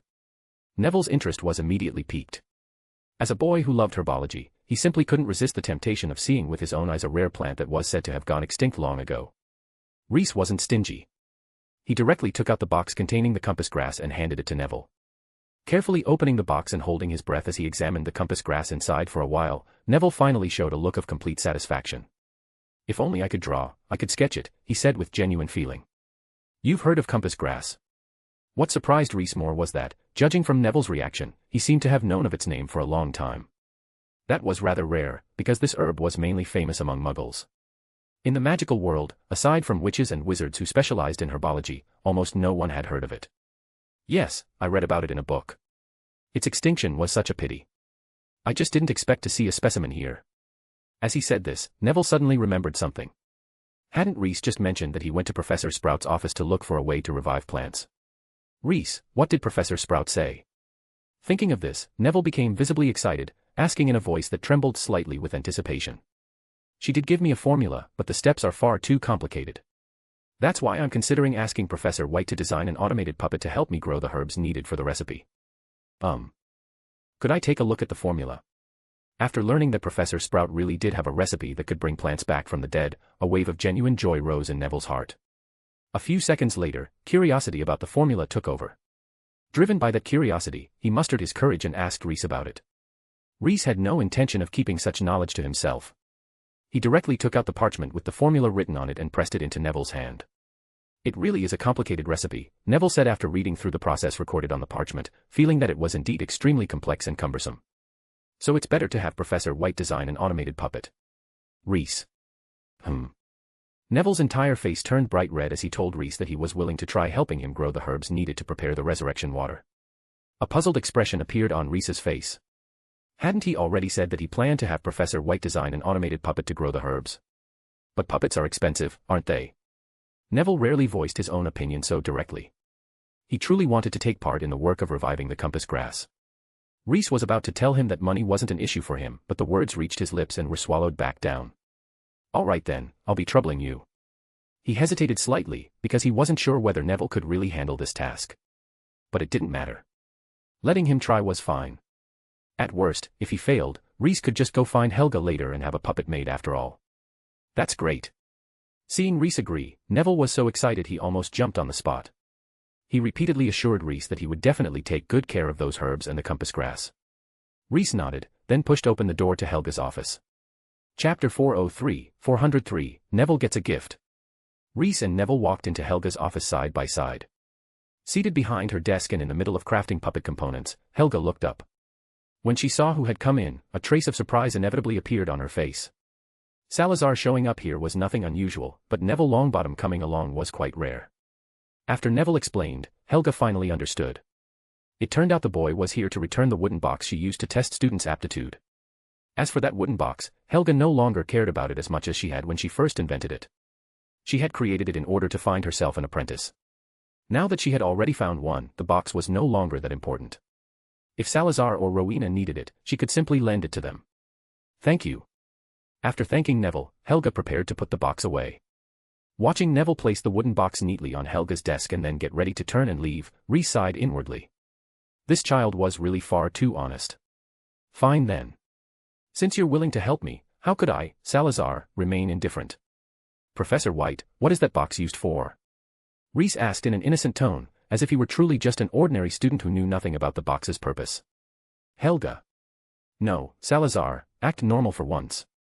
His behavior was genuinely starting to make her uncomfortable. Helga, feeling her scalp go numb, explained the purpose of the wooden box to Reese. Standing beside Reese, Neville looked utterly confused. Hadn't he already explained the box's function to Reese outside the office just now? Why was he asking Professor White again? "So that's how it is." Reese put on an expression of sudden realization, then asked with an earnest look, "Professor White, may I try it?" "Of course." Helga's expression was extremely complicated. She still couldn't figure out what Salazar was up to, so she simply handed the wooden box over. Reese held the box, and with two dull thuds, the small beads inside immediately shot off in all directions. Clearly, his first attempt had failed. Helga. Salazar Slytherin failing her talent aptitude test. What kind of joke was this? It was as absurd as a marathon champion failing a basic fitness test. Why is he acting this out in front of me? Helga's gaze swept over Neville standing to the side, and she instantly formed a few guesses in her mind. Neville was even more shocked than Helga. Hadn't Reese just been able to put the beads back into place? How was it that the moment he stepped into the office, he suddenly knew nothing and couldn't do anything? For a moment, Neville seriously suspected that he had lost a segment of his memory. Huh. A look of extremely convincing surprise appeared on Reese's face. He immediately shoved the wooden box into Neville's hands, letting him try as well. Neville didn't even have time to react.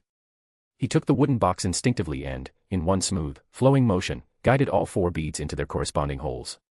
Helga. The surprise came so suddenly that it almost felt unreal to her. Two students with top-tier talent had emerged in her house. Was this real? "Child, were you perhaps too nervous that day and didn't perform well?" Helga asked joyfully. She remembered it now. That day, the boy had indeed seemed rather shy. Underperforming due to nerves was perfectly normal. Helga couldn't help but feel secretly delighted. Could it be that Hufflepuff was finally having its turn, that this generation was brimming with talent? It wasn't impossible. After all, Hufflepuff had endured hundreds of years of hardship. Wasn't it about time their fortunes turned? But Neville's next words hit her like a bucket of cold water. Ah, no. After I got the box, I kept practicing with it, and gradually I just got the hang of it, Neville said honestly, laying out the truth without reservation. He even made himself sound a bit worse than he needed to. Beside him, Reese couldn't help pressing a hand to his forehead. This child was far too honest. If he had put it a bit more vaguely, Helga might really have taken him on as a student. Even if you didn't want to lie, you could have told the truth more tactfully. What was with this overwhelming, slow bird flies first, energy? Neville really had missed out on a very precious opportunity. After learning that Neville had only managed to guide the beads back into place through relentless practice, Helga couldn't help but feel a trace of disappointment brought on by the gap between expectation and reality. However, that disappointment was quickly replaced by a deep admiration for the round-faced boy before her. Helga Hufflepuff would never judge people by talent alone. She greatly appreciated students like Neville, who made up for a lack of natural talent through diligence. Perhaps such students would never, in their entire lives, touch the threshold of a domain. But so what? The magical world was built upon countless wizards just like this. Geniuses were precious, but such foundations were equally indispensable. Yes, Reese's judgment had been correct. Helga truly lacked the energy to take Neville on as a personal disciple and guide him herself, but that did not mean she would do nothing. Diligence is a fine tradition of Hufflepuff. Neville Longbottom, for upholding the virtues of your house, you earn Hufflepuff 10 points. Standing to the side, Reese felt a strong urge to complain internally. Awarding points for upholding house virtues. That reason was really a bit too perfunctory. Then should Gryffindor students earn points for daring to sneak out of the dormitory after curfew? Helga's main purpose was obviously not to award house points. Her real move came next. She took the wooden box, fiddled with it for a moment, then handed it back to Neville. Neville looked down and discovered that the wooden box no longer contained just 4 small holes and 4 beads. Instead, many wooden partitions that moved on their own had appeared, and from time to time, small holes would suddenly open up along the paths. Take it. Consider it my Christmas present to you. I've made a few small modifications to it. Give it a try. This time, the difficulty is quite a bit higher, Helga said in a tone as if she were simply giving a student another educational toy. In reality, she was using the box to quietly train Neville's control over magic. Thank you, Professor, Neville said, not noticing Professor White's deeper intention and offering only a polite thanks. Oh, and this as well. Helga took a notebook out of her desk drawer and handed it to Neville. These are some notes and reflections I wrote while reading modern magical texts. They're not very systematic, but they are organized by subject. They might be of some help to you. Helga did not attempt to directly teach Neville the principles of magical flow. In her view, Neville was not someone who could grasp magical flow through just a few words of guidance. Instead, she chose to give him a set of notes. How much he could gain from them would depend entirely on his own effort. These notes were like fertile soil. For every bit of cultivation put in, there would be a corresponding harvest. Thank you, Professor. This time, Neville's voice carried genuine emotion. He was so overwhelmed that he didn't know what to do with himself, and in the end, he actually bowed to Professor White. Chapter 404, 404, I need you to join the Muggle government. There's no need, Helga said, her expression complicated. In her view, choosing to leave Neville to develop on his own like this was somewhat unfair to him, but she had no better option. Under the current circumstances, this approach was the most suitable one for Neville. Would it really be beneficial for this shy, round-faced boy to be kept by her side and given daily one-on-one lessons? Helga didn't think so. If you have questions, ask more. Locking yourself away in a corner and brooding over them alone isn't a good idea, Helga added encouragingly before he left. She also told him that once he cleared all the challenges in the box, he could come back to her, and she would design even more complex stages. It wasn't until he had walked out of Professor White's office that Neville finally, belatedly understood why Reese had suddenly been acting so strangely earlier. Thank you, Reese. He thanked Reese very seriously. It's nothing. You helped me first, Reese said casually, waving his hand as if he truly didn't take such a small matter to heart. However, he had already made up his mind. If Neville really managed to revive the compass grass for him, then he would give him another gift of unquestionable value. Neville's story was just a small interlude in an otherwise calm life, and life went on.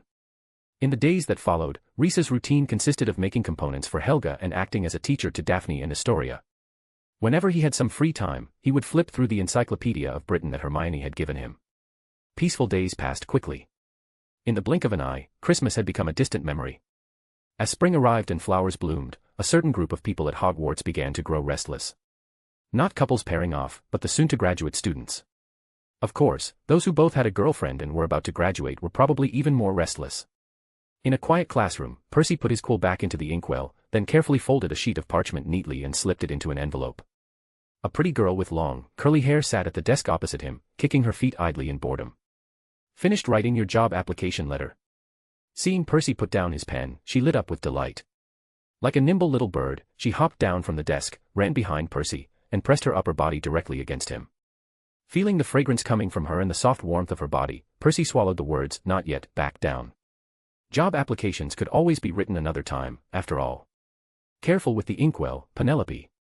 "I'm more or less done," Percy replied vaguely. "Are you planning to go to the Ministry of Magic after graduation?" Penelope asked, hugging Percy and whispering into his ear. "Of course," Percy said without hesitation. "I've already exchanged letters with several important figures at the ministry. They seem quite interested in me. But I still need to get a few more good results in my NEWTS. Percy suddenly fell silent, because his tongue had found something else to do. After quite some time, voices finally returned to the classroom. "Then I'll wish you good luck with your interviews in advance," Penelope said with a cheerful smile. Percy straightened his slightly rumpled collar and hair, indicating that everything was completely under control. Hogwarts graduates began submitting applications and making early contact with their preferred companies or organizations during the second half of their 7th year. If discussions went well, they would arrange a first interview somewhere in Hogsmeade. During this period, if everything proceeded smoothly, both sides would reach an agreement, allowing the graduate to take up the position immediately after finishing their NEWT exams, certificate in hand, saving the trouble of job hunting. Of course, if the exams went poorly, that would be another matter entirely. Percy was currently in the middle of such correspondence with the Ministry of Magic. He had aspired to a political career since childhood, so Percy had never considered sending applications to organizations like Gringotts. His goal was singular: secure a position and become a ministry employee, preferably in a department with real authority, such as the Department of Magical Law Enforcement. And because of his surname, he had indeed received quite a number of replies. Although the Weasley family was poor, they were still a bona fide pureblood family. Percy's father, Arthur Weasley, also had a decent reputation within the Ministry of Magic. As a result, most of the job applications Percy sent out received responses instead of disappearing without a trace. In other words, for the sake of the Weasley name, the influential figures who received his applications would at least send back a rejection letter. After saying all this, Percy fixed Penelope with a burning gaze and told her that he would be waiting for her at the Ministry of Magic. Their gazes were almost tangible in their intensity.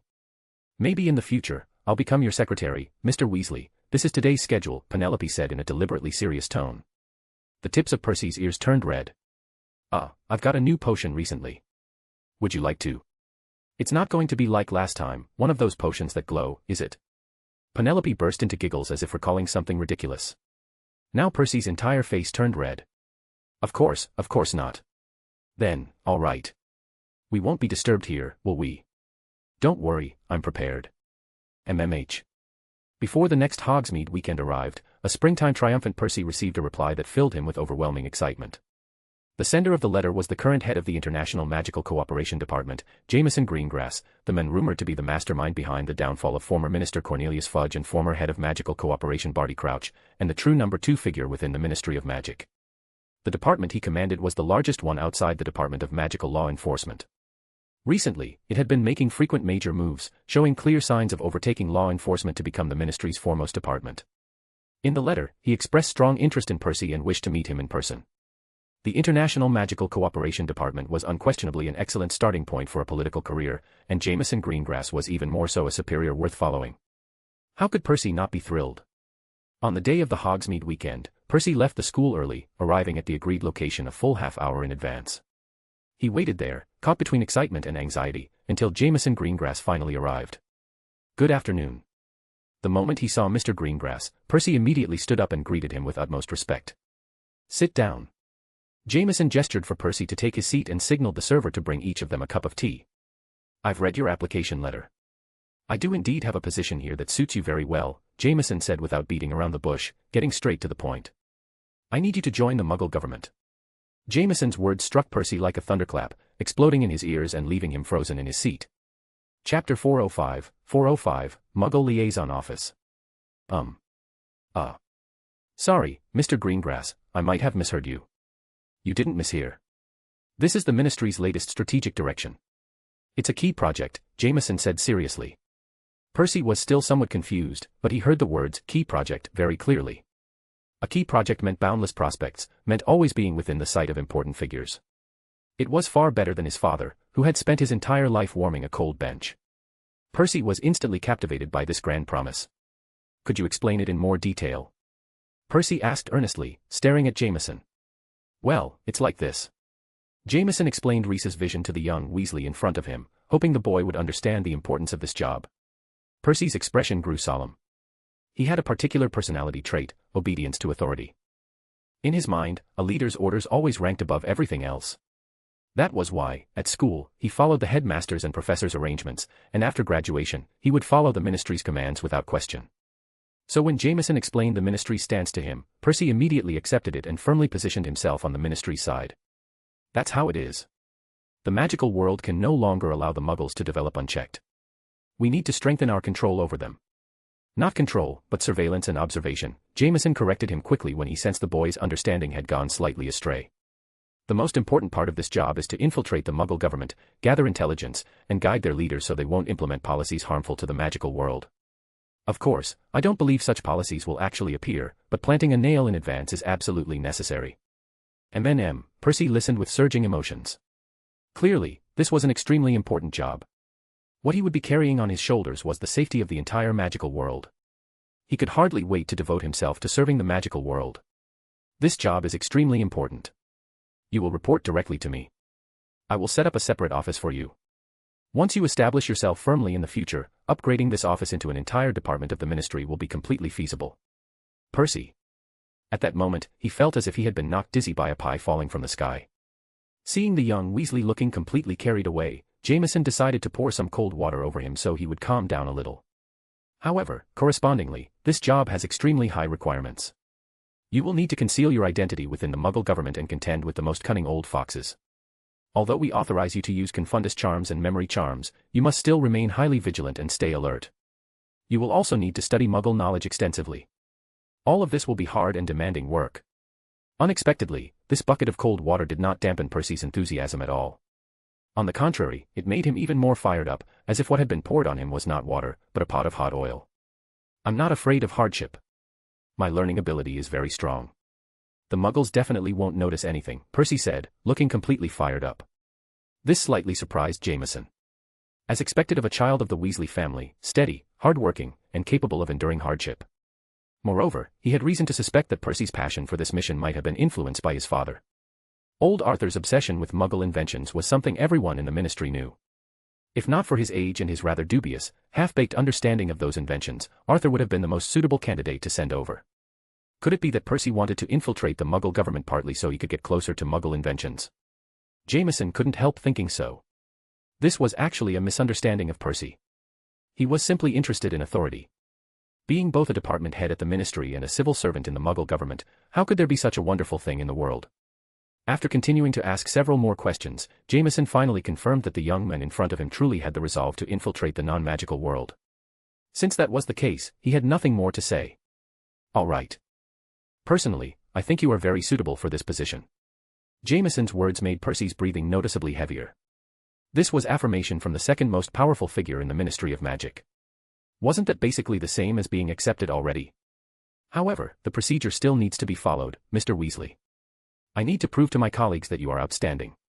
To put it more clearly, a NEWT certificate with all outstanding grades will be the most convincing evidence. Percy nodded seriously, then suddenly remembered something extremely important. Oh, Mr. Greengrass, I didn't take Muggle studies, so I can't obtain a NEWT certificate in that subject. As he spoke, sweat began to appear on his forehead. If he were to miss this opportunity because of a decision he had made years ago, he believed he would regret it for the rest of his life. That doesn't matter. The Muggle studies textbooks are far too outdated and won't be of much help to your work. After you graduate, the ministry will still provide you with special intensive training. What you should be worried about is whether you can endure that training. Jameson's words acted like a reassuring pill for Percy. As for the so-called intensive training, Percy was full of confidence in himself. Isn't it just studying hard? Why would he be afraid of that? After settling everything with Percy, Jameson drained the tea in his cup and left in a hurry. He still had to meet Dumbledore next. Percy felt that his future was bright. He was certain that he would become the most dazzling member of the Weasley family, and that his father, mother, brothers, and sisters would all be proud of him. Just imagining his family proudly saying, "Percy Weasley is my son/brother," made him tremble with excitement from head to toe. About 15 minutes later, Jameson Greengrass appeared in Dumbledore's office. "Good morning, Professor Dumbledore." Good morning, Mr. Greengrass. Would you like some sweets? As he spoke, Dumbledore conjured a large plate of desserts as if he were waiting to do so. Jameson. He silently picked up a lightning cream puff just to be polite, then sat down opposite Dumbledore. I just finished talking with Percy, the Percy Weasley. Do you have any impression of him? He didn't start the main topic directly, but first brought up his interview with Percy. Of course. He is a very energetic and obedient child, Dumbledore said, and in his mind appeared the face of a boy with flaming red hair. I've just finished interviewing him. I think he can join the Muggle liaison office that will soon be established. Dumbledore raised an eyebrow. Arthur's child joining the Muggle liaison office, this was truly fate playing a little joke on Arthur. But the name of this institution? A faint sense of premonition arose in Dumbledore's heart. Chapter 406, 406, Hermione has touched the threshold of a domain. Sure enough, Jameson shared the Ministry's future policies with Dumbledore and explained the reasons behind them. This was an order given to him by Lord Slytherin, and he needed to convey that will to Dumbledore without telling him too much.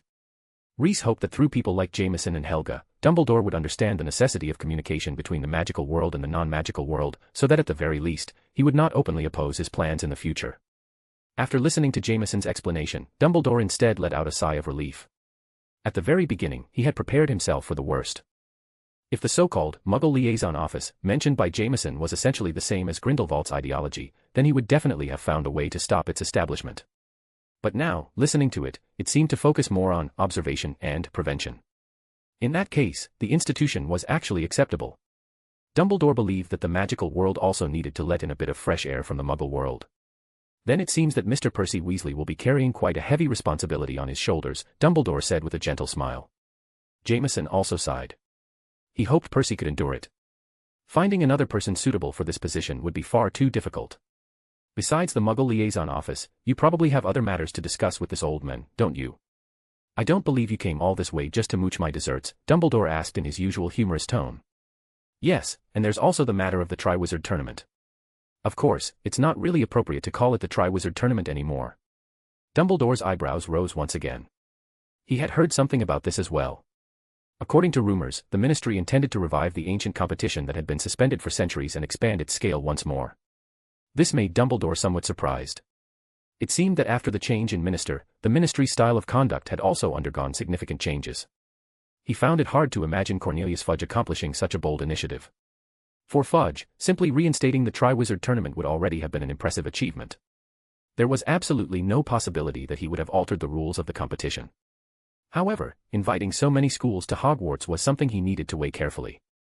Perhaps it would be better to find a time to discuss it with Professor White. Because Dumbledore harbored such thoughts, Jameson naturally returned empty-handed. The discussion about the tournament made no progress, which left him somewhat anxious. Without Dumbledore's approval, his next step in the plan simply could not move forward. Just imagine it, he sends out invitations to the heads of major magical schools around the world, and then Dumbledore refuses to host the tournament. What an awkward situation that would be. Yet this matter could not be rushed, which made it all the more frustrating. Jameson left Hogwarts in a depressed mood. What he didn't know was that someone inside Hogwarts was just as anxious as he was, and that person was also a truly influential figure.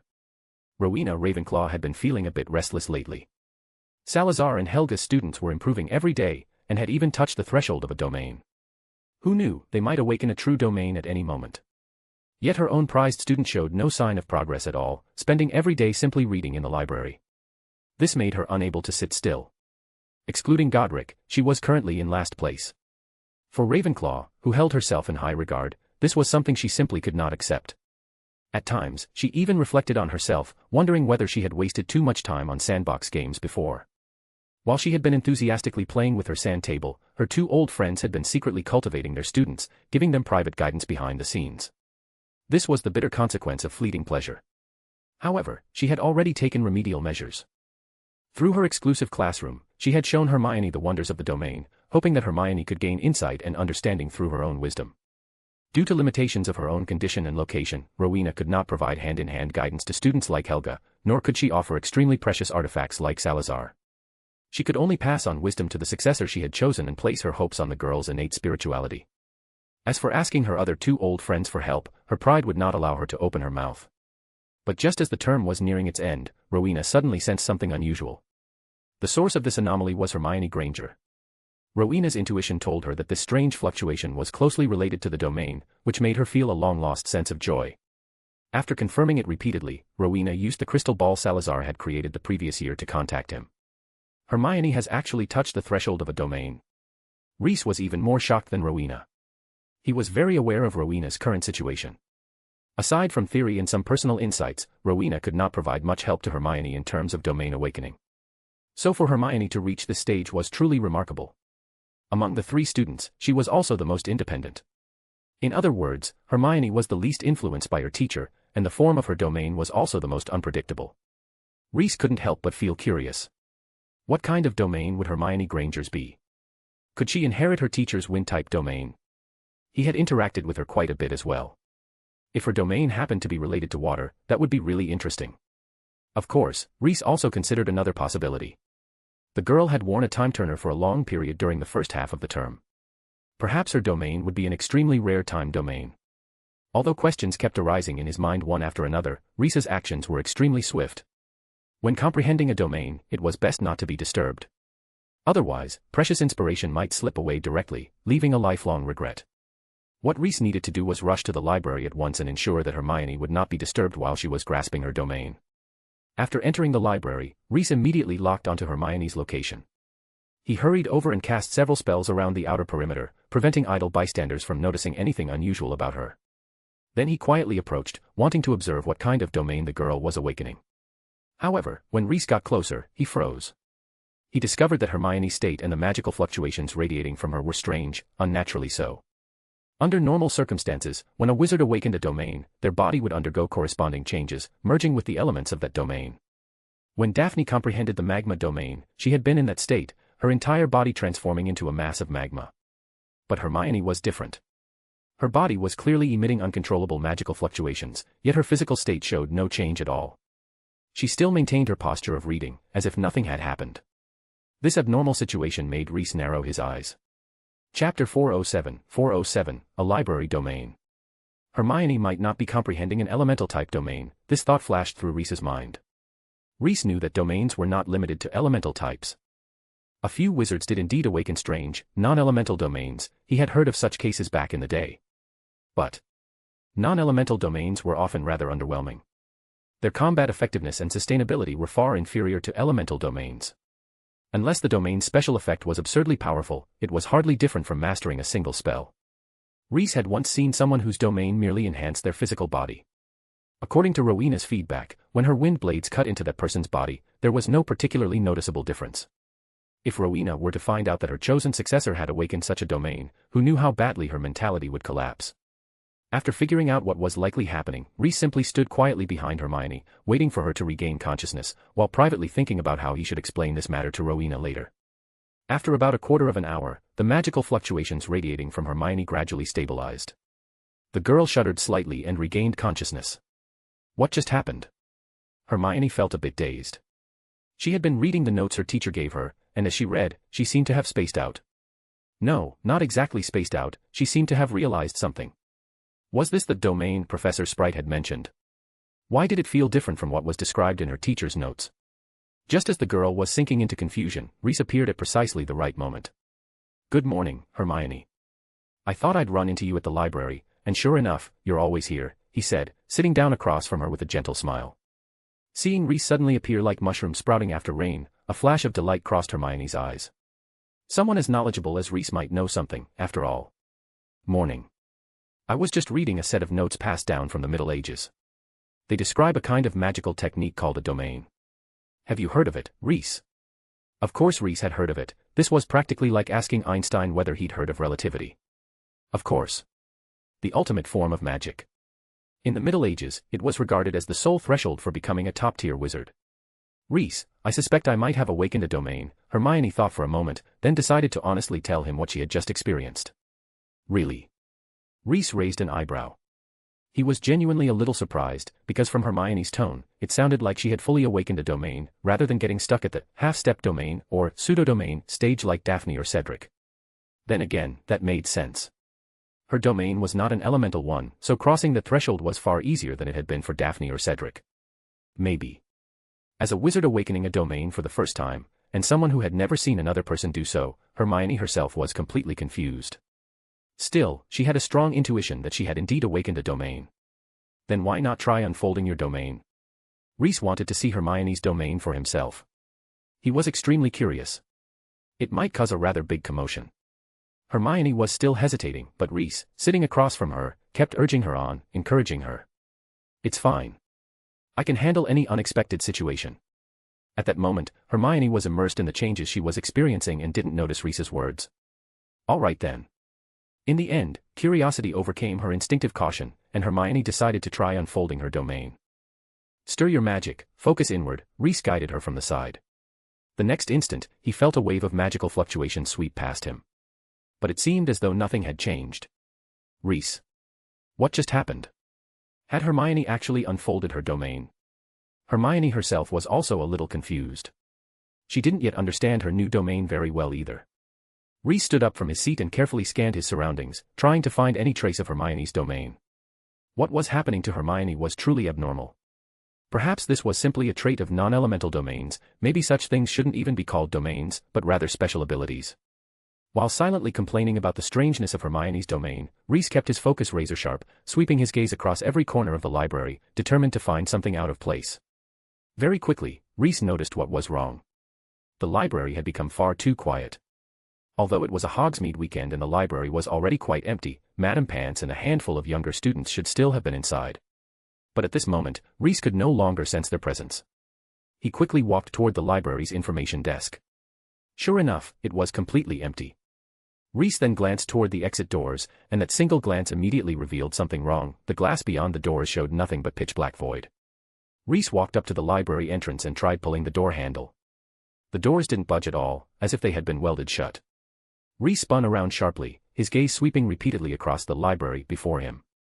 After a short while, he reached a conclusion. This library was Hermione's domain. He took long strides, pulling Hermione along with him, and quickly circled the library once. He found that this library was extremely similar to Hogwarts' library, yet subtly different in its details. First, all the curtains on the windows were drawn, and they couldn't be pulled open at all, as if they had been enchanted with a permanent sticking charm. Second, aside from himself and Hermione, there was no one else here. Not only were there no people, there weren't even spiders or flying insects to be seen. Lastly, the shelves appeared to be filled with many books, but some of them had only an outline. When taken down, they turned out to be empty notebooks with beautifully crafted covers. Some books didn't even have titles, existing only as props. Especially in the restricted section, almost none of the books contained any actual content. Moreover, Reese also noticed that this library only imitated the structure of the Hogwarts library itself and didn't include the attached buildings. Rowena's exclusive classroom had been replaced by a simple study room. So Hermione's domain ability was to create a library. That thought flashed through Reese's mind. If that was the case, it was somewhat darkly humorous. Your teacher commands the wind and the sky, your friend controls all the liquids of the world, your classmate wields the power of earth and magma, and your ability is to build a library. Hermione Granger, your domain is the most useless of them all. Reese could practically hear Daphne's voice ringing in his ears. While Reese's thoughts drifted, Hermione also discovered the pattern governing the books on the shelves. The books I've read all have content. The ones I haven't read but still remember the titles of have titles but no content, Hermione said, casually pulling Hogwarts, a history from the shelf. When she opened it, the pages were filled with text. It seems your domain unfolds into a library, filled with the books you've read. Try bringing a book directly to yourself. This is your domain, you can do anything here. Chapter 408, 408, is it really an underwhelming domain? Really? Hermione, unaware of the deeper implications, was delighted. A library domain. Didn't that mean she could slip into a library to read any time she wanted? She absolutely loved this domain. She tried as Reese suggested, and a copy of Fantastic Beasts and Where to Find Them flew straight into her hands. Hermione. So it really works. She snapped her fingers several times, and 6 or 7 books appeared out of thin air on the table beside her. After playing with the ability for a bit, she waved her hand, and all the books automatically returned to their original places. However, when Hermione tried to conjure some food or drink, she failed. Maybe it's because eating and drinking are forbidden in the library, she muttered to herself. Reese was also somewhat astonished. This domain even came with built-in rules. It seemed different from ordinary non-elemental domains, or rather, different from most domains he had ever seen. Hermione's library domain couldn't expand almost infinitely like an elemental domain, nor could her body evade attacks or move rapidly through elemental transformation. Yet unlike ordinary non-elemental domains that only covered a very small area, its range was actually quite large. After all, it was as big as the Hogwarts library, and even came with some strange rules. This domain was truly fascinating. Wait a second. Hermione suddenly interrupted Reese's thoughts and pulled a chocolate frog out of her robe pocket, then took out a jug of pumpkin juice from her school bag. Reese. That's really strange, Hermione said, looking just as confused. I just found these in my pocket. Could it be because eating is forbidden in the library, but students are allowed to sneak food in? Reese blinked, took the chocolate frog from Hermione's hand, and before she could stop him, tore open the wrapper and popped the frog into his mouth. It tasted exactly the same as a chocolate frog from outside. That's really strange.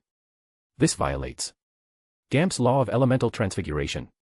Reese anticipated what Hermione was about to say. Yes, the girl nodded, her bushy hair bouncing as she did. You can't conjure delicious food out of nothing.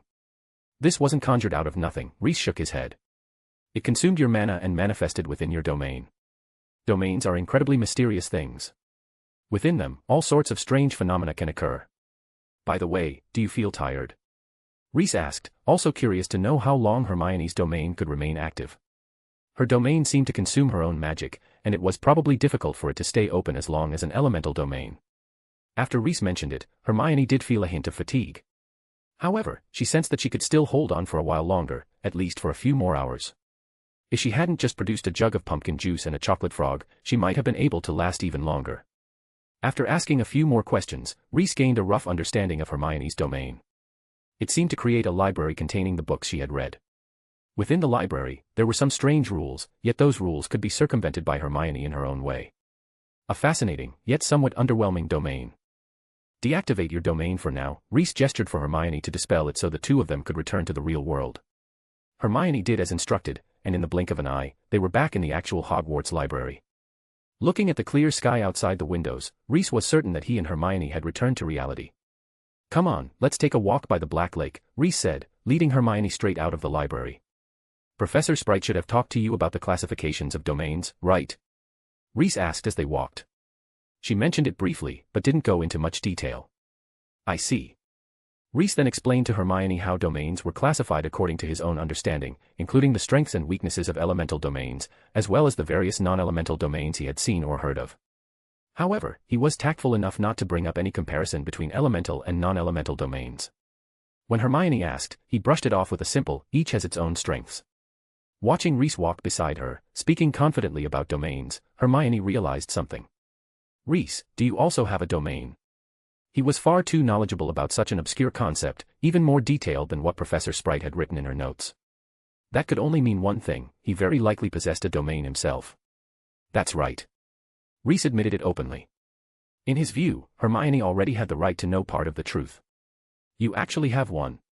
Hermione's eyes widened instantly. Yes. You never mentioned it. You never asked, did you? Hermione. Just then, the two of them arrived at the Black Lake and walked side by side along its shore for a while. Reese noticed that someone in the castle not far away was watching him. That person was Helga. It seemed she had already received his message. Do you want to try opening your domain again? Knowing that Helga was observing from afar, Reese asked Hermione to activate her domain once more. This was related to a hypothesis he had about Hermione's domain. Although she didn't quite understand why, Hermione still did as he asked. Once the domain was activated, in the blink of an eye the two of them found themselves once again inside the library domain that closely resembled the Hogwarts library. This time, let's test how long this domain can remain expanded at most, Reese said, continuing his examination of Hermione's domain. Such a wondrous domain had piqued his curiosity, and he intended to study it carefully. After taking an hourglass out of his robe and placing it on the table, Reese pulled out the encyclopedia Hermione had given him and sat down to read inside her domain. Hermione. Reese really didn't stand on ceremony at all. She smiled and took out her own books to work on her homework. Time passed quickly. Reese's hourglass flipped over once every quarter hour. After it had been turned 13 times, Hermione put her things back into her bag. I can't hold on much longer, the girl said, her face slightly pale. After Reese also prepared himself, she dispelled the domain, and the two of them returned to the shore of the Black Lake. The moment they returned to reality, Reese looked up at the position of the sun, and the sun had not shifted noticeably. Chapter 409, Save Your Sympathy, Helga. Interesting. Reese murmured softly. Ha. Ha. What is it?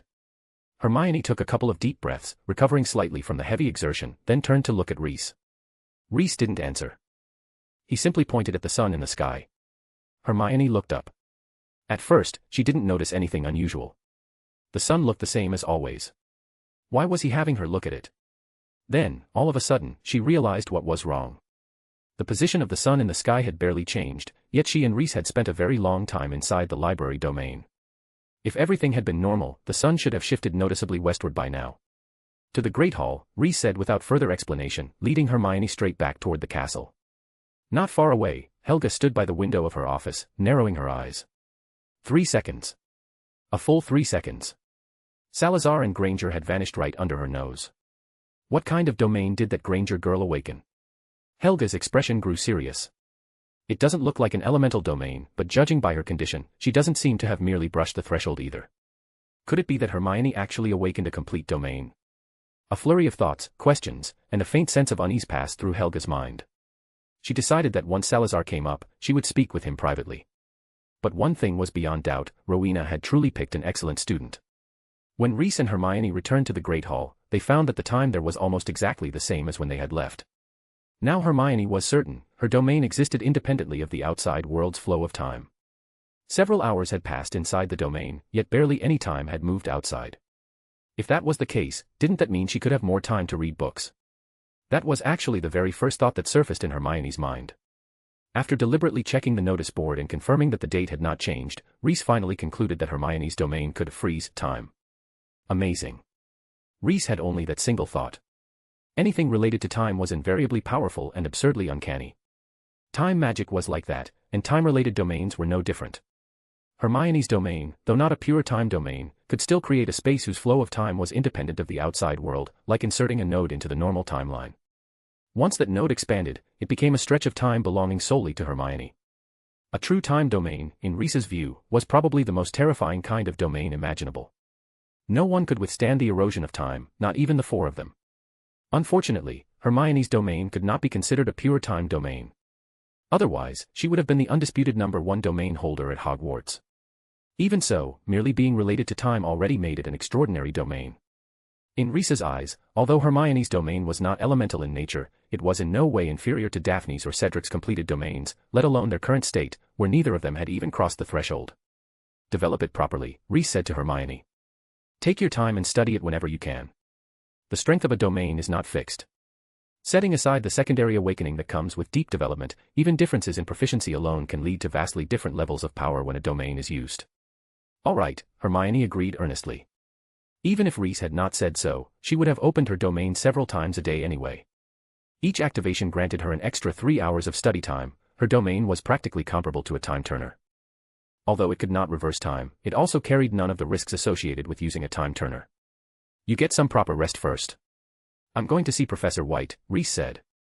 After reminding Hermione once more to further develop her domain, he turned and headed upstairs. Hermione, feeling a wave of fatigue, chose to return to her common room for a short rest. Once she recovered her energy, she planned to open her domain again.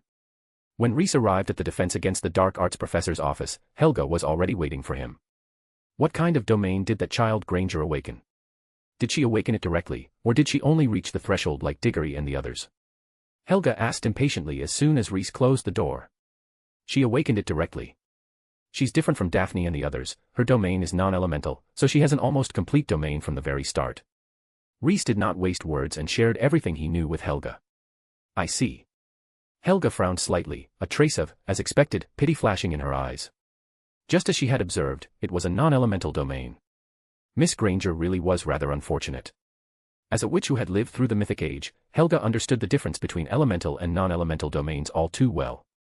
So when Salazar himself told her that Rowena's disciple had awakened a non-elemental domain, her first reaction had been sympathy. She really felt sympathy for Rowena, and for Hermione Granger as well. Setting aside her status as Rowena's disciple, Helga still held a strong impression of Hermione, because she was a diligent, highly engaged girl in class. From every perspective, Helga had hoped that Hermione would inherit her teacher's wind domain. Unfortunately, things did not turn out that way. If wishes alone could decide such matters, how could Salazar ever have allowed his own student to awaken a magma domain? Still, in the modern magical world, perhaps non-elemental domains might actually be more valued. Helga reconsidered and felt that functional domains might not be as useless as they had once believed. 1,000 years ago, survival had been the highest priority. If a domain could not greatly enhance combat strength, then in the eyes of old-school witches and wizards like Salazar and Helga, it was meaningless. Even Helga herself had only begun to seriously research food magic after her personal strength was already formidable. And in its earliest stages, her food magic had possessed considerable practical combat value. The food she created could rapidly restore stamina to allies, accelerate wound healing, enhance immunity, detoxify, and provide a whole range of other effects. When that dark and turbulent era came to an end and peace descended upon the land, what wizards sought seemed to change. The proportion of magic used for combat grew smaller and smaller, while life-oriented magic became more prominent. Some combat magic even evolved into forms of life magic. This was the trend of the times. In other words, the modern magical world should offer ample space for non-elemental domains to play their abilities. Hey, what's with that look? You don't seriously think her domain is trash, do you? Miss Granger's domain is related to time. Reese knew Helga far too well. One look at her expression and he could guess exactly what she was thinking. Save your sympathy for your own student, Helga. Hermione's domain would have been considered extremely powerful even 1,000 years ago. After all, for wizards, knowledge truly is power, and Hermione can accelerate the speed at which a wizard acquires knowledge, and can even share the knowledge in her own mind. Some old magical families hoard spellbooks as heirlooms, yet Hermione only needs to read them once to replicate them within her domain. That ability is nothing short of absurdly powerful. Related to time. Helga froze for a moment, and the faint traces of sympathy that had just risen in her heart instantly vanished into thin air. Chapter 410, Someone Unknown in Her Library Domain. UG. I'm so stupid, really. I only knew that Hermione Granger's domain was a non-elemental one, and I never imagined it would actually be related to time. What was I sympathizing for? The one I should be sympathizing with is myself. Time. Helga asked again, still a little unsure. At the same time, she recalled the scene she had just witnessed. Salazar and Granger had indeed vanished inexplicably for 3 seconds. Could it be that? Oh. So we really did disappear for a moment back then. Looks like it isn't complete time stoppage, which is normal. By the way, a big library didn't suddenly pop up on the spot, did it? Only after learning that they had vanished outright did Reese finally feel relieved. If every time Hermione activated her domain a library sprouted from the ground, that would have been downright ridiculous. What's with the library? Helga's curiosity was piqued by the word library coming out of Salazar's mouth. She genuinely wanted to know what kind of mental state he was in to ask whether a library had appeared on the ground when they disappeared. Miss Granger's domain is the construction or summoning of a library, one that can accommodate specific people inside to study. Reese gave Helga a concise explanation of Hermione's domain effect. Helga. A trace of confusion flashed through her eyes. Having lived for so long, this was the first time she had ever encountered a domain like this. But thinking about it more carefully, the effect of this domain was truly formidable. It could grant someone an extra stretch of time out of nowhere every day. That time could be used to rest or to study, an extremely powerful support-type domain. Just as Helga was about to press for more details, a red glow suddenly flickered from Reese's chest. It's Rowena, Reese explained briefly in response to Helga's puzzled look. Reese took the crystal ball from his robes and set it down on Helga's desk. He gave it a light tap, and Rowena's voice came through from inside. Salazar, what's going on with Granger? There was a trace of urgency in Rowena's voice. It was clear how deeply she cared about her student. Rowena, congratulations, Hermione has just successfully awakened her domain. Oh. Really? What type of domain did she awaken? Hearing such good news, Rowena immediately brightened, unable to resist asking Salazar through the crystal ball about the nature of her student's domain. It's a non-elemental domain, related to time. Its specific ability is to summon a library similar to Hogwarts' library, allowing people to study inside it. The flow of time inside the library is different from the outside. 1 hour inside the library is roughly equivalent to about 1 second outside. Rowena froze for a moment. When Salazar mentioned non-elemental domain, her heart sank, but the moment he added that it was related to time, a surge of joy followed. Her emotions rose and fell like a roller coaster. But a library, what on earth was that about? Spending all day in the library actually led to this kind of result. Rowena felt an overwhelming urge to complain, yet she didn't know where to start. Wasn't this something she'd brought upon herself? She had deliberately chosen a successor who loved haunting the library, so wasn't it perfectly reasonable that the girl awakened a domain capable of summoning a library? Hermione's library domain is extremely powerful, and it very obviously has a lot of room for further growth. Rowena, you've truly struck gold. Bang. Rowena slammed her hand down hard on the sand table in front of her, triggering a small-scale earthquake within the sandbox world. Hell yeah. What do you mean library domain? Salazar, your naming sense is terrible. Rowena snapped. Couldn't you call it something like knowledge domain or palace of thought? Library domain, that's far, far too plain. Reese. To be fair, Rowena's suggestions did sound better than what he'd come up with. Then I'll ask Hermione later and let her choose which name she prefers, Reese decided, returning the naming rights to the domain's owner. With that, he ended the call with Rowena. Library domain. I think the name is fine. What do you think, Helga? Helga curled her lips slightly. She felt Rowena was just being fussy. If Miss Granger's domain wasn't called a library domain, then what should it be called? The names Rowena suggested were the real nonsense. Ahem, Helga cleared her throat, not answering Reese directly as she shifted the topic. Shouldn't we start thinking about the end-of-term trials for the students this year? This year the children have all come into contact with domains. The difficulty of the trials needs to go up. A trace of concern flickered across Helga's face. As the students grew stronger, arranging appropriate trials for them was becoming increasingly difficult. Using a dark wizard or a troll as a trial target like before was obviously far too simple now. Reese's gaze drifted to an automated combat puppet standing in the corner of the office. That might just be a decent option. Following Salazar's gaze, Helga immediately understood what he meant. A flash of pain crossed her eyes. Was she really going to use that for the trials? The problem was, those things didn't seem to be a match for the kids anymore either. She couldn't very well throw several puppets into a fight at once, could she? The puppets are a bit too weak, Helga said. Reese agreed with her assessment, but his thoughts quickly shifted to something else, Godric's armor. They had previously used it as a teaching aid for the students, and perhaps it could still be put to use now. But it's just a teaching aid. Helga frowned. Wouldn't the pressure be insufficient? Then I'll think of something else, Reese said, falling back into thought. While Reese and Helga were discussing the end-of-term trials, Hermione had already rested enough. She climbed out of bed and stretched. Seeing that the dormitory was empty, she pulled the curtains around her bed and unfolded her domain inside the room. Entering the library once more, looking at the familiar structure before her, a flicker of joy passed through her heart. She was going to read to her heart's content for a full 3 hours. But when she walked around the shelves, preparing to find a table to sit down at, Hermione suddenly froze. She saw someone in her library domain. Someone other than herself. Chapter 411, Reese. What are you doing here? Hermione was startled, but she immediately remembered what Reese had told her. This was her domain, her territory. Within her domain, she was the strongest. There was no need to be afraid. So she gathered her courage and called out loudly, "Who's there?" The figure did not respond, merely sitting there and quietly flipping through a book. Hermione frowned, tightened her grip on her wand, and took 2 steps forward. Only then did she clearly see the figure's face. Reese. What are you doing here? Hermione asked in surprise. The person sitting there reading calmly was indeed Reese. She had no idea how he had gotten in. Reese did not respond to her question.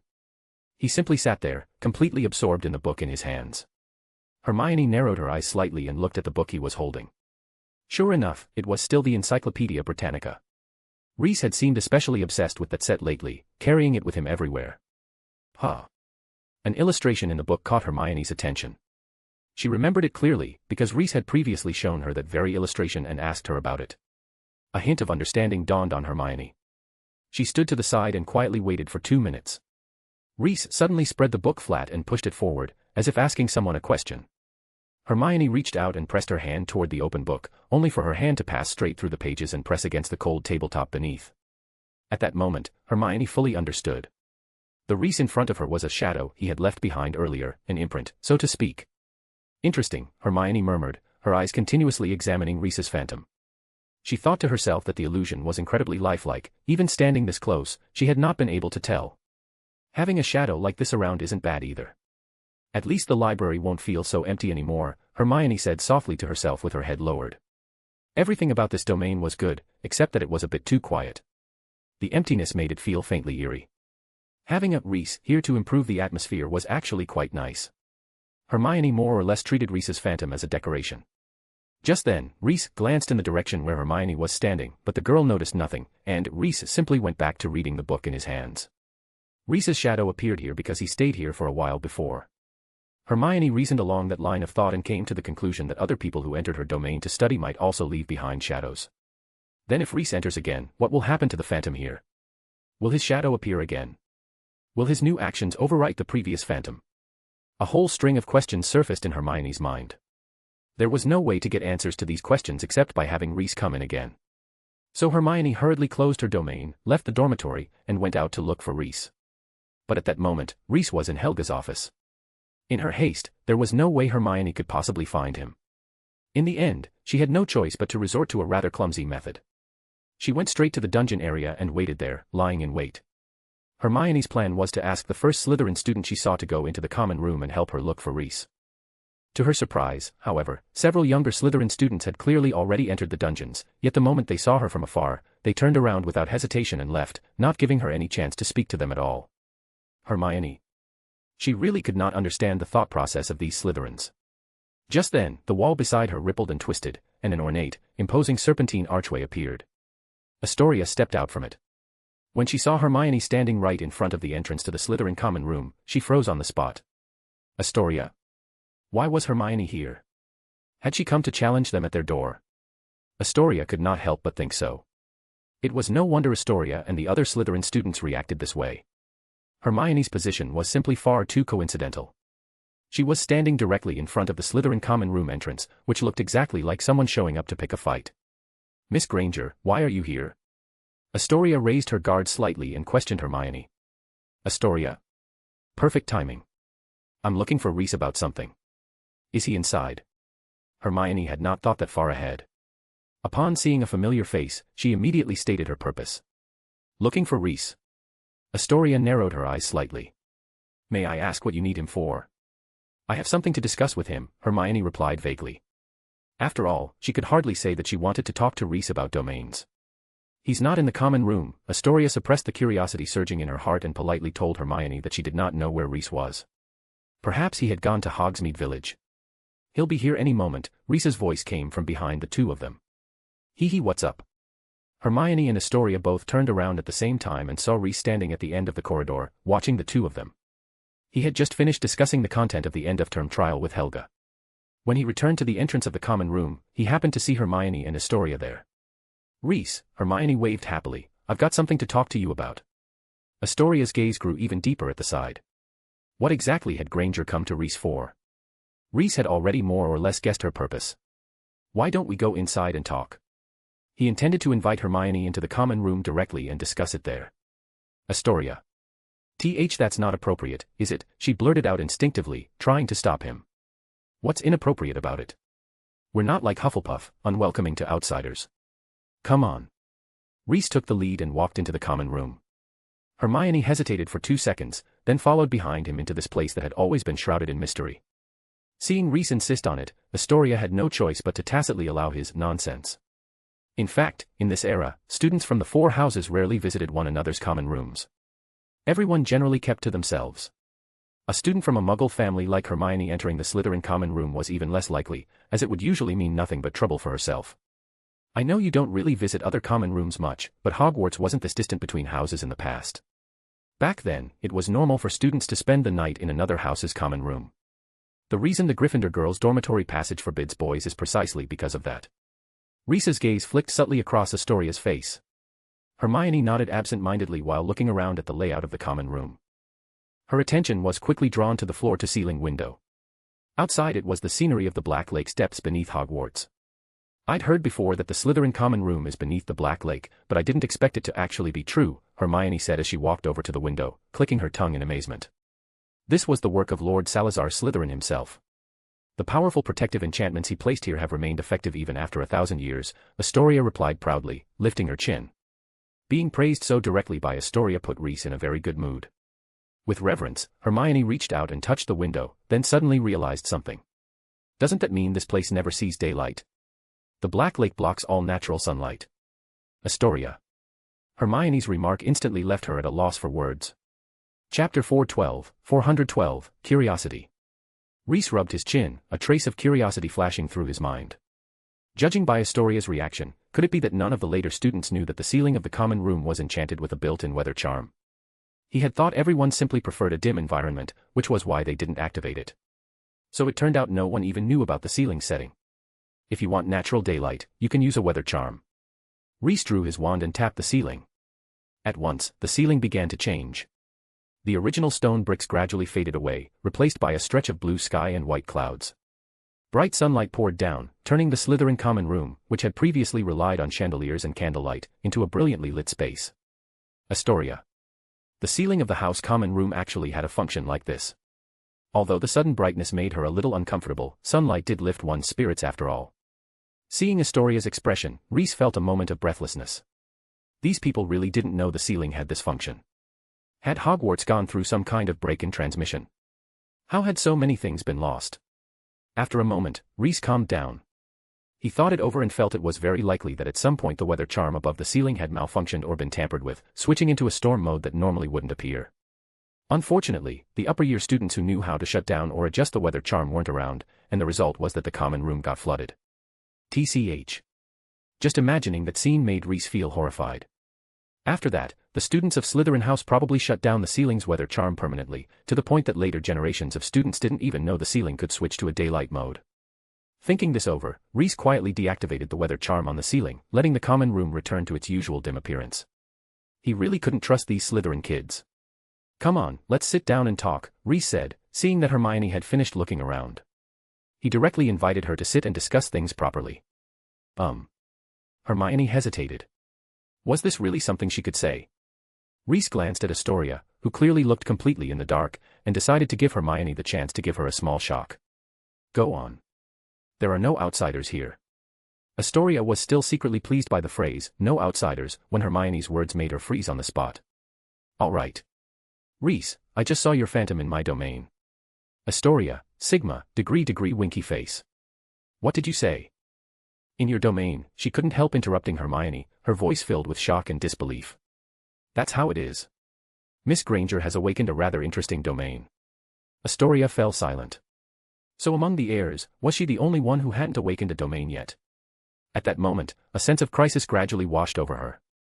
They wouldn't revoke my status as an heir just because I haven't awakened a domain, would they? Such an absurd thought even flashed through her mind.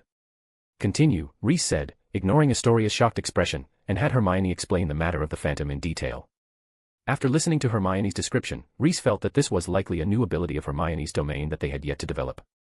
"Open your domain again. This time, bring Astoria along as well," Reese said.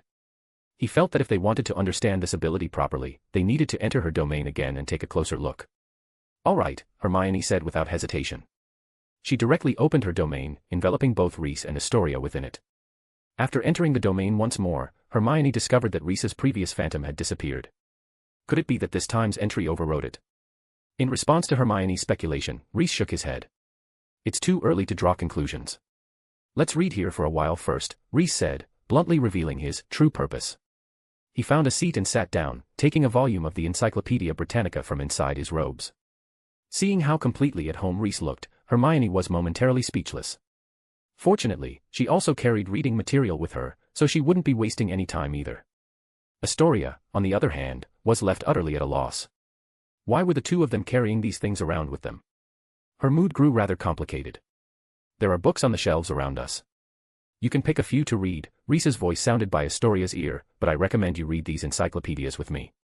Reese very much hoped that Astoria would gain a deeper understanding of Muggles, because he placed greater expectations on her than on the others. "Encyclopedias?" Astoria asked in confusion. She knew that Reese had recently become quite engrossed in a set of books compiled by Muggles, but he had never asked her to read them before. "Yes. Through them, you can better understand Muggles," Reese said, taking out an index volume of the encyclopedia and handing it to Astoria. Astoria vaguely understood Reese's intention, so she took the book and began flipping through it. As she opened the book, Reese lowered his voice and said by her ear, "Don't dwell too much on the matter of domains. It's not something you can force. When the time comes, the domain will awaken naturally. That's how it was for me, and I think it'll be the same for you." Reese's words eased Astoria's heart somewhat, but her longing for a domain showed no sign of diminishing in the slightest. Time passed quickly. This time, because Astoria had been brought along as well, and because Hermione had not rested long enough beforehand, the duration she could maintain the domain was even shorter. 2 hours later, the three of them returned to the Slytherin common room. "Do you still have any strength left?" Reese looked at Hermione. A bottle of invigoration draft was already set on the table. Yes. Hermione didn't stand on ceremony. She drank the potion in one go and, after resting briefly, opened her domain once more. Upon entering the domain this time, she saw Reese's phantom again. Appearing alongside Reese's phantom was also Astoria's figure. So that's how it is. Everything matched Hermione's expectations. But just then, Reese's phantom suddenly turned its head and gave Hermione a slight nod. Hermione. What was that? Did that illusion just nod at her?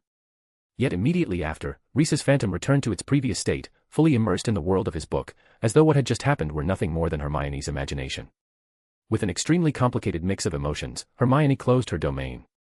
Looking at Reese reappearing before her, Hermione took a deep breath and recounted everything she had just seen and experienced in full detail. After listening to Hermione, Reese's eyes widened. What is going on? Was that possible too? A bold conjecture took shape in his mind. If that was truly the case, then Hermione's domain would be the undisputed strongest. Hermione, next time you open your domain, remember to bring me along, Reese said seriously. Of course. Even if Reese hadn't said it, Hermione would have done so anyway. Off to the side, Astoria blinked, clearly unable to keep up with the train of thought between the two of them. Chapter 413, you haven't done anything either. Hermione left the common room, and when she did, she very unapologetically took an entire crate of stamina potions from Reese. Clearly, the little girl intended to seriously develop her domain. Reese naturally had no objections. He also wanted to see what a fully developed library domain would look like. After Hermione left, Astoria immediately leaned in, barely able to contain herself. She had a whole stomachful of things she wanted to ask Reese. What was that phantom Granger mentioned? Reese blinked. I think it's an image left behind by people who entered her domain. But she also said just now that your phantom was waving at her. Well. Reese lowered his head and fell into thought. The information Hermione had brought back this time was truly astonishing. It seemed that as the number of times he entered the domain increased, the imprint he left behind within it was also evolving. The last phantom could only repeat his movements. This time, it was able to wave at Hermione. If he entered the domain a couple more times, would that image be able to talk to her? And if the number of entries kept increasing, would the phantoms replicated by the domain even be able to cast magic? He could not help wondering where the upper limit of the phantoms replicated by Hermione's domain lay. If it could fully reproduce his combat strength, that would be far too outrageous. He even imagined a scene where Hermione summoned phantoms of all four of them at once. If it truly reached that level, the potential of Hermione's domain could be described as virtually limitless, but that existed only in theory. Reese did not believe her domain could sustain all four of them fighting at full strength. There was also one extremely crucial point: were those phantoms actually copies of himself, or were they Hermione's impression of him, in other words, manifestations of Hermione's memories? Reese felt that this still needed observation. The gap between these two possibilities was quite large. Since Hermione had never seen him fight at full strength, the power of any phantom she conjured would definitely be worlds apart. After organizing his thoughts, Reese shared his ideas with Astoria. Clearly, the phantoms within Hermione's domain possess the ability to grow. As the number of times we enter increases, the phantom's capacity for autonomous action also grows stronger. Later on, I believe that phantoms of others constructed from Hermione's memory should be able to move freely within her domain, and might even be able to use magic. It's a domain with considerable growth potential. Listening to Reese's explanation, Astoria was completely wrapped in shock. Her small mouth fell slightly open, and for a moment she did not know what to say. Granger's domain sounded incredibly powerful. Then has my shadow already been recorded too? She suddenly thought of this question. Of course. Every time we use the domain together with Granger, it strengthens her domain. Each time, the phantoms of us within her domain become more complete. Hearing Reese say this, Astoria almost felt reluctant to use Hermione's domain anymore, but Reese had not finished speaking. However, the benefits of using her domain are equally obvious. Every day, we can gain several extra hours of time out of thin air. Perhaps not entirely out of thin air, but it's still more than tempting enough. In Reese's view, using Hermione's domain was a win-win situation. They gained additional time, and Hermione strengthened her domain. Why not? Then. Astoria hesitated slightly. In the future, whenever Granger comes over, we'll just enter the domain together with her. Seeing that the girl was still a bit unsure, Reese tossed out this line in a teasing, mischievous tone. You could even secretly put an extra effort inside Granger's domain behind your sister's back, couldn't you? Astoria was instantly tempted. She was already far behind her sister. If she made use of Granger's domain, could she narrow the gap between them? Or even, overtake her on the inside track? With that thought, she made up her mind to use Hermione's domain together with her. At the same time, she could not help but begin to look forward to what her own domain would be like. That longing for a domain rose once more in her heart. In the days that followed, every time Hermione's stamina had mostly recovered, she would seek out Reese and pull him into the domain. To make it easier for the girl to contact him, Reese even gave her a communication crystal ball. This way, Hermione could find him whenever she needed to. As the number of times accumulated, the phantom of Reese within Hermione's domain became more and more vivid. The current phantoms could not only greet Hermione when they saw her, they could even engage in simple communication and interaction with her. For example, answering questions and the like. As time passed, the NEWT and OWL examinations were gradually drawing closer. Professors like Helga also became busy. Her student Cedric would be sitting the exams this year as a fifth-year student, so she could be considered directly involved herself. Salazar, how is your plan progressing? Have you actually been preparing for the final trial?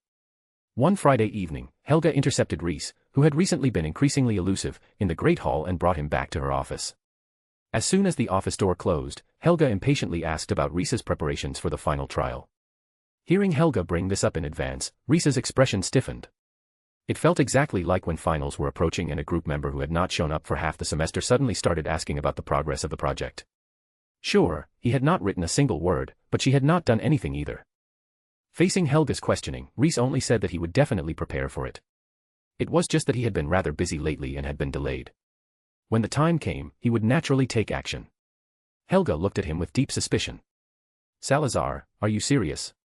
You are not just brushing me off, are you? This school year is about to end. Could it be that this fellow had secretly arranged special trials for his own students and given them private coaching? But on second thought, Helga felt that Salazar probably was not that kind of person. He was likely just genuinely busy. If something like that were exposed, how would he still show his face in front of her and Rowena?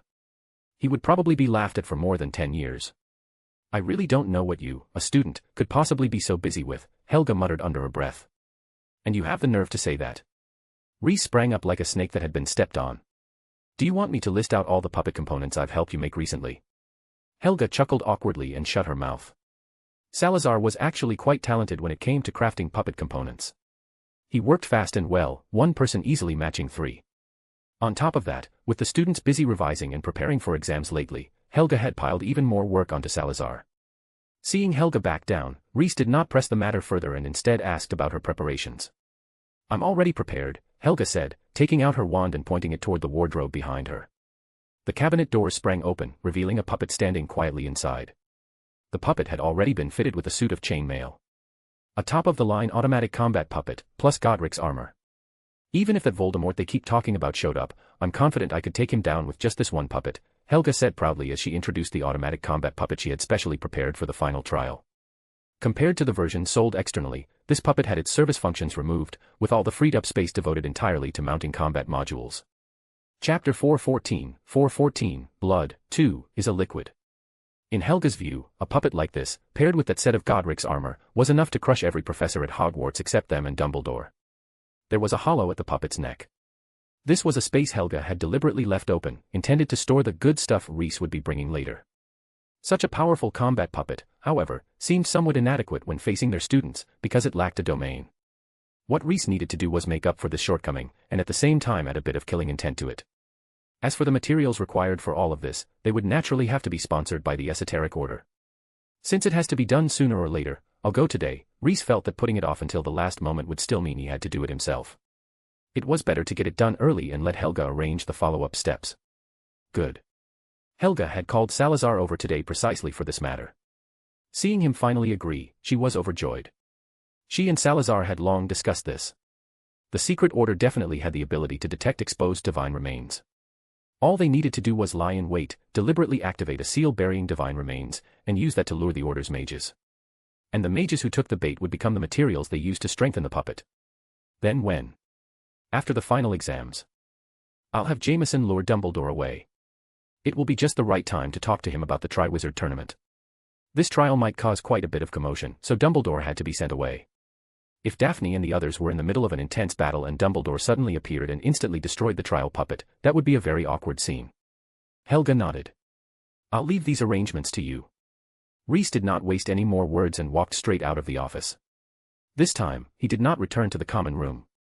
Instead, he left the school and headed north, eventually arriving in Finland before midnight.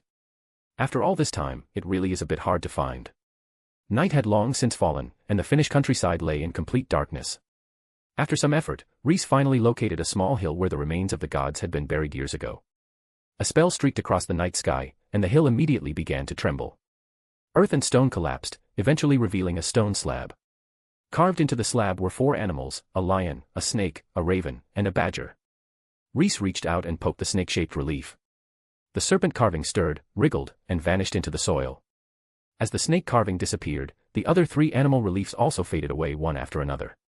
With a casual knock from Rhys, the stone slab shattered into fragments, revealing a deep, shadowy opening. A thick stench of blood surged out, shooting straight into the sky. As the opening was exposed, a rustling sound echoed from deep within the cave. A dozen seconds later, a mass of blood-red insects crawled out of the opening. These insects had originally lived within the cave.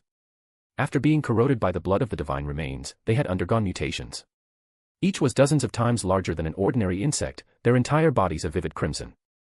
Rhys had no intention of dealing with these insects, because they were, in fact, already dead.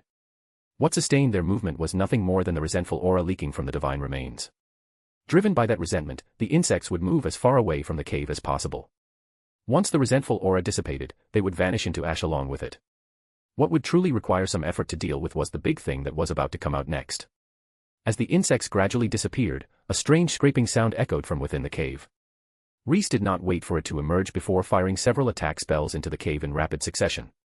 The interior instantly fell silent. Couldn't you just lie honestly in the mud and rot? Rhys clicked his tongue, feeling somewhat displeased. The remains left behind by those pseudo-gods he had slain back then still had not fully dissipated their resentment even after 1,000 years. Even though most of their divinity had faded and their bodies had already decayed, they still stirred the moment the seal was opened, attempting to leave the seal to seek out their old enemies for revenge. Unfortunately, even if he did nothing at all, by the time the sun rose tomorrow morning, these remains would collapse on their own, unless they obtained a supply of fresh flesh and blood. After finishing this, Rhys simply found a rock to sit on, casually cast several concealment spells on himself, and quietly waited for the mages of the secret order to arrive. Rhys did not have to wait long. As a faint fishbelly white appeared on the horizon, accompanied by 3 loud booms, 3 hooded figures in long robes appeared atop the hill. Moving in haste, the 3 did not notice Rhys at all, seated to the side and hidden from sight. This should be the place. Be careful. The divine remains inside may not have completely lost their activity yet. Honestly, the organization already has more than enough divine remains. Why do we still have to run all the way out here to recover more? This is basically doing free labor for the Finnish Ministry of Magic. The 3 complained as they slowly approached the cave entrance. The closer they got to the cave entrance, the more solemn the expressions on the 3 became. The secret order had handled no small number of divine remains, and the variety of unexpected situations they had encountered was enough to fill an entire book. They could not afford to be careless. Thrilling, my blood is boiling. Yeah, I can feel my heart racing too. This is my first time recovering such divine remains. The leader of the trio's expression changed drastically. A layer of sand and grit instantly surfaced over his body, but it was already too late. Do people from the order really like moving in groups of 3 that much? Rhys's voice sounded from behind him. The leader immediately rushed into the cave. Possessing a sand and earth domain, his instincts drove him toward places with thicker layers of soil. It was the correct choice. The sand and earth did indeed save his life, suppressing the violently surging blood within his body. But his 2 companions were not so lucky. They froze where they stood as large and small bulges began to swell across their skin, as if water were coming to a rolling boil. Pop pop, accompanied by 2 explosive sounds, 2 masses of red liquid burst out from their bodies. The 2 secret order mages who had not awakened domains were instantly reduced to shriveled, mummy-like corpses. Heb blood, too, is a liquid. So it's a domain-level powerhouse. The esoteric order mage deep within the cave had already grasped what was happening outside. After seeing Rhys's actions, he immediately realized that the one targeting him was a powerful figure who possessed a divine domain. He had no desire to clash with such a person. His future was bright, and he had no intention of risking his life. What he did not know was that, in Rhys's understanding, fools had no right to bargain in front of the strong. Rhys tilted his head, glanced into the deep, shadowy cave, and spoke. All right. Leave the divine remains you're carrying behind as payment to me, and you can go. Mage. Leave the divine remains behind. That was asking him to die. Having accepted reality, he decided to fight it out. But at that very moment, a surging torrent of water poured violently into the cave. Like a collapsing mountain and overturning sea, it slammed into him, instantly washing him into unconsciousness. Chapter 415, 415, Exam Pressure and Money-Making Drafts. This is far too weak. Does this guy really have a domain? After finding a way to drain the water from the cave, Rhys dragged the nameless sector order mage out like a drowned rat. In just a brief exchange, the mage had been instantly killed by Rhys, leaving him momentarily speechless. When he saw the sand and grit emerge over the man's body earlier, Rhys had thought there would be a great battle that night. He had not expected the other party's development of his domain to be so shallow, to the point where he could not even fully elementalize his body for a short period of time. If he had been able to fully elementalize himself, combined with the advantage of this terrain, he really could have held out against Rhys for a while. Let this be a warning, let this be a warning. Rhys decided that once he returned to Hogwarts, he would definitely remind Daphne and the others to seriously develop their domains, lest they end up like this in the future. However, the man's fighting spirit being this weak also put Rhys in a bit of a bind.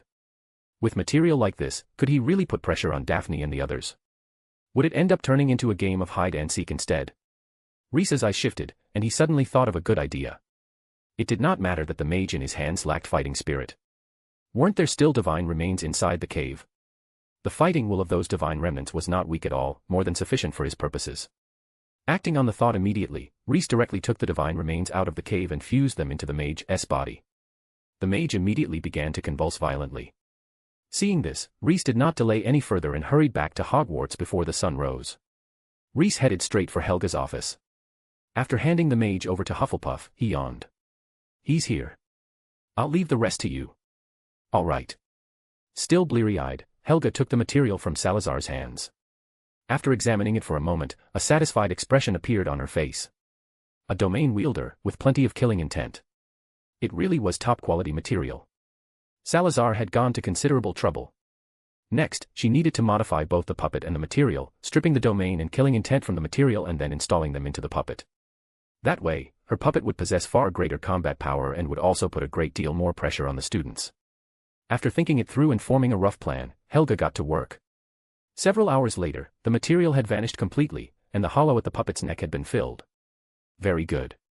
Looking at the puppet before her, Helga smiled in satisfaction. Now all that remained was to wait for the end of the final exams. The 2 examinations organized by the Ministry of Magic were a bit earlier than Hogwarts' end-of-term exams. While students in the other year groups were still attending classes, the 5th and 7th year students were already beginning to prepare to face the most important examinations of their lives. In the current magical world, without a decent set of OWL and NEWT certificates to one's name, it could be said that it was impossible to get anywhere at all. As a result, the upper year students were generally on edge, and all kinds of strange potions and magical items began circulating privately. These included, but were not limited to, Baruffio's Brain Elixir, which greatly enhanced performance under pressure, Dragon Claw Powder to strengthen memory, powerful calming drafts, and forgetfulness potions that made worries fade away. Some of these goods were even connected to Rhys. He had once brewed a large number of calming drafts for Astoria. After the curse on the girl's soul was removed, these potions naturally no longer had any use for her. So, after asking Rhys, Astoria took the calming drafts he had brewed and resold them, and the demand was astonishingly good. Those upper-year students who were unable to sleep due to anxiety only needed a few drops of the calming potion to enjoy a sound night's sleep while easing the worries in their hearts.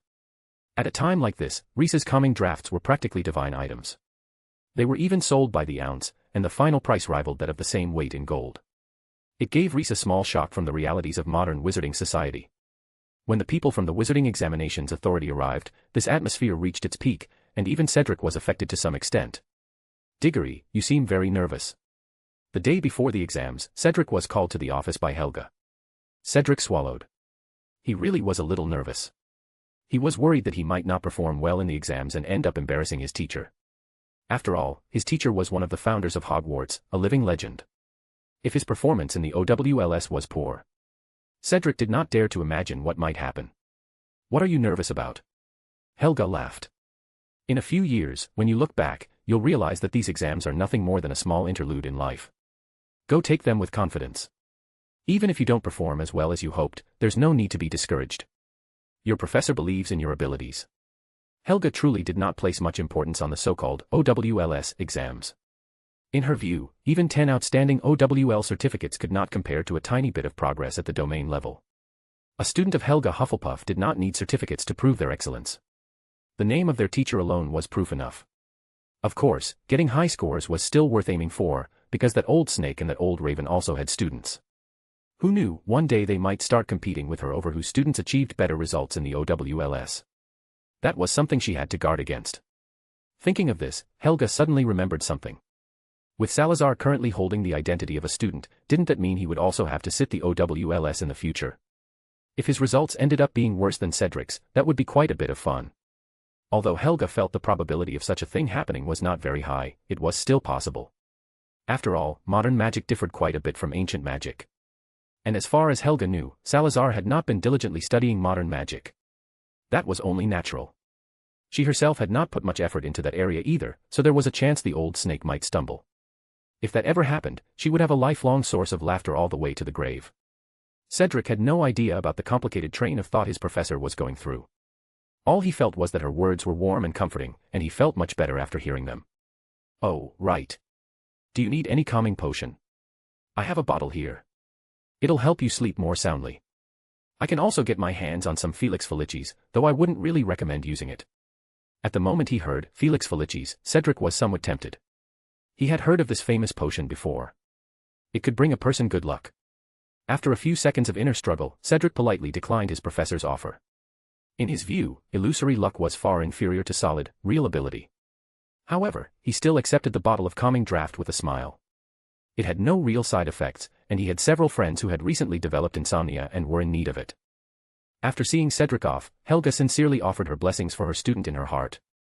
Not only for the sake of giving Salazar a small surprise in the future, but more importantly because she hoped the OWLS would bring Cedric some confidence. The OWLS and NEWT examinations lasted a total of 2 weeks. During this period, the Great Hall was used as the written examination venue. The 4 house tables disappeared, replaced by rows of individual desks.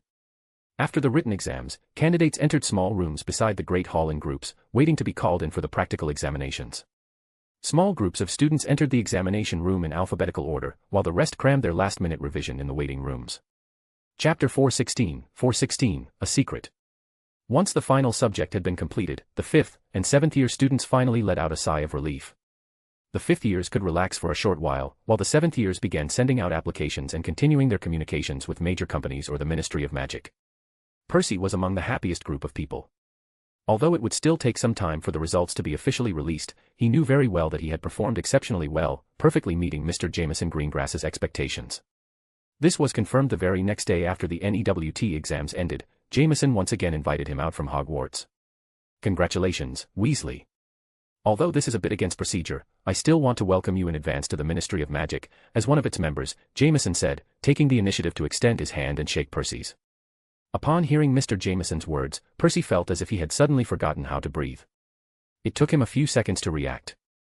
He had been accepted by the Ministry of Magic. He was about to become a ministry employee with a bright future ahead of him. Of course. Strictly speaking, the transcripts won't be released for a while yet, but it's not difficult to find out someone's results. You passed. Every subject was an outstanding. Well done. Percy opened his mouth, wanting to say something, but found that his mind was completely blank, unable to form a single word. However, I believe I've already told you that your training workload will be extremely demanding. Percy nodded. Jameson then revealed the real reason for his visit. He hoped Percy would not waste any time and would go with him immediately to begin the ministry's training program. After all, time waits for no one. Percy had no reason to refuse at all. He wished he could join the Ministry of Magic and start working immediately. Very good. Full of drive, Jameson praised Percy. I'll submit an application to Professor Dumbledore. He had originally thought that the young man would want to relax for a while first and spend some time with his family. He had not expected Percy to be willing to throw himself straight into work. It was a most pleasant surprise. For now, sign these documents first. I've applied for something good for you. As he spoke, Mr. Jameson took a small box from inside his robes and slid it across to Percy with a mysterious air. This is. A flicker of curiosity rose in Percy's heart, along with a faint instinctive sense of warning. A time turner. Mr. Jameson's expression turned serious. He told Percy that there was simply too much material he needed to make up for, so the Ministry of Magic had decided to allow him to use a time turner to shorten the duration of his training. This was also the challenging part of the job. No problem. I will definitely complete your assignment, Percy said, a trace of solemn, almost sacrificial resolve appearing on his face. At this moment, his blood was surging with excitement, as if the entire Ministry of Magic were resting on his shoulders. What a fine young man. Mr. Jameson praised him lavishly. Percy swiftly signed a thick stack of guarantee forms and then received a brief training session on using the time turner. Under no circumstances let your past self discover your future self. Do not expose yourself. Remember this, remember it well, Mr. Jameson warned him repeatedly. Percy understood the necessity of this very well and nodded seriously.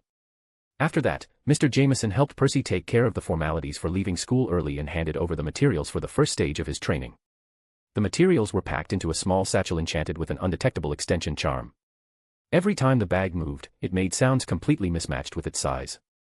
Percy had to finish reading this entire stack of materials before July and then undergo the Ministry of Magic's assessment. This was the first step he needed to take in order to integrate into the Muggle government. Percy accepted the task with a face full of excitement and left together with Mr. Jameson. He had no idea what awaited him in the future. Like Percy, Cedric did not get any real rest after the OWLS exams ended either. He was immediately drafted by his professor. While making components, he noticed that the door of a cabinet in his professor's office was always kept closed, which inevitably stirred a bit of curiosity in him. What was stored inside that cabinet? When he asked his professor about it, Helga always brushed it off vaguely, unwilling to tell him, only saying that it was a secret. Since his professor put it that way, Cedric did not press the matter further, merely burying the question in his heart. Time passed quickly. Before long, the end-of-term exams organized by Hogwarts also came to an end. Daphne and Astoria likewise became part of the drafted workforce, staying in Professor White's office and tightening screws together. 2 days later, Hermione was also dragged over by Reese, under the pretext of improving her studies. That was not him talking nonsense. This really was a practical skill. Once learned, providing after-sales services to the major families in the future would allow one to live extremely comfortably. As a result, even after the end-of-term exams were over, everyone's days were still extremely fulfilling. However, Helga was not a stingy person. The subsidies she gave the children over these few days were enough for them to buy first-class tickets to the Quidditch World Cup final. These days went on for several more days. Just when Daphne and the others had grown used to it, Helga suddenly told them one morning that she would be going to the Ministry of Magic for a meeting together with Professor Dumbledore. "Professor White, what kind of meeting are you going to?" Daphne asked, her bright eyes wide with curiosity. "A secret. You'll find out next term. It's something very interesting." Helga winked at Daphne and showed her a mysterious smile. Huh. Daphne's curiosity was instantly piqued, but unfortunately Professor White refused to reveal a single word more. "All right, I'm heading off. I've put the materials for the puppet components in the cabinet. If you need them, just help yourselves." Leaving those words behind, Professor White departed, leaving a group of children behind in the office. After she left, Daphne originally wanted to slack off a bit and take it easy, but she soon discovered that even Reese was seriously working on crafting puppet components. With that, she could only grit her teeth and start making components as well. As everyone worked with great enthusiasm, the raw materials were consumed very quickly. Before long, the mithril used for engraving ran out. "I'll go get some mithril," Daphne said as she stood up and walked over to the most conspicuous cabinet in the office. Just as she was about to open the cabinet door, Cedric called out to her. "Daphne, there probably aren't any raw materials in that cabinet." Daphne paused and looked at Cedric curiously. "Professor White said what's inside is a secret," Cedric said, his expression turning a little strange as he repeated his professor's words. "A secret?" Daphne narrowed her eyes. What a coincidence. Professor White had gone to a meeting today because of a secret too. Now she wanted even more to open the cabinet door and see what was inside. Chapter 417, Blood Red Light. Daphne tugged on the cabinet door, but it did not budge in the slightest. It looked like Professor White had sealed it with a spell. "Hey, you," seeing that Daphne was ignoring his warning, Cedric immediately stood up, trying to stop the overly curious young witch. "Aren't you curious about what's inside the cabinet?" Daphne shot back. It might even be related to the secret Professor White went to discuss. Cedric fell silent at once, because he really was quite curious about what was inside the cabinet. The flame of curiosity had already been burning in him for several days. His patience had long since reached its limit. Now that Daphne had stirred him up, he was finding it hard to hold back. Astoria had intended to stop her sister, but after glancing at Reese and seeing that he too looked thoroughly interested, she gave up the idea. It seemed Reese, like her, was also very curious about Professor White's secret. Since everyone wanted to see what was inside the cabinet, why stop her sister? Even if Professor White came back later, it would be Daphne alone who got punished. Astoria thought this rather darkly. It was clear that there was more than one clever person in the room. The young witches and wizards who had developed a strong interest in the cabinet's contents were all hoping Daphne would be the one to reveal the answer. Only Hermione still retained a trace of rationality. "Isn't this a bad idea?" she said hesitantly. "Is there any school rule that forbids it?" Reese asked her, instantly leaving the young girl speechless. After Reese voiced his stance, Daphne had even fewer reservations. At the very moment he spoke, she had a sudden realization. Professor White had said those words, yet had not left behind any instruction absolutely forbidding them from opening the cabinet. That meant she was hinting that they definitely should open it. Daphne felt as though she had seen through everything. A thoughtful little witch like me really deserves a proper reward. Daphne praised herself smugly in her heart. Not only did she think this, she even said her reasoning out loud. Cedric, Hermione, and Astoria all fell into silence at the same time, while Reese was wrapped in shock. Legilimency. Or did someone use polyjuice potion? Where is the real Daphne? A string of thoughts flashed through his mind. But remembering that the Daphne before him had not drunk anything for several hours, Reese could only accept reality. Daphne had really guessed Helga's intentions. No matter how winding the path, the destination was the same. After a deathly silence, the young witches and wizards present gradually began to be swayed. After thinking seriously for a moment, they realized Daphne's reasoning actually sounded fairly convincing. Seeing that everyone had tacitly approved her actions, Daphne no longer hesitated and directly drew her wand. Alohomora. With a crisp click, the cabinet door sprang open. Cedric had originally been only half convinced by Daphne's words, but when he saw the cabinet open with such a simple spell, he suddenly felt that Daphne might actually be right. Everyone present, including Reese, craned their necks to peer into the cabinet. Then they saw a puppet clad in chainmail. Seeing that Daphne had finally opened the cabinet as guided, Reese secretly let out a sigh of relief. Excellent.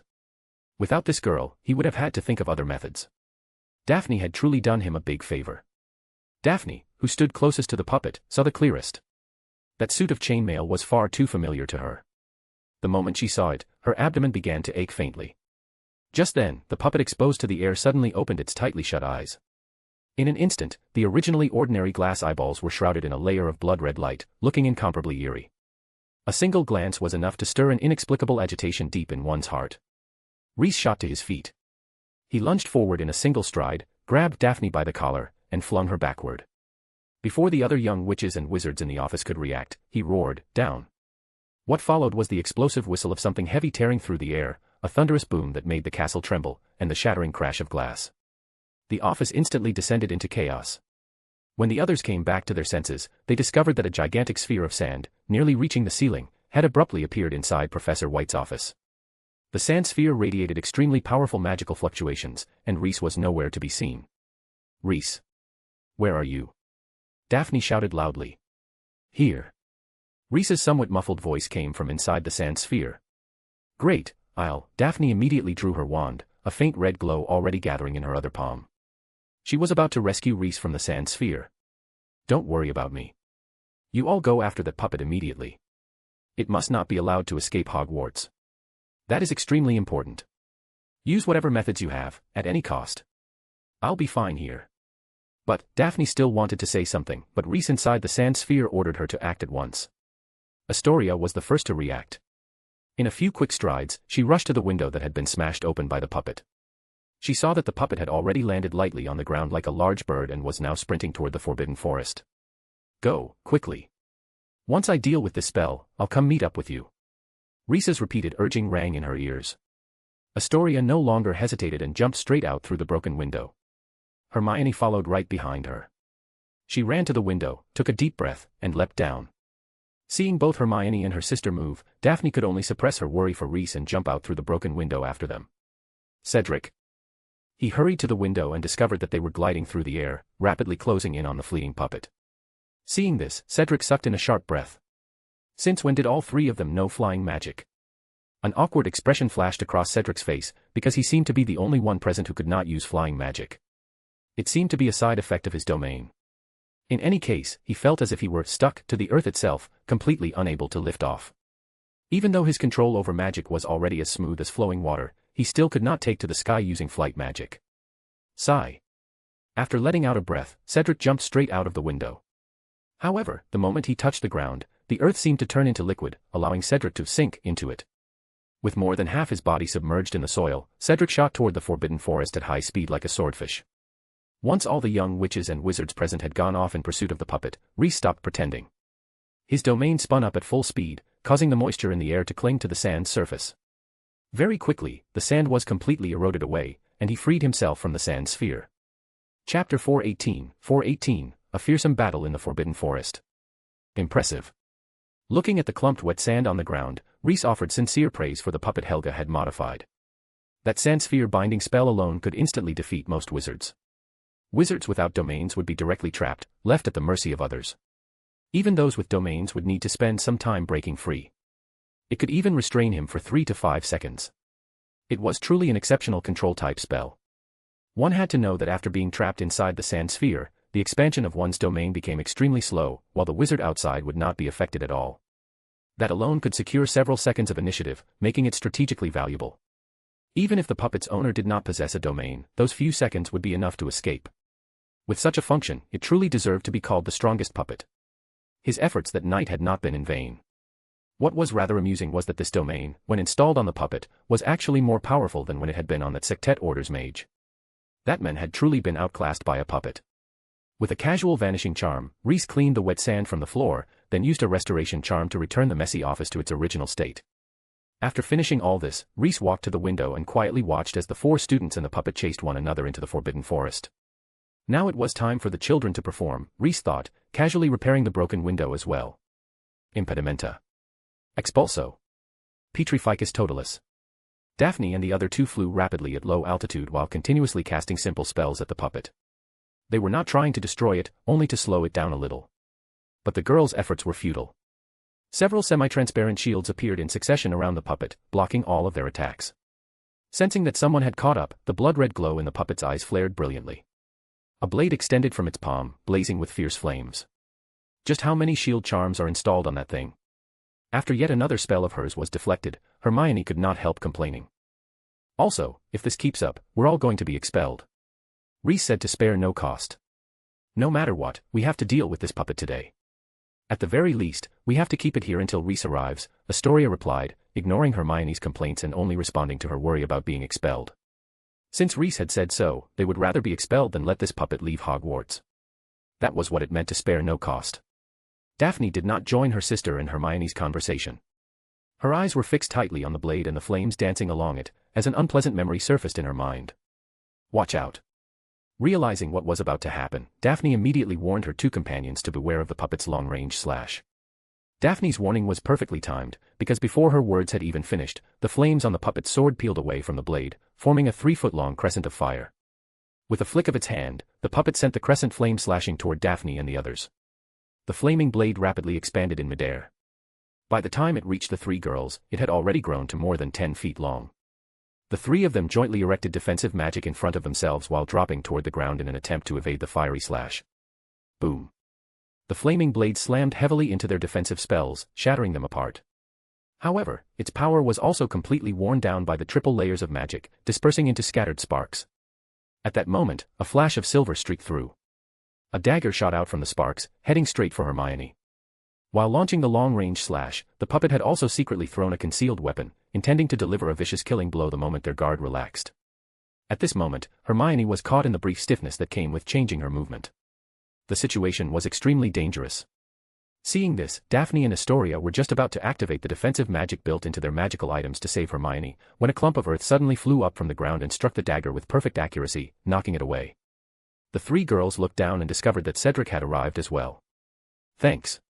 Although Hermione still had life-saving trump cards, she nevertheless thanked Cedric. The crisis was resolved, but the puppet used those few seconds of delay to dash into the Forbidden Forest. Cedric did not hesitate. He directly manipulated the earth to carry himself forward into the forest. Before setting off, he also prepared a clump of earth for each of the 3 girls. With them, everyone's speed moving through the forest would increase considerably. Daphne and Astoria both stepped onto the mud clumps, letting the soil wrap around their feet. Hermione, however, did not do the same. Instead, she rose further into the air. I'll guide you from above and provide support, Hermione's voice came from the sky. Daphne and Astoria exchanged a glance and nodded, thinking Hermione's plan was a good one. Thus, the 4 of them launched their pursuit of the puppet through the Forbidden Forest. Not long after entering the forest, the puppet realized it had made a mistake. The ground of the Forbidden Forest was tangled everywhere with interwoven roots and thick undergrowth, making it difficult for it to build up speed. The thick trees also became natural cover for the young witches and wizards, preventing its long-range slashes from being used effectively. Although Hermione, floating in the air, had her line of sight obstructed by the dense branches and leaves, she could still judge the puppet's approximate position through the flow of magic and use area attacks like the blasting curse to keep it in check. Under the interference of so many factors, the distance between Cedric and the others and the puppet continued to shrink. A few minutes later, Cedric even directly overtook the puppet, tunneling through the ground to reach a position ahead of it. The puppet swung backhandedly, slashing out a blade of fire, then blocked the spell Hermione dropped from above with a shield. At that moment, a figure appeared directly in front of it and immediately fired at Reducto, which struck the unprepared puppet head-on and blasted it flying. The one who rushed ahead of the puppet to launch the ambush was naturally Cedric. After landing the hit, he did not hesitate in the slightest and directly manipulated the earth to wrap tightly around the puppet that had fallen to the ground. Did it work? Daphne also arrived. She gripped her wand in one hand, while the other was wrapped in a mass of crimson magma. Cedric's expression was grave as he slowly shook his head. He could feel the agitation within the soil. That puppet possessed a domain. Chapter 419, Picnic in the Middle of the Battle. A domain. In Cedric's understanding, it was an extremely sacred ability. He had never expected it to appear on such an ordinary-looking puppet, and the realization left him quite astonished. However, considering that this thing had come from his professor's cabinet, he quickly came to terms with it. Once it was associated with the ancient name of Hufflepuff, everything seemed to become reasonable. Still, recalling the ferocious blood-red glow in the puppet's eyes, Cedric felt it was unlikely to be part of his professor's collection. If he had to say, it seemed more like a dangerous prisoner his professor had been keeping. Thinking of this, Cedric could not help but want to complain about his professor. Something this deadly, and her storage method had been far too casual. But on second thought, Cedric suddenly understood. His professor's strength was extraordinary. What place could be safer than her office? Keeping this monster there was probably even more secure than locking it in the deepest vault of Gringotts. Unfortunately, it had run into a group of overly curious students. Cedric did not place the blame on Daphne, because he knew very well that he too had wanted to know what was inside the cabinet. Daphne had merely done what everyone present had wanted to do. And perhaps, in his professor's eyes, this puppet was nothing special. That was why she had placed it so casually in the cabinet without setting up overly complicated protective charms. Helga had taught Cedric about the differences in strength and the counter-relationships between domains, so he understood that this puppet, whose domain was related to Earth, was nothing more than a lamb waiting for slaughter in front of his professor. However, to Helga the puppet might be meat on the chopping block, but to Cedric and the others, this thing was unquestionably a formidable enemy. Cedric could feel it clearly. He was losing control over the Earth. The puppet's ability to manipulate soil was superior to his. Daphne, help me. His professor had previously told him that Daphne had already stepped halfway into the domain threshold, so Cedric did not hesitate and immediately called for her assistance. Daphne responded with an crouched down, and plunged her magma-wrapped hand into the ground. She also began expanding her magma domain at full strength, joining forces with Cedric to suppress the puppet once again. The two sides fell into a stalemate, and the situation became deadlocked. However, what Daphne and Cedric possessed were not true domains, but only pseudo-domains. Compared to genuine domains, the endurance of pseudo-domains was far inferior. Thus, about a quarter of an hour later, both Daphne and Cedric were covered in sweat. Astoria and Hermione circled anxiously nearby, yet were unable to help. Clashes between domains were not something ordinary spells could interfere with. If the two of them cast carelessly, they might even end up helping the enemy instead. As for the brooch Reese had given her, Astoria did not dare to use it unless it was the final moment. Yes, they could fire a spell at Daphne or Cedric from behind. That would indeed have an effect, helping the puppet achieve victory more quickly. Cedric smashing the puppet into the ground earlier had instead unintentionally helped it. Seeing her companions beginning to show signs of losing ground, Hermione's anxiety grew stronger. Then a flash of inspiration crossed her mind. They were both clearly exhausted. Wouldn't it be enough if they could just rest for a moment? It sounded like nonsense, but when combined with Hermione's domain, it was an entirely different matter. After figuring it out, Hermione immediately activated her domain and pulled Daphne and the other three inside. Daphne. Cedric. The two of them had been exerting themselves fully against the puppet, only to suddenly be relocated. The abrupt shift left them feeling as if their punches had landed on cotton. You can rest and recover inside my domain first, then go fight that monster again once you're refreshed. After all, compared to the outside world, time in my domain is almost at a standstill. Hermione spoke rapidly, briefly explaining the tactic she had just come up with, and handed each of them a bottle of stamina potion. Good. A look of delight appeared on Daphne's face. She had not expected Granger's domain to be usable like this. When Reese had previously mentioned Hermione's library domain, she had even been a bit dismissive. Cedric, meanwhile, silently opened the bottle and downed the stamina potion in one gulp. What about me? Is there anything I can do? Astoria looked at Hermione expectantly, hoping to be assigned some kind of task. Ever since entering the Forbidden Forest, she felt she had basically been watching from the sidelines the whole time, with no real involvement. That question completely stumped Hermione. She had no idea what to assign Astoria. She couldn't exactly tell her to just sit here and read a book, could she? Come to think of it, what does a clash between domains actually look like? Hermione changed the subject. Although she was the only one among the four with a complete domain, hers was a functional type domain rather than an elemental one. The contest between domains was something entirely unfamiliar to her. It's a bit like two people each holding a bucket of paint, competing to cover the same area. Cedric thought for a moment and gave a rather vivid explanation. First you compete to claim the empty spaces not yet covered by paint. Once there's no empty space left, you start erasing the other person's color.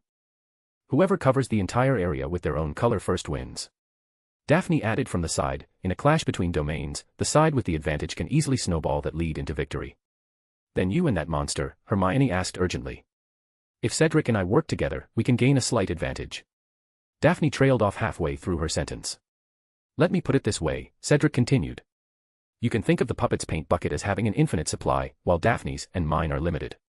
So even if we can gain a slight upper hand, in the long run we're bound to lose. Thankfully we have your domain, Granger. Otherwise, the two of us could only hold out for about 3 minutes at most.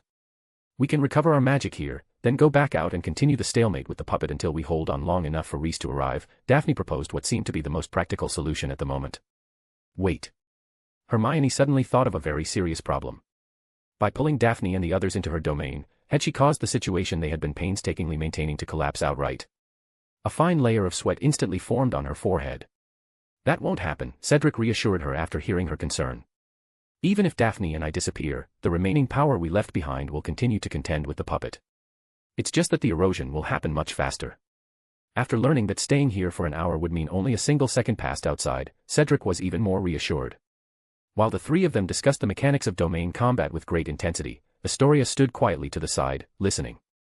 From Hermione's attitude, she realized one thing: without a domain, one was essentially nothing, only fit to listen on the sidelines, completely unable to help. She really wanted a domain of her own. Chapter 420, Granger, your domain is practically cheating. But as she listened further, Astoria narrowed her eyes. She seemed to have thought of a way to break the stalemate. Granger, you should be able to control who enters your domain, right? Astoria suddenly asked. Of course. Hermione did not grasp her intention and simply nodded. Then why not try pulling the puppet into your domain? Based on the earlier paint analogy, this place should already be covered by your color. My sister and Cedric can take advantage of the moment it's pulled in to claw back some ground. Astoria reasoned. She believed Hermione could use the advantage of her domain to restrain the puppet, buying Cedric and the others some time, and repeatedly disrupt the puppet's actions by dragging it into the domain again and again. The time the puppet disappeared was only a bonus. Even if Hermione alone could stall it for an hour, that would only amount to a single second outside. The key lay in the stiffness that occurred when the puppet entered and exited the domain. Hermione certainly would not explain the characteristics of her domain to the puppet, nor would she tell it when she planned to pull it in or release it. That would naturally create enormous interference for it. After hearing Astoria's idea, Cedric's first reaction was opposition. It was far too dangerous. But Hermione felt she could give it a try. Her confidence did not come from what Astoria had said about this place already being covered by her color, but from Reese's phantom within the domain. Through her persistent efforts, Reese's phantom was now capable of communicating externally and making physical contact. In other words, Reese's phantom already possessed combat ability. This was Hermione's greatest trump card. The four of them had been in such a sorry state this time precisely because Reese had been trapped. If he were here, the puppet would definitely not be a match for Reese, who possessed a complete domain. The simple-minded Hermione did not consider one question: why had Reese, who had a complete domain, been trapped by a single spell for so long? At this moment, all her attention was focused on the plan she was about to carry out. After some discussion, she sent Cedric and Daphne out of the domain, while Astoria remained behind with her to restrain the puppet. The instant Cedric and the others disappeared, the puppet was pulled inside. Suddenly appearing in an unfamiliar place, the puppet froze for a moment. Before it could react, Astoria's rapid-fire barrage of attacks came crashing down. To demonstrate her value to the fullest extent, she even unleashed the offensive spells built into her magical items. The sudden turn of events and the relentless string of attacks left the puppet thoroughly disoriented, causing it to fall completely into the disadvantage. Taking advantage of the opening, Hermione silently recited Reese's name in her heart. Very quickly, Reese's figure appeared beside the table behind the bookshelves. "The library is quite lively today," the Phantom Reese said with a smile as he drew his wand and began fighting the puppet. Boom. Boom. Boom. His spells were far more refined than Astoria's, and he completely suppressed the puppet. Only then did the puppet react and attempt to unfold its own domain within Hermione's domain. But this was, after all, Hermione's territory. The puppet's domain expanded much more slowly. At first, it merely caused grains of sand to appear across the library floor. Oh! It actually possesses a domain. How impressive, the Phantom Reese remarked, unable to resist praising the puppet. While the Phantom Reese held the puppet down, Hermione tried to summon Astoria's phantom as well. Although it felt a bit hurtful to think this way, Hermione believed that even a mosquito was still meat. No matter how weak Astoria's phantom might be, it could at least provide some level of restraint. However, to her slight surprise, the attempt to summon Astoria's phantom failed. Glancing at Astoria, who was not far in front of her and was currently casting spells at the puppet, Hermione felt a flash of understanding. So long as the person themselves was inside her domain, she could not summon their phantom. As the puppet's domain gradually expanded, Astoria and the Phantom Reese began to be slowly suppressed. As the battle continued, a bold idea suddenly surfaced in Astoria's mind. Ah! Since this phantom is the Reese from Hermione's memory, then can this phantom control Reese's domain? She felt it was worth trying. Just now in the Forbidden Forest, she had not dared to casually unfold Reese's domain, worried it might cause too great a disturbance. But inside Hermione's domain, those concerns no longer existed. Even in the worst-case scenario, wasn't the puppet right here to clean up the mess for them? Astoria directly grasped her citron brooch and activated the fragment of Reese's domain contained within. The instant the water droplet appeared, the Phantom Reese turned his head, a flash of surprise passing through his eyes. The next second, he took over control of the domain. "Big help," he said softly. Then the water sphere, originally only half a person tall, rapidly expanded. In less than a minute, Hermione's library was filled with thick, misty water vapor. Puppet. It did not have long to be shocked, because the pitiful bit of sand it had just produced was already completely wiped away by the Phantom Reese's water mist. The mist, composed of countless tiny droplets, seeped into the puppet's joints and seams. The puppet, which had been operating relatively smoothly, suddenly began to stutter. After several explosive pops, the key components responsible for the puppet's operation were destroyed by the Phantom Reese. Astoria and Hermione stared at everything unfolding before their eyes, so stunned that they even forgot to close their mouths. After swiftly clearing the puppet's domain and destroying its central control components, the Phantom Reese's body had already become nearly transparent. There was no need to say more. It was obvious he would not be able to last much longer.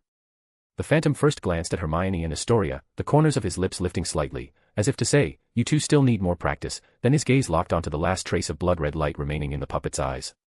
The next instant, the red glow began to burn violently. Then, like fireworks, it flared brilliantly for a brief moment before completely fading away. The puppet had been thoroughly dismantled by the Phantom Reese and had reverted to a pile of components. Before disappearing, the Phantom began to retract the domain. After a burst of white mist rose and dissipated, the Phantom Reese vanished, leaving only a beautiful piece of citron on the ground. Astoria and Hermione both fell into silence. They had originally intended to restrain the enemy, and yet they had ended up killing it outright. "Granger, your domain is practically cheating." Chapter 421, 421, Is it my fault that I'm too strong? When Hermione and Astoria returned carrying the puppet reduced to a pile of components, everyone present was completely dumbfounded.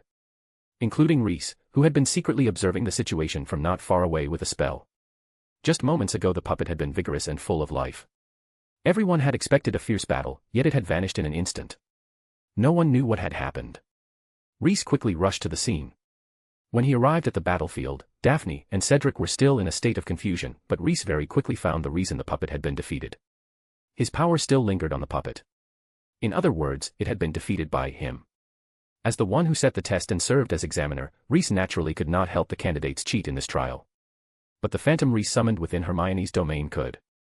Before the test began, Reese had evaluated the Phantom's combat ability. He had believed it would not cause too much interference for the puppet, because the Phantom was unlikely to be able to summon his domain. Yet he had not expected the children's thinking to be so flexible. They had actually come up with the tactic of activating the domain fragment within the brooch and letting the Phantom control that small, incomplete domain. Although the Phantom's duration was limited and the domain within the brooch was only a fragment, it was still not something the puppet could contend with. After all, the secret order mage who provided the raw material had been rather weak. If it had been someone of Capricorn's level, it might have held out. But strength at that level would likely have been too high. Sigh. Being the one who set the test was truly difficult. I'm here. Oh, it looks like you've already solved the problem. Rhys's acting was quite good. When he arrived, there were even fine beads of sweat on his forehead. Rhys, you're here. Seeing him appear safe and sound, a genuinely happy smile spread across Daphne's face. You're all right. You're not hurt, are you? She looked him over with concern. I'm fine. That spell just held me up for a while. You all moved pretty quickly, Rhys said, smoothly shifting the topic back to the puppet. Everyone immediately turned to look at Hermione, who then explained what had just happened inside her domain. Come to think of it, we were able to deal with the puppet so cleanly thanks in large part to your help, Rhys, she said at the end, half serious and half joking. The 4 young witches and wizards each had different thoughts upon hearing this. Daphne and Astoria both felt it was only natural. In their view, if Rhys had not been trapped by the sand sphere, the puppet would have been dealt with long before it ran into the Forbidden Forest. His being trapped was not due to any lack of strength but because he had saved Daphne. It was Daphne who had held him back. Cedric, on the other hand, was extremely shocked. He had originally thought Rhys was Daphne's follower, possibly also one of Slytherin's heirs. Although having 3 heirs appear at once was a bit excessive, there was no rule saying there could only be one, and Helga had not told him much about Rhys. But now it seemed that he was actually the strongest among the 3. Based on Miss Granger's description, Cedric was 90% certain that Rhys also possessed a complete elemental domain. How was that even possible? He was only in 3rd year. It couldn't be that he had brought over his knowledge from a previous life, could it? Sometimes, the truth hides within the most absurd thoughts. For a fleeting moment, Cedric brushed against Slytherin's greatest secret, only to quickly dismiss the ridiculous notion. Hermione, however, shot Rhys a strange glance. To her, something about the situation felt off. Rhys's phantom, combined with the incomplete domain Astoria carried, had been able to deal with the puppet in nearly an instant. The real Rhys would only be stronger than the phantom. So why had he been trapped by that sand sphere for so long? Could Rhys have been deliberately stalling for time? The thought flickered briefly through Hermione's mind. But just as quickly, she dismissed it. Rhys had no motive. Why would he do that? What benefit could he possibly gain? Without answers to those 2 questions, she felt she had no grounds to doubt him. That's really great. Even though I didn't make it in time, I still fought alongside you in another way. Rhys wore a sincere smile, as if he were genuinely pleased. The young witches and wizards did not detect the true thoughts hidden beneath Rhys's calm exterior. They truly believed his words.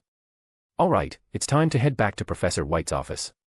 Rhys's gaze swept over the puppet parts on the ground, a trace of faint frustration flashing in his eyes. Did this final exam count as a success or a failure? If one called it a failure, the phantom was still part of Hermione's strength. She had defeated the puppet through her own ability. But Rhys also found it hard to claim with a straight face that the trial had been a success. The children had won a bit too easily.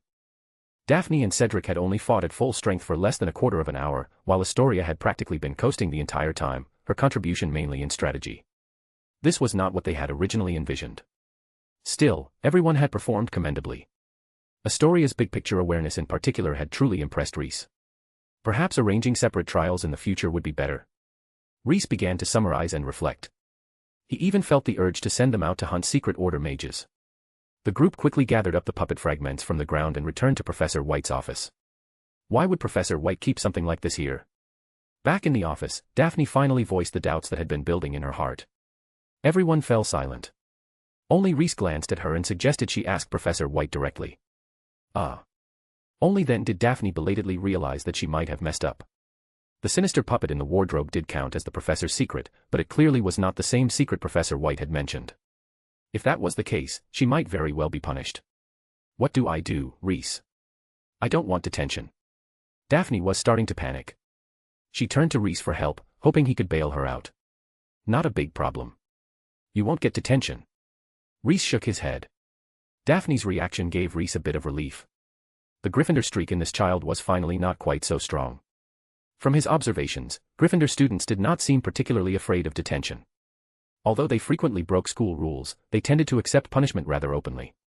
Daphne's reaction, on the other hand, was the proper Slytherin approach: find ways through prior preparation to reduce or avoid punishment. Of course, a true Slytherin would not let themselves fall into such a situation in the first place. Chapter 422, Neville's request. Although Rhys did not think highly of the Malfoys, there was one description of the family he very much agreed with. You would never see a member of the Malfoy family at the scene of a crime, even if the wand used was already covered in their fingerprints. Daphne still needed more of his guidance. Thinking of this, Rhys glanced at Astoria. He was quite satisfied with this student. He was absolutely certain that Astoria had also been curious about what was inside the wardrobe, yet she had managed to keep herself completely out of it, clean and untouched. You really won't get detention. Rhys's words made Daphne relax, but she still felt a bit uncertain. Looking back, her actions did not seem all that justifiable. I don't think this is a very serious issue.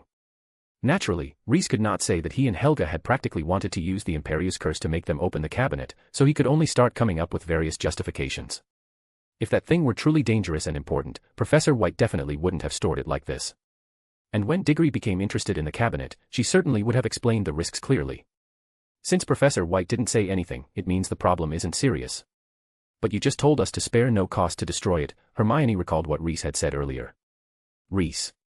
Having been hit by his own words, he quickly began patching things up, saying a bunch of vague nonsense about how it wasn't a big problem but still couldn't be allowed to escape, and finally managed to muddle Hermione through it.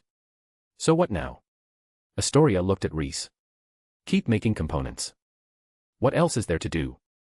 Daphne, make a few more parts and Professor White will probably let you off. Rhys's words reignited Daphne's motivation. For the rest of the time, the speed at which she produced puppet components actually began to approach Rhys's when he was not holding back. This left Rhys quite astonished and inwardly sighing that when people were truly pushed, they really could do things they normally couldn't.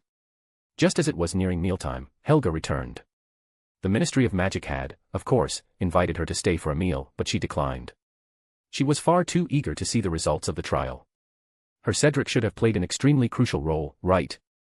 Driven by this mindset, Helga hurried back without stopping. The moment she entered the office, Helga's gaze fell on the puppet that had been reduced to components. She immediately felt a surge of delight. The children had not disappointed her. They had truly found the puppet. What she had feared most was returning to the office to find the 4 children all obediently sitting in their places making parts. If that had happened, all her effort would have been for nothing. Of course, she had left Salazar here precisely to prevent such a situation. If it really came down to the final moment, Salazar would definitely have personally jumped in, opened the cabinet himself, then been ambushed and instantly defeated by the puppet, leaving the other 4 present to clean up the mess. That was a last resort plan, because it differed far too much from Salazar's usual persona. Immersed in her delight, Helga did not notice the complex look in Salazar's eyes. She was still basking in the joy of her plan succeeding. Seeing Professor White enter and stare silently at the puppet fragments, Daphne grew extremely nervous. Under the immense psychological pressure, she took the initiative to apologize, saying her curiosity had been too strong and that she had accidentally damaged the professor's belongings. Only then did Helga snap back to herself. She quickly comforted Daphne and said it was her own fault for forgetting to put a powerful lock on the cabinet, and that it was a great relief they had not been hurt. Seeing that Professor White had no intention of punishing her, Daphne finally let out a breath of relief. All right, you've all worked hard. Go enjoy your holiday now. Diggory and Lint, stay behind. Helga, as if feeling somewhat guilty over her own oversight, told the students to go rest and excused them from their work. As for Cedric and Rhys, who were kept back, they were naturally there to help her repair the puppet. After the puppet was fixed, Helga found an excuse to send Cedric away as well, while Rhys very perceptively stayed behind. Well. The moment Cedric was out of earshot, Helga impatiently asked about the children's performance. With a complicated expression, Rhys recounted the entire sequence of events to his old friend, watching Helga's face turn from clear to stormy. You've really outdone yourself, Salazar. Helga said through gritted teeth. Look how capable you've become. Rhys. How is this my fault? Is being too strong my crime? It was Miss Granger's strength that exceeded our expectations. Rowena will probably be very pleased, he said in a complicated tone. That only made Helga feel worse. Her instincts told her that once Granger's domain fully developed, Cedric would likely not be her match. Sigh. She should have poached that girl into her own house back then. In the end, it was all Salazar's fault. If he had praised Hufflepuff to Hermione back then when he first met her, the girl probably would not have gone to Ravenclaw. Rhys rolled his eyes. He could tell at a glance that Helga was just passing the blame. He was not about to indulge her and simply walked out of her office. He left in such a hurry that he even forgot to ask about the progress of the Triwizard Tournament plan. Not long after leaving Helga's office, Rhys ran into Neville, whose face looked much paler than before, yet was glowing with delight. Rhys. The moment he saw him, Neville hurried over and shared some good news. The compass grass Rhys had previously entrusted to him had been saved. Oh. Impressive. Reese was genuinely surprised. When he had handed the compass grass to Neville back then, he had not truly believed the boy could revive it. As time passed, his attention on Neville had gradually faded, and eventually he had completely forgotten about him. He had not expected Neville to suddenly bring him such a pleasant surprise today. Look. Neville did not waste words and directly produced a pot of lush, vibrant compass grass. Truly remarkable. Reese did not know what else to say. He could only admit that Neville had done an excellent job. You really worked hard on this.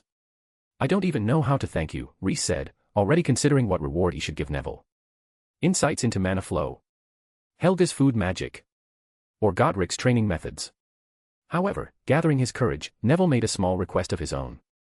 He hoped the compass grass could remain with him for a while longer. I want to try propagating it, he said, then looked at Reese expectantly, afraid of being refused. In Reese's view, this could not even be considered a reward. Cultivating compass grass was no simple task. If it were that easy to grow, how could the Romans have allowed it to go extinct? Reese readily agreed to Neville's request. That's wonderful. Neville was so excited he nearly jumped up, almost knocking the pot of compass grass out of his hands. Chapter 423, Lakeside. Watching Neville's cheerful figure gradually disappear into the distance, Reese narrowed his eyes slightly. This boy was rather interesting. His impression of the round-faced boy had changed somewhat. He believed that someone like Neville would one day reap rich rewards. After lunch, Daphne and Astoria found Reese and invited him to take a walk by the Black Lake. We finally got some free time. How about we go to the lakeside to relax for a bit? Daphne shook the lunchbox in her hand and extended the invitation to Reese. After finishing their final exams, Daphne and the others had been dragged off by Professor White to do hard labor. They had even run into a small accident midway, and only now had they truly been able to relax. Reese blinked. Wasn't the best way to relax lying on the soft bed in the dormitory and taking an undisturbed afternoon nap? Still, considering the children had worked hard all semester and hadn't even been able to rest after their exams, Reese decided to indulge them and grant their modest little request. Endless lecturing would only breed resentment among students. As for harmless little pleasures, if they wanted them, he would simply give them. Thus, a few minutes later, the trio appeared by the shore of the Black Lake. Although it was already summer, the temperature in the Scottish Highlands still remained below 20 degrees Celsius, making the weather extremely comfortable and pleasant. Walking along the lakeside, the slightly cool breeze brushed against his face. Even Reese, who had not been very eager to come out, felt his mind grow refreshed. The four founders really picked a wonderful place back then, Daphne remarked sincerely from the side. Indeed. Nestled against the mountains and beside the water, with a resource-rich forest nearby, Hogwarts' location was truly first-rate. It was no wonder the four founders had set their sights on this treasured land the very first time they saw it. Indeed, Reese replied with a smile. I once read in some ancient texts that the Muggle lords around Hogwarts even tried to compete with the founders for the land rights back then. As he spoke, he picked out a few interesting anecdotes from the time the school was founded and told them to the two girls. I never would have imagined Hogwarts had so many stories when it was first established, Daphne said with emotion. In her impression, the founding of Hogwarts had always been summarized in a single thin sentence. The four founders established Hogwarts in 990 AD, she had never expected there to be so many stories behind it. It was precisely these stories that made everything feel so real. While Daphne was filled with emotion, Astoria was thinking, none of this was recorded in Hogwarts, a history, so how did Reese know about it? Could reading correspondence between ancient wizards really reveal so many secrets? However, she had no intention of digging deeper into the question. Reese led the two girls to find a shaded spot by the lakeside and sat down. Sitting directly on the grass and feeling the breeze blowing off the lake, Reese felt more at ease than he had in a very long time. Thinking back carefully, in his youth he had traveled everywhere with Godric and the others, collecting spells and comprehending the mysteries of magic. In his middle years he had clashed with the Norse gods, and in his later years he had begun founding Hogwarts, teaching and nurturing students. Moments of leisure like this, carefree and unburdened, had been exceedingly rare throughout his life. If only time could freeze at this very moment. Reese closed his eyes, then heard Daphne murmur softly beside him, the fish in the Black Lake should be quite plump, right? Astoria and Reese. That was a good question. However, it seemed that neither the students nor the professors at the school ate much fish. The dishes that appeared on the dining table were usually trout or salmon and the like. Even Hagrid mostly hunted in the Forbidden Forest and rarely fished in the Black Lake. Big fish aren't necessarily tasty, Reese said based on his experience. Still, he didn't state it too absolutely, because he knew that some sea fish grew quite large yet had rich intramuscular fat, leaving a lingering fragrance with every bite. We'll know once we try. Daphne was eager to give it a shot. She stood up, looked around, then snapped a branch from a nearby tree. With the branch in hand, she casually took out a ribbon and turned the two into the shape of a fishing rod. Watching Daphne bustle about, Rhys originally intended to use the summoning charm to pull a fish straight out of the lake, but he quickly dismissed the idea. What Daphne enjoyed was not the fish itself, but the process of fishing. He might as well let her have her fun. Daphne ran to the lakeside to fish, while Rhys and Astoria sat beneath the shade of a nearby tree, watching her. Sister, she. Astoria looked at Daphne's back, her expression complicated. Let her be. Rhys rolled his eyes. When Daphne was younger, it hadn't been obvious, but the older she grew, the more she resembled a Gryffindor, her ancestor Adrian. Do you have any plans for the holidays? Astoria asked softly. If possible, she still wanted to coax Rhys into visiting the Greengrass Manor. She knew he was an extraordinary figure. If she spent enough time around him, perhaps she might even gain insight into a domain. Rhys lifted his head and glanced at her. I've heard the Quidditch World Cup final will be held in Britain this summer. That seems worth going to see. Although Rhys was not particularly interested in Quidditch, based on what he knew, it was undoubtedly one of the grandest events in the wizarding world. Where there was such a grand occasion, there would surely be large gatherings of wizards. Events like these, similar to a great fair, were quite attractive to Rhys. He could take the opportunity to observe the lives of wizards outside Britain. That's great. Father will definitely be able to get tickets.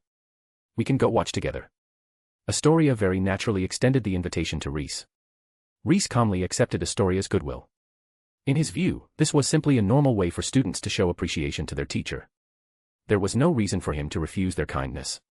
However, aside from attending the World Cup, there was something else he needed to do. It was something he had wanted to accomplish for a long time, but various matters had delayed him again and again, preventing it from ever happening. Rhys wanted to pay a visit to the Gaunt family. Not for any particular reason, just to take a look, to see what traces had been left behind by the descendants of his utterly disappointing adopted son. Does the Gaunt family still have any descendants? I mean the direct line, Rhys asked Astoria. Because pureblood families often intermarried, each family more or less carried the blood of others. By bloodline alone, the Gaunts certainly still existed widely, but what Rhys was asking about was their direct lineage. Chapter 424, End of Term. By bloodline alone, the Gaunts certainly still existed widely, but what Rhys was asking about was their direct lineage. They probably do. Astoria was not very confident.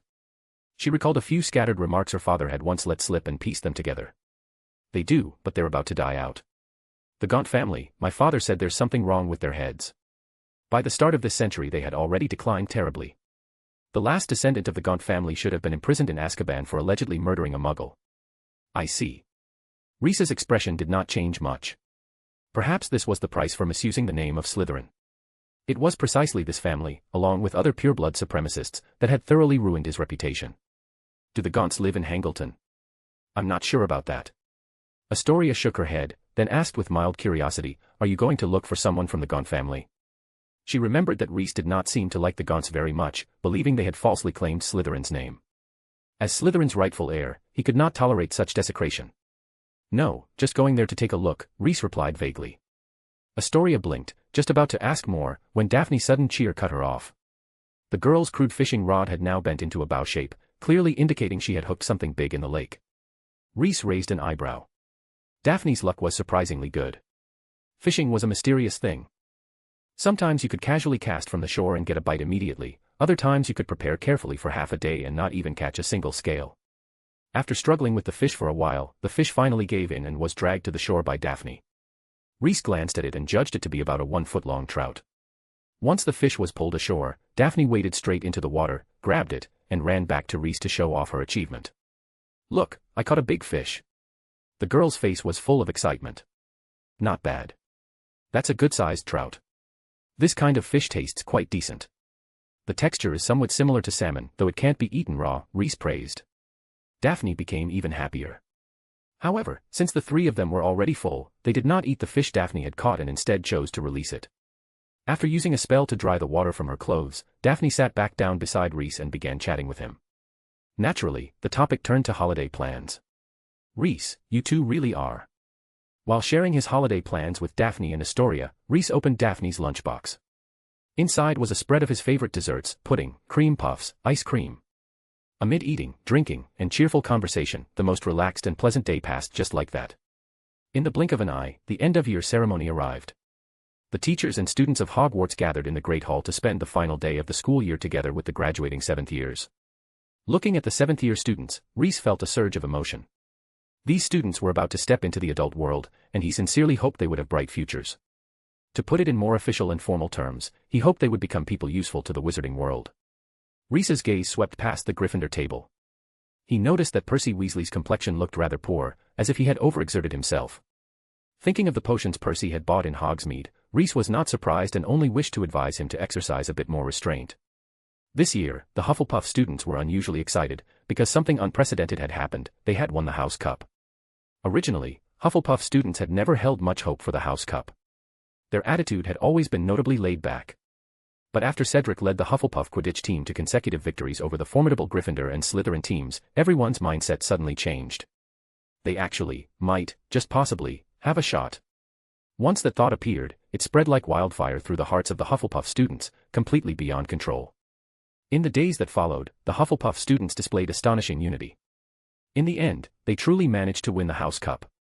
When Dumbledore officially announced that Hufflepuff had become this year's House Cup champion, the Great Hall erupted into a sea of joy. Even Helga at the staff table applauded enthusiastically, the corners of her mouth lifted high. Watching the unusually delighted Helga on the stage, Reese suddenly thought of that so-called curse. So, would Helga continue as the defense against the dark arts professor for another year? Reese realized he seemed to have forgotten to ask his old friend about it. I'll ask her during the holidays, Reese thought. Amid the lively ceremony, the school year came to an end. In just one night, the students packed their luggage and boarded the returning Hogwarts Express. Following the flow of people and gradually squeezing out of the platform into King's Cross Station, Reese saw Mr. Jameson Henry Greengrass standing outside the platform, waiting for his 2 daughters. The moment Daphne and Astoria saw their father, they rushed toward him at full speed. Behind them, Harry's eyes showed a trace of envy. Scenes like this had only ever appeared in his dreams. Worse than seeing other classmates reunited with their families was the fact that Harry had spotted the Dursley family. But just then, a handsome middle-aged man suddenly walked up to Harry. "Harry, is that you?" The middle-aged man looked at Harry with a gentle smile, his eyes full of warmth. "Yes." Harry hesitated a little. He glanced around and, seeing Hogwarts students and their parents all over the station, with the Weasley family not far away, finally relaxed. "You are." "I'm Sirius Black." The moment the name was spoken, Harry's eyes widened. Since Christmas, he and Sirius had exchanged no fewer than 100 letters. He had never expected Sirius to come to King's Cross in person to see him. At that thought, a startling possibility suddenly struck Harry, and his heart began pounding. "So you're here too?" Harry only got halfway before he didn't dare continue, afraid his guess might be wrong and he would end up disappointed. "I believe I told you before that I hoped you could come stay at my place for a while. Of course, if you can't bear to leave your aunt, I wouldn't." "Not a problem at all." Harry cut Sirius off immediately. "How long can I stay?" I mean." Hearing Harry's response, Sirius smiled brightly. He told Harry that he could stay as long as he liked. However, Dumbledore had reminded him that Harry still needed to stop by the Dursleys for a short visit, perhaps just for a meal. Learning that he wouldn't have to stay long-term with the Dursleys, Harry let out a sigh of relief. "Then let's go back together, have a meal, and leave, how about it?" he asked in a pleading tone. "All right, let's go." Sirius took Harry's suitcase and walked with him toward the Dursleys. Chapter 425, Criminal Among Criminals, a Freak Among Freaks. When Vernon saw Sirius, he was extremely shocked. He could not understand why this man was walking together with Harry. Judging from his attitude, however, this man was most likely another damned wizard. Uncle Vernon suddenly took a deep breath, puffing himself up like a pufferfish to make himself look a little bigger. While he straightened his clothes and tie to appear more respectable, Sirius walked up to him with Harry. "Mr. Dursley." "Hello." Sirius extended his hand to Vernon. "You've worked hard all these years taking care of Harry." Standing behind him, Harry tried hard to suppress the urge to roll his eyes. The Dursley's so-called care would be more accurately described as keeping him alive. But with Sirius here now, he had no intention of stirring up trouble. He just wanted to quickly fulfill Dumbledore's request. After spending half a year recuperating at the ancestral home, Sirius's mental state had improved greatly. He had regained his carefree and handsome demeanor, and since his attitude was polite enough, Uncle Vernon reluctantly shook his hand lightly, then immediately pulled his hand back as if he had been electrocuted. "And you are?" Uncle Vernon's small eyes were full of suspicion. "I'm Sirius Black, Harry's godfather." Vernon and Petunia beside him both widened their eyes at once. Harry actually had a godfather. How did they not know? Wait a minute. You're this boy's godfather. Then why has he been living in my house for more than 10 years? Uncle Vernon could hardly suppress the anger in his heart. The trouble Harry, this burden, had caused him over the past decade was something ordinary people could hardly imagine. Sirius had originally felt quite a bit of guilt toward the Dursley family, as well as some gratitude for raising Harry. But Vernon Dursley's words and attitude gradually irritated him, so he replied stiffly, I was imprisoned in Azkaban, the wizarding prison, until recently. I only escaped from there not long ago. Although Uncle Vernon did not know what Azkaban was, he could certainly understand the words prison and escaped. His small eyes were immediately filled with terror. In his eyes, wizards were already a bunch of freakish potential criminals. And now the person in front of him was actually a criminal among wizards. Wasn't that a criminal among criminals, a freak among freaks? He was so frightened that he didn't know what to say. Meanwhile, Harry stood to the side watching his uncle with amusement, having no intention whatsoever of telling Vernon that Sirius had actually been cleared of his charges. You. Uncle Vernon's voice trembled, and shiny beads of sweat began to appear on his forehead. Suddenly he realized that there were actually many wizards present in the station. Do you realize there are a lot of wizards here? And you're just swaggering around like this? Uncle Vernon lowered his voice, trying to pressure Sirius while also avoiding drawing attention from others. He was afraid that if Sirius were discovered and cornered, he might take him hostage. Hey, I know, because I've already found a way to regain my freedom. My wanted status has been lifted, Sirius said, seeing straight through Vernon's thoughts. He deliberately altered his wording, subtly implying that the warrant had been cancelled through improper means. Sure enough, Vernon was thoroughly intimidated by him. Seeing Vernon standing there pale-faced like a deflated balloon, Sirius finally felt satisfied. I came today to tell you one thing. This summer, Harry will be moving to live at my house. Vernon. To his ears, those words sounded like heavenly music. He had never imagined that this wizard, who might very well be a criminal, would bring him such wonderful news. So he's moving out of my house? Uncle Vernon asked eagerly. If he could dump the burden of Harry onto the men in front of him, that would truly be wonderful. Of course not. Remembering what Dumbledore had written in his letter earlier, Sirius immediately shattered Vernon's fantasy. Harry still has to treat your house as his home until he comes of age. Sirius's words made Vernon feel as if he had fallen into an icy abyss. But after a moment's thought, his mood improved slightly, because this black fellow had said until Harry comes of age. Didn't that mean that once the little brat became an adult, he would have nothing more to do with him, not even a penny's worth of connection? That didn't sound too bad. He only needed to endure for a few more years. Fine. Uncle Vernon shrugged and let out a loud snort through his nose. Then will he still come back this summer? Petunia, who had been standing quietly to the side the entire time, suddenly spoke up. I don't think so, but he'll go home with you first to have a meal before leaving. For the Dursley family, this was undoubtedly good news. Compared to having Harry stay the entire summer, treating him to a single meal was hardly a problem. Several of them left King's Cross Station together in Uncle Vernon's new car, heading toward Privet Drive in Devon. They would complete Harry's handover procedures there. Reese watched with great interest as Harry and his aunt's family performed what felt like a situational comedy together. Afterward, he said goodbye to the Greengrass family and set off on the road to Little Hangleton. For a wizard like him, traveling did not take much time. Reese did not expend much effort before finding Hangleton. However, as time had passed, the Hangleton of those days had already split into two villages, Little Hangleton and Great Hangleton. Following his now blurred memories, Reese instinctively walked in the direction of Little Hangleton. When he reached the end of the tree-lined path and saw the hill not far away, the gray and faded memories in his mind gradually became vivid again. Yes, this was the place. After leaving Hogwarts back then, he had chosen a place like this to live under an assumed name, spending his days in seclusion. With considerable wealth at the time, he had purchased quite a few properties and even adopted a little boy with the surname Gaunt. Only at the end of his life had he finally left this secluded residence. Before departing, he had taken most of his magical artifacts with him, but he left all his liquid wealth and the estate he had built up over the years to that Gaunt boy. A string of memories flickered through his mind like images in a lantern show. Standing where he was, he lingered in those past memories for quite a while before finally walking along a small path toward Little Hangleton. Little Hangleton was a beautiful village, nestled between two steep hills. From a distance, the church and the graveyard were clearly visible, hardly different from how they had been 1,000 years ago. A manor stood on the slope across the valley, surrounded by a wide stretch of green grass. Chapter 426, The Deathly Hallow, the Resurrection Stone.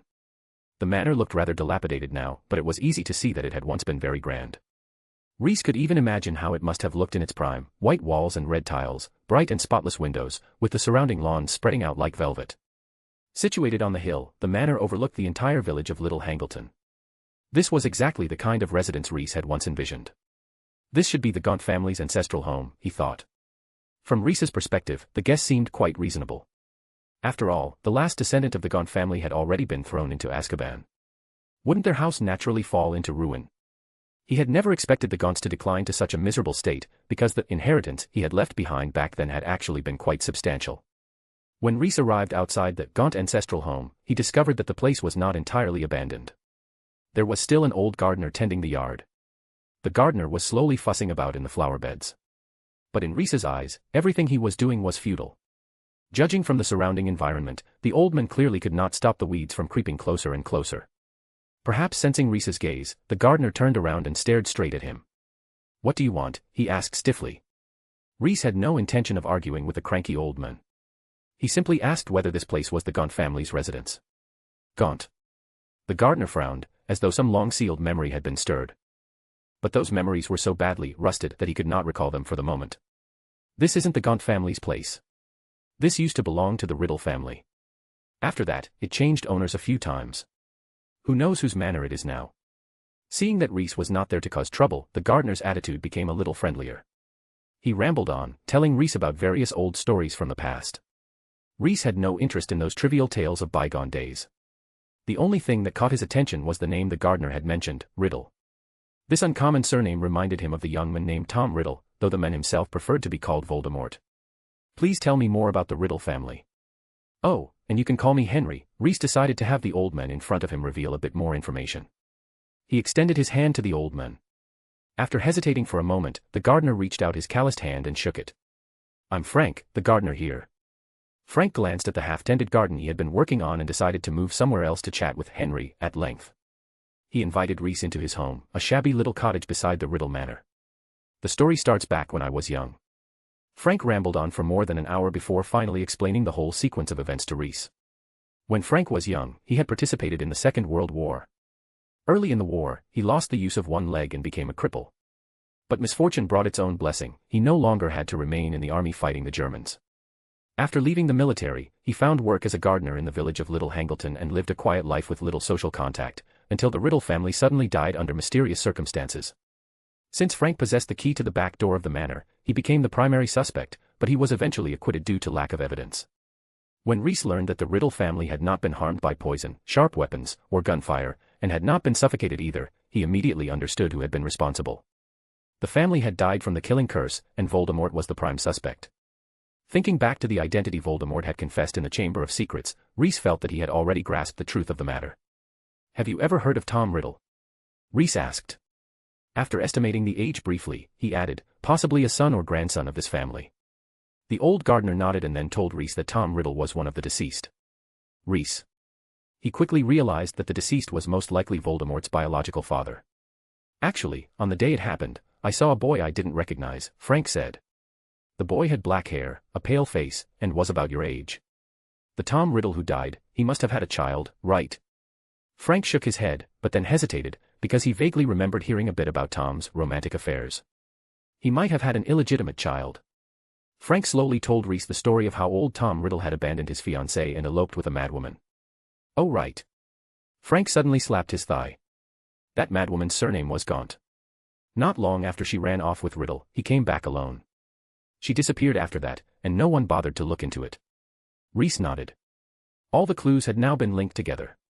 The daughter of the Gaunt family had eloped with old Tom Riddle and given birth to little Tom Riddle, Voldemort. After growing up, Voldemort had found a way to uncover his own origins. Enraged and humiliated, he killed his father's entire family and framed the Gaunt family, who lived in the area. After uncovering Voldemort's past completely, Reese said goodbye to the old gardener and, following Frank's directions, went in search of the Gaunt family. To be honest, it was not easy to find, because Voldemort seemed to have used a spell to conceal the Gaunt house. But once Reese focused his attention and observed carefully, nothing could remain hidden from him. What an exquisite spell. Even after several decades, it still functions perfectly, Reese remarked with admiration as he stood before a patch of tangled shrubs, marveling at Voldemort's masterpiece. In his view, Tom Riddle's magical attainments were indeed quite impressive. But in front of him, they were still a bit immature. Reese waved his wand and easily dispelled the spells Voldemort had left behind. A small cottage covered in vines appeared before his eyes. Reese stepped forward 2 paces, and a crisp crack sounded beneath his feet. Looking down, he saw it was the skeletal remains of a snake. It seemed that the descendants of the Gaunt family truly believed they were the heirs of Slytherin. Reese entered the nearly collapsing cottage, wandered around the rotting floorboards for a while, and soon fixed on a particular spot. He broke open the floor, revealing a box made of gold.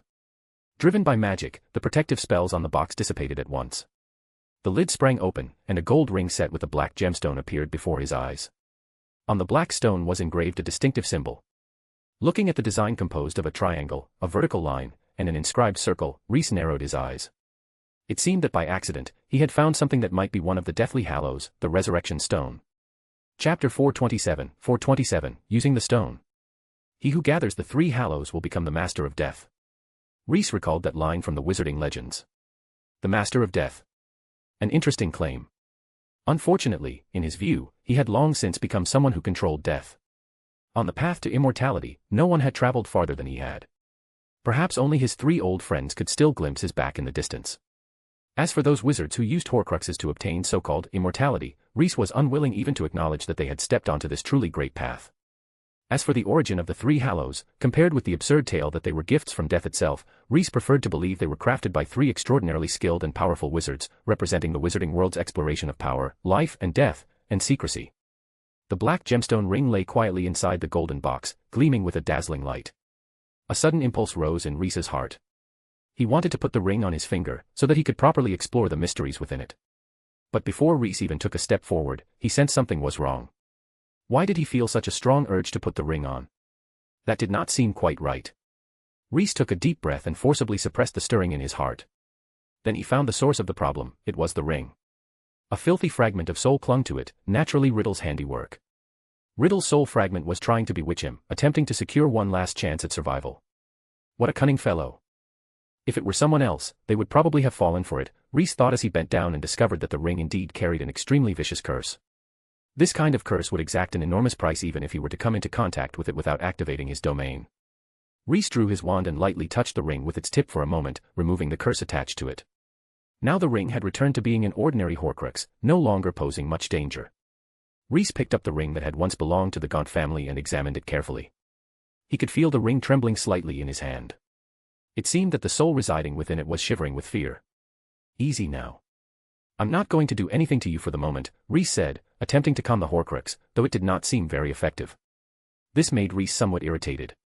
Voldemort really had a knack for ruining things.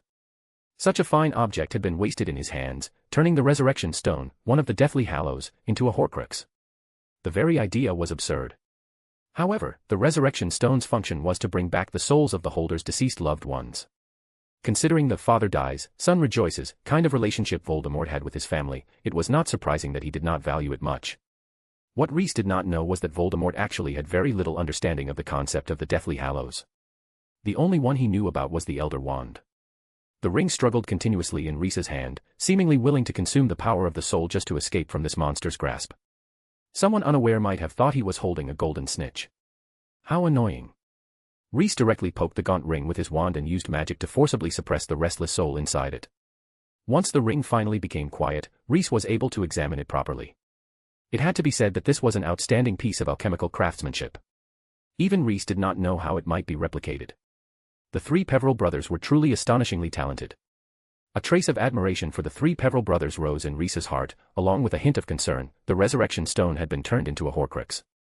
Could it still perform its original function? Reese felt it probably would not affect it, especially since the fragment of soul inside the ring had already been forcibly suppressed by him. So should he try using it? Such a thought appeared in Reese's mind. Confident in his abilities, he had no concern about the possible negative effects of the Resurrection Stone, nor did he take Voldemort's soul fragment seriously at all. As far as he was concerned, every obstacle had already been cleared away. In that case, why not immediately explore the masterpiece of the Peverells? Reese was a man of action. He held the ring in his palm and turned the stone 3 times in his hand. In just an instant, Reese understood what had happened, because he heard faint movements around him, a soft rustling sound, like frail bodies slowly moving across soil covered with fallen branches and dead leaves. Reese turned his head and saw some familiar people. So much time had passed that their faces had gradually blurred in his memory, but now their features became vivid once more, as if his memories had been freshly restored. They were neither ghosts nor living people of flesh and blood. They were somewhat like that Riddle who had once emerged from the diary, memories that had almost become real. They lacked the warm, tangible bodies of the living, yet they were far more real than ghosts. One by one, they entered the dilapidated cottage and walked toward him, gentle smiles on their faces. "You are the pride of the Slytherin family." Reese saw his father. His appearance had not changed much, he still looked exactly as he had that day. "We have heard of the deeds you and your friends accomplished. Everyone raised their glasses in celebration of you. What does that have to do with you? When you sent me to the dragon as a sacrifice, our relationship was already severed." The middle-aged man froze for a moment, then disappeared with a bitter smile. "You look younger. It reminds me of when you were little. ACHA, don't blame your father." Reese silently looked at the middle-aged woman before him without saying a word. Her figure also faded away. "Apothecary, it's been a long time." Next came a young witch, her eyes seeming to sparkle with stars. Reese smiled and nodded to her. Nerita, a lively Bulgarian witch and a friend he had met during his travels. Apothecary, such a distant title. Reese almost sank into his memories again, but Nerita spoke once more. "I did what you asked me to do. I heard you and your friends founded a magic school. I founded one as well, Durmstrang. Does that name sound good?" "Yeah. Sounds good." Nerita smiled brightly. "With Durmstrang around, the remnants of those false gods won't be able to stir up trouble." "Thank you for your hard work," Reese said sincerely. Nerita waved her hand. "It's nothing. See you again someday." Nerita's apparition also disappeared. "See you again." Reese shook his head. He was not sure whether he would ever use the resurrection stone again. "Teacher." The next voice was so familiar that it almost made Reese's ears go numb. A man with distinctive silver hair strode in with long steps. "Adrian." Reese's expression became somewhat complicated. Chapter 428, Godric Gryffindor. Hadn't it been said that the resurrection stone would only bring back relatives and friends? Why had it even brought back someone who had been his unruly student in a past life? "Teacher, why do you look like that? Did I come at the wrong time?" Seeing that his teacher had practically written impatience across his face, Adrian felt deeply wounded. Reese did not want to deal with him, but after thinking it over, he still wanted to ask Adrian something. "Tell me the truth. Back then, did you secretly learn things from Godric?" "Adrian." "Teacher, how are my descendants doing now? They haven't sold off the family estate, have they?" "Reese. Don't change the subject." But seeing Adrian's expression, Reese already understood. With a hint of irritation, he said that he had taken 2 more children from the Greengrass family as students. "That's wonderful. Let them continue serving you." Adrian was delighted, but seeing his teacher's expression grow even more displeased, he vanished like a gust of wind. Finally, no one else came in, and Reese let out a long breath. The resurrection stone was quite interesting. He now understood why so many people who possessed the resurrection stone would eventually go mad, or even walk the path of suicide. Indulging too deeply in memories of the past was not a good thing. But such a small trick had no effect on him. It was time to return to Hogwarts and use Riddle's soul fragment to heal Rowena. "Salazar, long time no see." Just as Reese was about to put away the gaunt ring and leave the gaunt house, a voice he could not have been more familiar with sounded. Reese froze where he stood. That voice was H.M. A figure with fiery red hair appeared at the doorway.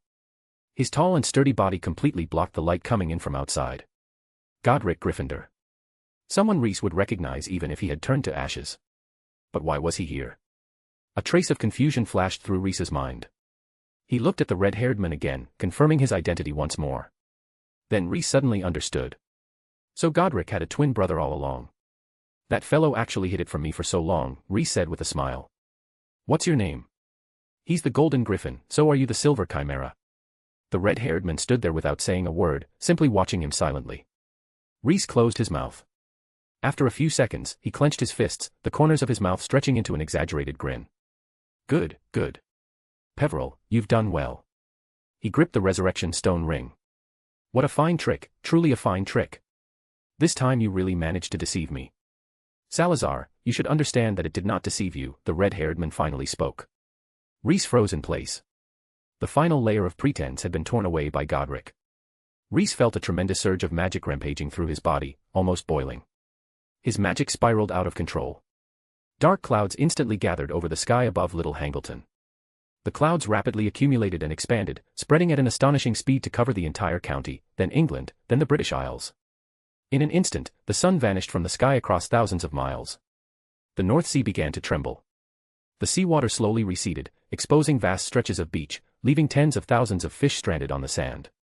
Even a 3-year-old child could walk along the shore and return with an armful of fish. But no one would be foolish enough to do so. Everyone was fleeing inland as fast as they could. Only one thought filled their minds: get as far away from the coast as possible. A natural disaster was about to descend. The barely controlled Rhys raised the gaunt ring and held it up. The resurrection stone, engraved with the Peveril crest, faced his eyes directly, and in the mirror-like surface of the gem a trace of madness was reflected. Crack! A fracture appeared in the stone. A shrill scream burst from within, and wisps of black smoke began to pour out. Under the impact of the overwhelming magic, Voldemort's soul fragment was destroyed. Salazar, Godric's voice sounded again beside Rhys's ear. That's enough. Stop. The magic inside Rhys stalled for a moment, then gradually settled down. The dark clouds in the sky dispersed, and the sea returned to normal, leaving behind only a large group of frightened Muggles and news of the event spreading in every direction. Whether anyone with ulterior motives would notice this strange phenomenon remained to be seen. Before the clouds completely dispersed, Rhys remembered something. He maintained their presence a little longer, letting a light drizzle fall. Forget about these things. They were never meant for you to know, Rhys said silently in his heart. After dealing with all this, Rhys finally calmed down completely. He turned to look at the men who had already stepped into the ruined house and said to him, "Long time no see, Godric." Godric nodded in greeting to Rhys. "So you appearing here means you're dead." "That should be the case." Rhys's words were rather blunt, but Godric was not angry at all. Why get upset with an old friend who was simply stating a fact? That shouldn't be possible. It makes no sense. Even Rowena managed to find a way to cling to life. But I am me, and Rowena is Rowena. We are different. Godric spread his hands, indicating that he truly was not very skilled in that regard. Then what about the seer's prophecy? Rhys's mind raced rapidly. This doesn't match the prophecy at all. Some will grow old, some will leave and never return, some will grow tired and lie down for a nap somewhere, and some will die. Rowena has already taken the death slot. A prophecy is just a prophecy. I've never really believed in them. And aren't you afraid Rowena will come looking for trouble if she hears you say that? Godric complained about his old friend's words. How would she know? Will you visit her in a dream? Rhys sneered. I really can't understand how you ended up like this. What's wrong? Is my current state really that embarrassing? I embrace death the same way I would greet an old friend. Godric still refused to back down. He would never show weakness in front of Salazar, especially after meeting again after so many years. I just made a small mistake while comprehending my domain. I turned myself into countless particles, smaller than the finest dust in the world, and it seems I can't change back. Rhys. What an unexpected ending, he said, not knowing whether to laugh or cry. After chatting with Godric for a while, Rhys gradually calmed down. Now a question arose in Rhys's mind: when I turned the resurrection stone just now, Godric, what did you feel? Godric. Even in this state, you still want to use me for an experiment. Chapter 429, The Last Request of Gryffindor. Although he kept complaining about Salazar verbally, Godric still described his experience to Rhys very seriously. This was perhaps the most precious first-hand information regarding life and death. After something went wrong while I was comprehending my domain, it felt like I fell asleep and sank into an eternal slumber. Yes, I never reached the in-between place like other wizards do. I didn't even have the choice of reincarnating or becoming a ghost. That was the case until I felt a summons, and then I appeared outside this ruined house. With treatment like that, you're practically on par with those wizards who make Horcruxes, Rhys said, naturally not missing the opportunity to tease his old friend. Gryffindor. Oh right. When Godric mentioned ghosts, Rhys suddenly remembered Rowena, who was still trapped in the dungeon. So he told Gryffindor that Ravenclaw had chosen to turn herself into a ghost in order to obtain another form of longevity. Godric stroked his beard, then suddenly asked, what era is the outside world in now? I only just noticed, Salazar, you look very young. Even younger than when we first met. Has your research into immortality magic succeeded? Rhys nodded. Impressive. Gryffindor slapped his thigh. How did you manage it? I always thought you were the one most likely among us to make a breakthrough on this path. He suddenly fell silent, and his expression gradually became serious. After 2 seconds, he asked, you didn't make a Horcrux, did you? Rhys. Why does that sound so familiar? Why do all of you have such a terrible impression of me? It was achieved through a completely legitimate method. Rhys immediately refuted Godric's baseless suspicion. Then he shared his snake-like molting immortality method with Godric. Gryffindor. To be honest, it sounded a little disgusting. Wait, he quickly realized the issue. You said you molt once every 100 years, and you've molted 9 times. Wouldn't that mean? Yes. It's now been 1,000 years since we founded Hogwarts. The world has already entered the 2K era. Then Helga, and Ghost Rowena. They're both alive and well. Rowena's form is a bit special, but Helga is very much alive, Reese said, looking at Godric and bluntly pointing out that among the four of them, he was the only one in a peculiar state. Godric. Rowena turned into a ghost, but how did Helga manage it? He eagerly began asking about the current situation of his old friends. When Reese mentioned Helga's immortality strategy, he could not help feeling a little embarrassed, because her immortality was closely connected to him. After learning that Helga had been dragged into the modern era by Salazar, Godric was stunned for a moment, then burst out laughing. That's too funny. After that, Reese and Godric chatted for a while longer, until the sky began to grow dark. Time's about up, Godric sighed, looking at the dimming sky outside. Salazar, immersing yourself too deeply in illusions isn't a good thing. I know. Silence returned to the Gaunt house. I could think of a way to bring you back to life. There are many methods, Reese suddenly said, breaking the silence. He felt that since he could summon Godric's consciousness back, making him revive might not be impossible. Godric shook his head, refusing his old friend's kindness. There's no need. It's not what I want. Reese understood what his old friend meant. The current Godric needed even a stone just to maintain his existence. His strength had completely vanished, and he could not even cast the simplest spell. To be revived in such a form was not something he would accept. What he wanted was a dignified return, not charity from his old friends, nor to become a burden to them after being revived. As for Hogwarts, which he cared about the most, with Salazar, Helga, and Rowena there, what was there for him to worry about? If there was anything Godric still felt attached to, it was his old friends. But he believed that in his current state, becoming too entangled with them would bring more harm than good. Just knowing what Hogwarts is like 1,000 years later is already enough, Godric said with an easy smile, preparing to leave. Before dispersing on his own, he looked at Reese seriously and said, Salazar, don't feel sad about my departure. For me, it's just like having taken a nap. There's no pain, and certainly no emptiness. I don't want you to use that little trinket to call me out again. He pointed at the resurrection stone ring in Reese's hand. Wait. Reese stopped Godric before his old friend left. What is it? Do you have any unfinished wishes? Godric thought for a moment and blinked. How about you help me find and train a successor? Godric's words instantly stirred up a pile of unpleasant memories for Reese. The face of a silver-haired girl appeared in his mind. Seeing his old friend's expression change, Godric could not help laughing. Just kidding. A successor is something you should train yourself. But I remember that the Dumbledore you mentioned belongs to Gryffindor house, right? Then I'll designate him as my successor. Reese could not help complaining about his old friend's shamelessness. Everyone else found children to teach and nurture as students, yet you simply pick a fully developed domain-level powerhouse as your successor. The successor you chose is even older than you when you died. Just then, a wave of heat washed over him, and Reese instinctively narrowed his eyes. When he opened them again, Godric's figure had already disappeared. The dilapidated cottage was empty once more, as though everything that had just happened had been nothing more than his imagination.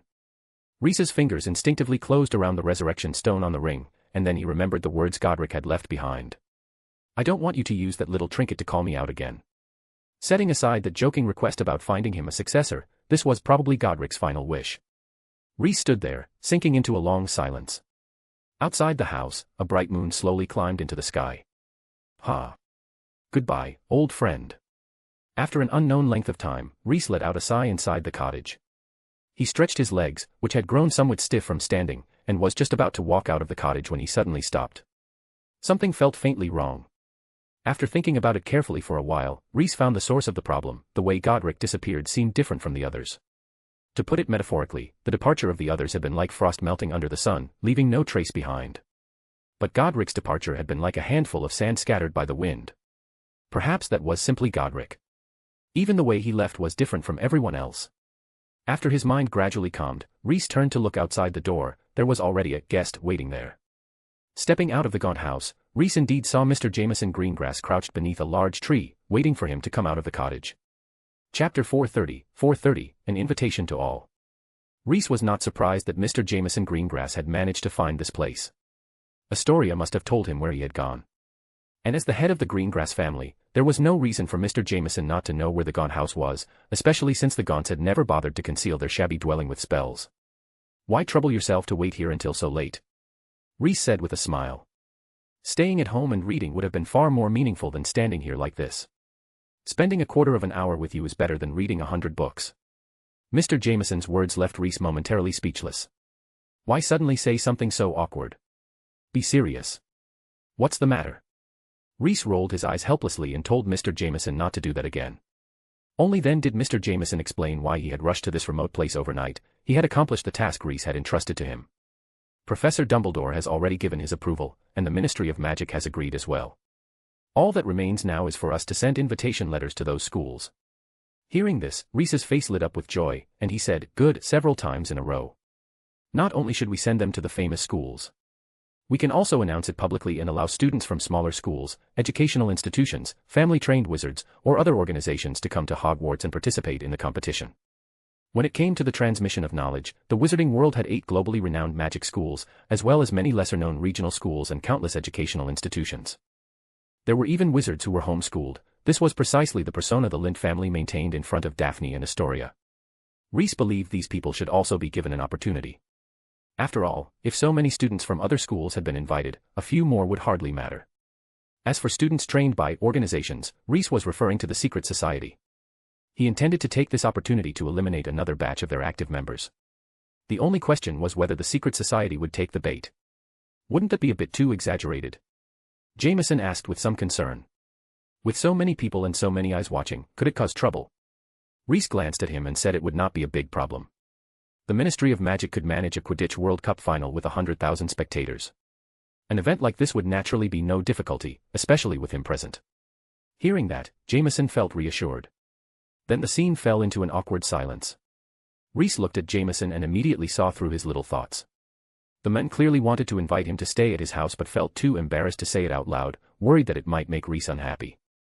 As a wizard who considered himself understanding and kind toward others, Reese would not let someone close to him feel awkward. So he took the initiative and asked Mr. Jameson whether, since it was already so late, he could stay at his house for the night. Of course, no problem. Genuine joy flashed in Mr. Jameson's eyes as he immediately agreed. Before long, Reese entered Greengrass Manor. Walking along the path toward the residence beside the stream, Reese and Mr. Jameson chatted casually. "You went to the Gaunt house to see someone from their family, right?" "Unfortunately, that's bad timing. The Gaunt family was sentenced to life imprisonment in Azkaban for attacking a ministry official and murdering a Muggle," Mr. Jameson said, instinctively assuming that Reese had gone to visit his descendants. The moment he said that, Reese realized that Daphne and Astoria must not have told their father about his true attitude toward the Gaunt family. "I remember that the Gaunt family still has one last descendant alive, named Morphin. Do you need me to make arrangements for you?" "No need." Reese shook his head. "I didn't go there solely to see them. I just wanted to settle a lingering matter. Though there were some unexpected discoveries as well, for example, Tom Marvolo Riddle." Reese directly revealed Voldemort's background to Mr. Jameson. Jameson. Good heavens, the Dark Lord had such an origin. Although he had lived through the Wizarding War, Mr. Jameson had remained neutral. Naturally, he had never heard such secrets, ones that even most Death Eaters did not know. What a strange bit of trivia, Mr. Jameson could not help remarking. "Don't rush. There's something even more interesting." Reese tossed the Resurrection Stone ring straight into Mr. Jameson's hand. "This is..." Jameson did not recognize the ring at first, until Reese told him it was the Resurrection Stone. The legendary Resurrection Stone, one of the Deathly Hallows. Mr. Jameson nearly blacked out. By Merlin's beard, you just casually tossed something like this. What if it broke? As a pureblood wizard, Jameson Greengrass had certainly heard the tale of the three brothers. But until a minute ago, he had always treated it as nothing more than a bedtime story. And now, in the blink of an eye, the legendary Resurrection Stone had appeared right before him. It was like someone by the roadside casually handing you a stone and telling you it was the stone you used to mend the heaven, while you also happened to know that the person was a living fossil from ancient times. "You can keep it and play with it," Reese said somewhat listlessly. For him, the stone was no longer of any use. The fragment of Voldemort's soul attached to it had already been destroyed, and it could not even be used to treat Rowena. Mr. Jameson was startled by Reese's words and quickly shoved the ring back into Reese's hand. "This thing is too precious, and too dangerous," Mr. Jameson said seriously. He knew the legend of the three brothers by heart and naturally remembered the fate of the second brother. In his eyes, the Resurrection Stone was a dangerous artifact capable of bewitching people's hearts. He had no intention of gambling on his own self-control. If he fell into its influence, the consequences would be disastrous. "All right." Reese did not insist and put the ring away. "Oh, right. How is Percy doing with his studies?" Just as they were about to enter the manor, Reese remembered that he had previously assigned Mr. Jameson another task. Now he wanted to check the project's progress. "That child is truly hardworking," Mr. Jameson said, full of praise when Percy was mentioned. Recently, Percy had almost used the time turner issued to him by the Ministry of Magic to the point of smoking, absorbing all kinds of knowledge from the Muggle world like a sponge. He could now almost be called an expert on Muggles. "When you handle something, I'm at ease," Reese said, giving Mr. Jameson an approving look. Jameson responded with a wry smile. "At this rate, Lord Slytherin probably won't allow me to retire after the competition is over," Mr. Jameson Henry Greengrass thought pessimistically. Chapter 431, Helga, something is sus. After settling into the manor, Reese did not disturb the Greengrass family much. He simply asked the house elf to prepare a late-night snack for him, then went straight into the guest room's bathroom for a bath. Early the next morning, when Reese appeared at the breakfast table, Daphne and Astoria both widened their eyes in surprise. "Eh? Reese, you," Daphne's mouth opened slightly. Overwhelmed by the sudden delight, she did not even know what to say. "I came out of the gaunt house quite late yesterday, so I just came over to your place," Reese said while placing soft yolk sunny-side-up eggs, lightly toasted white bread, crispy bacon, and sizzling sausages onto his plate, explaining to Daphne why he was there. Even though the explanation did not stand up to scrutiny at all, Daphne and Astoria were still very happy. "Nice. Do you have any plans?" After spreading a thin layer of jam on her bread, Astoria tentatively asked Reese about his upcoming arrangements. "Of course, hey, enjoying the holiday," Reese replied without the slightest hesitation. Helga had worked him mercilessly this semester. He needed a proper break. However, before relaxing and enjoying himself, he planned to visit Helga first. Reese intended to share his recent discoveries with her. But at that moment, Reese suddenly realized something with surprise. He seemed to have grown somewhat distant from his old friend Helga. He actually had no idea where she planned to stay during the holidays. After calming down and thinking for 2 seconds, Reese came up with 3 possible places where Helga might have gone. First was Diagon Alley. She might rent a room at the Leaky Cauldron and stay there for the entire summer. That kind of life would be the most comfortable and relaxing, and she could stroll around Diagon Alley every day. Helga might also rent a place in Hogsmeade. As far as Reese knew, Professor McGonagall owned a house in Hogsmeade Village, so it was not impossible that she had gone there to become McGonagall's roommate. The final possibility was that she had remained at Hogwarts, continuing to work on her orders. Helga's business had been thriving recently, with more orders than she could possibly complete. It was entirely possible that she had decided to go nowhere during the holidays and simply stay in her office working non-stop. Reese felt that the last possibility was quite likely. In the past, the 4 of them had often lived in the castle for long periods. Thinking about this, Reese suddenly did not feel as eager to go see Helga anymore. He still wanted to enjoy his summer vacation properly. After thinking it over carefully, Reese decided to communicate with Helga by letter and also discuss plans for the next term with her. In any case, he absolutely would not set foot in Hogwarts during the holidays. He was a student now. What kind of student went back to school during vacation? Having made up his mind, Reese immediately began writing a letter to Helga. He even planned to send the resurrection stone ring along with it. What Reese did not know was that his good friend Helga Hufflepuff was currently caught in a bit of trouble. Bang. Damn it, cough, cough. A loud explosion sounded from Helga's office, followed by a cloud of thick smoke drifting out of the window. Helga, who was currently using the alias Smith White, pushed open the door, letting the suffocating smoke inside the office disperse more quickly. Wait, I must have lost my mind. Only after fresh air from outside poured in and formed a draft with the open door did the soot-covered Helga suddenly realize that she could have simply used a spell to disperse the smoke. Have I really become senile? A trace of suspicion appeared on Helga's face. She could not understand why, as a veteran with so many years of experience, she had not thought to solve the problem with magic this time. It could have been handled with a simple spell. Helga hurriedly drew her wand. Just as she was about to disperse the smoke, she suddenly remembered a special feature built into Hogwarts Castle. Don't, a flash of despair crossed Helga's face. Before she could react, the thick smoke triggered the castle's built-in fire prevention enchantment. The ceiling above the corridor instantly turned into a sky just like the one in the Great Hall, and a torrential downpour began to pour down. Helga. And it was not just the corridor that was raining. The fire prevention enchantment they had created was quite intelligent. It traced the source of the smoke and extended the rain clouds into her office as well. And so her office ended up looking as if 100 Salazars had rampaged through it. This fire prevention enchantment had been set up by the 4 of them back then to guard against fires inside the castle. To prevent malicious interference, they had also reinforced it. Once the enchantment was triggered, ordinary finite spells were useless. Only someone like the headmaster, who possessed extremely high authority over the castle, could terminate its operation. Of course, they had also considered the possibility of accidental activation, so the spell's sensitivity was quite low and difficult to trigger. There was a little wizard in Gryffindor who seemed to have a natural talent for adding explosive effects to various spells, yet even after studying at Hogwarts for 3 years, he had never once triggered the castle's fire prevention enchantment. In fact, those capable of activating the spell were so rare that nowadays almost no one even knew the castle possessed such a remarkable feature. Helga naturally had the authority to stop the weather spell in front of her, but after looking at the scene before her, she simply gave up resisting and did not feel like doing anything at all. Let it all be destroyed already. Helga felt that something had been off with her recently.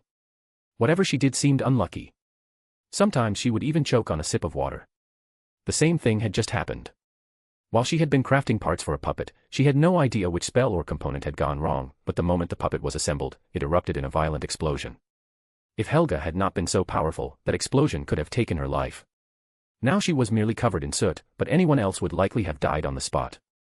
Something's wrong. Very wrong, Helga muttered to herself. If it had only happened once or twice, she might have accepted it as simple bad luck. But these mishaps had been occurring far too frequently, it had reached an abnormal level. Suddenly, Helga remembered a ridiculous rumor her old friend Salazar had once told her. The curse of the defense against the dark arts position. Anyone who held that position could only last 1 year. If they tried to renew their contract after that, they would have to pay a terrible price. To this day, no one had managed to make it into a second year, and some professors had even lost their lives because of it.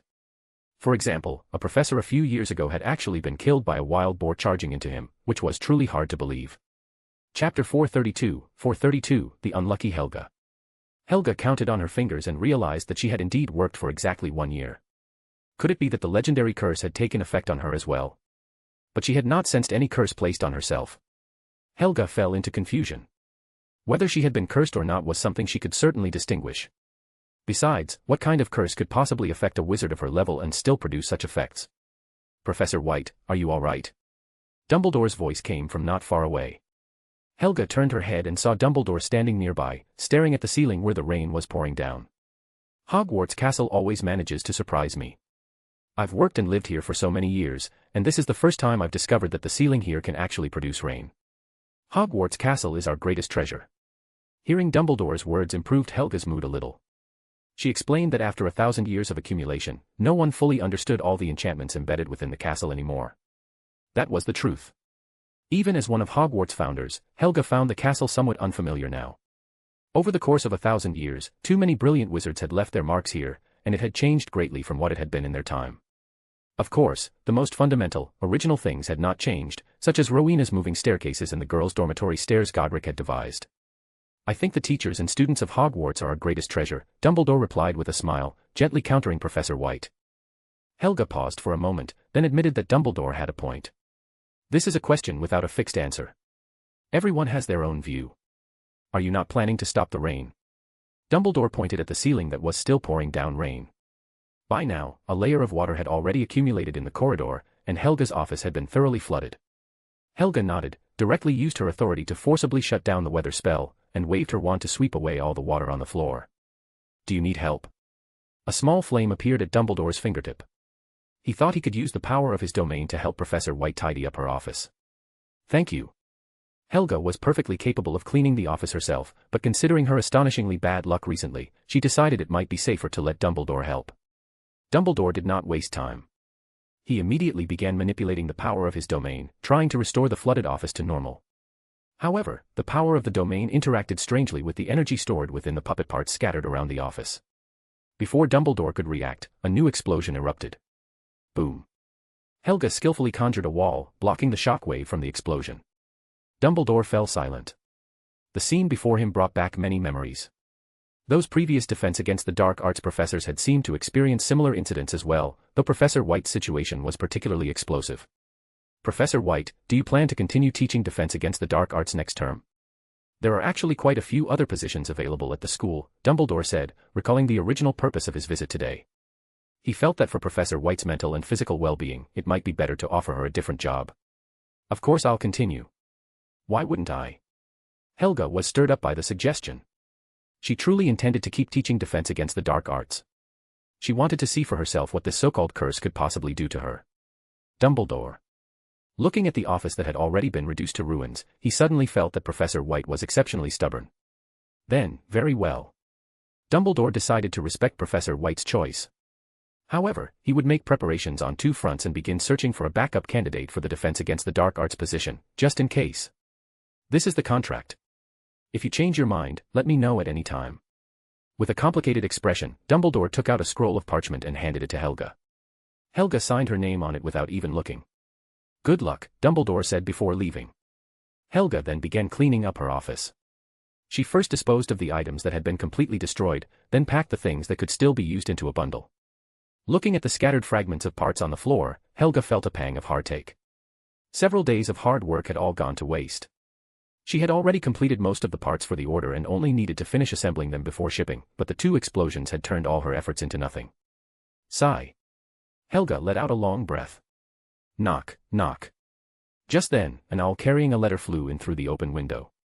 Seeing the office in complete disarray, a hint of confusion flashed in its large eyes.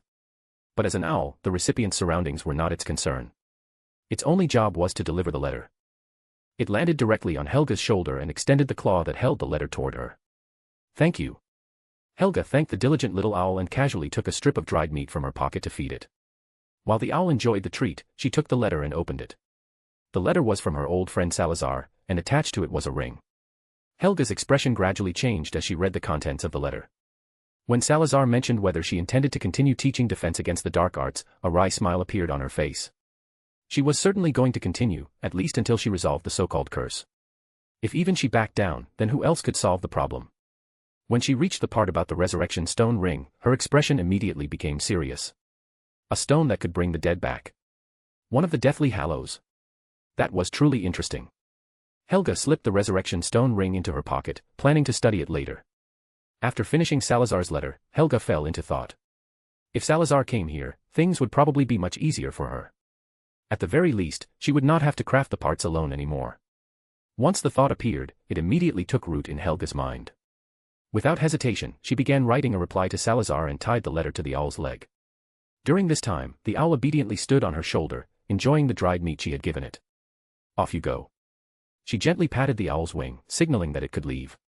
The owl flapped its wings and flew off, leaving a pile of droppings on Helga's shoulder. Helga. Expressionless, she cleaned the mess off her shoulder and then walked straight toward her dungeon without looking back. After going through a bit of trouble, she finally arrived there. This was her personal classroom, a relatively safe place. In the dungeon, the troublesome streak of bad luck finally stopped. Helga could now calmly wait for Salazar's arrival.